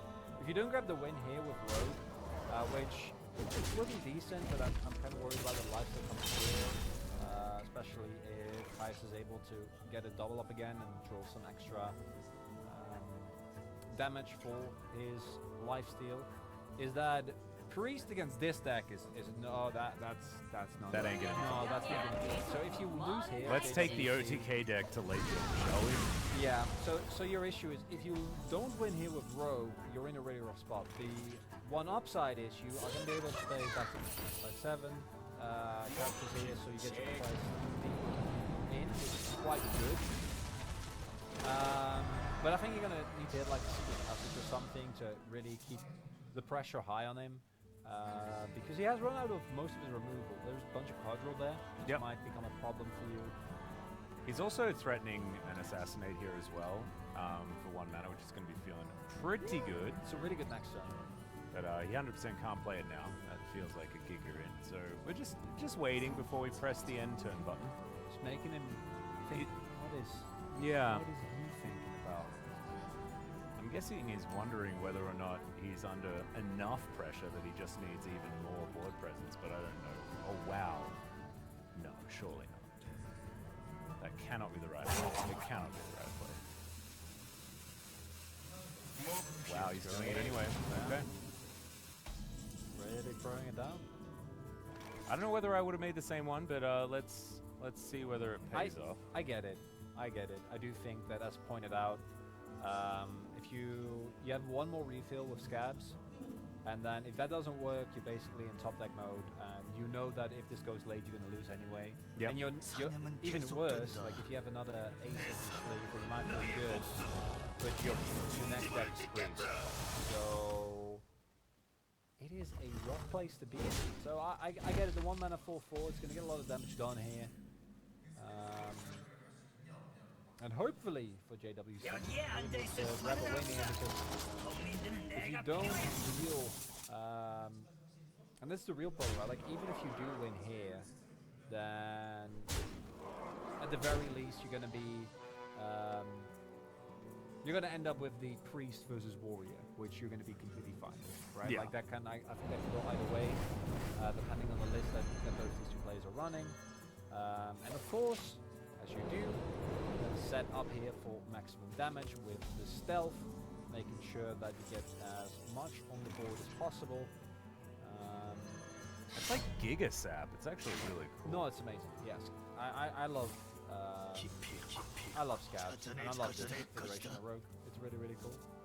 I wonder whether we're going to see any actual new cards in that. I don't think we've seen any thus far, because Rogue is one of those kind of decks that we just be like, no, I don't actually need anything from Alterac. We still seen plays use. Yeah, I mean the deck is just. I mean, sorry, the expansion is just so new, right? Yeah, you exactly. Need to spend you don't really know yet. And when it comes to like decks like Rogue, it's often about knowing it extraordinarily well in order to get the most value out of it, right? And I think Demon Hunter is similar to that. I do think that we might have done it. Yeah, hasn't been able to pick up a lot of his big lifesteal recovery options this time around. As it turns out, getting a 9/7 with stealth. Yeah. Dealt with pretty good. Oh no, here we are though. Should be able to get a bit more health back. Okay. And he technically doesn't have lethal on board, but what's great about this one? I'm wondering with the weapon. I think he does easily have it. So yeah, gonna see him go in the face as per usual. Doesn't need to place, and that's a very important win here for JWC. Yep. Unfortunately, Caius not able to get off the board, and I thought that Caius played so well in game one. I was like, maybe there's a skill gap here, but JWC really pulling it back. Only one more victory required to take this one. Of course, best of 5. Looking for his opportunity to come in for tomorrow's matches as well. And you know what it comes back to? To that 1 mana 4/4. Yeah, does it? Yeah, I guess it was exactly lethal at the end. Exactly lethal. Yeah. So there you go. Wow. Man knows his deck. That's how it works. I mean, maybe he just wins like a turn later. But could have been, yeah. Maybe not. Against OTK decks, it's always a bit dicey. Scary. And actually, he didn't get ruined for it, right? Because he got the Giga Sap, so he's all right. And you know what now? Warrior versus Priest. This is going to be a very different situation. That is interesting. Yeah, stepping off the Demon Hunter for this last match is quite interesting, because we were talking about, you know, OTK deck versus Control. We thought that perhaps the Demon Hunter would have this one in the bag, but not to be the case. Yeah, I thought so as well. But this makes sense as well, right? Because as Caius, you can either it's just entirely possible that I completely misjudged the matchup, and that Caius has very different thoughts on it than I do. Not the one to question him in that regard. Main thing for me is that, especially in this format, it's understandable. Like, I think the Demon Hunter is always going to feel great. But you got to get a win with this warrior anyway, so you might as well try and go for it as early as possible. Yep. It's going to be... Imagine... Go for Trog and buff. Or just bring a little bit of darkness. And it's not like a mega control-y sort of mid-game style deck. I mean, you do have a fair bit of early presence on the board with a priest like this, but suffers from a lot of what priests always suffered from when it's always about buffing. It's like you get left with a whole bunch of powered shields in your hand, you can't do anything. If your opponent's actually capable of controlling the board. So I think once again, this is going to be all about who gets the bodies on the board. And right now, with the big one right there, the priest will be at least able to stick it. So a few of these buffs will be able to come down. Feels good to have a relevant hero power from, you know, the game. It does, but this is kind of unfortunate. Gonna be able to get a very nice trade going here initially. And you know, White, this is the problem with the warrior deck, and I think why Kai's plays as well is getting one is going to be hard, and now you don't really have an adequate way of dealing with it. You can play your Neophyte together with the other pirate and try to go for that. Would not like I'm playing the Trog here, but we already know. I don't know. You're definitely not playing. He Trog. likes slamming Trog. Yeah. I was gonna say, like, he likes waiting. If we're slamming Trog when it's like happening, I mean, he did it before, right? But this would be exceptionally stupid. So definitely not the way. Just coming out swinging. I mean, I don't disagree. Yeah. I mean, we're allowed to say when he definitely isn't going to make the play, because then he's not exceptionally stupid. Yeah, he's got it. We're completing some quests though. Lots of pirates have been added to this board. And the problem is that just not feeling quite as robust at this stage. Thankfully, he does draw himself a weapon, but start whittling down, I guess. I haven't a bit about slamming your face into a 4/7. Yeah, and again, it's priest, right? So you can just get the trade, take down the cannoneer, and then heal back up. Yep. And feel very, very comfortable. And this is one of those decks, Pirate Warrior, I think it has longevity into a lot of matchup, you know, where you're actually fighting for the board. But with Priest, you're always going to get out-sustained in the long run. And you're not going to feel great. And now the entire hand is getting discounted. It's getting harder and harder. And I don't know, as guys, how are you really going to... If you don't retake control soon, I'm so jealous. It's going to be very hard. Every time I play decks like this, just get bopped. Yeah, and I can never get a minion to stick on the board. And JWC just does it effortlessly. You know, it's extraordinarily unfair. Gonna be playing the Trog this time around though. He's slamming it. Slamming Trog. I'm not a huge fan. However, now we've got it. No, we don't. I don't really understand. I think the main deal here is that it's creating Kai's with a situation where he can't clear both minions often. And if you can't clear both minions, then there will always be a target for the priest above. Yeah, he's got a weapon. Maybe he just wanted to use up a weapon charge? Maybe, yeah. I wonder.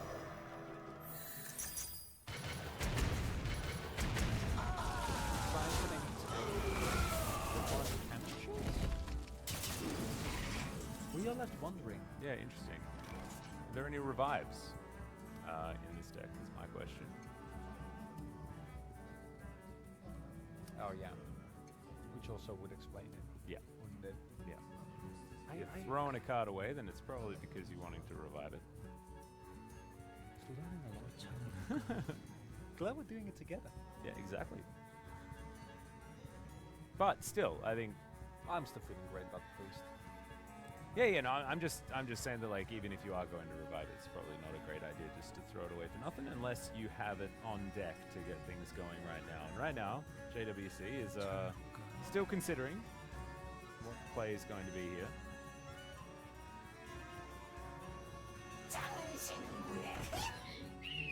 Whoa, that is a terrifying voice line. It's quite a shriek. It was. Definitely quite shrieky. That is a beautiful card. Damn, that is a curvy draw if ever I've seen one. Yeah. Pretty sure it's getting slammed. Well, we're gonna go to face a little bit first and see whether we can get lucky with some bombs. Never mind. Oh, no, he's slammed it at least, so we're fine. The slammed part, yeah, but I'm thinking back to me earlier again. Quite good. To be fair, though, to me, that was previously to Mr. Smite over there getting drawn and thrown down. Not feeling as bad. Now we're going for the pop-off, and we're going to say see how it's going to go. Yeah. The problem is we're sitting at 10 health, so let's hope that there is some sort of healing options here that we'll have available to us. It's a priest, though, so I would hazard a guess that things are going to be okay. Shadow of Death. No. Shadow Form? Oh, Shadow Form. Yeah. Really didn't get used to seeing Shadow Form. Oh, God. Yeah, we're starting to really get through now. Main thing is, still haven't found any actual answers. Play, but keep cycling. Ropes come through though. I think this is the biggest issue for this particular priest is the rope. Yeah, and the hand limit. Yeah. And being somewhat reliant on actually finding anyone or anything solution. Well, this is getting a lot of work done. There we go. So, we're out of lethal range, and the priests managed to develop about a bajillion cards. So it's looking a little bit dicey here.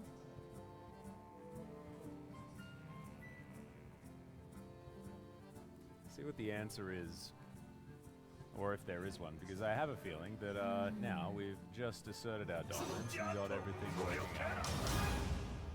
It's going to be 1 damage. There is a Divine Shield, so not a full clear, I guess. Not technically, which is the best type. Something not being the case. Wait, can he even kill it? No, he can't kill it. Can he kill it? He needs to kill it in order to get that damage to work. Yeah.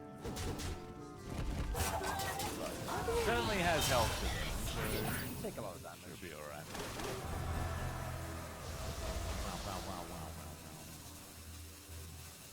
Loving this quest. Yeah, I know. I'm also loving the fact that it's a little bit echoey as well. Really so we can hear it actually. It gives it the gravity. Is it gravity? Oh.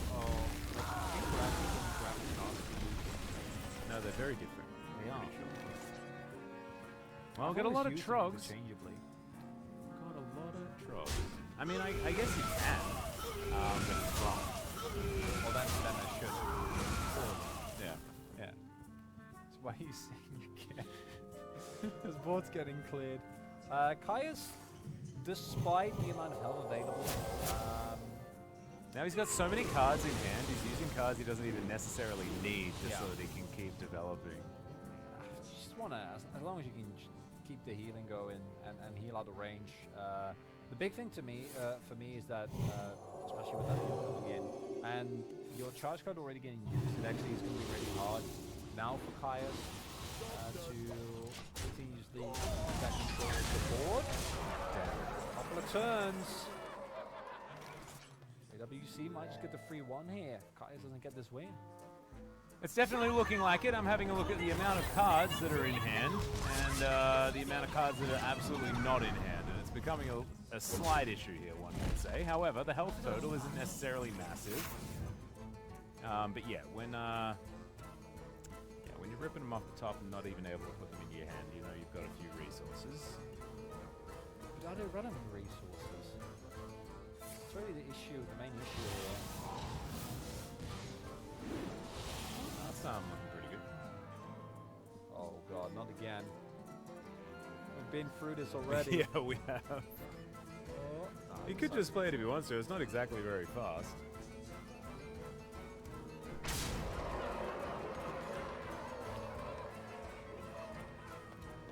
This is feeling like the priest combo is absolutely coming to fruition. We're getting a little bit hysterical.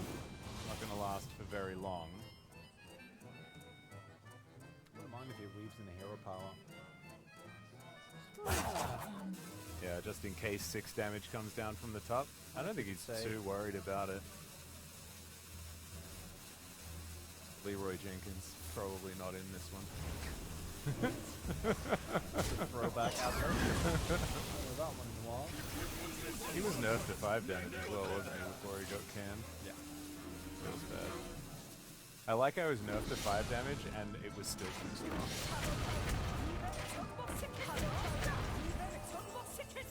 Not feeling great. Nope. We're presenting 1 damage off lethal. Oh, make it 2. But I have a feeling, oh my, is he gonna do it? Please tell me he uses Shadow Form to get the lethal. He has to. Oh, he can't anymore. What a disaster. That would have been absolutely the coolest move that he could have made. I'm so sad. It is, I think, the best way to win a game is Priest. Oh, absolutely. Especially when it's a gifted one. Yeah. I don't see coming. I think Priest, they've kind of made this into a Is he rogue's about niche. to lose? Also, possibly, yes. Because he needs to find 2 damage from someone. That's a way to find it potentially.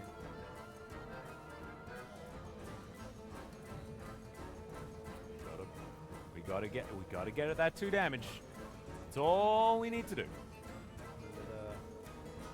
As I was saying, I think that there used to be more Priest's niche, where the whole thing was trying to steal cards from other people. Yep. And then they've kind of turned it into a rogue thing.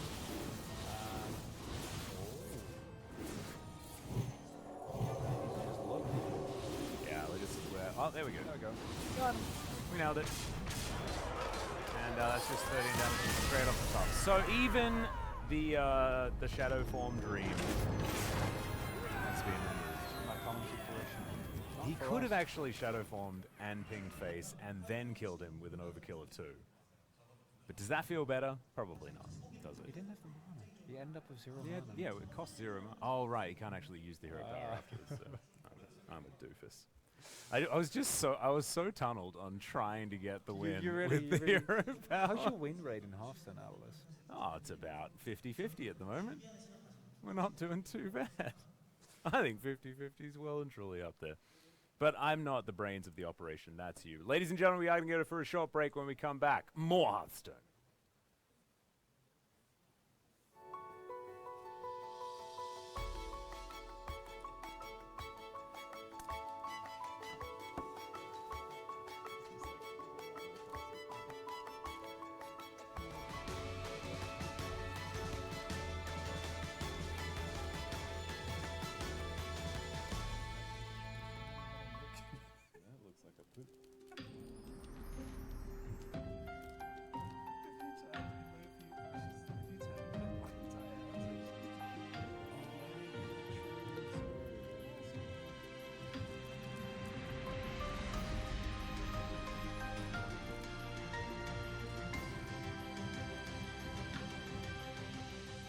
대전의 새로운 도시 브랜드 대전 HEARTHSTONE.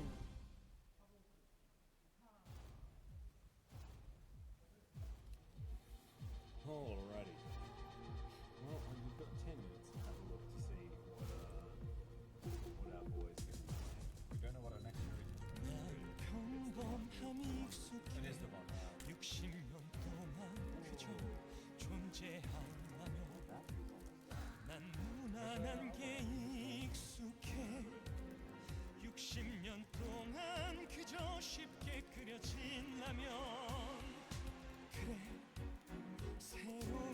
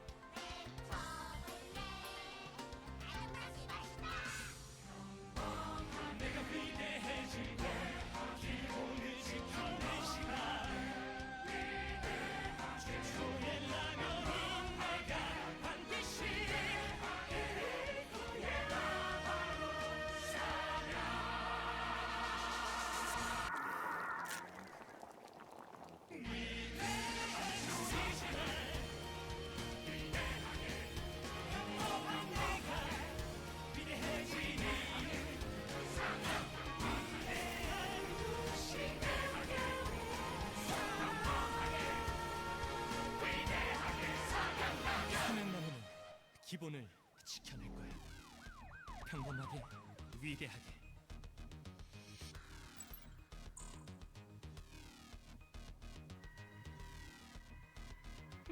제법인데?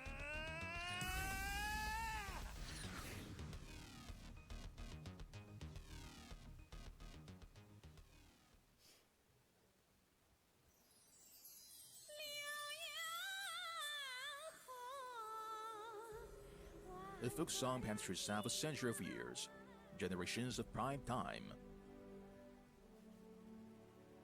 The famous river flows less elegant rhyme, a long history. Beside Liuya River, a Mala mountain. Here is the stronghold of the radio and the television army. This is the gathering place of the cultural industry. This is the dream factory of video creation. This is China, Changsha, Mala Mountain Video Cultural Creative Industrial Park. There is Zhongguancun in the north and the Mala Mountain in the south. Today, the Mala Mountain implements stream into the south. Tomorrow's Mala Mountain belongs to every cultural creative industry dreamer, every person struggling. The river is silent, does not reduce the wind. China Big Valley, you and I testify.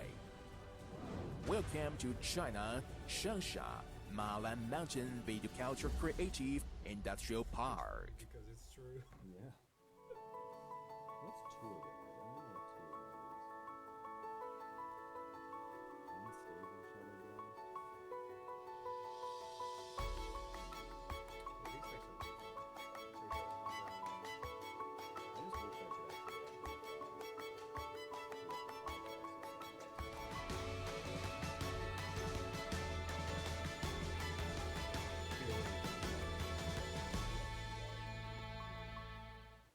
Yeah, but this is the problem as well. Like, it's fine if the expansion dropped 2 days ago. Yeah. Like, that's the main issue. Because there is, I mean, there's a lot of cards there as well. But yeah, but like, I know most of the cards are out.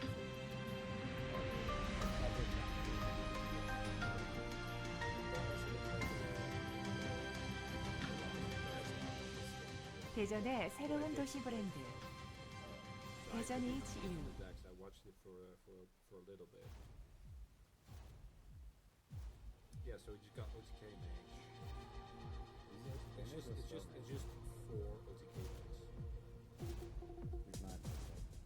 Yeah, I mean it's not OTK. 평범함이 익숙해 60년 동안 그저 존재하려면 난 무난한 게 익숙해 60년 동안 그저 쉽게 그려지려면 그래 새로운 맘의 그 사이 흔들릴 때도 있었어 빠르게 변해만 가는 세상 속에서 진정 난 이대로 괜찮은 걸까 영창을 폈습니다. 한심하게는 그래도 익숙한 맛이 얼마나 지겨운 맛 저리 가 네가 티를 끄란 말은 알아 싫어 그게 뭐지 인별그램 계정 넣는다면서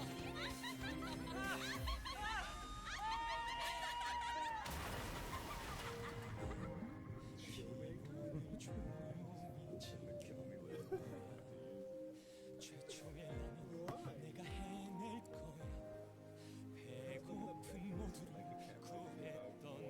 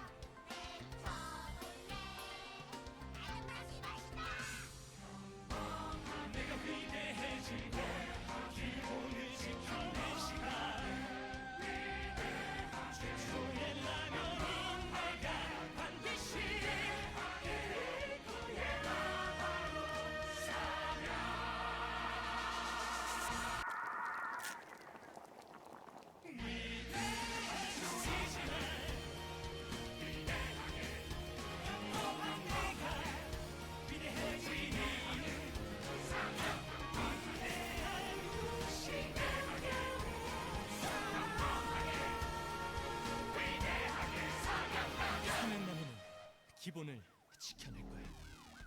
평범하게, 위대하게.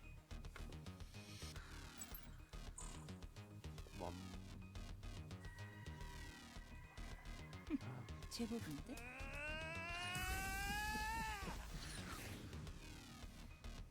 I want to see this anime.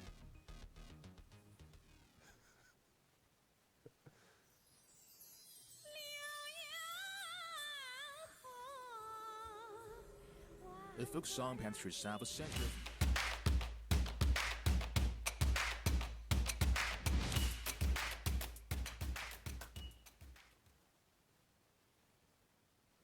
Welcome back, ladies and gentlemen, to IEF 2021 Hearthstone. It's time for the final qualification match. This time, it's finally between Manuel XX and Ostinato.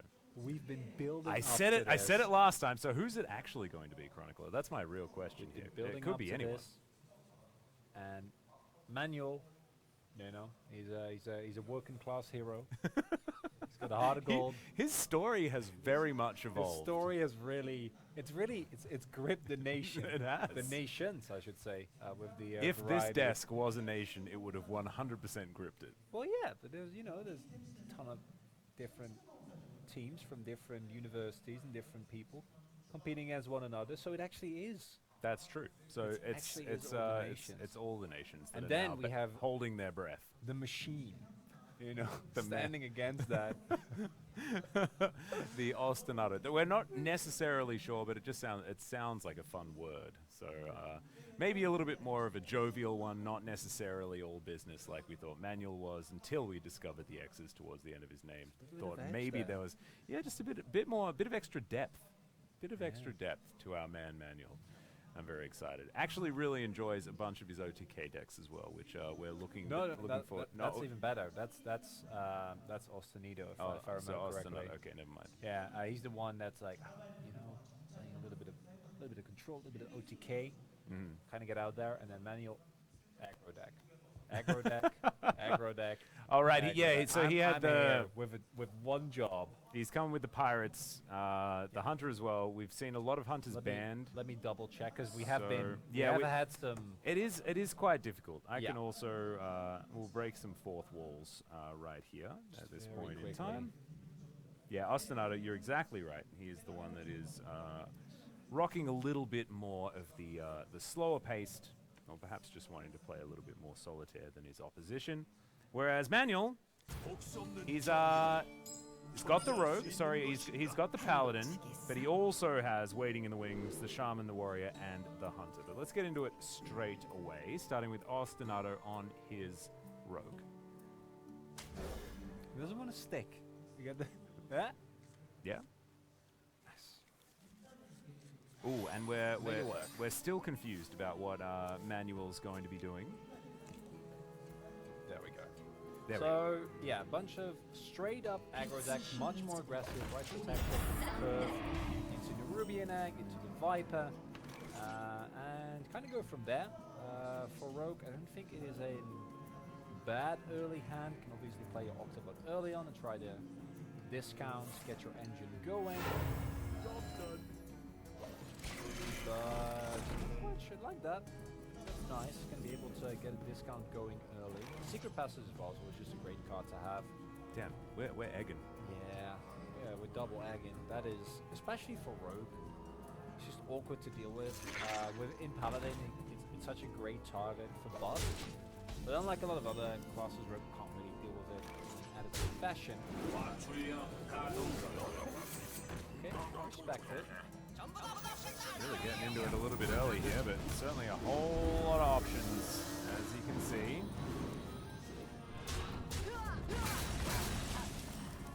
Oh, damn, he's not messing around. Yeah, I was wondering whether he wanted to take a bit more risk and go for another Secret Passage, maybe take for a Shadow Step to really safeguard his engine. I'm gonna end up doing that. And now, all of a sudden, you're on the board, you're looking good, you can Libram, and as Manuel here, either of these options feel kind of awkward. And this, of course, one of the identities Rogue has always had, like, getting back on the board they're really good at. Yeah, this is not something that he's going to be too worried about, which means that the not digging for a Shadow Step and stuff like that actually works out quite nicely. Still threatens with 4 cards in hand and isn't going to feel like he's ran out of resources too early, so I like the play as well. Still considering what we want to do. It's a very different story for this kind of palette, and I feel like using any card requires so much thought because you just don't have the amount of cycle and draw that you'd otherwise want, especially with a deck like this. Looking forward to it, as we're going to go do some trading here. Gets rid of the snake, doesn't want it, and we're just going to buff up our egg and get rid of 1, but it's not exactly the optimal outcome. You're going to feel quite good that you just hit the minion. At least you can curve out a little bit more comfortably. Wow, this is a beautiful turn coming through, and this time he's going to look for it. Go for the secret passage. There's a swindle, and there is your solution. Throw that over. Take down Rubian. Now, firmly on the board. A lot of cards in hand. Still another secret passage to play. Can trade out as well. Quite good for Ostinato. Yeah, this is absurd. He's feeling real good about it. And we kind of thought that Manuel was going to be the all business, but Ostinato really starting to get things under control. Manuel, yeah. They're more difficult to drive, I guess. You could say. Than an automatic. Spell system. Not even how that works. It's just, yeah, it's going for it. We've already crafted a backstory. We don't also need puns. There's one of the two. We don't need both. Oh yeah, this is... Yep. Feeling pretty brutal. Good passage coming out. Still 4 cards. 4 mana, I should say, left to play. Oh god. Yeah, that'll get you there. Just wondering whether he wants to put the Divine Shield on or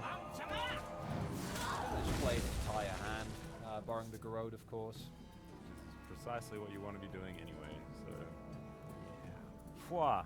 It really does feel like Manuel does like maybe 2 things in a turn, and then Ostinato goes back to playing like an entire game of Gin Rummy with himself, with like a 3-person game of Gin Rummy with himself, and then it goes back to Manuel and he's like, I'll pick up 2 cards. And that's it. Hooray. Yeah. The evolution of the rogue really does just feel like it's... Ooh. That would have been interesting. So playing that would have been an implicit sign that he thinks that he doesn't need to combo to actually take down his opponent. I don't mind him holding it. I think that having the road is a nice backup. And it's like still going to really make sure that you can get on the board, you do a bunch of extra cards, and you maintain the spell damage. Right? So you're still going to be able to get that going later on. And yeah, I'm pretty sure that this one, the manual, I don't. That was his 2 cards. Did you see the 2 cards? Yeah. They went down. Stuff happened. Play 2. Oh man, it's real rough. No, it's really bad. Oh, come on. It just keeps coming. Ostinato sitting there with, you know, a bunch of extra AoE in hand if he needs it as well. Like all of the options under the sun. This shows a lot of respect if he's actually going to try and clear this. At least going to get rid of the Divine Shield, but no, he's actually going to take it out completely. Yeah, I think especially against Paladin, I don't mind it. I think that you are 100% winning this match as Ostinato if you don't let Manuel ever get on the board. Yeah. Right? If he actually gets to stick something for a turn, especially looking at the 2 cards that he has in hand, which is literally 8 buffs. This is great. This is exactly what you want, right? Like, it is indeed, and he doesn't have the information. Ostinato doesn't, but I like that Ostinato's been through his whole deck. Oh Meanwhile, my Manuel's God, like he's like got like 2 cards. It's so silly. Oh, this is mean though. Top deck to build the card, but the problem is, of course, that's great. With 18 health, and yeah, 2 Garrods are at the ready, so So I don't think you are going to live for a lot longer. Yeah. Unfortunately for him, Rogue has drawn his entire deck, which feels unfair. I say frankly. Yeah, I like it. Die. It's feeling a little bit like he's Oh no, it's well and it's truly over. psyched about how things are going here. Ostinato, though, with complete control of this game from minute one. Manuel just not really with any opportunities to get anything done whatsoever. And yes, the growth begins, and Manuel ends. Definitely very well piloted. Even though it is, I think that Ostinato played that game 85%, and Manuel played it 15%. Like, that was the amount of time allocated to both of our players. So a little bit unfortunate there, but Ostinato really coming out swinging. And I really like that we came up with the analogy of the the tradesman all business versus the machine, because that was some machine work going on. Yeah, that was like the man versus the algorithm. You know, Manuel is just he's a straight worker. He plays a card, and then he plays another card, and then he tries to win. And then he's up against his algorithm. Yeah, and the algorithm is now playing mage, and it works very similarly. That's Hearthstone. There we go. There we go indeed. So this is like another one of those combo ignite style mage decks that will be just trying to get towards those gigantic ignites as quickly as possible. I've been seeing a lot of quests on that, but not opting in this time around. Not the greatest of starts. Already saw last game, which I think if he had that start this time around, so much better. Right? Yeah. Started off with Righteous Protector into the Ruby and Egg, curve out very, very nicely, and then you're going to be feeling a lot better. This is the early curve, not the greatest for Manuel, does have a couple of great turns ahead of him, and that is something that might kind of save him. Because Ostinato does need a little bit more time, and then especially with Mr. Smite there at the ready as well, could be an opportunity here for Manuel to supposedly dispatch quickly, obviously. Well, see whether it's actually going to work out. Of course, the mage works a little bit differently to that of the rogue. I feel like a mage can always have the answer to everything because they're generating so much random stuff. So Manuel's just going to have to hope that the perfect cards don't fall into the lap of Ostinato, who's already starting to get through some of those discoveries. Trog coming on in though, and now Manuel's feeling like he's having a better time, right? Oh, here we are.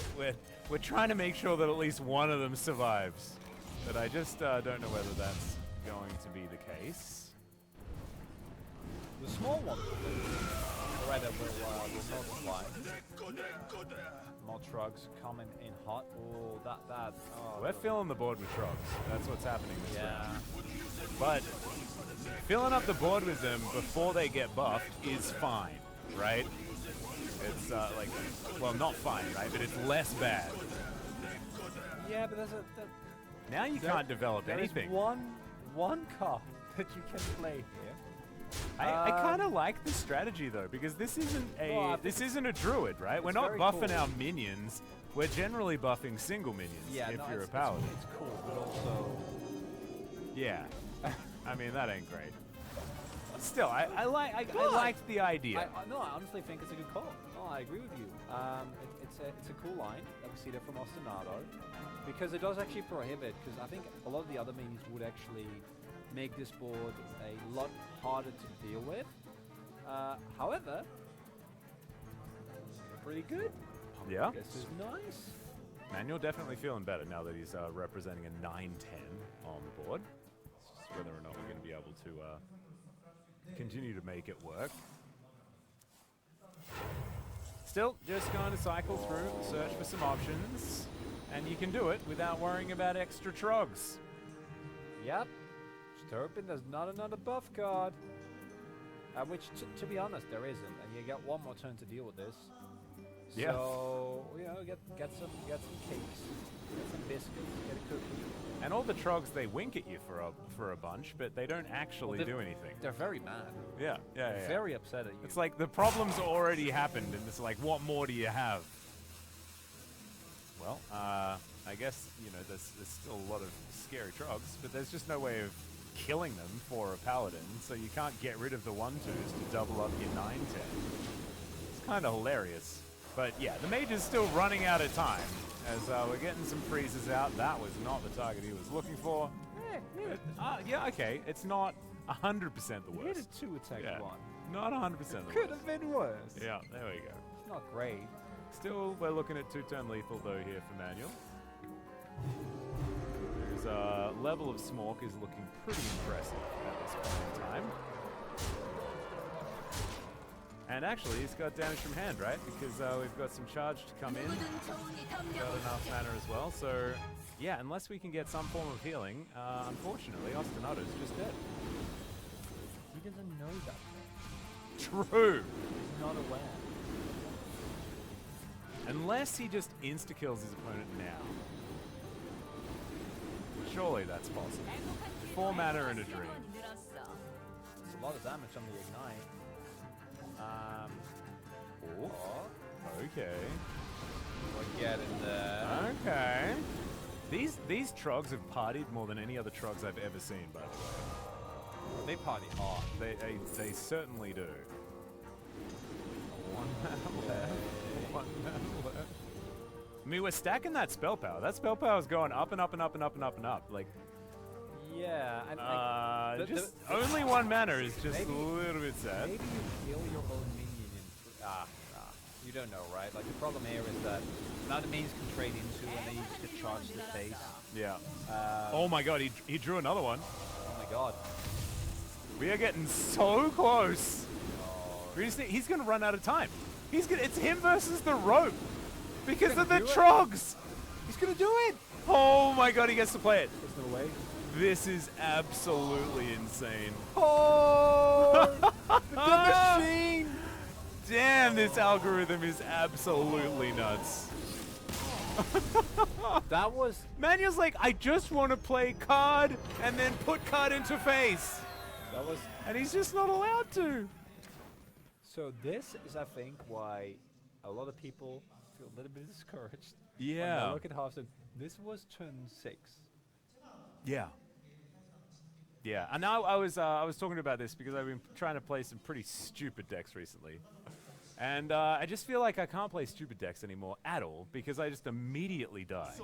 From like, it feels like something that's impossible for anyone to deal with ever. This is starting to feel a lot like, in real life. The work and grind is just not coming together. No, it's not really working. The algorithm is just... We need to throw in the towel. I think it's time to quit our jobs, Manuel. I think it's we need to really channel the XX for this one. I think. I can't even like. We need the party. Yeah. I honestly can't even fault Manuel for that, right? Because that was such a... That was it. Unreasonable. There was some sequence. B and some S going on towards the end there. Now we've sequence of events. Now we've got the quest Demon Hunter, and we've seen what that's capable of as well. Endless amounts of clear and things like this. I believe has enough to get rid of this trog straight away, and he does. Yeah, I was about to say, surely at some point Manuel will be able to actually get anything done. Still gets the coin out early, so you're not. It's not the end of the universe. No, and actually, yeah. No, I think it was just curve out. No, it was saving the coin for Mr. Smite. With how it's looking right now. The Nerubian egg coming out early would normally feel fantastic. I saw him like searching around for a different option because it just didn't really work out for him the last time he did it. All right. Let's see what we can pick up here. I love it when you get an outcast card and it just like you draw one. Feels good. Oh, interesting. How can you play that one? Accepting that charging up this quest ASAP. Go through it as fast as possible. This time though, much nicer curve available for Manuel. So so that is something at least. And after getting just demolished by combos twice in a row, although I guess the Rogue, it's not quite a one-turn kill deck, but is very combo-y, very momentum-based.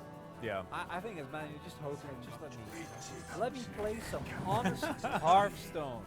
Play minion, go face, go forward. Where are your minions? Just let me interact with you. I want to play the video game. And Ostinato's not about that. He's playing single-player Hearthstone today. That's basically what he's been doing.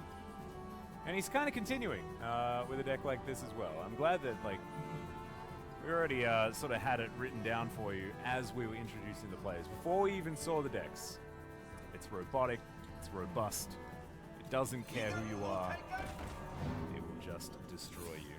And that's what we've been seeing. Nice little clear there as well. As we can see, we'll have to take 4 to face, but still pretty happily tidies it up. Love it when a plan comes together. But this time, Manuel has plenty in hand to get stuff done. Well, the both are available, but not going to make you feel as good. I'm just scared with the amount of dinging Mr. Quest has been doing. Demon Hunter's really starting to get to a point where... Oh, that's interesting.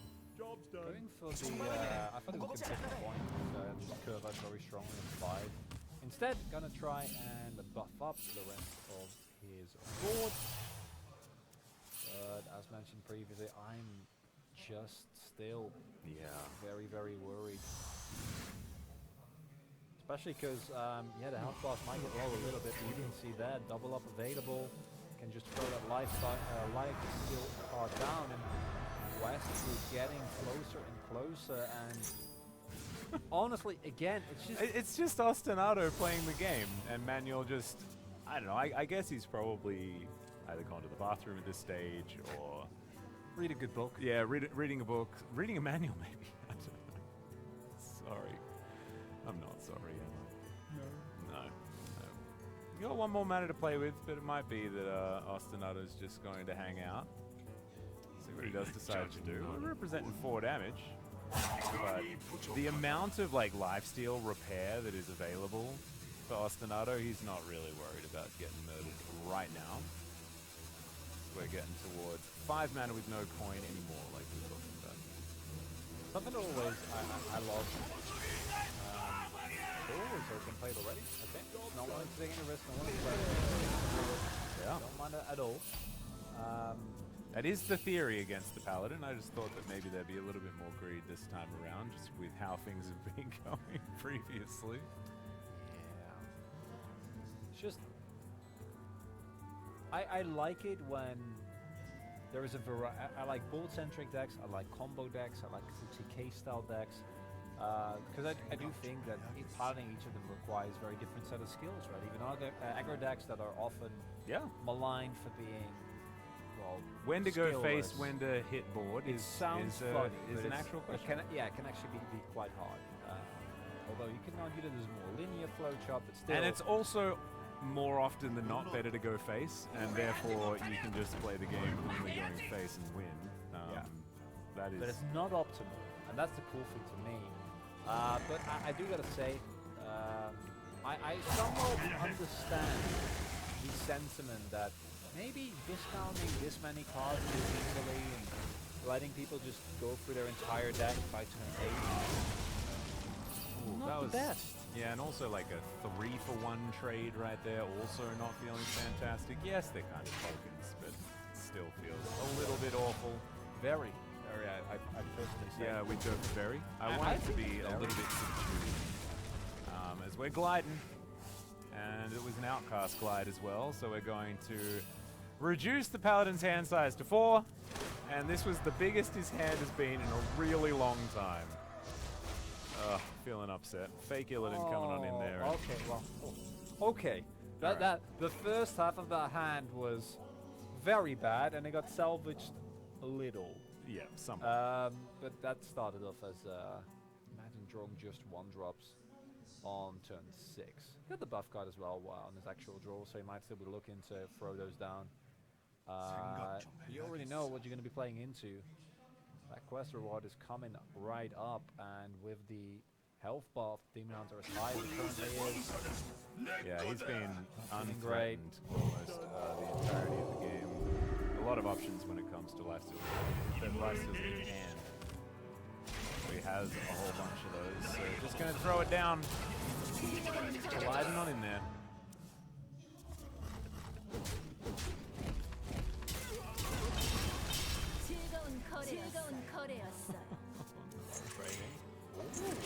Interesting.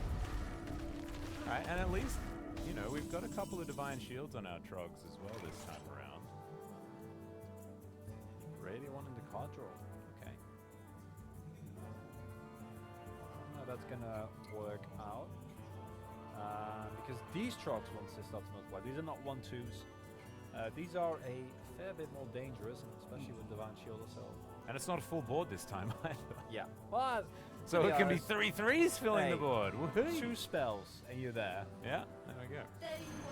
I'm gonna start buffing them up though. That's the way to do it. Yeah.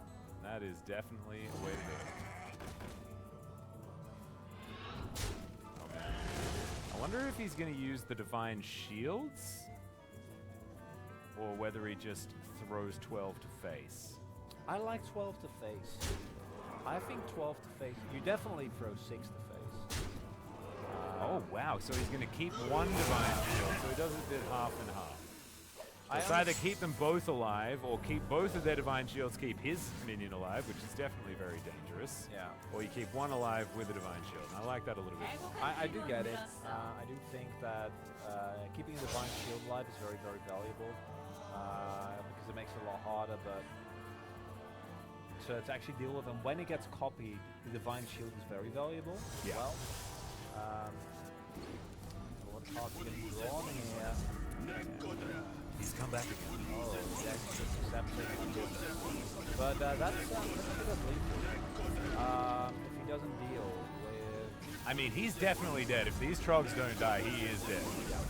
You don't need to be a mathematician for that one. Well, yeah, I was looking for the charge card. But I think he's pretty aware that he's likely to be able to, Yep. Again, Osanino. He has no chill. Yeah. The machine clears the board. And Manuel is, he's out of gas in every way, shape, or form. Does have, you know, some of his bigger cards in his deck currently in his hand, but unfortunately it's just not quite going to be enough here. I feel bad for Manuel. Yeah, me too. Every time. However, I do really, I really respect how Ostinado's been playing. It's been, it's been really, like we've been kind of poking fun, but it's really impressive. Yeah. The way these decks are piloted, because it is actually very easy, right, to have this just get demolished by a single misplay early on. Yeah. It's just not happening. Well, I mean, he is representing 2-turn lethal. There we go. 2-turn lethal for Manuel. 1 card in hand. I don't think it's happening. Yeah, I don't think that it's going to be 2-turn lethal when it comes back around to his turn. You know, next year. Just keep trading.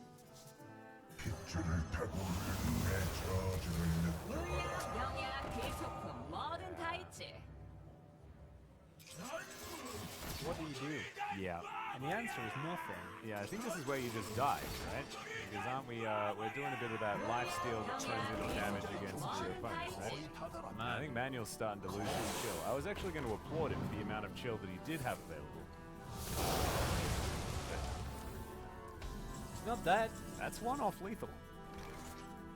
Oh man, could you imagine? Could you imagine if Manuel did it now? He can't. But if we couldn't see his hand and the suspense grew, find 5. There is a world.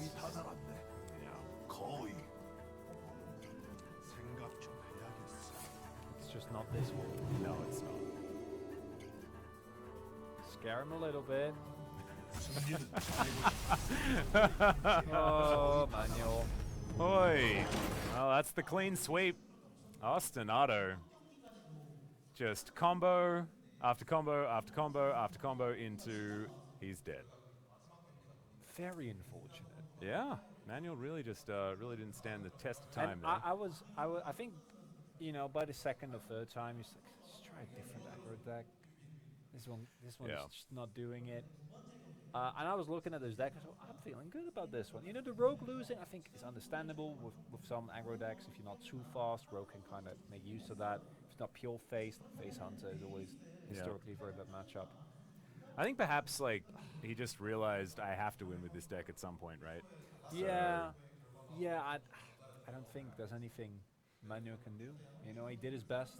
Yeah. Tried his hardest. He did. He gave it a red hot crack. Unfortunately, honest not quite work. enough. Man against machine. Yeah. Machine. Arsenato played it out very, very really well. nicely I mean, done. going back to his rogue play, I thought was exceptional.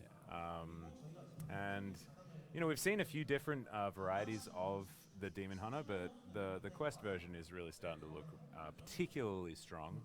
And you know, we should count ourselves lucky. We didn't have any owls in this last one, so either both of them were banned from both players, which they weren't, in fact, but. Not everyone is taking a lot of these uber ridiculous decks, but Arsenato is certainly making these more OTK, I'm going to play the game and you're not style decks very seriously. I mean, we even saw from Manuel that he was not going for the traditional Paladin, right? More of a Death Rattle aggro type of deck.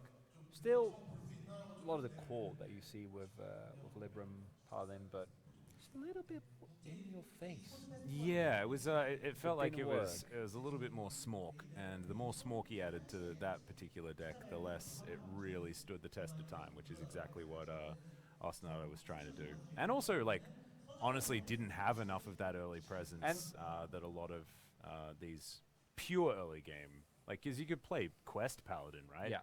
And get a whole bunch of like level ones. I think personally that is also a situation where you might not know the mana because you have to subject or submit your deck list up front, and that Paladin deck against other aggressive decks is insane, right? Because like that is where the trading power from your buffs comes through, where you have the Righteous Protector, the Nerubian Egg, those type of cards against aggro decks. When you start buffing them up and you start trading extremely, would have been a lot better. But ladies and gentlemen, we do have to say goodnight. Thank you so much for watching, and we'll see you tomorrow for more IEF 2021.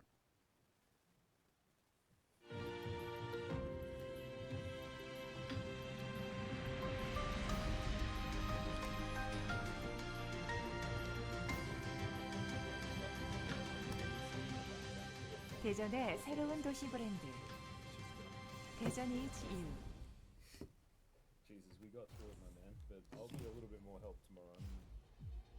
This is like the grand old time talking about. No, it actually almost impossible.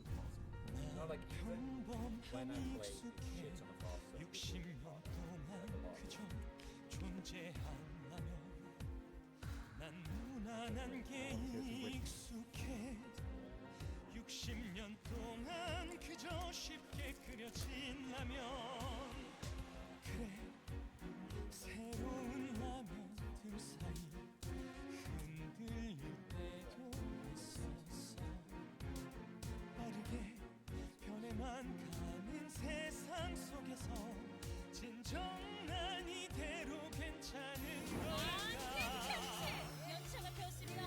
한심하게 그래도 익숙한 맛이 얼마나 지겨운 맛 저리 가 내가 치는 그런 말은 알아 싫어 그게 뭐지 인별그램 계정 넣는다면서 기분을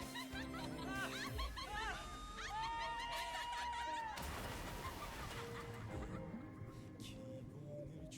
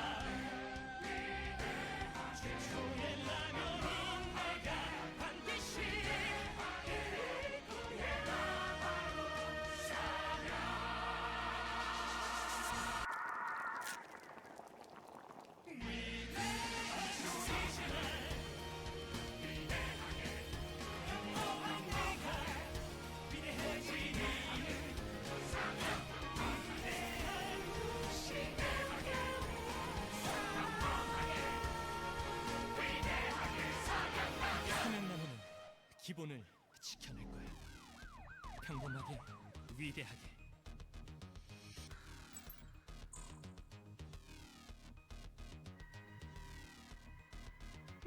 제법인데?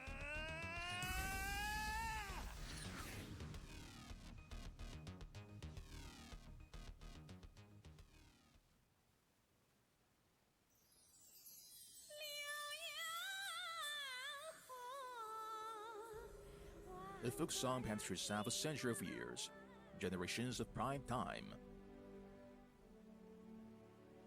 The famous river flows lands elegant rhyme, a long history. Beside Liuya River, a Mala Mountain. Here is the stronghold of the radio and the television army. This is the gathering place of the cultural industry. This is the dream factory of video creation. This is China, Changsha, Mala Mountain Video Cultural Creative Industrial Park.